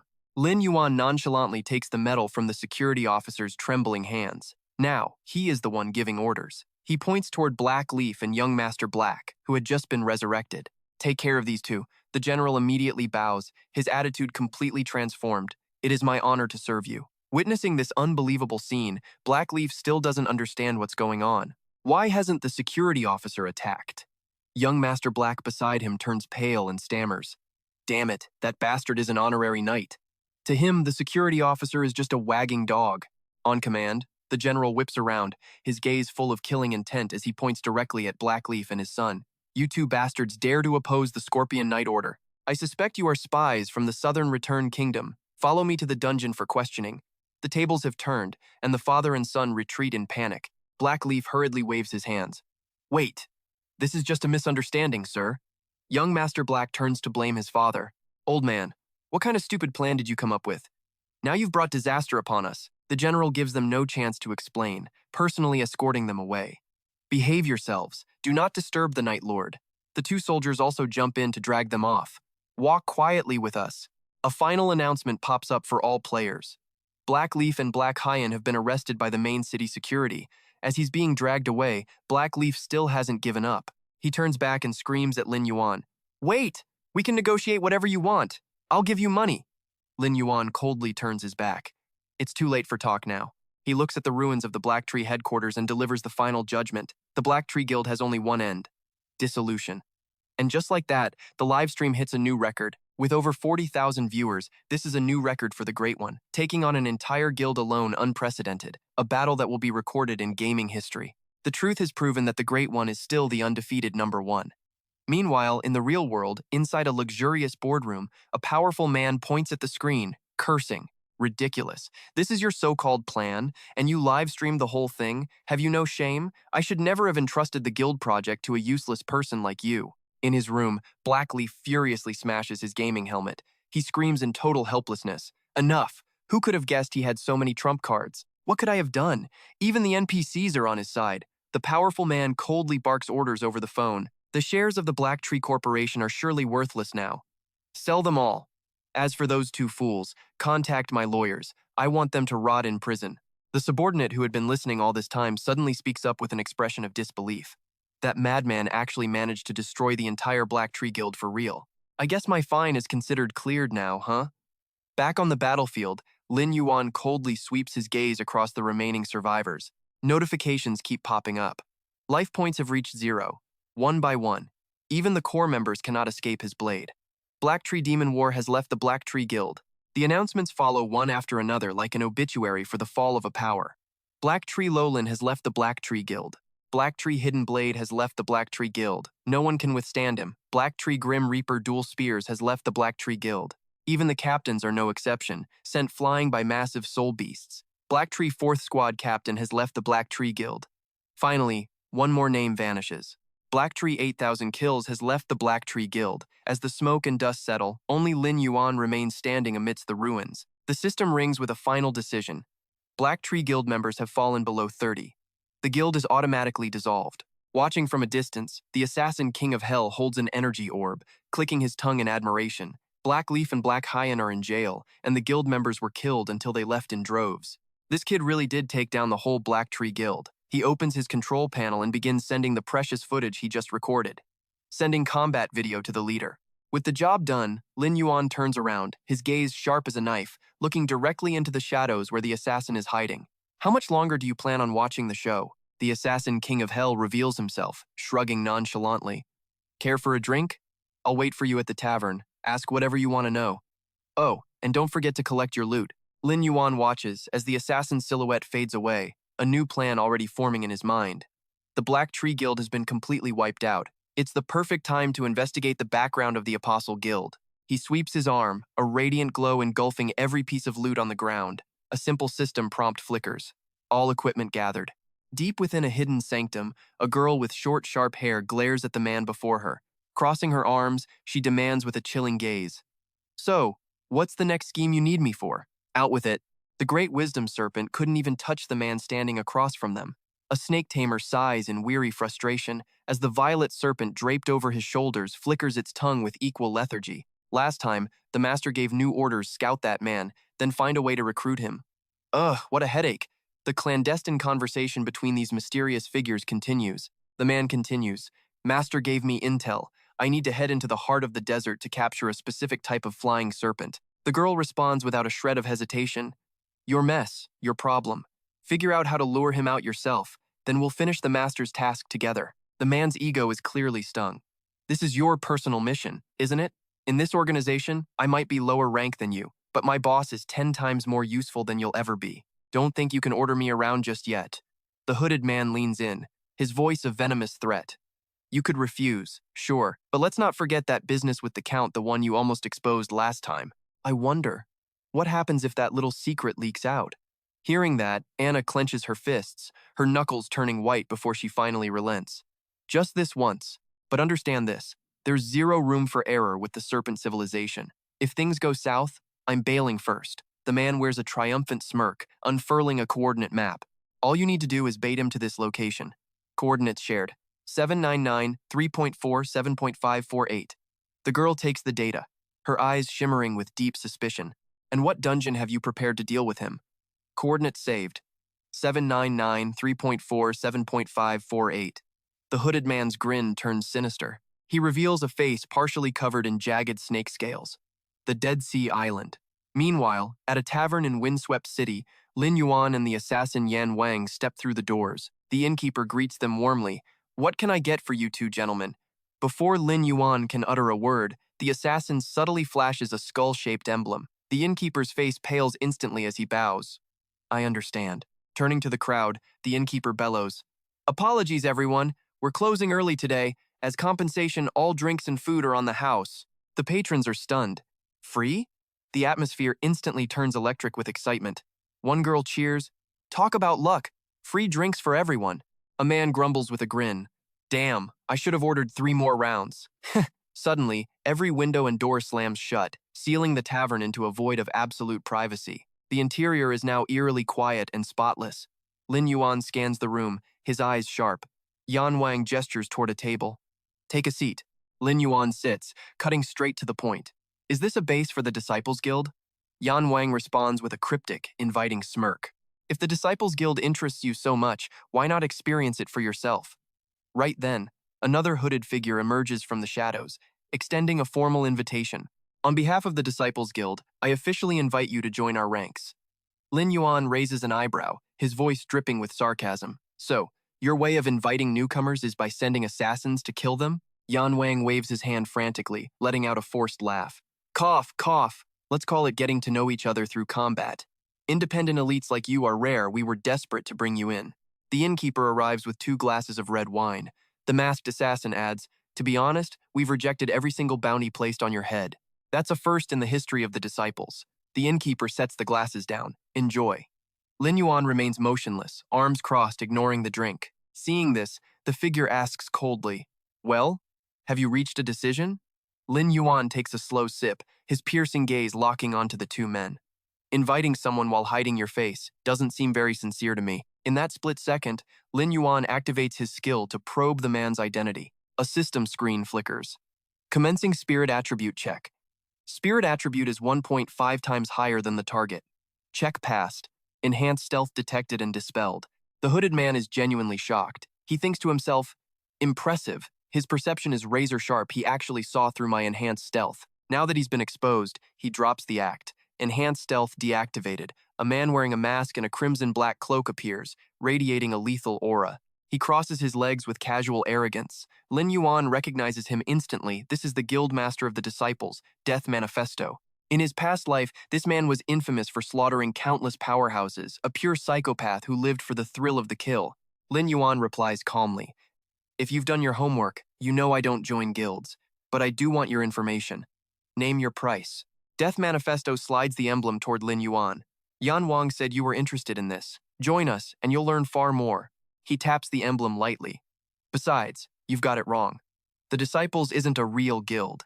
It's a nominal organization, no need to formally join through the game interface. Behind the mask, Death Manifesto's eyes gleam with absolute confidence. Lin Yuan falls into a deep silence, calculating. I see. If that's the case, my hidden class won't be exposed. Joining might not be so bad, especially with an intelligence network that spans the entire world of Immortal. He looks up, his mind made up. If that's how it works, I can consider it. But first, I need to know exactly what I'm getting into. Death Manifesto chuckles darkly. Hee, I knew it. You and I are the same breed. The Disciples is a very unusual guild. He begins the breakdown. Assassin ranks are divided into common, elite, proficient, excellent, and fatal. 5 ranks in total. Mission difficulty mirrors this. D, C, B, A, and S. He picks up the pocket watch Lin Yuan had his eye on. As for this watch you're so curious about, it's a token earned only by those who finish 3 S-rank missions and reach the elite rank or higher. With this, you can receive supplies and reinforcement at any outpost. It's also your passport into our true strongholds. Death Manifesto holds the watch out. Of course, rules are meant to serve the strong. If you join us, this belongs to you right now. Lin Yuan silently takes it. Yan Wang suddenly appears behind him, throwing an arm around Lin Yuan's shoulder. See? I told you you'd have it soon. I wouldn't lie to you, would I? Death Manifesto stands, his voice solemn and heavy. I am Death Manifesto. I officially invite you into the Disciples Guild. Our hierarchy is simple. Master, Minister, Leader, and Member. Join us, and you'll immediately become the Minister of the West Desert Branch. Lin Yuan glanced toward Yama, figuring this guy must be the current minister. If I take his spot, will he be okay with that? Yama instantly waved his hands, putting on a cute, exaggerated face. I've been wanting to quit this petty ministerial post for ages. I just want to go out and fight. He leaned in close to Lin Yuan's face to correct him. By the way, my name is Yama, not this guy. Lin Yuan narrowed his eyes. In that case. He stood up and reached out to shake hands with Death's proclamation. A pleasure doing business with you. Beneath his mask, Death's proclamation's eyes flashed with satisfaction. Seeing the deal struck, Yama chimed in, Boss, the rookie probably has questions for you. I'm heading out for a drink first. Death's proclamation nodded. Go ahead. With only the 2 of them left, Lin Yuan cut straight to the chase. I'll be blunt. I'm looking for someone, and I expect the guild to help me investigate. He opened his system panel and shared 2 photos. Death's proclamation took the data, his eyes widening in shock as he looked at the images. I see. It's about that watch. So that's your goal. He shook his head.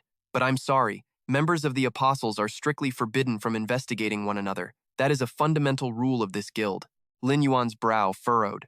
So it seems this minister title doesn't actually carry any authority, does it? Death's proclamation quickly tried to explain. No, it's not quite like that. Death's proclamation continued his explanation, a calculating look appearing in his eyes beneath the mask.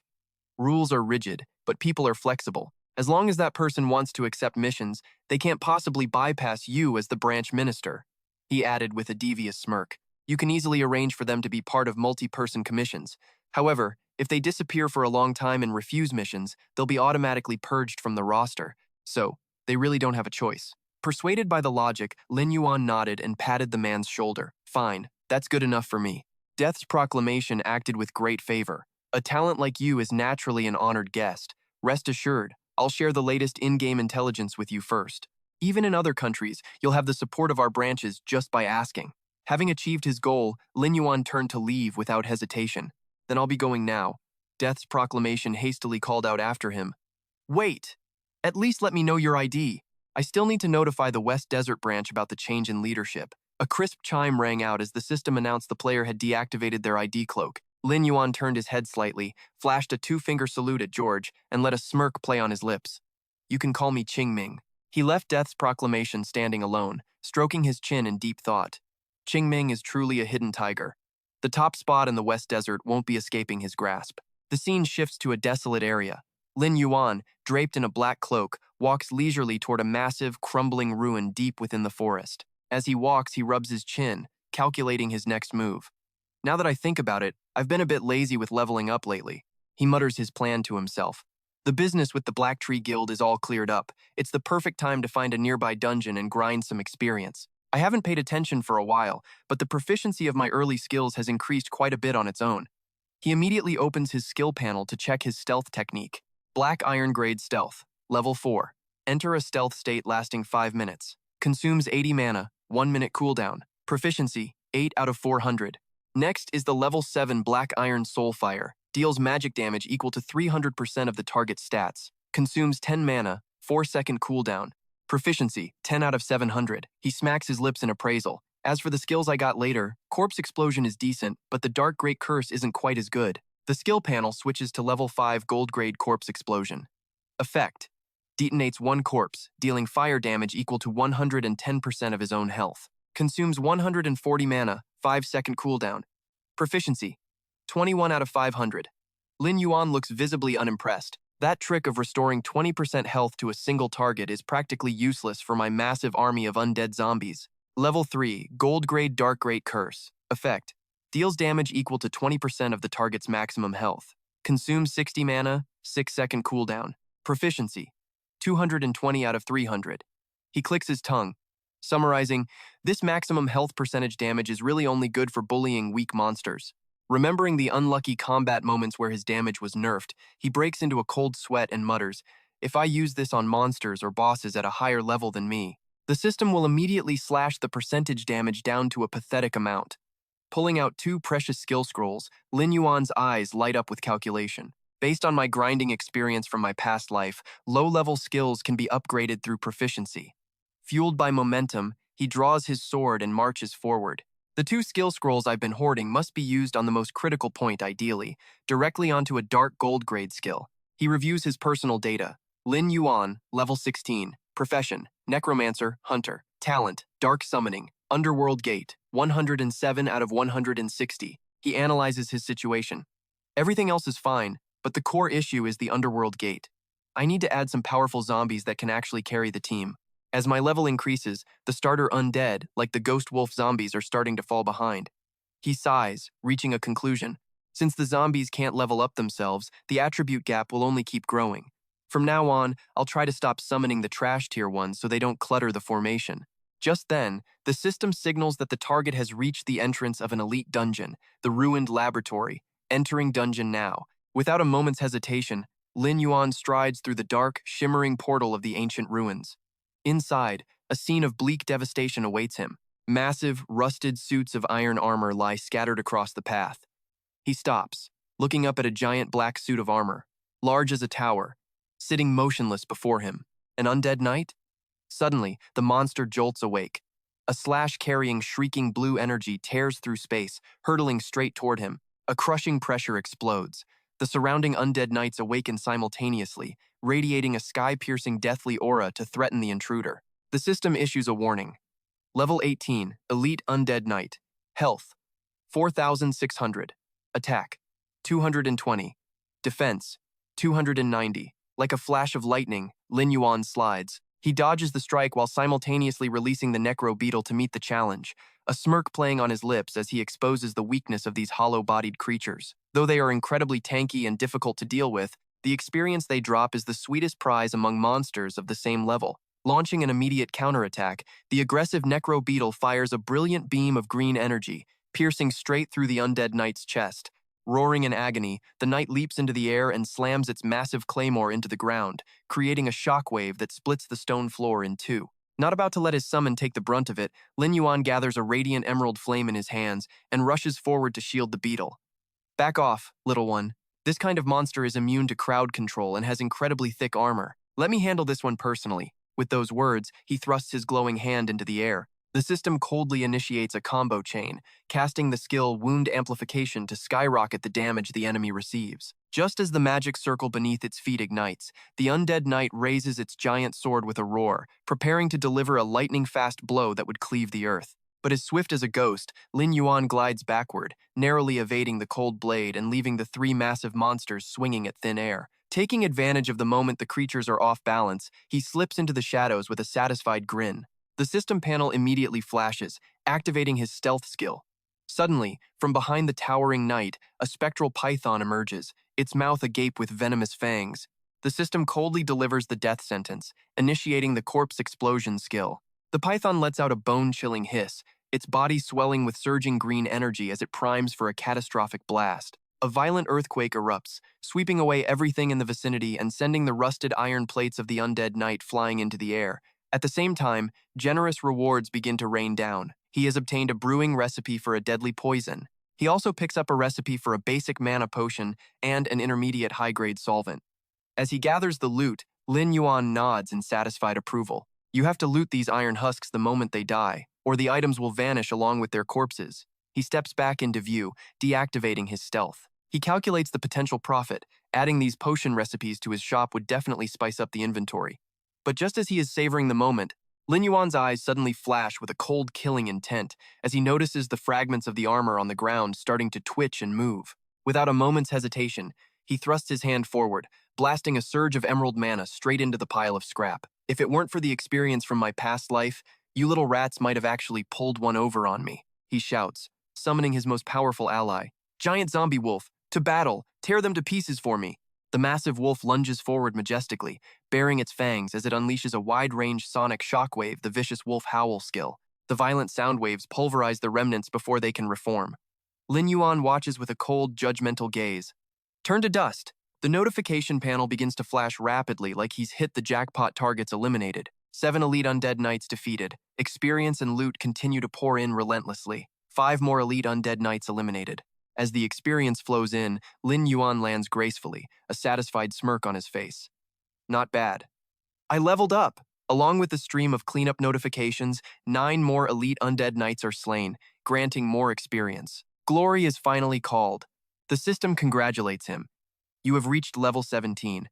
He opens his brilliant personal stat panel to check the results. Player, Lin Yuan, level 17.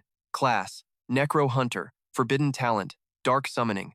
Gates of the Underworld, 90, 6 out of 170. Strength, 77. Constitution, 205. Agility, 119. Spirit, 350. 4. Experience, 3 out of 24,138.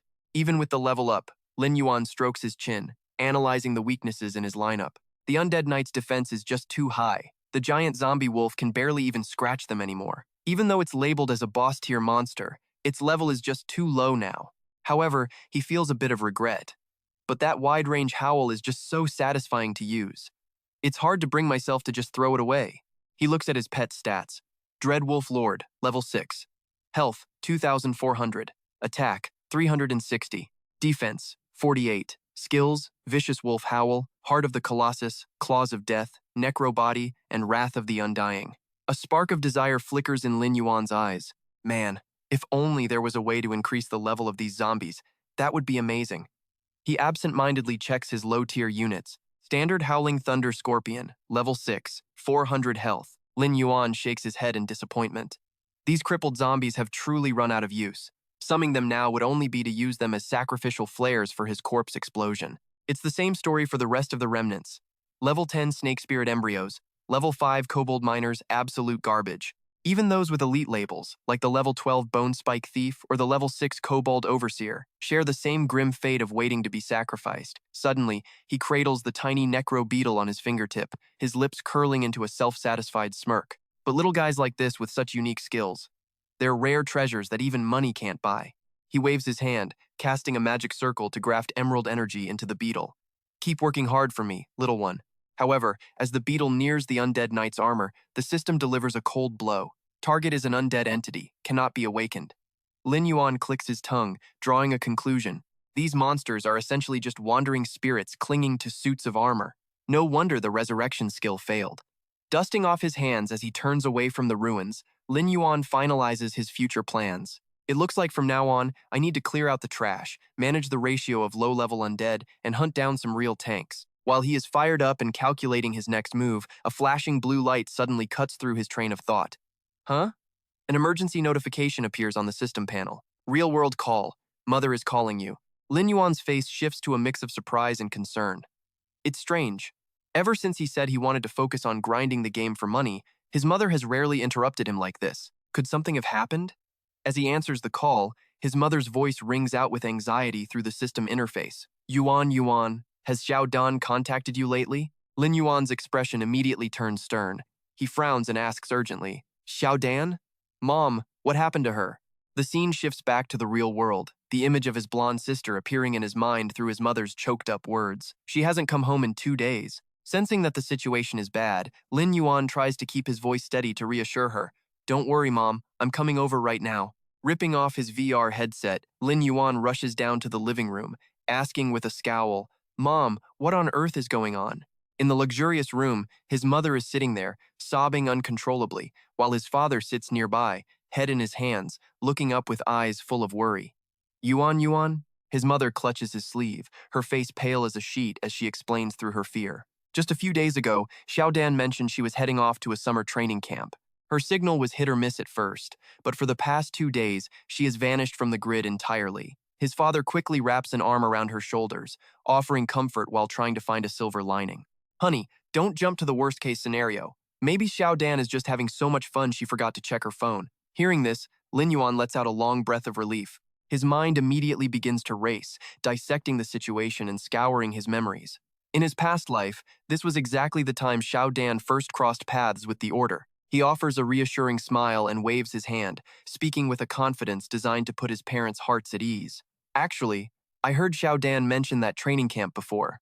They aren't allowed to use their phones until the program is over. Don't worry, Mom. Dad Xiao Dan is perfectly fine. Besides, she's participating in a high-intensity, closed-door combat training session. His mother blinks in confusion, the heavy weight on her chest finally starting to lift. Is that true, Yuan? That girl? Honestly, no matter how busy she is, she should have at least said something to keep us from worrying. His father sighs in relief. Well, that's a weight off our minds then.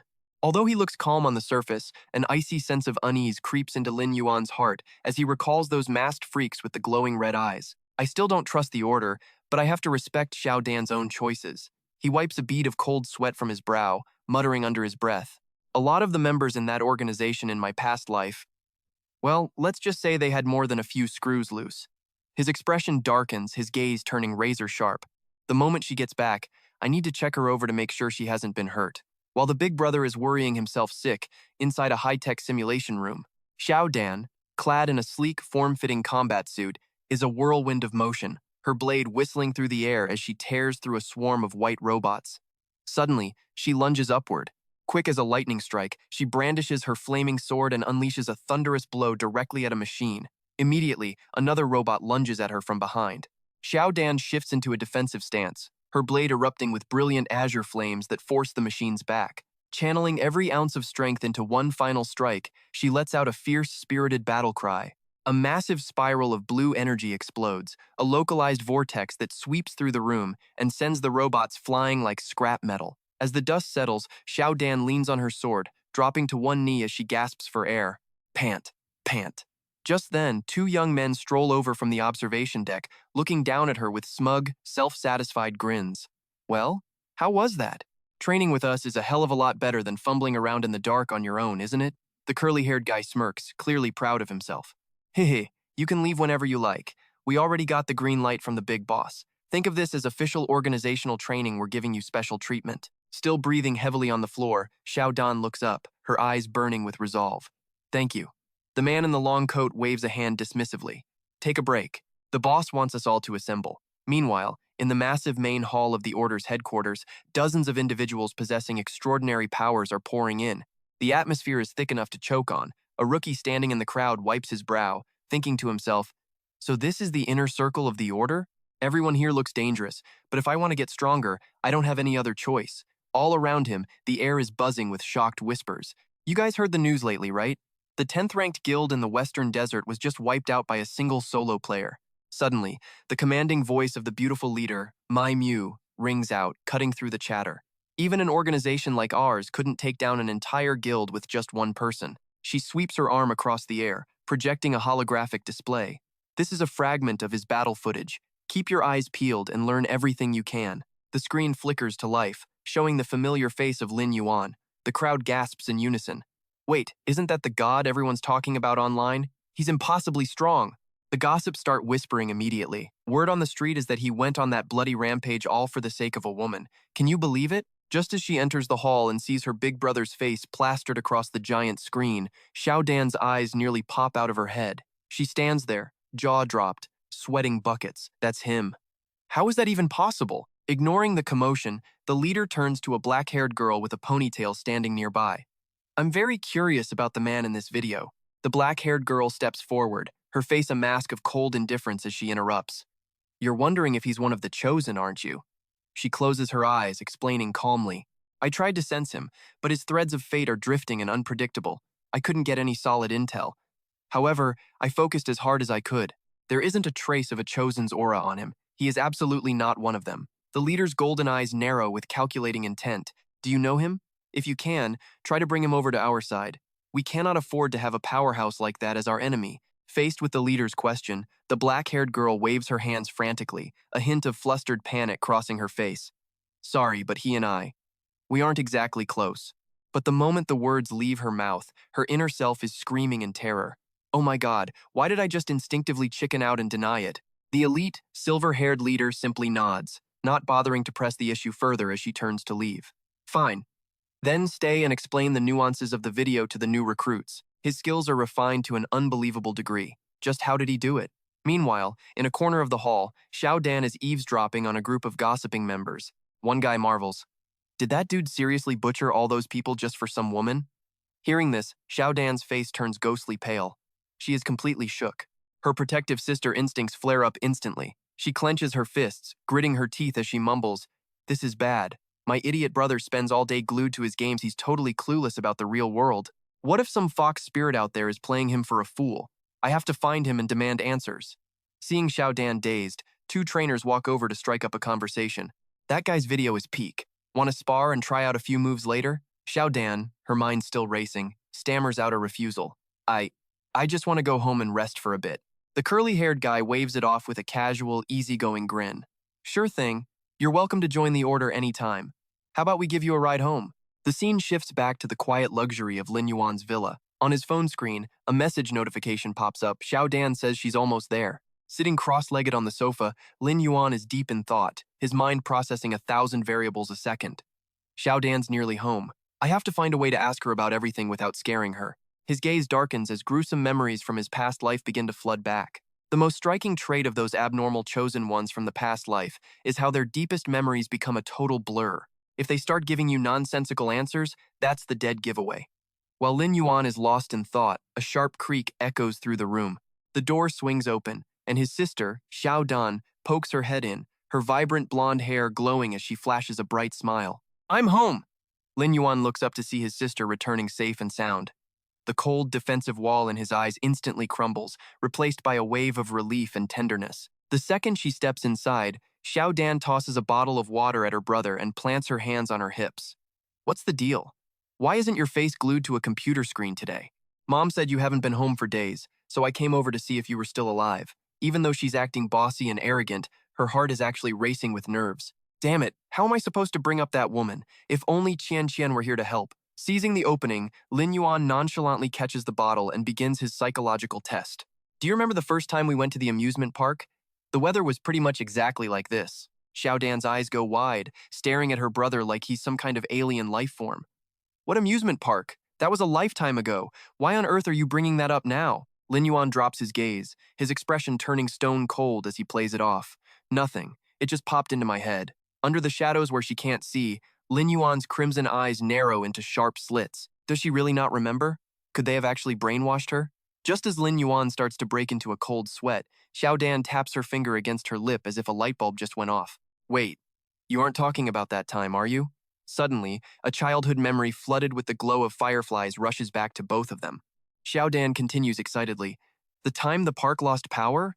We went absolutely wild all night and refused to go home, just waiting and waiting for the fireflies to come out. Hearing the perfect answer, Lin Yuan finally feels the weight lift off his chest, but as his gaze drifts down to his sister's hands, a pang of sorrow hits him.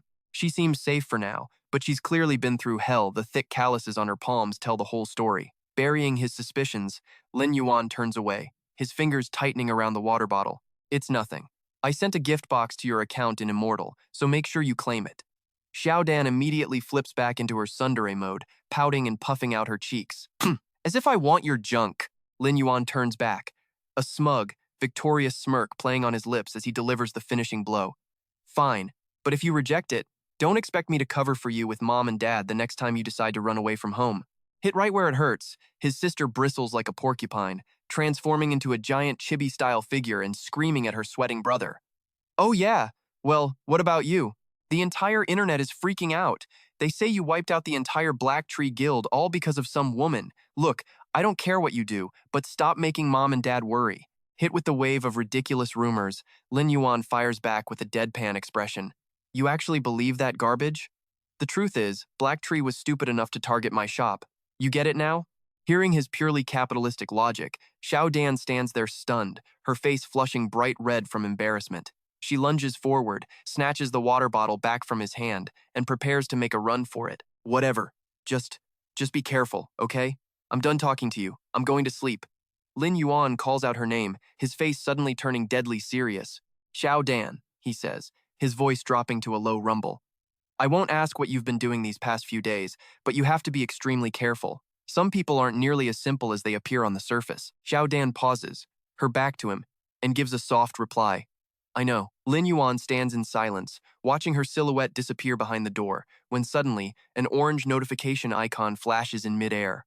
A sharp beep echoes from his communicator. A virtual screen flickers to life, displaying a high-priority S-Rank mission request. West Desert Branch Manager, please handle this matter immediately. He knits his brows, unable to hide his shock. An S-Rank mission? Isn't this supposed to be a tier reserved strictly for branch managers? Could this be some kind of welcome gift from the Guildmaster? Elsewhere, in a pitch-black room, a small silver dragon speaks up. How is the progress? A girl hidden under a hood replies coldly, Your information was wrong. She continues with an irritated hiss. That guy joined the Death Apostles Guild and already seems to be a high-ranking executive. Do you have any idea how much it costs to hire an assassin of his level for a job?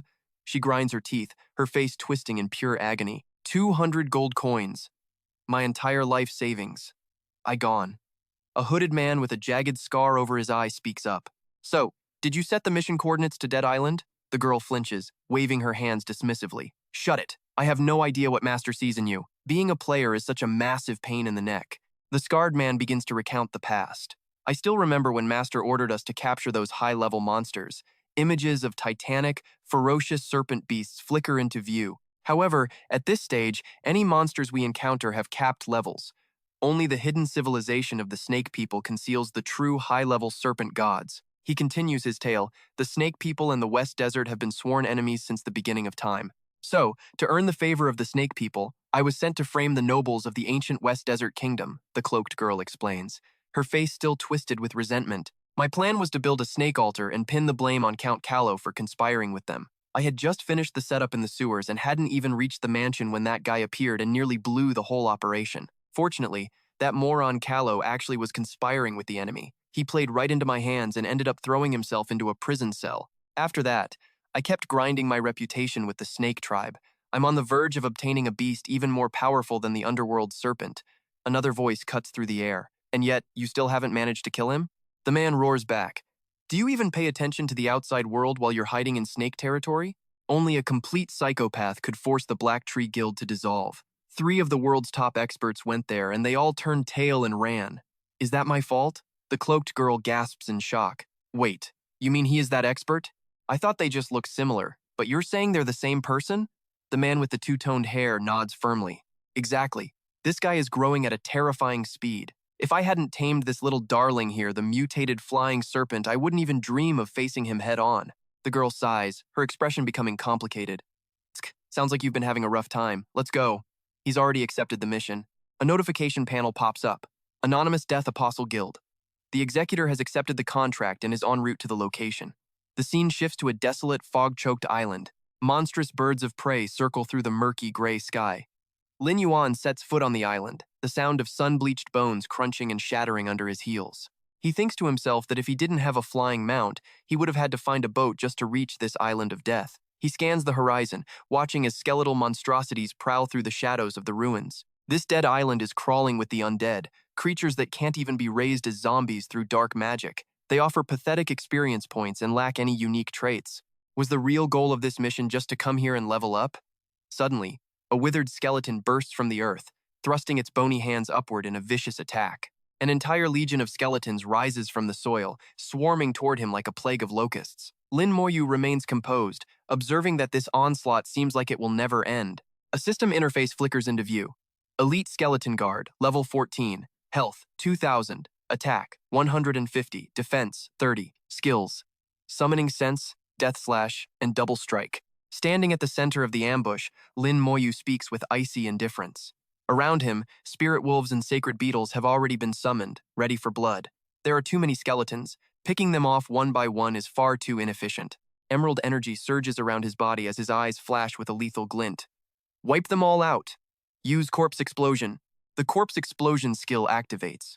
Following a world-shaking blast, a cascade of Emerald system notifications begins to dance rapidly before Lin Moyu's eyes. It signals a massive harvest of experience points.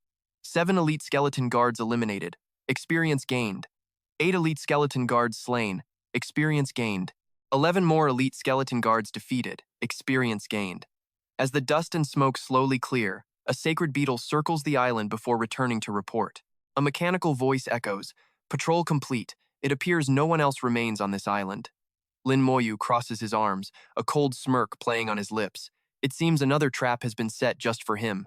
His eyes glimmer with a calculating light as the image of a shimmering treasure chest forms in his mind. Why not play along and lure the snake behind all of this out of its hole? Besides, the boss here drops a treasure chest that can unlock a random skill for my profession. Since I'm already here, I might as well take it while the getting's good. As soon as he speaks, the earth trembles violently as a massive figure crashes down from above, sending a powerful shockwave through the ground. The remaining skeleton soldiers immediately brandish their weapons, snarling as they charge toward him as if injected with a surge of adrenaline. Lin Moyu doesn't flinch. One of his summoned beasts transforms into a swirling vortex of emerald dragon-like energy, letting out a roar before sweeping across the battlefield, obliterating the grunts in its path. He twists his body, narrowly dodging a colossal overhead strike from a towering skeleton, moving with the fluid grace of a ghost. Lin Moyu narrows his eyes as the sword in his hand begins to glow. Every detail regarding this boss from his past life becomes crystal clear in his mind. When the boss's health drops below 35%, it will sacrifice its minions to heal itself. To win, I must wipe out these skeletons first. Taking action immediately, he dives into the heart of the skeletal horde. His strikes are lightning fast and surgically precise. With every swing, skeletons shatter into dust, accompanied by a constant stream of system alerts. 4 elite skeleton guards slain, experience gained. 12 elite skeleton guards defeated. Gaining experience, Lin Moyu clears the battlefield with terrifying speed, moving like a relentless engine of destruction. 15 more elite skeletons defeated, experience gained. As the final skeleton soldier collapses at his feet, his sword stops glowing. He mutters coldly, "Not a single one left." He lifts his crimson glowing eyes, staring directly into the deep shadows ahead, his voice dripping with killing intent. Next is the boss, His silhouette moves steadily toward an ancient, crumbling ruin that reeks of a thick aura of death. A system notification pops up the moment he crosses the threshold. Entering heroic dungeon. Battle at the castle of the Dead Sea King. Now entering the dungeon. Inside lies a vast hall, and upon the central throne sits a massive, armored figure, perfectly motionless. Standing before it, an eerie emerald fireball erupts in Lin Moyu's palm, casting a sickly light across the oppressive darkness. He leisurely climbs the steps, his tone laced with mockery and provocation. "Aren't you going to stand up and greet your guest of honor?" The heavy armor begins to emit a series of rhythmic creaks. The boss stirs. System: Dead Sea King. Rank: King. Level: 24. Health: 13,500. Attack: 1,250. Defense: 550. Skills: Summoning Roar, Calamity Descends, King's Ritual, and Royal Greatsword. It slowly rises, its razor-sharp claws scraping against the stone floor, sending sparks flying into the air. The boss draws itself up to its full height, its gargantuan frame nearly brushing the ceiling of the hall, exerting a terrifying pressure. Lin Moyu looks up, slightly taken aback by its sheer scale. The boss hoists its massive greatsword as swirls of dark purple energy begin to coil around the blade. The Dead Sea King activates the skill. Calamity Descends.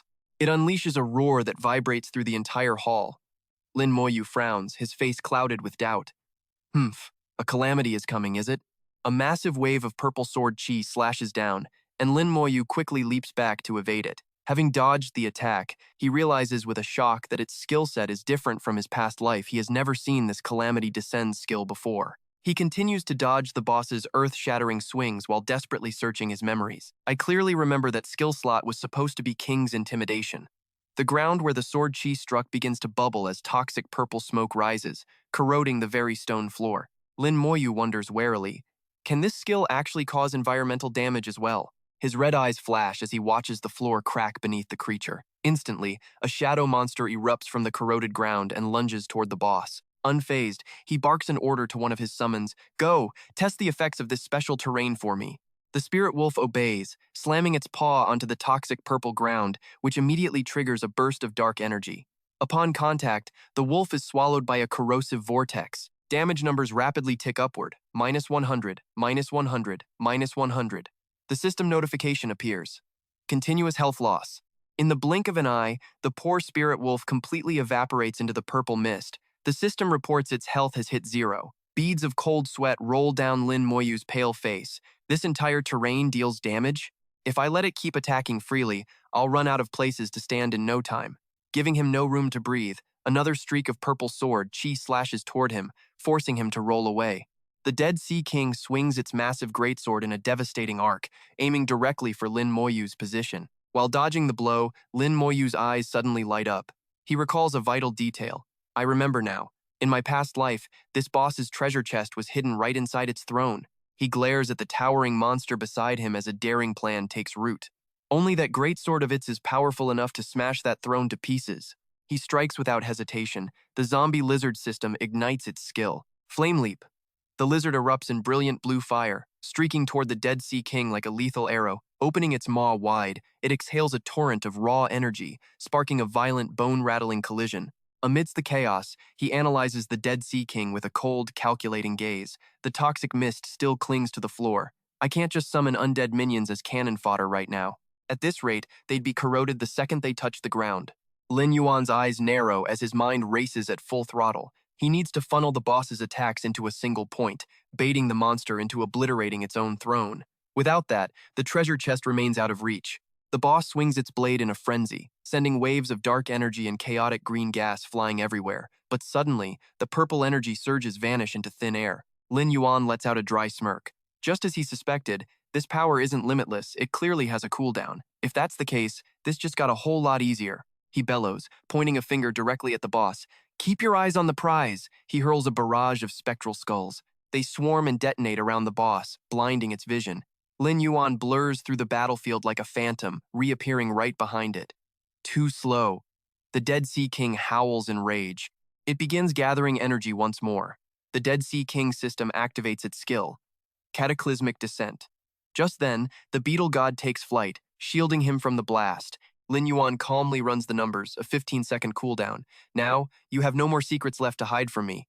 A brilliant emerald energy blast surges forward, striking the boss. Instantly, he triggers his special skill, Hatred Transfer. All of the Dead Sea King's fury shifts toward the tiny beetle god. It slashes wildly at the shield, but the beetle doesn't budge an inch. The eyes of both Lin Yuan and the beetle god flash with a dangerous light. He barks the command, "Now, activate Corpse Explosion." The remains of the skeletal soldiers from earlier suddenly erupt in a violent chain reaction. The Dead Sea King is sent reeling by the blast, its body stained blue by the explosion. Roaring, it swings its massive greatsword to trigger another skill. Royal Greatsword Technique. The entire hall trembles violently as massive stone pillars erupt from the earth. Lin Yuan leaps onto a pillar, looking down at the raging boss with total composure. I've dealt with this Royal Greatsword technique in my past life already.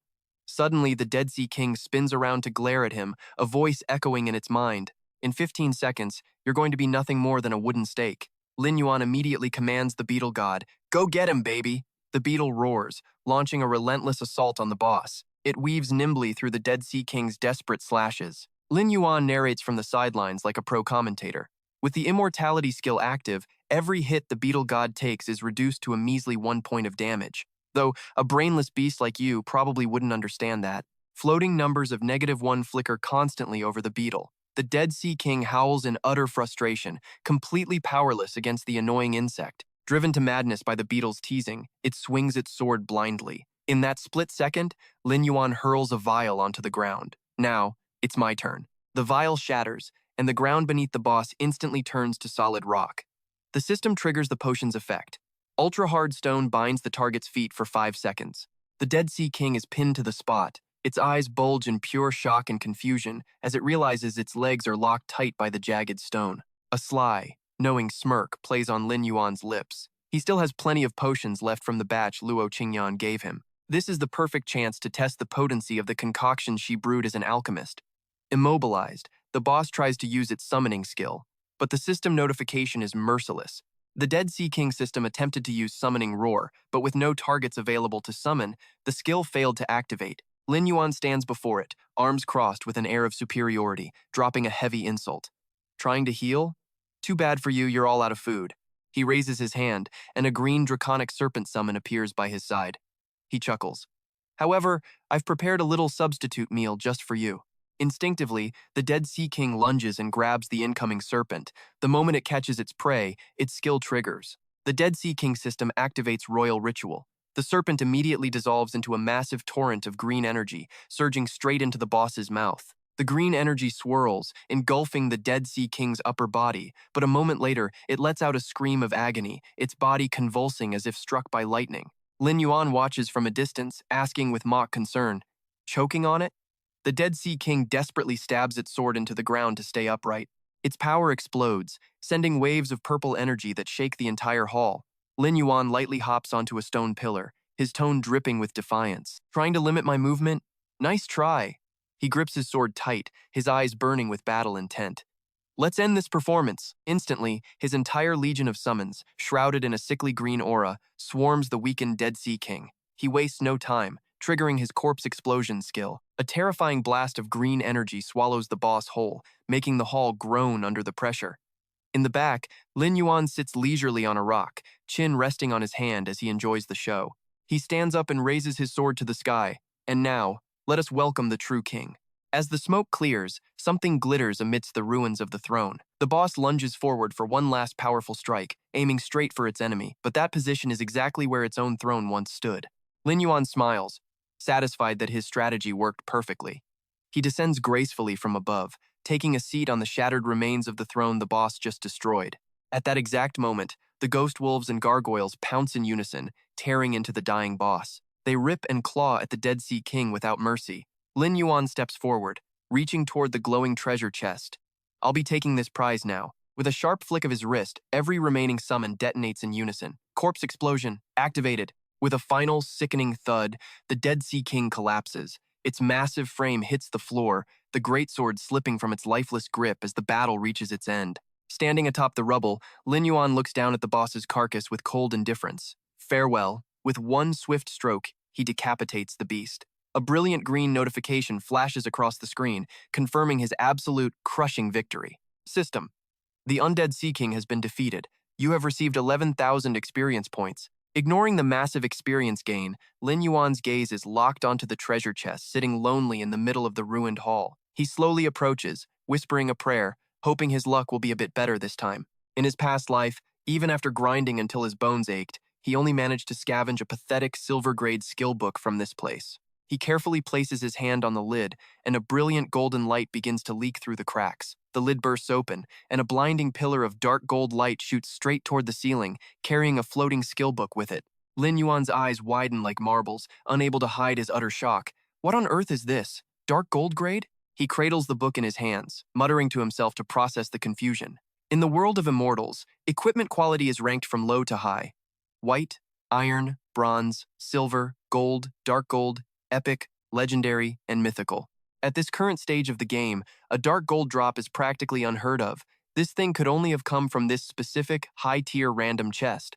Even in the late game, walking down the street with this item would be enough to intimidate anyone.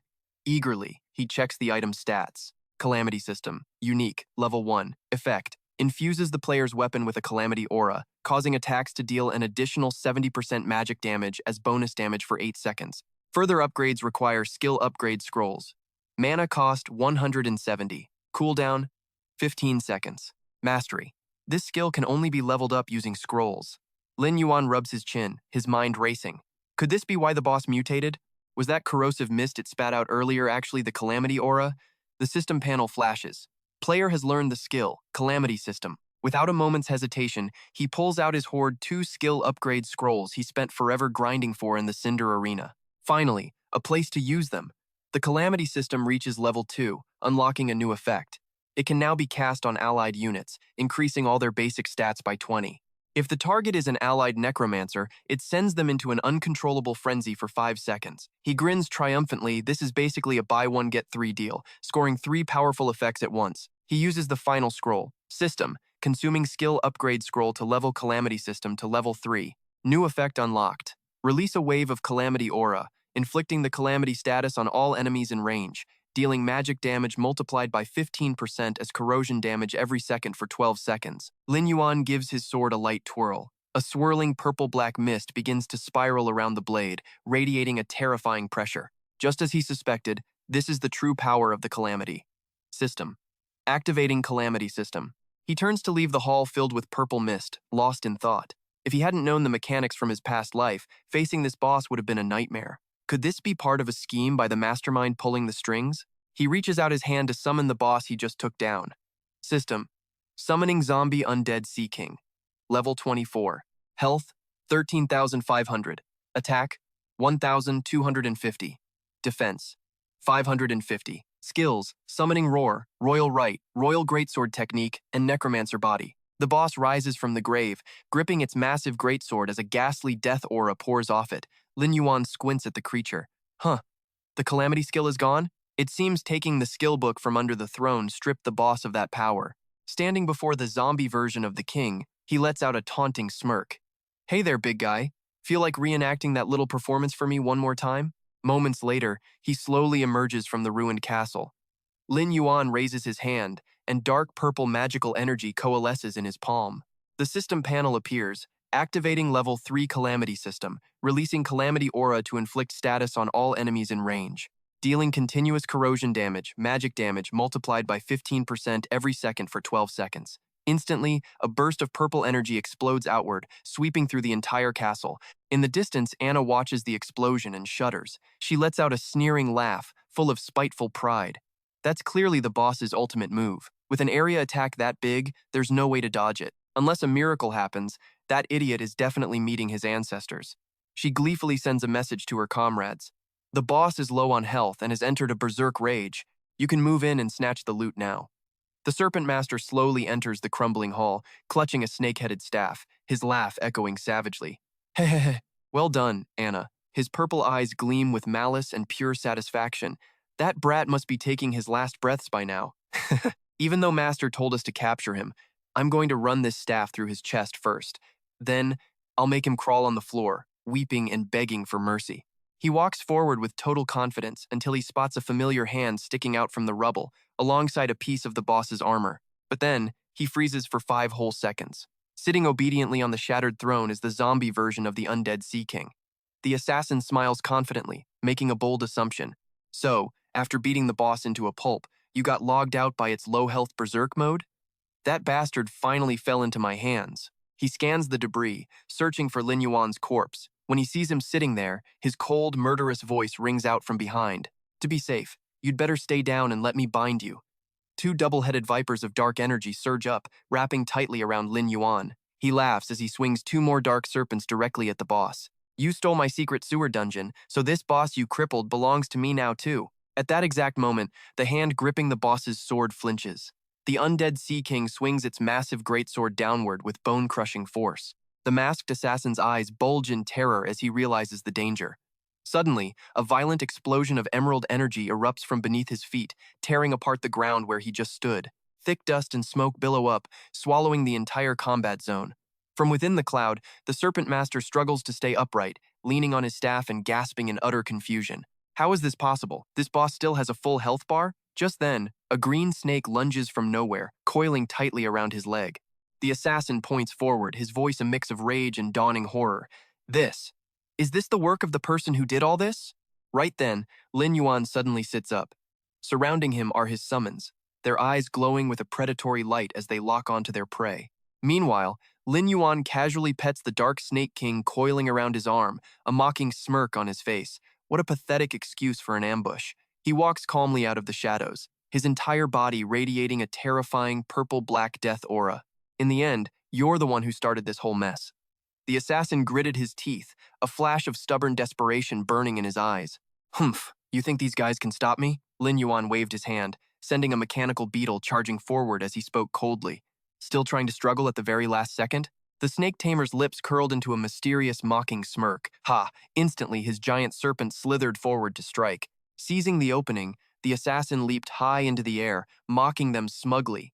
They're just inferior creatures. No matter how many there are on the ground, they're all useless. Seeing the snake tamer trying to slip away, Lin Yuan swung his arm and gave the command. Lizard King, shoot him down for me. The flying lizard opened its fanged maw wide, unleashing a massive beam of green energy that obliterated everything in its path. Suddenly, the system interface flickered to life. System. Lizard King activates the flame dance skill. The assassin dodged quickly and burst into a mad laugh. Is that all? It's nowhere near fast enough to catch my baby. Seeing this, Lin Yuan slashed out a wave of black light. You won't escape. Mounted on his flying serpent, the assassin swung his weapon to block a streak of sword chi that grazed past him. He declared confidently, Humph, I've already prepared a way to handle your sword chi. The serpent opened its mouth and swallowed the purple energy whole. The snake tamer laughed triumphantly. Surprised, aren't you? Ha ha ha! These are mutants specialized in devouring sword chi attacks. Lin Yuan looked up, his glowing red eyes flashing with pure mockery. Oh? Did I ever say I was using sword chi? Suddenly, the serpent's belly exploded with dark purple death energy. It threw its head back, letting out a wretched scream of agony. The assassin watched in horror as his pet writhed. Was it poison or a burn? As the mutant serpent fell into a free fall, the snake tamer wailed in despair. My masterpiece. My perfect mutant creature. Instantly, Lin Yuan leaped onto the back of a manticore, a winged lion scorpion, and soared into the sky, pointing his sword directly at his enemy. You're not the only one who knows how to fly. He rode the beast, tearing through the wind as he chased the assassin who was struggling to escape midair. Looking back, the snake tamer's forehead was drenched in sweat from sheer terror. Oh no, his manticore is even faster. At this rate, he'd be caught in no time. His mutant creature hadn't even lasted 5 seconds before dying, that black mist. He absolutely must not touch it. Lin Yuan gave a cold command. Shoot him down. The system panel lit up. System. Zombie, Scavenger, Vulture, King activates the blade launch skill. Razor-sharp wind blades sliced through the air. The assassin twisted and turned desperately to dodge the blades grazing his body. He gritted his teeth in agony, watching his snakes being sliced in half. My flying snakes, my precious babies. Furious, he whipped around, glaring and roaring. Do you really think you've already won? Behind him, Lin Yuan remained expressionless, his ice-cold eyes piercing through his enemy's soul. The snake tamer laughed savagely, releasing a tiny silver snake with wings. Go on, try and defeat this little pet of mine. Ha ha, the silver snake emitted invisible sonic ripples. The system interface flashed a warning. Audio interference detected. The assassin thought smugly. Turns out he had more than one. The system displayed another notification. Due to the skill's effect, mental stats have been temporarily reduced. Unable to withstand the sonic waves, the manticore staggered into a freefall. Lin Yuan gripped its back tightly, muttering with a frown. My mental strength. Why is it dropping so fast? He gritted his teeth, his eyes flashing with anger and surprise. Was that the snake's real purpose? The system interface clearly showed his stats draining away. Player Lin Yuan, level 17. Elemental mental power, originally 354, now dropped to 154.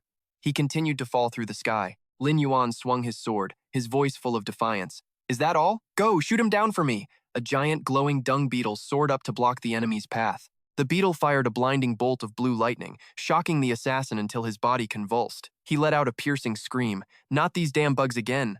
He lost all control. The snake tamer and his mount plummeted straight to the ground like a lead weight. His wretched screams echoed across the sky. Clutching the back of the staggering manticore, Lin Yuan thought, forget it. I need to land first. He decisively let go, leaping off the manticore and diving toward the ground, sword in hand. While still in the air, two zombie vulture kings suddenly swooped down and grabbed his shoulders. They set him down gently on the ground, just like royal guards escorting their lord. The moment his feet touched the ground, he immediately aimed at the falling snake tamer, muttering calculations under his breath. At this height, let's test the damage amplification first. A sphere of dark purple cursed energy gathered in his palm. System. Damage amplification skill activated. A massive purple energy explosion erupted, completely swallowing the free-falling assassin. Through the purple haze, the assassin gritted his teeth and activated his final trump card. Damn it! He actually forced me to use my life-saving skill. System. Snake skin shedding substitute skill activated. Suddenly, a dark mist flew straight from the distance, landing right in front of him. System. Affected by skill. He looked at the purple aura swirling around him in confusion. A curse spell? Lin Yuan charged like a bolt of lightning, the sword in his hand flashing with a deadly light amidst spectral skulls. I'll cripple you first, then interrogate you. The assassin hurriedly raised his staff to block the blow, laughing maniacally. Ha ha, let me show you just how weak your attacks are right now. Lin Yuan swung his blade, and a surge of azure sword chi collided with the snake tamer's staff, triggering a small explosion. The snake tamer let out a cry of pain. Ack! He stumbled back, clutching his chest, and screamed in horror. Damn it! Your mental strength has been cut by at least half, so how can you still dish out this much damage? Lin Yuan's lips curled into a confident smirk. A notification panel popped up beside him. System. Damage amplification level 1. Effect. Curses a group of enemies, increasing the damage they receive by 50%. Cost 40 mana, cooldown 8 seconds, cannot be upgraded through proficiency. Requirement, find the next cursed book to unlock an upgrade. He spoke coldly. Even with my stats lowered, I have more than enough to deal with you. Lin Yuan pressed the assault, sending waves of spectral skullsword chi relentlessly toward the snake tamer. He moved with blinding speed, appearing in multiple locations at once to deliver lethal strikes. The snake tamer retreated in a panic, his mind racing with only one thought. I absolutely cannot engage him in close combat again. Suddenly, he let out a mysterious smirk. Did you really think I'd let it end like that? Suddenly, he hurls a magic scroll that instantly flares up right in front of Lin Yuan. A massive golden magic circle erupts beneath Lin Yuan's feet. The power binding system is in effect, triggering a temporary shackle that drains agility. A golden aura tightly binds Lin Yuan's body, locking him in place. The snake controller stands at a distance, clutching a staff entwined with two serpents, mocking him with a smug grin. Once caught in this, you're like a turtle wading through a swamp, pathetic and slow. He flicks his wrist, launching a blue flying snake straight at Lin Yuan. Enjoy your torture. Lin Yuan's eyes suddenly flash with a piercing red light in the darkness. The system activates the magic storage gear skill, instantly purging all crowd control effects. The binding aura shatters. With a swift swing of his blade, a streak of blue sword chi cleaves the snake in two. He summons a divine scarab, asking coldly, "Is this the best you've got?" The snake controller recoils, barking in fury, "Not those damn bugs again." The scarab fires off searing teal laser beams. They rain down relentlessly on the snake controller. Panic-stricken, he tears open another scroll, swinging his weapon wildly to defend himself. "Stop it!" he screams, slamming a strike toward the beetle. The divine scarab erupts with a blinding flash of golden lightning, the menacing crackle of electricity filling the air. Lin Yuan stands with his hands behind his back, his crimson eyes gleaming with absolute coldness. "It's useless," he declares flatly. Sure enough, the snake controller tries to fire an energy blast, but it's instantly pulverized by the scarab's lightning. Lin Yuan doesn't give him a second to breathe, immediately casting a skill on his own summon. The system activates the Tier 2 Natural Disaster skill. It can be used on allies to boost all basic stats by 20. However, if the target is an immortal ally, it causes them to lose control for 5 seconds. The assassin's eyes bulge in terror. What?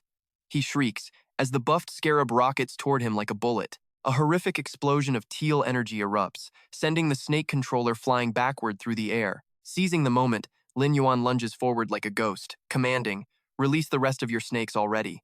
The controller scrambles up, his legs trembling, yet he still tries to act tough. "Don't think I'm that afraid of close-quarters combat," he roars. Massive pythons crawl from his sleeves, wrapping around him like living armor. "I've come prepared, you bastard." He charges at Lin Yuan. The serpents on his body transform into razor-sharp weapons, sparking a fierce melee clash. But despite his desperate struggle, he's utterly overwhelmed. Lin Yuan parries the blows effortlessly, taunting him. "It seems even with your stats boosted, you're still no match for me." The snake controller bursts into a manic, crazed laugh, as if he's finally played his trump card. "Heh, I've prepared quite the surprise for today." Suddenly, that small silver snake from before reappears, looming right behind Lin Yuan. The man gestures wildly, howling with glee. "I won't make the same mistake twice. Go to hell." He commands the python to lunge, aiming to swallow Lin Yuan whole, but Lin Yuan doesn't even flinch. An emerald energy shield flares around him. The python is repelled with a shockwave, and a massive foot slams down, crushing the serpent into the dirt. Lin Yuan stands tall as a gargantuan bone dragon slowly materializes behind him. "Unfortunately," he says coldly, "you're still far too weak." He points a finger at the assassin. Behind him, the zombie Sea King raises its massive greatsword. The respawn point is outside the palace. "I'll kill you back to level 1 for interrogation." But just as his life hangs by a thread, dark chains whip out from nowhere, binding the snake controller tight. Anna, his accomplice, drops from above. She snatches him with the chains and drags him away, cursing. "How disgraceful!" She glares at him. "You lost to a summoner? Is he really that good?" She sneers. The snake controller grits his teeth, snapping back. "Shut up! Don't talk trash when you're not the one fighting him." They glare at each other, the air thick with tension. Suddenly, 2 massive ash lizards emerge, cutting off their escape. Lin Yuan steps out slowly, his red eyes burning with malice. "The maid from before? You even managed to lure an NPC here? Well, in that case, you can stay here forever too." Anna looks around in a panic. "Think of something! Fast!" she yells. The assassin stammers. I'm not good at direct combat. I'm trying." A freezing chill sweeps over them. She screams, "It's here!" The giant ash lizard lunges, its maw full of fangs ready to devour them. Instead, it swings its massive tail, shattering the ground and launching Anna and the controller into the air. Their desperate screams echo through the ruins. Anna hits the ground hard, snapping at her partner. "What the hell is this? Things are spiraling out of control. You told me we were just here to test the waters. If this turns into a real deathmatch, how do you plan on explaining this to the higher-ups?" Lin Yuan narrows his eyes, calculating. "A test? What exactly is their true goal?" The snake controller looks up at Lin Yuan, a fanatical smirk crossing his face. You brat. You're lucky to even have a chance to join us. The master personally sent the invitation. Serving him and witnessing those miracles is a divine blessing. It's the greatest honor you'll ever receive," Lin Yuan responds with a cold stare, tilting his head. "Keep talking." The snake controller boasts, "If our master hadn't spoken, someone like you wouldn't be worthy to even touch our organization. Let me tell you the truth." He spreads his arms, his eyes wide with crazed devotion. "In 3 years, a god will descend upon this world, and our master is that god's messenger." Lin Yuan's expression darkens as he reassesses the situation. Divine power? From what he says, that first believer already possesses the power of the evil god? This is getting complicated. The controller struggles to his feet, reaching out a hand in temptation. "Just agree to join, and you'll have access to infinite resources." He lets out a maniacal laugh that echoes through the ruins. "Even if you leave the West Desert or the Southern Empire, we have people everywhere." Lin Yuan smirks, deciding to play along for now. "Sounds interesting. How do I join?" He thinks to himself, "That first believer clearly doesn't know the secret of my rebirth. So, he just wants to recruit me?" Seeing his prey take the bait, the assassin's face lights up with smug satisfaction. "It seems you've finally seen the light. Joining us is simple. In a moment, just log out of immortality. Once you're back in the real world, I'll send you an address. The master himself will perform your baptism. Once you accept the grace of the gods, you will officially be one of us." Lin Moyu's voice turns ice cold. A system window flickers to life, showing all of his personal information hidden from view. "But before that, you need to prove your sincerity." Reveal your information and let me see what you're truly capable of. Lin Moyu's face is shrouded in shadows as a faint murderous aura begins to radiate from him.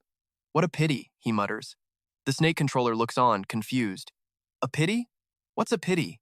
Answering him is a magnificent blade of sword energy that tears through the air, striking downward without a shred of mercy. Fresh blood sprays everywhere. The assassin staggers back, clutching his chest in pure disbelief. He grinds his teeth and roars in fury. Damn you! How dare you ambush me? With those words, the snake controller turns and bolts for his life, shouting back over his shoulder, You ungrateful brat! Anna, follow me! Anna the maid stands frozen in terror. Above her head, the system window clearly displays her status, a weak, level 15 NPC. Red eyes flashing, Lin Moyu whips his head toward Anna and delivers a chilling decree. In that case, I'll finish you off first. But in the blink of an eye, she turns tail and sprints away. Since the Snake Master's mission failed, I'm getting out of here too. I was only here for backup anyway, so don't expect much.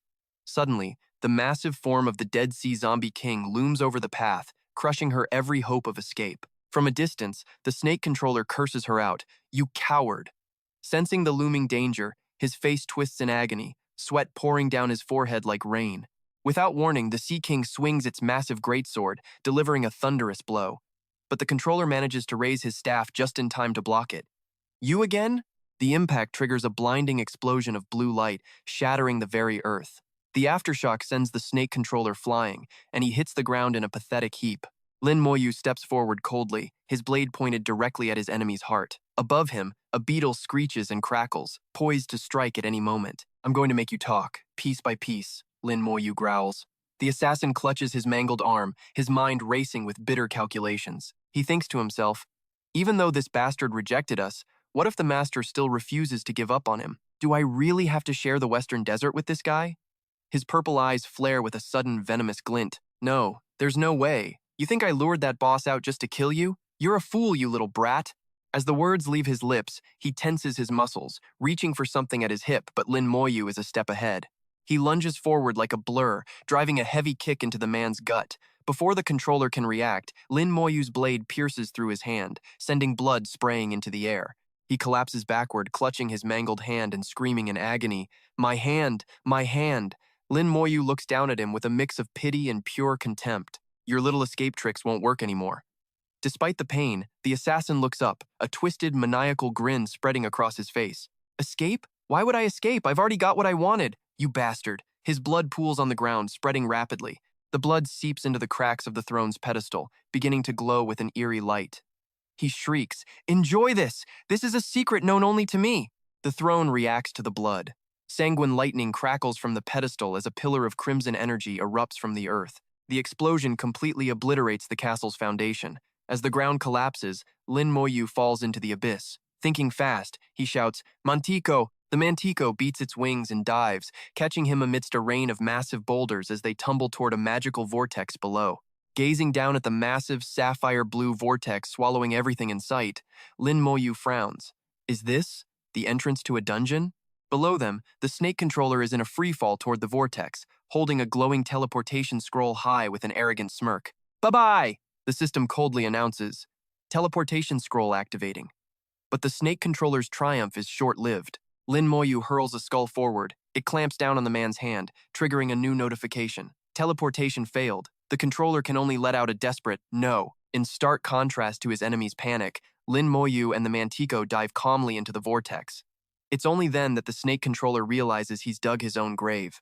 Oh no, this dungeon's level is too high. I never would have dared come here. His face contorts with absolute terror. He lets out a blood-curdling scream as the magical currents swallow him whole. A second later, Lin Moyu is pulled into the chaotic flow of space-time. Lin Moyu narrows his eyes as a sudden thought strikes him. It turns out this is a hidden dungeon he had never even heard of in his past life. The massive energy vortex plunges everything into pitch-black darkness. Eventually, Lin Moyu feels his hands press against a cold, hard surface. He slowly pushes himself up, ripples of amber energy radiating from his body. Opening his eyes, he takes in the strange alien landscape before him. Standing on a jagged cliffside, Lin Moyu murmurs, So, it's here. At that moment, the system chimes. Entered hidden dungeon, the corrupt eye. Lin Moyu stands tall, gauging his strength as he assesses the situation. A large-scale hidden dungeon, and my reduced stats have been fully restored. Right in front of him, several level 22 elite dead sea giant crabs emerge. HP, 5,500. Attack, 570. Defense, 420. Ignoring the crabs, Lin Moyu mounts the Mantico and soars into the gloomy sky. The beast tears through the misty air at breakneck speeds. Suddenly, they slam into an invisible wall. The system confirms, you cannot leave this instance until it has been completed. Looking down at the water filled with gargantuan tentacles, Lin Moyu concludes, it looks like we need to find that snake controller to get out of here. Let's scout the area first. After some searching, they spot a dilapidated ghost ship drifting nearby. The snake controller is already on board, his face twisted in pure hatred as he stares into the void. That bastard, he snarls. He stalks toward a slumped pirate skeleton wearing a glowing blue cloak. I'll make sure you suffer for this, he growls. Approaching the skeleton, he reaches out, muttering triumphantly. It really is here. The information I got from that NPC was right after all. As his hand touches the cloak, a status window flickers to life the mermaid's cloak. This special item is the only quest-related treasure in this entire dungeon. It masks your presence from the merfolk's senses, providing the only way out on a night of the full moon. Without this cloak, there is absolutely no way to leave before the mission is complete. Even if you die, you'll only respawn back at your designated point. The snake tamer lets out a sinister smirk as he drapes the cloak over his shoulders. As for clearing the dungeon, even I have no idea what the completion conditions are. If I lock him in here forever, I'll never have to worry again. At that moment, a pirate skeleton abruptly jolts to life, swinging a curved blade with a deafening roar. Give me back my head! Startled, the snake tamer spins around, his face twisted in shock. He quickly regains his arrogant composure and sneers. Humph. A lowly skeleton dares to lay a hand on me? He summons a spectral serpent that coils tightly around the skeleton's arm, shattering the bone with a violent squeeze. The creature howls in agonizing fury. Gah, you bastard, you'll pay for this. 30 minutes later, steady footsteps echo across the ship's deck. The pirate skeleton, eyes blazing with spectral fire, spots Lin Yuan and lunges at him instantly. Go to hell! Lin Yuan calmly shifts his weight, his blade flashing in a brilliant arc as he effortlessly parries the skeleton's strike. He gives his opponent zero breathing room, slamming his foot down to crush the pirate's skeletal hand. He levels his cold, sharp blade at the skeleton's skull, causing the creature to shriek in terror. Stop. Stop right now.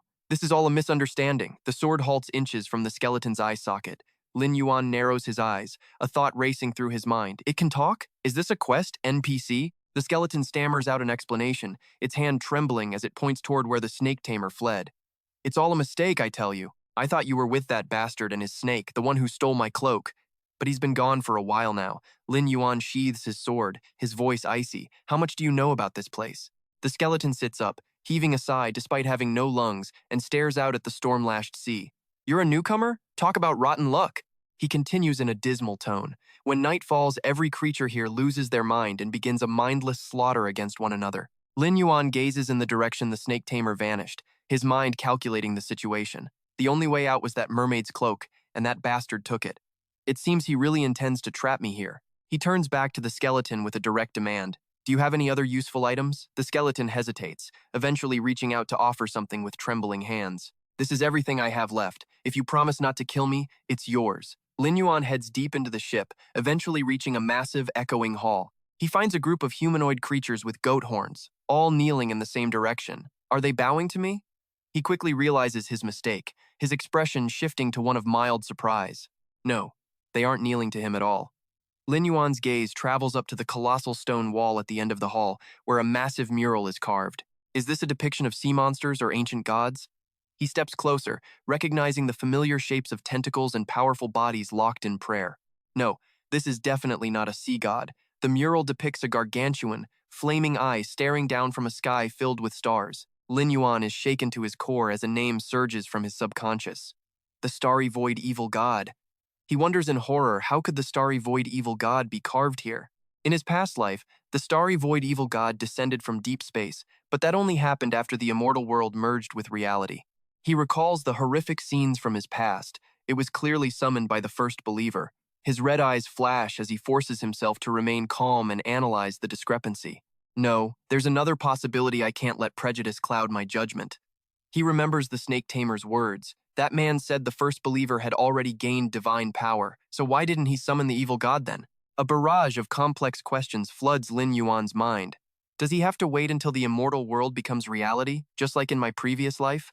Or did the starry void evil god never belong to reality in the first place? Images of the real and virtual worlds blur together in his mind. Lin Yuan stands before an ancient map, his gaze sharp and unwavering. I have to clear this dungeon to find the answers. Right now, that temple seems like the most suspicious lead. Time slips away, and the shroud of night finally descends upon the dungeon. Suddenly, a monstrous sea creature erupts from the water, roaring at Lin Yuan with primal rage. Blasphemer, prepare to die! Lin Yuan turns to glare at the monster, his face filled with cold disgust. You're in my way. He raises his sword as the system notification rings out. Calamity skill activated. A massive explosion of emerald energy erupts. From within the light, two spectral magic dragons emerge, letting out a thunderous roar. Lin Yuan gives the command to eliminate them. The two dragons dive, creating a blinding explosion of light that incinerates everything in their path. With the obstacle cleared, Lin Yuan continues his march toward the mysterious temple. Lin Yuan stands atop a rocky ledge, his blade reflecting the cold, pale moonlight. He warily scans the murky forest stretching out before him. He narrows his eyes, muttering to himself with a pensive frown. I knew something was wrong. A thick mass of shadows coalesces from the brush, surrounded by countless pairs of glowing blue eyes. A voice dripping with malice hisses, Blasphemer. Instantly, swarms of blue tentacled monsters erupt from the earth, letting out a savage, guttural roar. Die. Lin Yuan knits his brows, rapidly assessing the threat. So, they've mobilized their entire force? In that case, I don't need to hold back. He thrusts his sword toward the sky. Behind him, a massive gate of death tears open, crackling with green lightning. An immense army of the undead bone wolves, griffins, and immortal warriors marches out from the gate. He commands the undead legion to assemble. A cold, ruthless smile plays on Lin Yuan's lips. He swings his sword forward. Crush them! His undead army charges into the fray, ferociously tearing into the tentacled monsters. Magic wolves lunge to tear down their foes while massive tentacles whip out to bind them, creating a scene of absolute carnage. The battle is brutal and relentless. Both sides throw themselves into the meat grinder, leaving piles of corpses scattered across the ground. Lin Yuan watches the slaughter, realizing the dungeon's level is too high for low-tier undead to be truly effective. It's time for a different approach. He barks out a new order. Magic creatures shaped like scorpions and serpents immediately dive into the thick of the enemy swarm. They latch onto the bodies of the tied merfolk, poised for the decisive blow. The ghost snake coils tightly around its prey, letting out one final bone-chilling roar. Lin Yuan triggers his violent skill, and a wave of destructive emerald energy erupts, swallowing the entire battlefield in its path. A flood of experience points flashes across his system interface.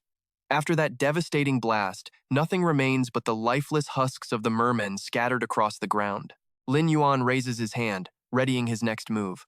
That attack drained too many low-level spirits, he mutters. I need to replenish my ranks. Suddenly, something goes wrong. A veil of green energy wraps around the monster corpses, yet they refuse to rise. The system chimes. Target does not meet activation requirements. Talent activation failed. Lin Yuan turns his head, eyes wide with shock. Resurrection? It's not working? Just then, a massive pillar of teal light shoots into the sky from an ancient temple in the distance. Lin Yuan steps inside the temple's dark interior. He gazes up at the brilliantly glowing altar, wondering if this is the source of the mermen's control. He summons a magical scout bird and commands it to probe the area ahead. The magical bird circles the altar, triggering a hidden mechanism that causes the structure to pulse with a violent light. From the dark pool beneath the altar, a figure slowly emerges through ripples of pure energy.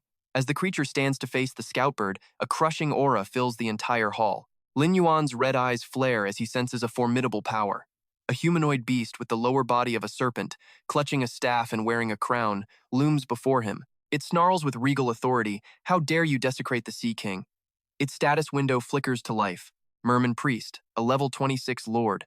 Health, 16,500. Attack, 1,750. Defense, 400. Its skills, Soul Chaos, Merman Swarm, Mind Control, and Light Feather.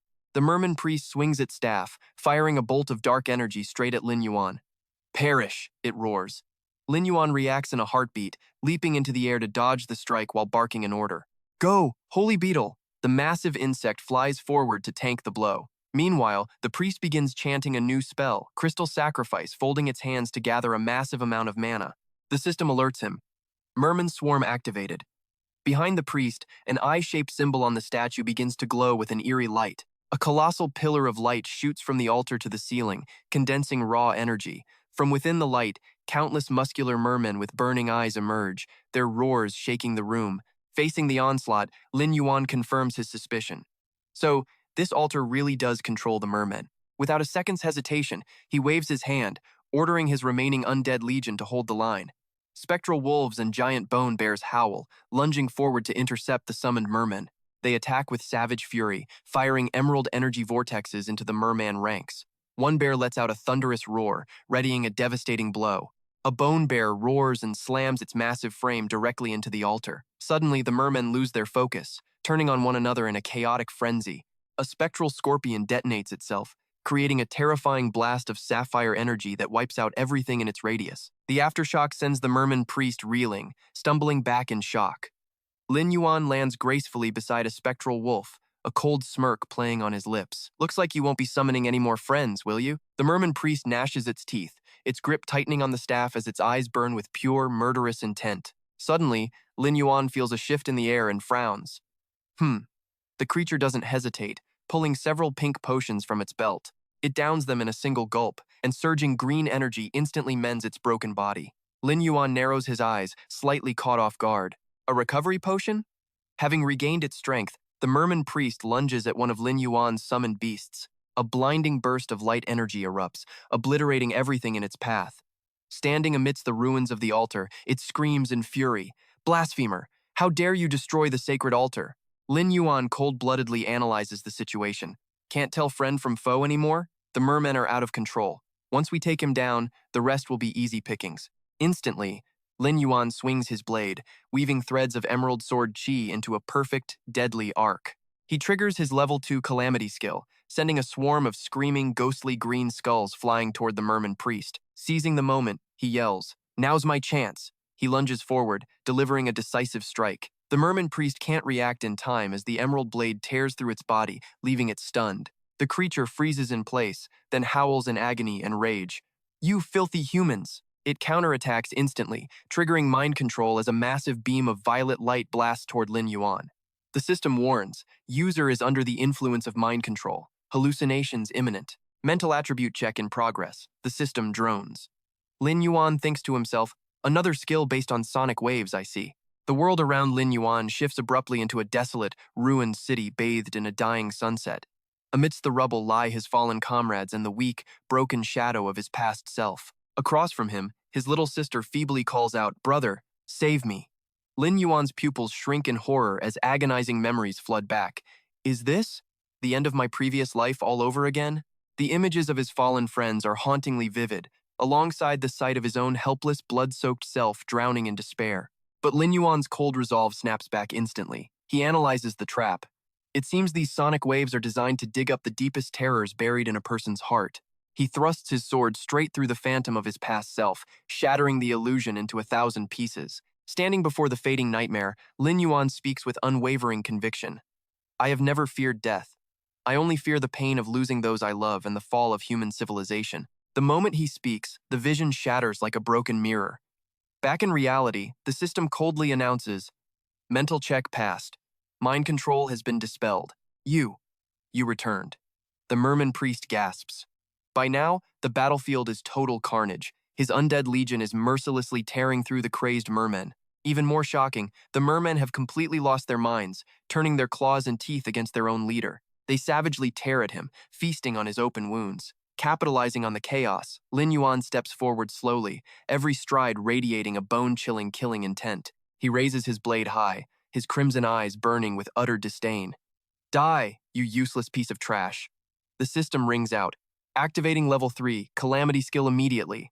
Ghostly skulls fly out, aiming straight at the priest who is being tormented by his own kind. The attack strikes like an arrow, tearing through the air and leaving a deadly trail of blue light. Without an ounce of resistance, the priest is impaled by the attack as dark energy and emerald light explode violently within him. As the magical smoke dissipates, Lin Yuan steps coldly toward his dying foe. The priest clutches his chest, his entire body trembling with agony and exhaustion, unable to utter a single word. Standing before him, Lin Yuan speaks with a mocking tone, like a king judging a defeated peasant. Where is your god now? That provocation is a torch to a powder keg. The priest roars in absolute fury. Then let us descend into despair together right here. Immediately after, he channels his remaining energy as his body erupts in a crimson glow, letting out one final scream. Blasphemer! Lin Yuan raises his blade into a stance, a cold smirk playing on his lips. It seems you've truly lost your mind. With those words, he kicks off the ground, vanishing like a bolt of lightning and leaving only a blur behind. He leaps into the air, his silhouette tracing a perfect arc through the sky. Aiming straight for his opponent's opening, he delivers a devastating slash. In that instant, time itself seems to freeze. He coldly declares, "It is over."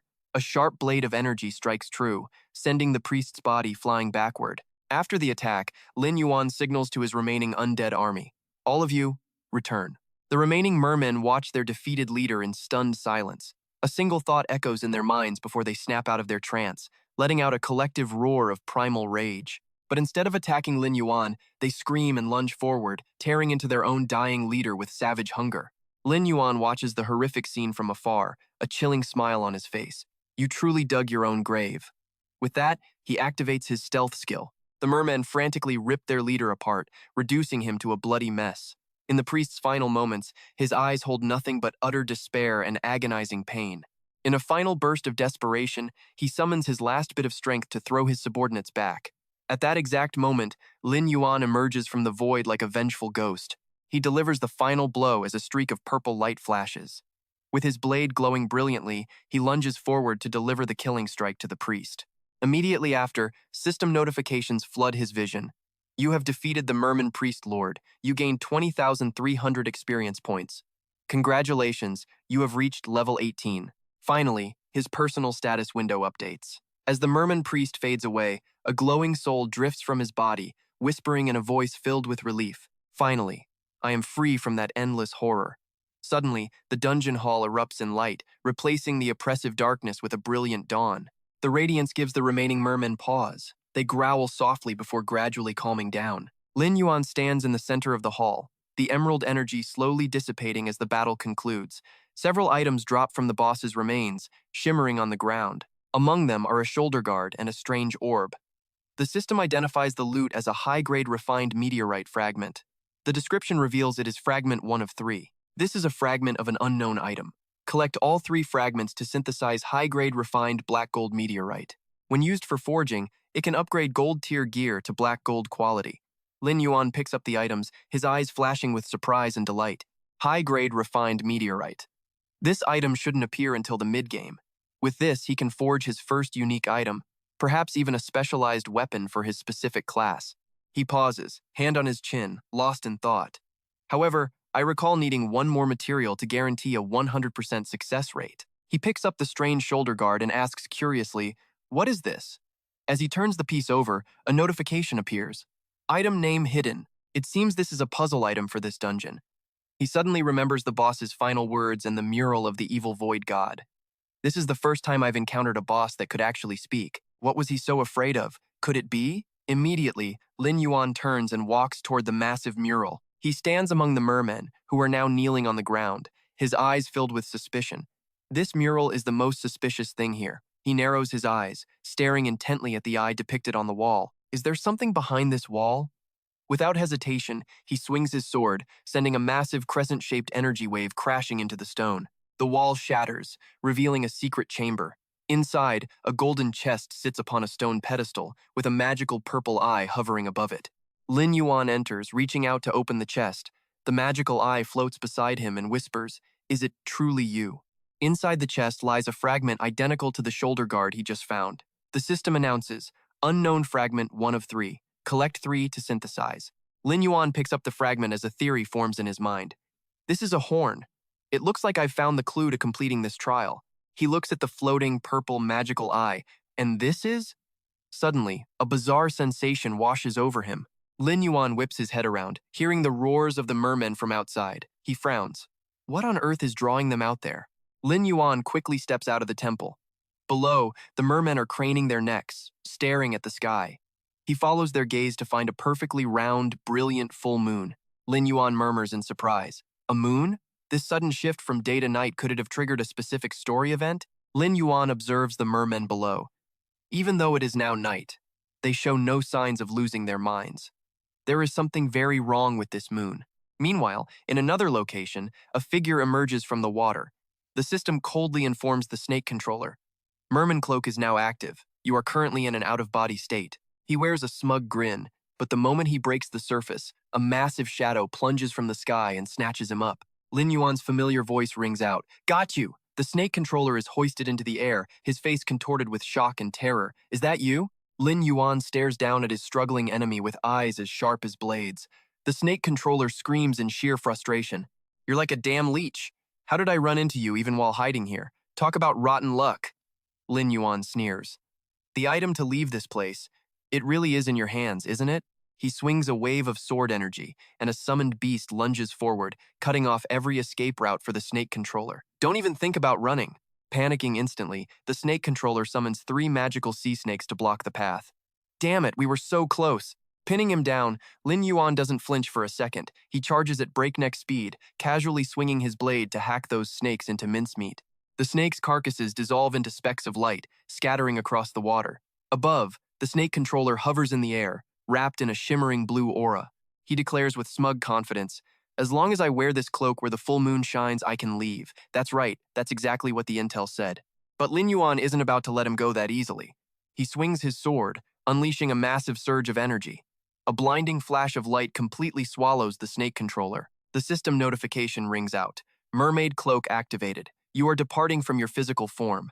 Believing he's made his escape, the man lets out a jubilant, twisted laugh. You bastard, rot here forever. Ha ha ha. Suddenly, Lin Yuan appears, mounted on a winged lion, hot on his heels. His voice is dripping with mockery. Trying to run? It's not that easy. A hexagonal energy wall shimmers into existence. Yet, the snake controller slips through effortlessly, screaming in frustration. Curse you! A split second later, Lin Yuan and his summon are slammed to a halt by the barrier. Trapped outside the invisible wall, he frowns, reaching out to touch the barrier, only to find another one behind it. Seeing this, the snake controller flies off, howling with triumphant laughter. Haha, your little pet can only go this far, you piece of trash. Not even the heavens can save you now. Just as he finishes speaking, a tiny magical snake slithers out of nowhere right beside him. Lin Yuan simply curls his lip into a smirk, a devious glint flashing in his eyes. Boom! Instantly, the summoned snake right next to the snake controller detonates in a violent explosion. He only has time for one agonizing scream before being sent flying by his own trap. He roars in sheer resentment. You dared to use my own snakes to blow me up? You absolute scumbag! Having dealt with that nuisance, Lin Yuan thoughtfully observes the shifting surroundings. First, those mysterious murals, and now, this bizarre moon. He looks down at the crowd below. These merfolk have completely lost their minds. An ominous crimson hue begins to bleed across the sky, slowly swallowing the moon. Lin Yuan gasps in shock. The moon. It's turned blood red. Below, every single merman tilts their head back, as if performing some ancient grisly ritual. Lin Yuan narrows his eyes. No, the full moon is hidden behind dark clouds, so where's this light coming from? His summon shifts slightly, making him startle and look down. He's stunned to his core. Beneath the lake's surface, the reflection of the moon is glowing a vivid, bloody red. He freezes. Is the real moon actually under the water? The water begins to boil violently as a deep crimson vortex grows larger by the second. Cold sweat breaks out on Lin Yuan's brow as a terrifying realization dawns on him. The eye of the evil god. The vortex settles into the shape of a massive bloodshot eye staring straight up at the sky. From the very center of that eye, a gore-drenched arm claws its way out. That arm drags a grotesque monstrosity out of the glowing red waters. A horrifying creature, bristling with countless tentacles and blood-red eyes, slowly hauls itself into view. Immediately, a system notification pops up with alarming data. Mermaid's Nightmare. Its level and all combat stats are nothing but a string of question marks. Lin Yuan frowns, cold sweat trickling down his forehead. He can't even see the specific stats for this Mermaid's Nightmare. It seems the level gap is just way too massive. Thinking he's still at a safe distance, he's proven wrong when the monster suddenly swivels its headless torso toward him. Dozens of glowing red eyes lock onto Lin Yuan simultaneously. Their gaze pins him down, sending a jolt through his chest. It's noticed me. Without a single warning, a massive tentacle lashes out, unleashing a streak of azure energy that tears through the air directly at him. Lin Yuan desperately maneuvers his mount, dodging by a hair's breadth. The energy beam whistles past, slicing clean through one of the monster's own tentacles. While dodging, a tactical question flashes through his mind.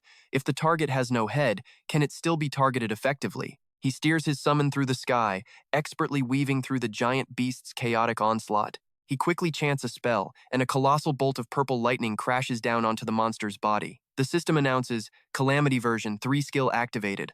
A measly minus 300 damage floats up, looking pathetically low. Lin Yuan immediately pushes his mount to soar away, narrowly avoiding another terrifying horizontal sweep. Realizing a frontal assault is useless, he begins to analyze the situation. For this thing to appear in a low-level dungeon like this, there has to be a specific mechanic to exploit. We have to test it out. The monster bellows incessantly as it pursues him, crushing boulders to dust in its path. Lin Yuan glances back. The damage from his Calamity skill is barely scratching its health bar. He takes a deep breath. Fine then, let's give it everything we've got.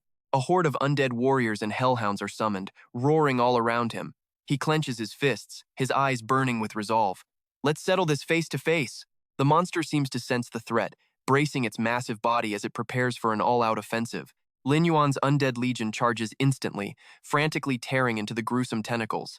Countless magical skulls fly out, gnawing away at the monster's flesh. A brutal melee erupts between the army of darkness and the colossal beast. Suddenly, the monster swings a glowing blue arm, snatching an undead soldier right out of the air. Its hand tightens, crushing the undead into fragments of energy. After a moment of combat, Lin Yuan realizes this creature seems to be acting solely on pure instinct. He pats his mount's neck, commanding it to save its strength. Then, he lets out a smirk. A brainless monster is nothing more than prey. Seemingly sensing his contempt, the monster lets out an earth-shattering roar. Its entire body begins to glow as it gathers a massive amount of energy. Lin Yuan knits his brows. It doesn't even have a head, yet it can emit sound waves? A terrifying shockwave ripples out, obliterating a significant portion of his undead army. Lin Yuan braces himself. I won't fall for that again. But at that critical moment, his inventory suddenly starts glowing and snaps open on its own. Lin Moyu's eyes widen, beads of sweat rolling down as he sees the strange purple magic eyes zip out on its own. He gasps in utter confusion. The inventory opened by itself. Before he can even process what's happening, he instinctively retreats. His face is a mask of pure shock mixed with a hint of panic. Not making its master wait long, the magic eye instantly fires a blinding bolt of violet light. It collides violently with the monster's attack, triggering a brilliant explosion that blows everything away. Taking cover behind a massive boulder to avoid the shockwave, Lin Moyu peeks out, his mind racing. Could those be the stone carvings from the secret chamber? The magic eye now hovers in midair, radiating a mystical purple glow while emitting faint ripples of energy. No one expected the massive, terrifying merman nightmare to react like a child seeing a ghost. It cowers, using its tentacles to shield its headless body in a state of absolute terror. Seeing this absurd sight, Lin Moyu looks up at the eye, a smirk tugging at his lips as the truth dawns on him. This stone carving seems to be the ultimate bane of the merman nightmare. Seizing the golden opportunity, he immediately barks an order to his spirit eagle. The bird snatches the eye and dives straight toward the enemy. He mutters with a thrill in his voice, "Why not have a little fun with this?" Just as expected, the monster loses its mind and bolts for its life. Floating above its head is the clear status, fleeing in panic. At the same time, the system generously displays the monster's stats. 30,000 health, 3,100 attack, and 100 defense. Lin Moyu narrows his eyes, a sharp glint in his gaze as he lets out a cunning half-smile. Is that so? Clinging to the back of his winged lion, he streaks after the eagle carrying the magic eye, realizing this is definitely a mechanic-based item. Without wasting another half-second, he waves his hand to summon a skill, shouting authoritatively, "Activate Calamity Skill 43. Instantly, skulls wreathed in emerald flames scream as they charge forward, tearing mercilessly into the monster's mangled flesh. It flinches in agony as damage numbers like -390, -420, and -450 dance across the air. While observing the battle, Lin Moyu muses thoughtfully. Does the damage increase based on its fear level? Right on cue, the system reports damage taken increasing by 30%, then 40%, making him chuckle. He wonders to himself, can a nightmare actually be scared to death? With victory in his grasp, he draws a sword shimmering with brilliant green light. Settling into a finishing stance, his blood-red eyes burn with murderous intent and absolute confidence. He lets out a cold smile. I just need to press the advantage. Anchoring himself to his mount, Lin Moyu transforms into a streak of green light, diving headfirst from the sky. With wind-cleaving speed, he delivers a magnificent slash through the monster's hideous tentacles, sparking flashes of azure lightning. Under the overwhelming power, the massive body of the merman nightmare instantly cracks and shatters into pieces, raining down onto the ground. The system panel flashes with the good news. You have defeated the Merman Nightmare, gaining 50,000 experience points and reaching level 19. Lin Moyu glides forward, thinking with sheer delight, this boss gives so much experience, I leveled up instantly. I must be the top-ranked player by now. With a landing light as a feather, his boots strike the stone floor with practiced grace. Lin Moyu stands tall, surrounded by swirling green demonic energy, looking triumphant as his level 19 stat board appears behind him. Where the monster's corpse vanished, magical light gathers to reveal a floating item fragment. 1 of 3. Not just that, the system announces the drop of a deep blue energy orb and a piece of golden armor called the Nightmare Core. Pulled by an invisible force, the fragments automatically fly together and merge in mid-air, accompanied by an item description. Fragments can be combined upon collecting all 3. The Nightmare Core is a rare material condensed from pure nightmares. It can be used to forge equipment with spirit as the primary attribute. Lin Moyu nods, stroking his chin. He's almost finished the blacksmith's quest. This core is perfect for him to craft a gold-tier piece of gear. He reaches out and grabs the now fully merged horn. As it radiates a blinding golden light, he murmurs curiously, "And this must be the quest item for the sunken Doomsday Dungeon, right?" Lin Moyu cradles the horn with both hands, his eyes full of thought as the shimmering info box appears. Siren's Cry, a unique quest item. This is a token of the Siren race capable of awakening the Siren King. The sound of the horn signals the upcoming birth of Siren remnants. The bearer will be an honored guest of the Siren tribe. Blowing the horn during a full moon will reveal unexpected visions. Standing on the cliff looking down at the massive blood-red moon, he sighs helplessly. Looks like there aren't any other clues. I'll just have to try blowing this thing and see what happens. No sooner said than done, he brings the horn to his lips and blows a powerful blast. Pink sound waves ripple through the air. As the sound fades, the mermen who were frantically tearing each other apart below suddenly freeze as if possessed. They all twist their necks simultaneously, glowing eyes fixed on the cliff top, but then the water and sky begin to distort violently. Colors blur and shatter like an old TV losing its signal. Lin Moyu immediately lowers the horn, his brow furrowed because something is terribly wrong.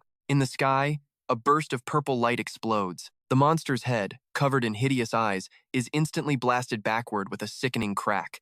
Watching from the sidelines, Lin Yuan's eyes widen in absolute shock. He mutters to himself as the realization hits. Has the game's main storyline already been triggered? High in the vast sky, a gargantuan flaming eye rains down bolts of destructive purple lightning, making him wonder, is the astral evil god actually attacking the merfolk?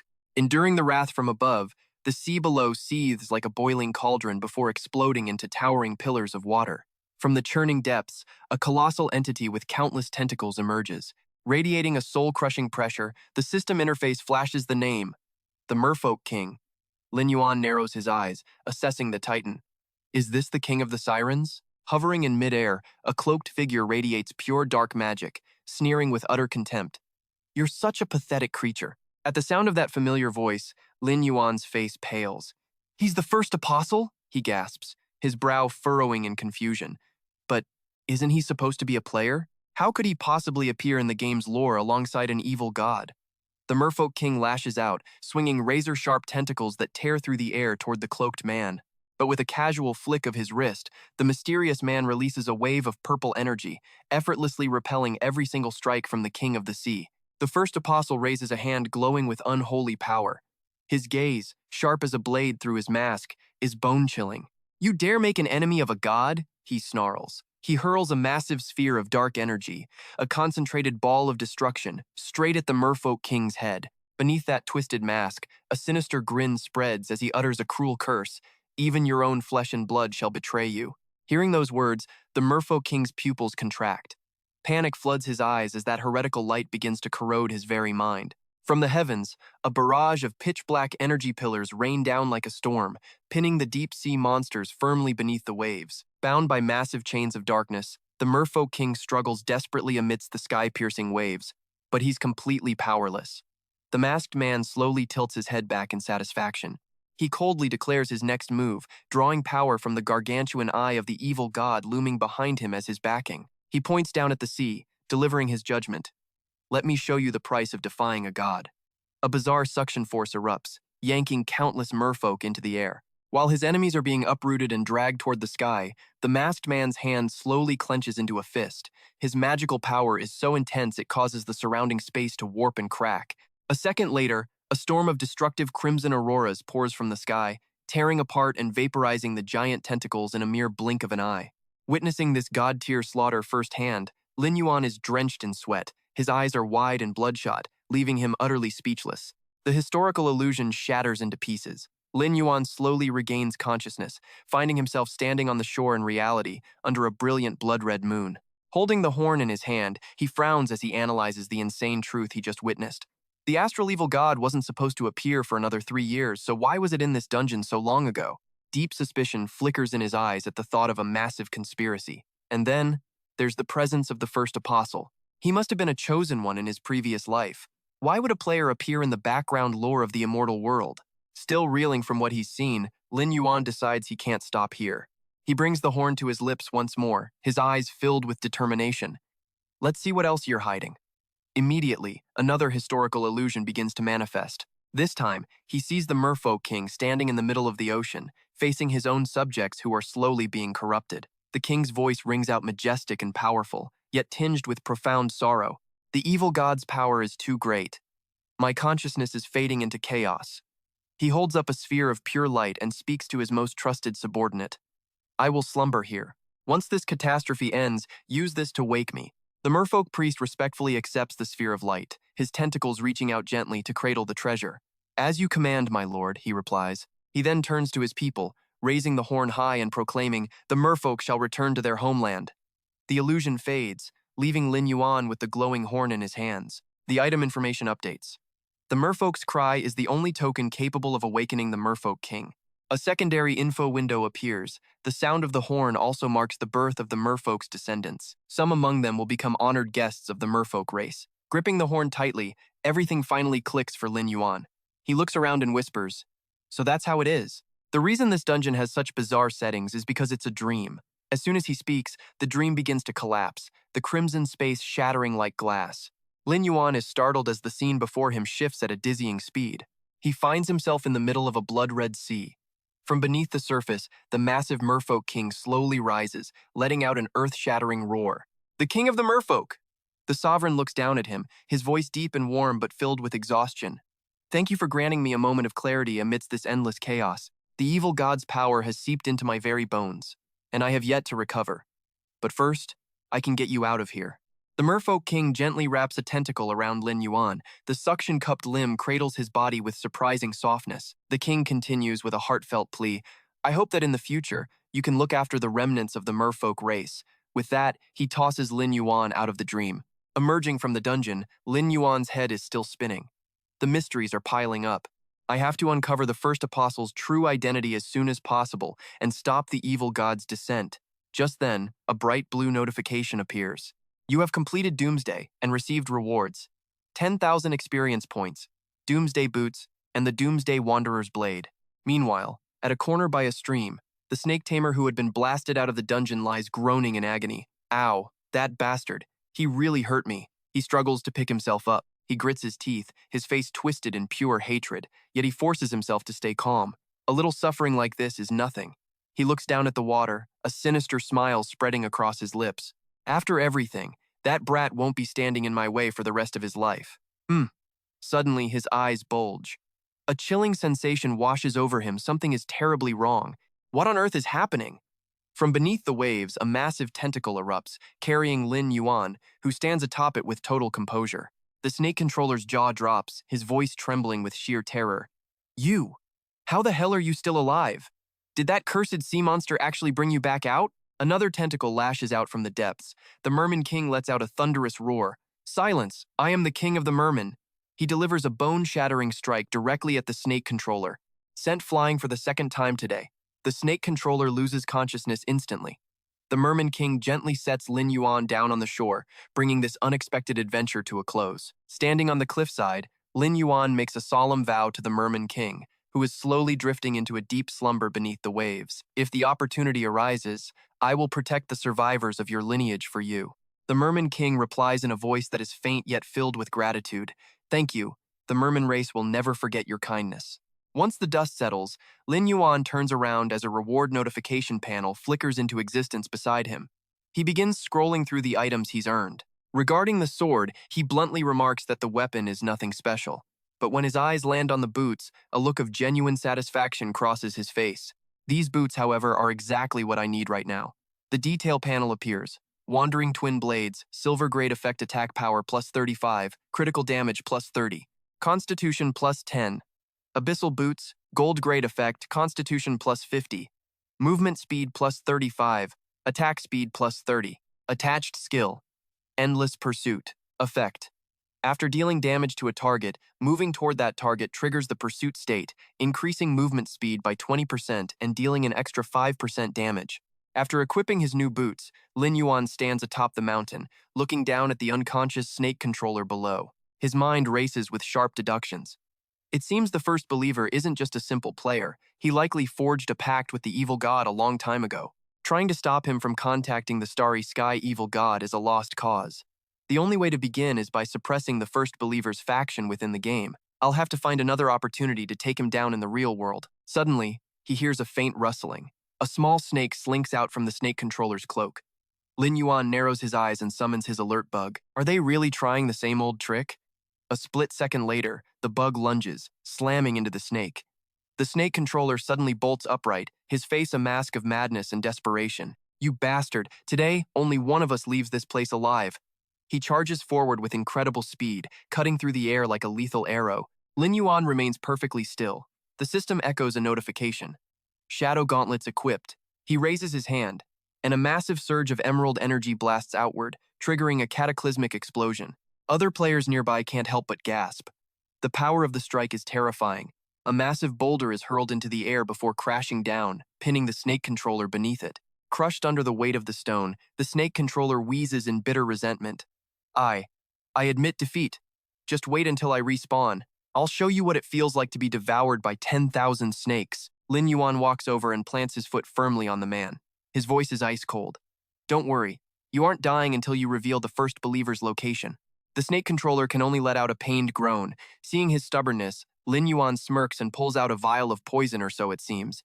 You won't even get that chance. The system notifies him. Recovery potion has been used. He pours the liquid straight down the man's throat. The bright green fluid makes him convulse. Healing symbols pop up continuously. The villain stammers in a mix of agony and dread. Fine, I'll talk. But it's just a bluff. He quickly snatches a teleportation scroll. He bellows, I'm not telling you anything. You'll pay for what you did today. The system announces, teleportation scroll activated.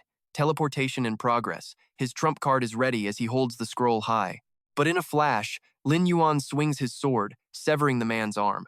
The teleportation glow around the snake controller instantly dies out. The system coldly announces, teleportation failed. He turns back, his face distorted by sheer horror. Lin Yuan stands there, tossing his alert bug casually, his voice radiating pure authority. Now, you have no master, no snakes, and it's just me. No one will ever know about your betrayal. Terrified, the snake controller drops to his knees, begging for mercy. Stop, please, stop. I'll tell you. My master, he's within the snake-human civilization. He screams in desperation. He wants to conquer the snake-human race. Just get that bug away from me. Lin Yuan looks down at him, his voice a commanding edge. First, give me the coordinates to where the snake-human civilization is hiding. Trembling with fear, the snake controller hurriedly agrees. All right, I'll give them to you. I'll give you everything. System notification. Coordinates 9742.365.47 have been shared. Lin Yuan stares at the coordinate panel. This guy is cunning and deceitful. I better preview the coordinates to make sure he isn't making this up. The system continues to preview the terrain at the coordinates. A map unfolds, revealing a location deep within the Western Desert Empire. While Lin Yuan is distracted by the map, the snake controller whispers to the tiny snake on his shoulder. Quick! You're the only one I haven't refined yet. Poison me. Kill me. The snake instantly spits out a cloud of purple venom. The system alerts. Snake venom skill activated. Lin Yuan spins around and slashes through the poison cloud, but it's too late. The snake controller has already begun to dissolve into particles of light. System report. Health points have reached 0. Before vanishing completely, he glares one last time. You really want to find my master? You're just begging for death. Lin Yuan stands there, looking at the loot orb left behind by the snake controller, letting out a sigh. I still let him commit suicide. He falls into deep thought. It seems the First Believer's main goal in the Western Desert is to establish the snake-human civilization. In that case, I can strike directly at their base. His plans will fail. With his mind made up, he summons his manticore mount. Besides, that will lure him out of his hole much faster than me searching everywhere. As he flies toward a distant city, he observes his surroundings. It seems that in my past life, the first believer really did have some deep ties with the snake-human civilization. Riding on the back of his summon, he begins to strategize. Although the snake humans are weak, they aren't enemies I can take on alone at my current level. A calculating glint flashes in his eyes. However, since the first believer can use his influence, I can also use the royal authority of the Western Desert Kingdom to wipe them out. In his mind, the images of two old comrades begin to surface. He figured it was best to be cautious and filter out some trustworthy teammates first. However, most current players weren't particularly strong. For average players to get stronger, they have to party up to grind mobs and clear quests just to earn a bit of gold and gear. But the cut each person gets is pathetic. On top of that, running dungeons eats up a massive amount of consumables. Repairing or upgrading gear costs a fortune. Meanwhile, the demand for skill books and scrolls keeps their finances completely drained. Low-level mobs have limited loot drops and never drop high-rarity gear, so you can barely make any gold at all. Meanwhile, I'm soloing the entire time, using far fewer resources than the average player. Yet, my mob-clearing efficiency puts even veteran players to shame. Relaxing on his floating skeletal mount, Lin Yuan stares straight ahead with a calculating gaze, his aura radiating the confidence of an overwhelming power. As he glides over the village rooftops on the back of his fierce manticore, he continues to map out the economic game plan. However, the enhancement and socketing features after level 20 are where the real gold sink begins. That's when the gap between players truly starts to widen. With his mind set, he dives down and lands gracefully. His boots strike the damp ground firmly, making for a perfectly badass landing. Looking back with a cunning smirk, he nails down the plan. His affinity with the blacksmith should be high enough by now. I'll grab that gold tier gear first, then crush the lightning attribute dungeon. I have to seize this chance to keep the upper hand. He quickly enters the forge, where the system screen immediately displays his current affinity with blacksmith Huo Qin, 5,000. The muscular, balding blacksmith spots him and rushes over, arms wide in a warm welcome. My friend, it's been ages since I last saw you. I'm truly grateful for the ore you've sent me these past few days. My forging skills have improved significantly. It's wonderful. Responding to the enthusiasm, Lin Yuan opens his inventory. The system scans the precious items dropped from his previous battles. High-grade black gold meteoric iron. When used in forging, it can upgrade gold-quality gear to black gold status along with a nightmare core, a rare material condensed from pure nightmares. It can be used to forge gear with spirit as the primary attribute. Without wasting another word, he tosses the glowing materials toward the wide-eyed blacksmith. As we agreed before, forge a piece of gear for me. Here are the materials. The blacksmith stutters in reply. Unique materials? If my master were here, unique gear would be no problem. With my current skill, I can only forge up to gold tier for you. Lin Yuan just blinks, responding with cold, decisive energy. No problem. Just take these precious materials and get to work. The blacksmith's expression turns dead serious. He makes one final request. To craft gold gear, I'll also need the heartwood of an elite treant. Target acquired. Lin Yuan turns on his heel and walks away, his cloak billowing behind him. He leaves behind a single guaranteed promise. Wait for me. Before long, he's deep inside a dense forest under the daylight. His footsteps crunch on dry branches and fallen leaves as he moves with calculated caution. Venturing further onto the desolate hillside, his silhouette radiates a deadly silence, sensing every lurking threat. Suddenly, the massive trees begin to emit an eerie green light. The system warning flashes instantly. Level 20, Elite Earth Treant. Health, 4,300. Attack, 450. Defense, 400. Skills, Binding Branches, Camouflage, Invisibility, and Piercing Branches.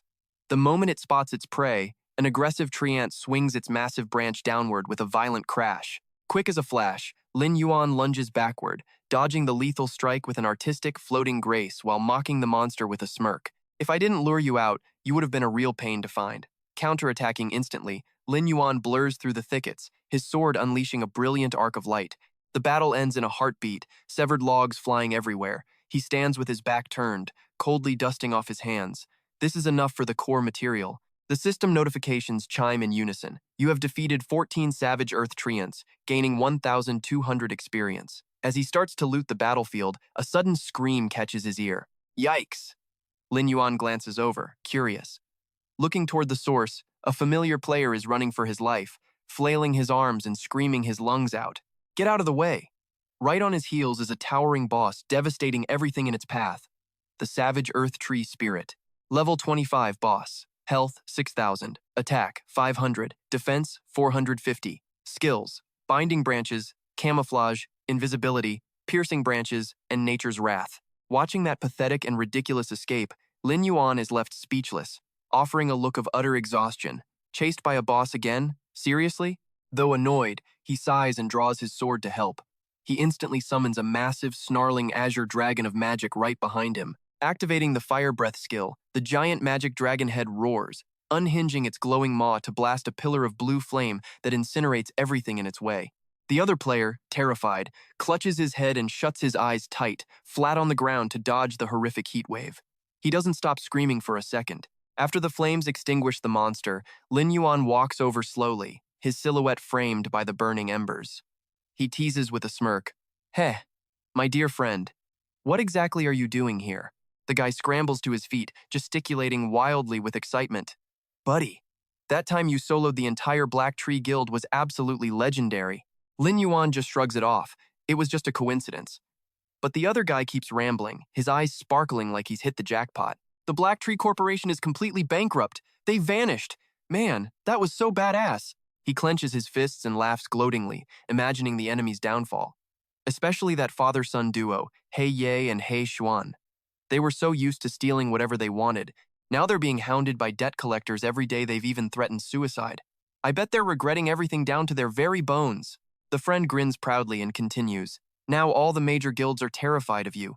They say your strength rivals any top-tier guild, so no one dares to provoke you anymore." Lin Yuan raises an eyebrow, a thoughtful glint in his eyes. If we're going to take on the Snake People's civilization, the Mirror Flower Water Moon Guild might actually be of use. He turns to the point, asking directly, "So, why is a priest like you soloing monsters again?" The guy scratches his head and sighs. "Ugh, don't even get me started. A special dungeon is about to open, and my guild is shorthanded. Little Moon sent me out with a random party to gather potion ingredients, but those useless teammates of mine, they took one look at the danger and bolted." Suddenly remembering something vital, he continues with a grave expression. "Once that hidden dungeon opens, word is a brand new item will drop something that drastically boosts power. But there's a catch. The dungeon requires a very specific medicine, or you won't stand a chance. It's called an anti-static potion." Without missing a beat, Lin Yuan points toward the leftover tree demon wood from his battle and says flatly, "You need this? Then take it." The priest's eyes go wide. He stammers in disbelief. You're just giving it to me? Don't you need it yourself, my friend?" Lin Yuan turns to walk away, his silhouette shrouded in mystery. As the system confirms he's collected 30 bosswood fragments, he drops a cold reply. "No, this is more than enough for me." Watching Lin Yuan's retreating back, the priest can't hide his admiration. With stars in his eyes, he gasps, "Now that is a real man." Back at the forge, Old Smith Flamebird holds the rare materials, his eyes gleaming with professional respect. He clicks his tongue meaningfully. Who knows? Maybe one day your journey will lead you to the Southern Empire. You could find my master there to upgrade your gear even further." Right then, a system notification pops up. The Mentor-Disciple quest has been automatically accepted. Lin Yuan frowns, thinking to himself, "I suppose a trip to the Southern Empire is in order." The old smith smiles and explains, "This item lets you specify exactly which attributes and skills you want during the forging process." "So, what'll it be?" Lin Yuan crosses his arms, analyzing his special abilities. Between damage amplification and cataclysm, he's definitely not lacking in raw power. I've got the dung beetles for crowd control. My only real weakness right now is sustain. Generally, weapons provide healing through lifesteal effects, either physical or magical. However, he reasons further. Almost only melee classes choose lifesteal because ranged classes have such low defense. They usually die before they can even heal up. But then, a realization strikes. He gains 2 points of constitution every time he levels up, so his base damage and health points are already high. Plus, the damage from his undead army counts as magic damage, the perfect synergy. Lin Yuan makes his final decisive call. "Forge me a piece of equipment with the spell vamp attribute." The old smith nods firmly. "No problem." He tosses the materials into the roaring furnace before handing Lin Yuan another item. "Take this too. By adding this Eye of Records to the process, you can create gear that is perfectly tailored to your soul." The system chimes. "Eye of Records detected. Custom forging mode activated. Do you wish to forge a specialized professional weapon?" Lin Yuan grips the crystal sphere, a question forming in his mind. An exclusive weapon for a necromancer? He taps the yes icon on the system screen. "In my past life, I wasn't a necromancer, so weapons didn't matter much. But now, a specialized weapon is exactly what I need." Green energy surges from Lin Yuan's hand, enveloping the sphere as the system confirms the components are ready. The old smith rubs his hands together confidently. Leave the rest to me. The forge fires erupt with a violent intensity, swallowing the magic sphere as the miraculous crafting begins. Flamebird places the forming weapon into the embers. Come back tomorrow to claim it. My friend. Lin Yuan gives a simple grunt of acknowledgement and turns to leave. As he steps out of the forge, his cloak billows in the wind.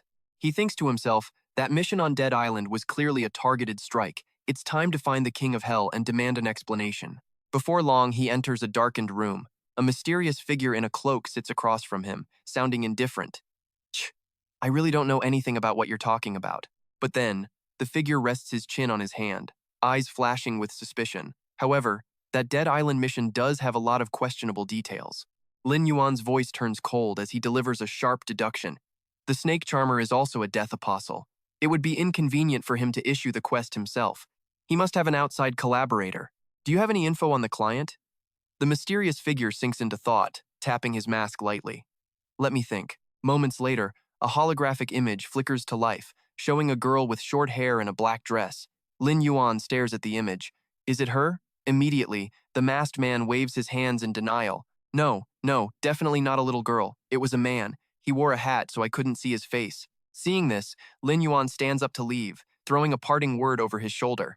Let me know when you have real news. But the man quickly speaks up to stop him. Are you mad? Wait a second. Suddenly, the masked guy sneaks up behind him, throwing an arm around Lin Yuan's shoulder in a shady, overly familiar way, and whispers, I know you're annoyed, so I'll give you a top-secret insider tip. There's a special dungeon coming up. Most people who go in there will just end up as cannon fodder. He continues boastfully, his eyes gleaming with greedy ambition. But we've already stockpiled a batch of essential items. We're going to use this chance to make a massive killing. Lin Yuan coldly brushes the arm off his shoulder, replying with total indifference. I hope so. Meanwhile, a smirk plays on his lips. The Death Apostle's intelligence network is reliable, but the strongest anti-static potion in existence? I'm the only one who has that. Just as he's about to walk away, the masked man freezes. He pulls out a magic control panel and cries out, Wait, I almost forgot this. He reaches out, handing Lin Yuan a strange badge. This is our guild badge. Use it to hide your real identity when you're out doing shady business. That way, we can shift all the risk onto this empty shell of a guild. The moment the badge lands in his palm, Lin Yuan's pupils shrink to pinpricks. His face is a mask of pure shock as he stares at the carved symbol. Memories of his past life come rushing back, forcing him to ask himself one question. Isn't this the very badge the first apostle wore in the memories of my past life? Lin Yuan grips the emblem tight, his gaze turning cold as steel as he pieces the fragments of the puzzle together. It turns out this guild never existed at all. The man hid his tracks far too well. It seems we will still need to target the Snake People civilization if we want to flip the board, and force that first apostle to crawl out of the shadows. With every move calculated, he strides down the stone-paved corridor, leaving only a calm final remark. I see. Stepping away from the gloomy shadows of the secret meeting, Lin Yuan heads straight for a bustling tavern. The moment he crosses the threshold, a familiar, sharp voice pierces the air. It is the fiery, red-haired woman at the bar, grumbling to herself. I am working myself to the bone for that shop, while my little brother is out there living it up. She is clearly tipsy, slamming her beer mug onto the counter so hard the golden foam splashes everywhere. Without even turning around, she keeps shouting her frustrations to the world. Little does she know, Lin Yuan is already standing right behind her. Not at the shop today? I have been slaving away managing those stores for days on end. Can't I treat myself to a little fun for once? But the second she turns around and locks eyes with Lin Yuan's deadpan expression, she nearly leaps out of her skin, sweat beads rolling down her face as guilt washes over her. Hey there, little brother. When did you, get here? She stammers, trying to play it cool. I only snuck out for one little drink today. I swear,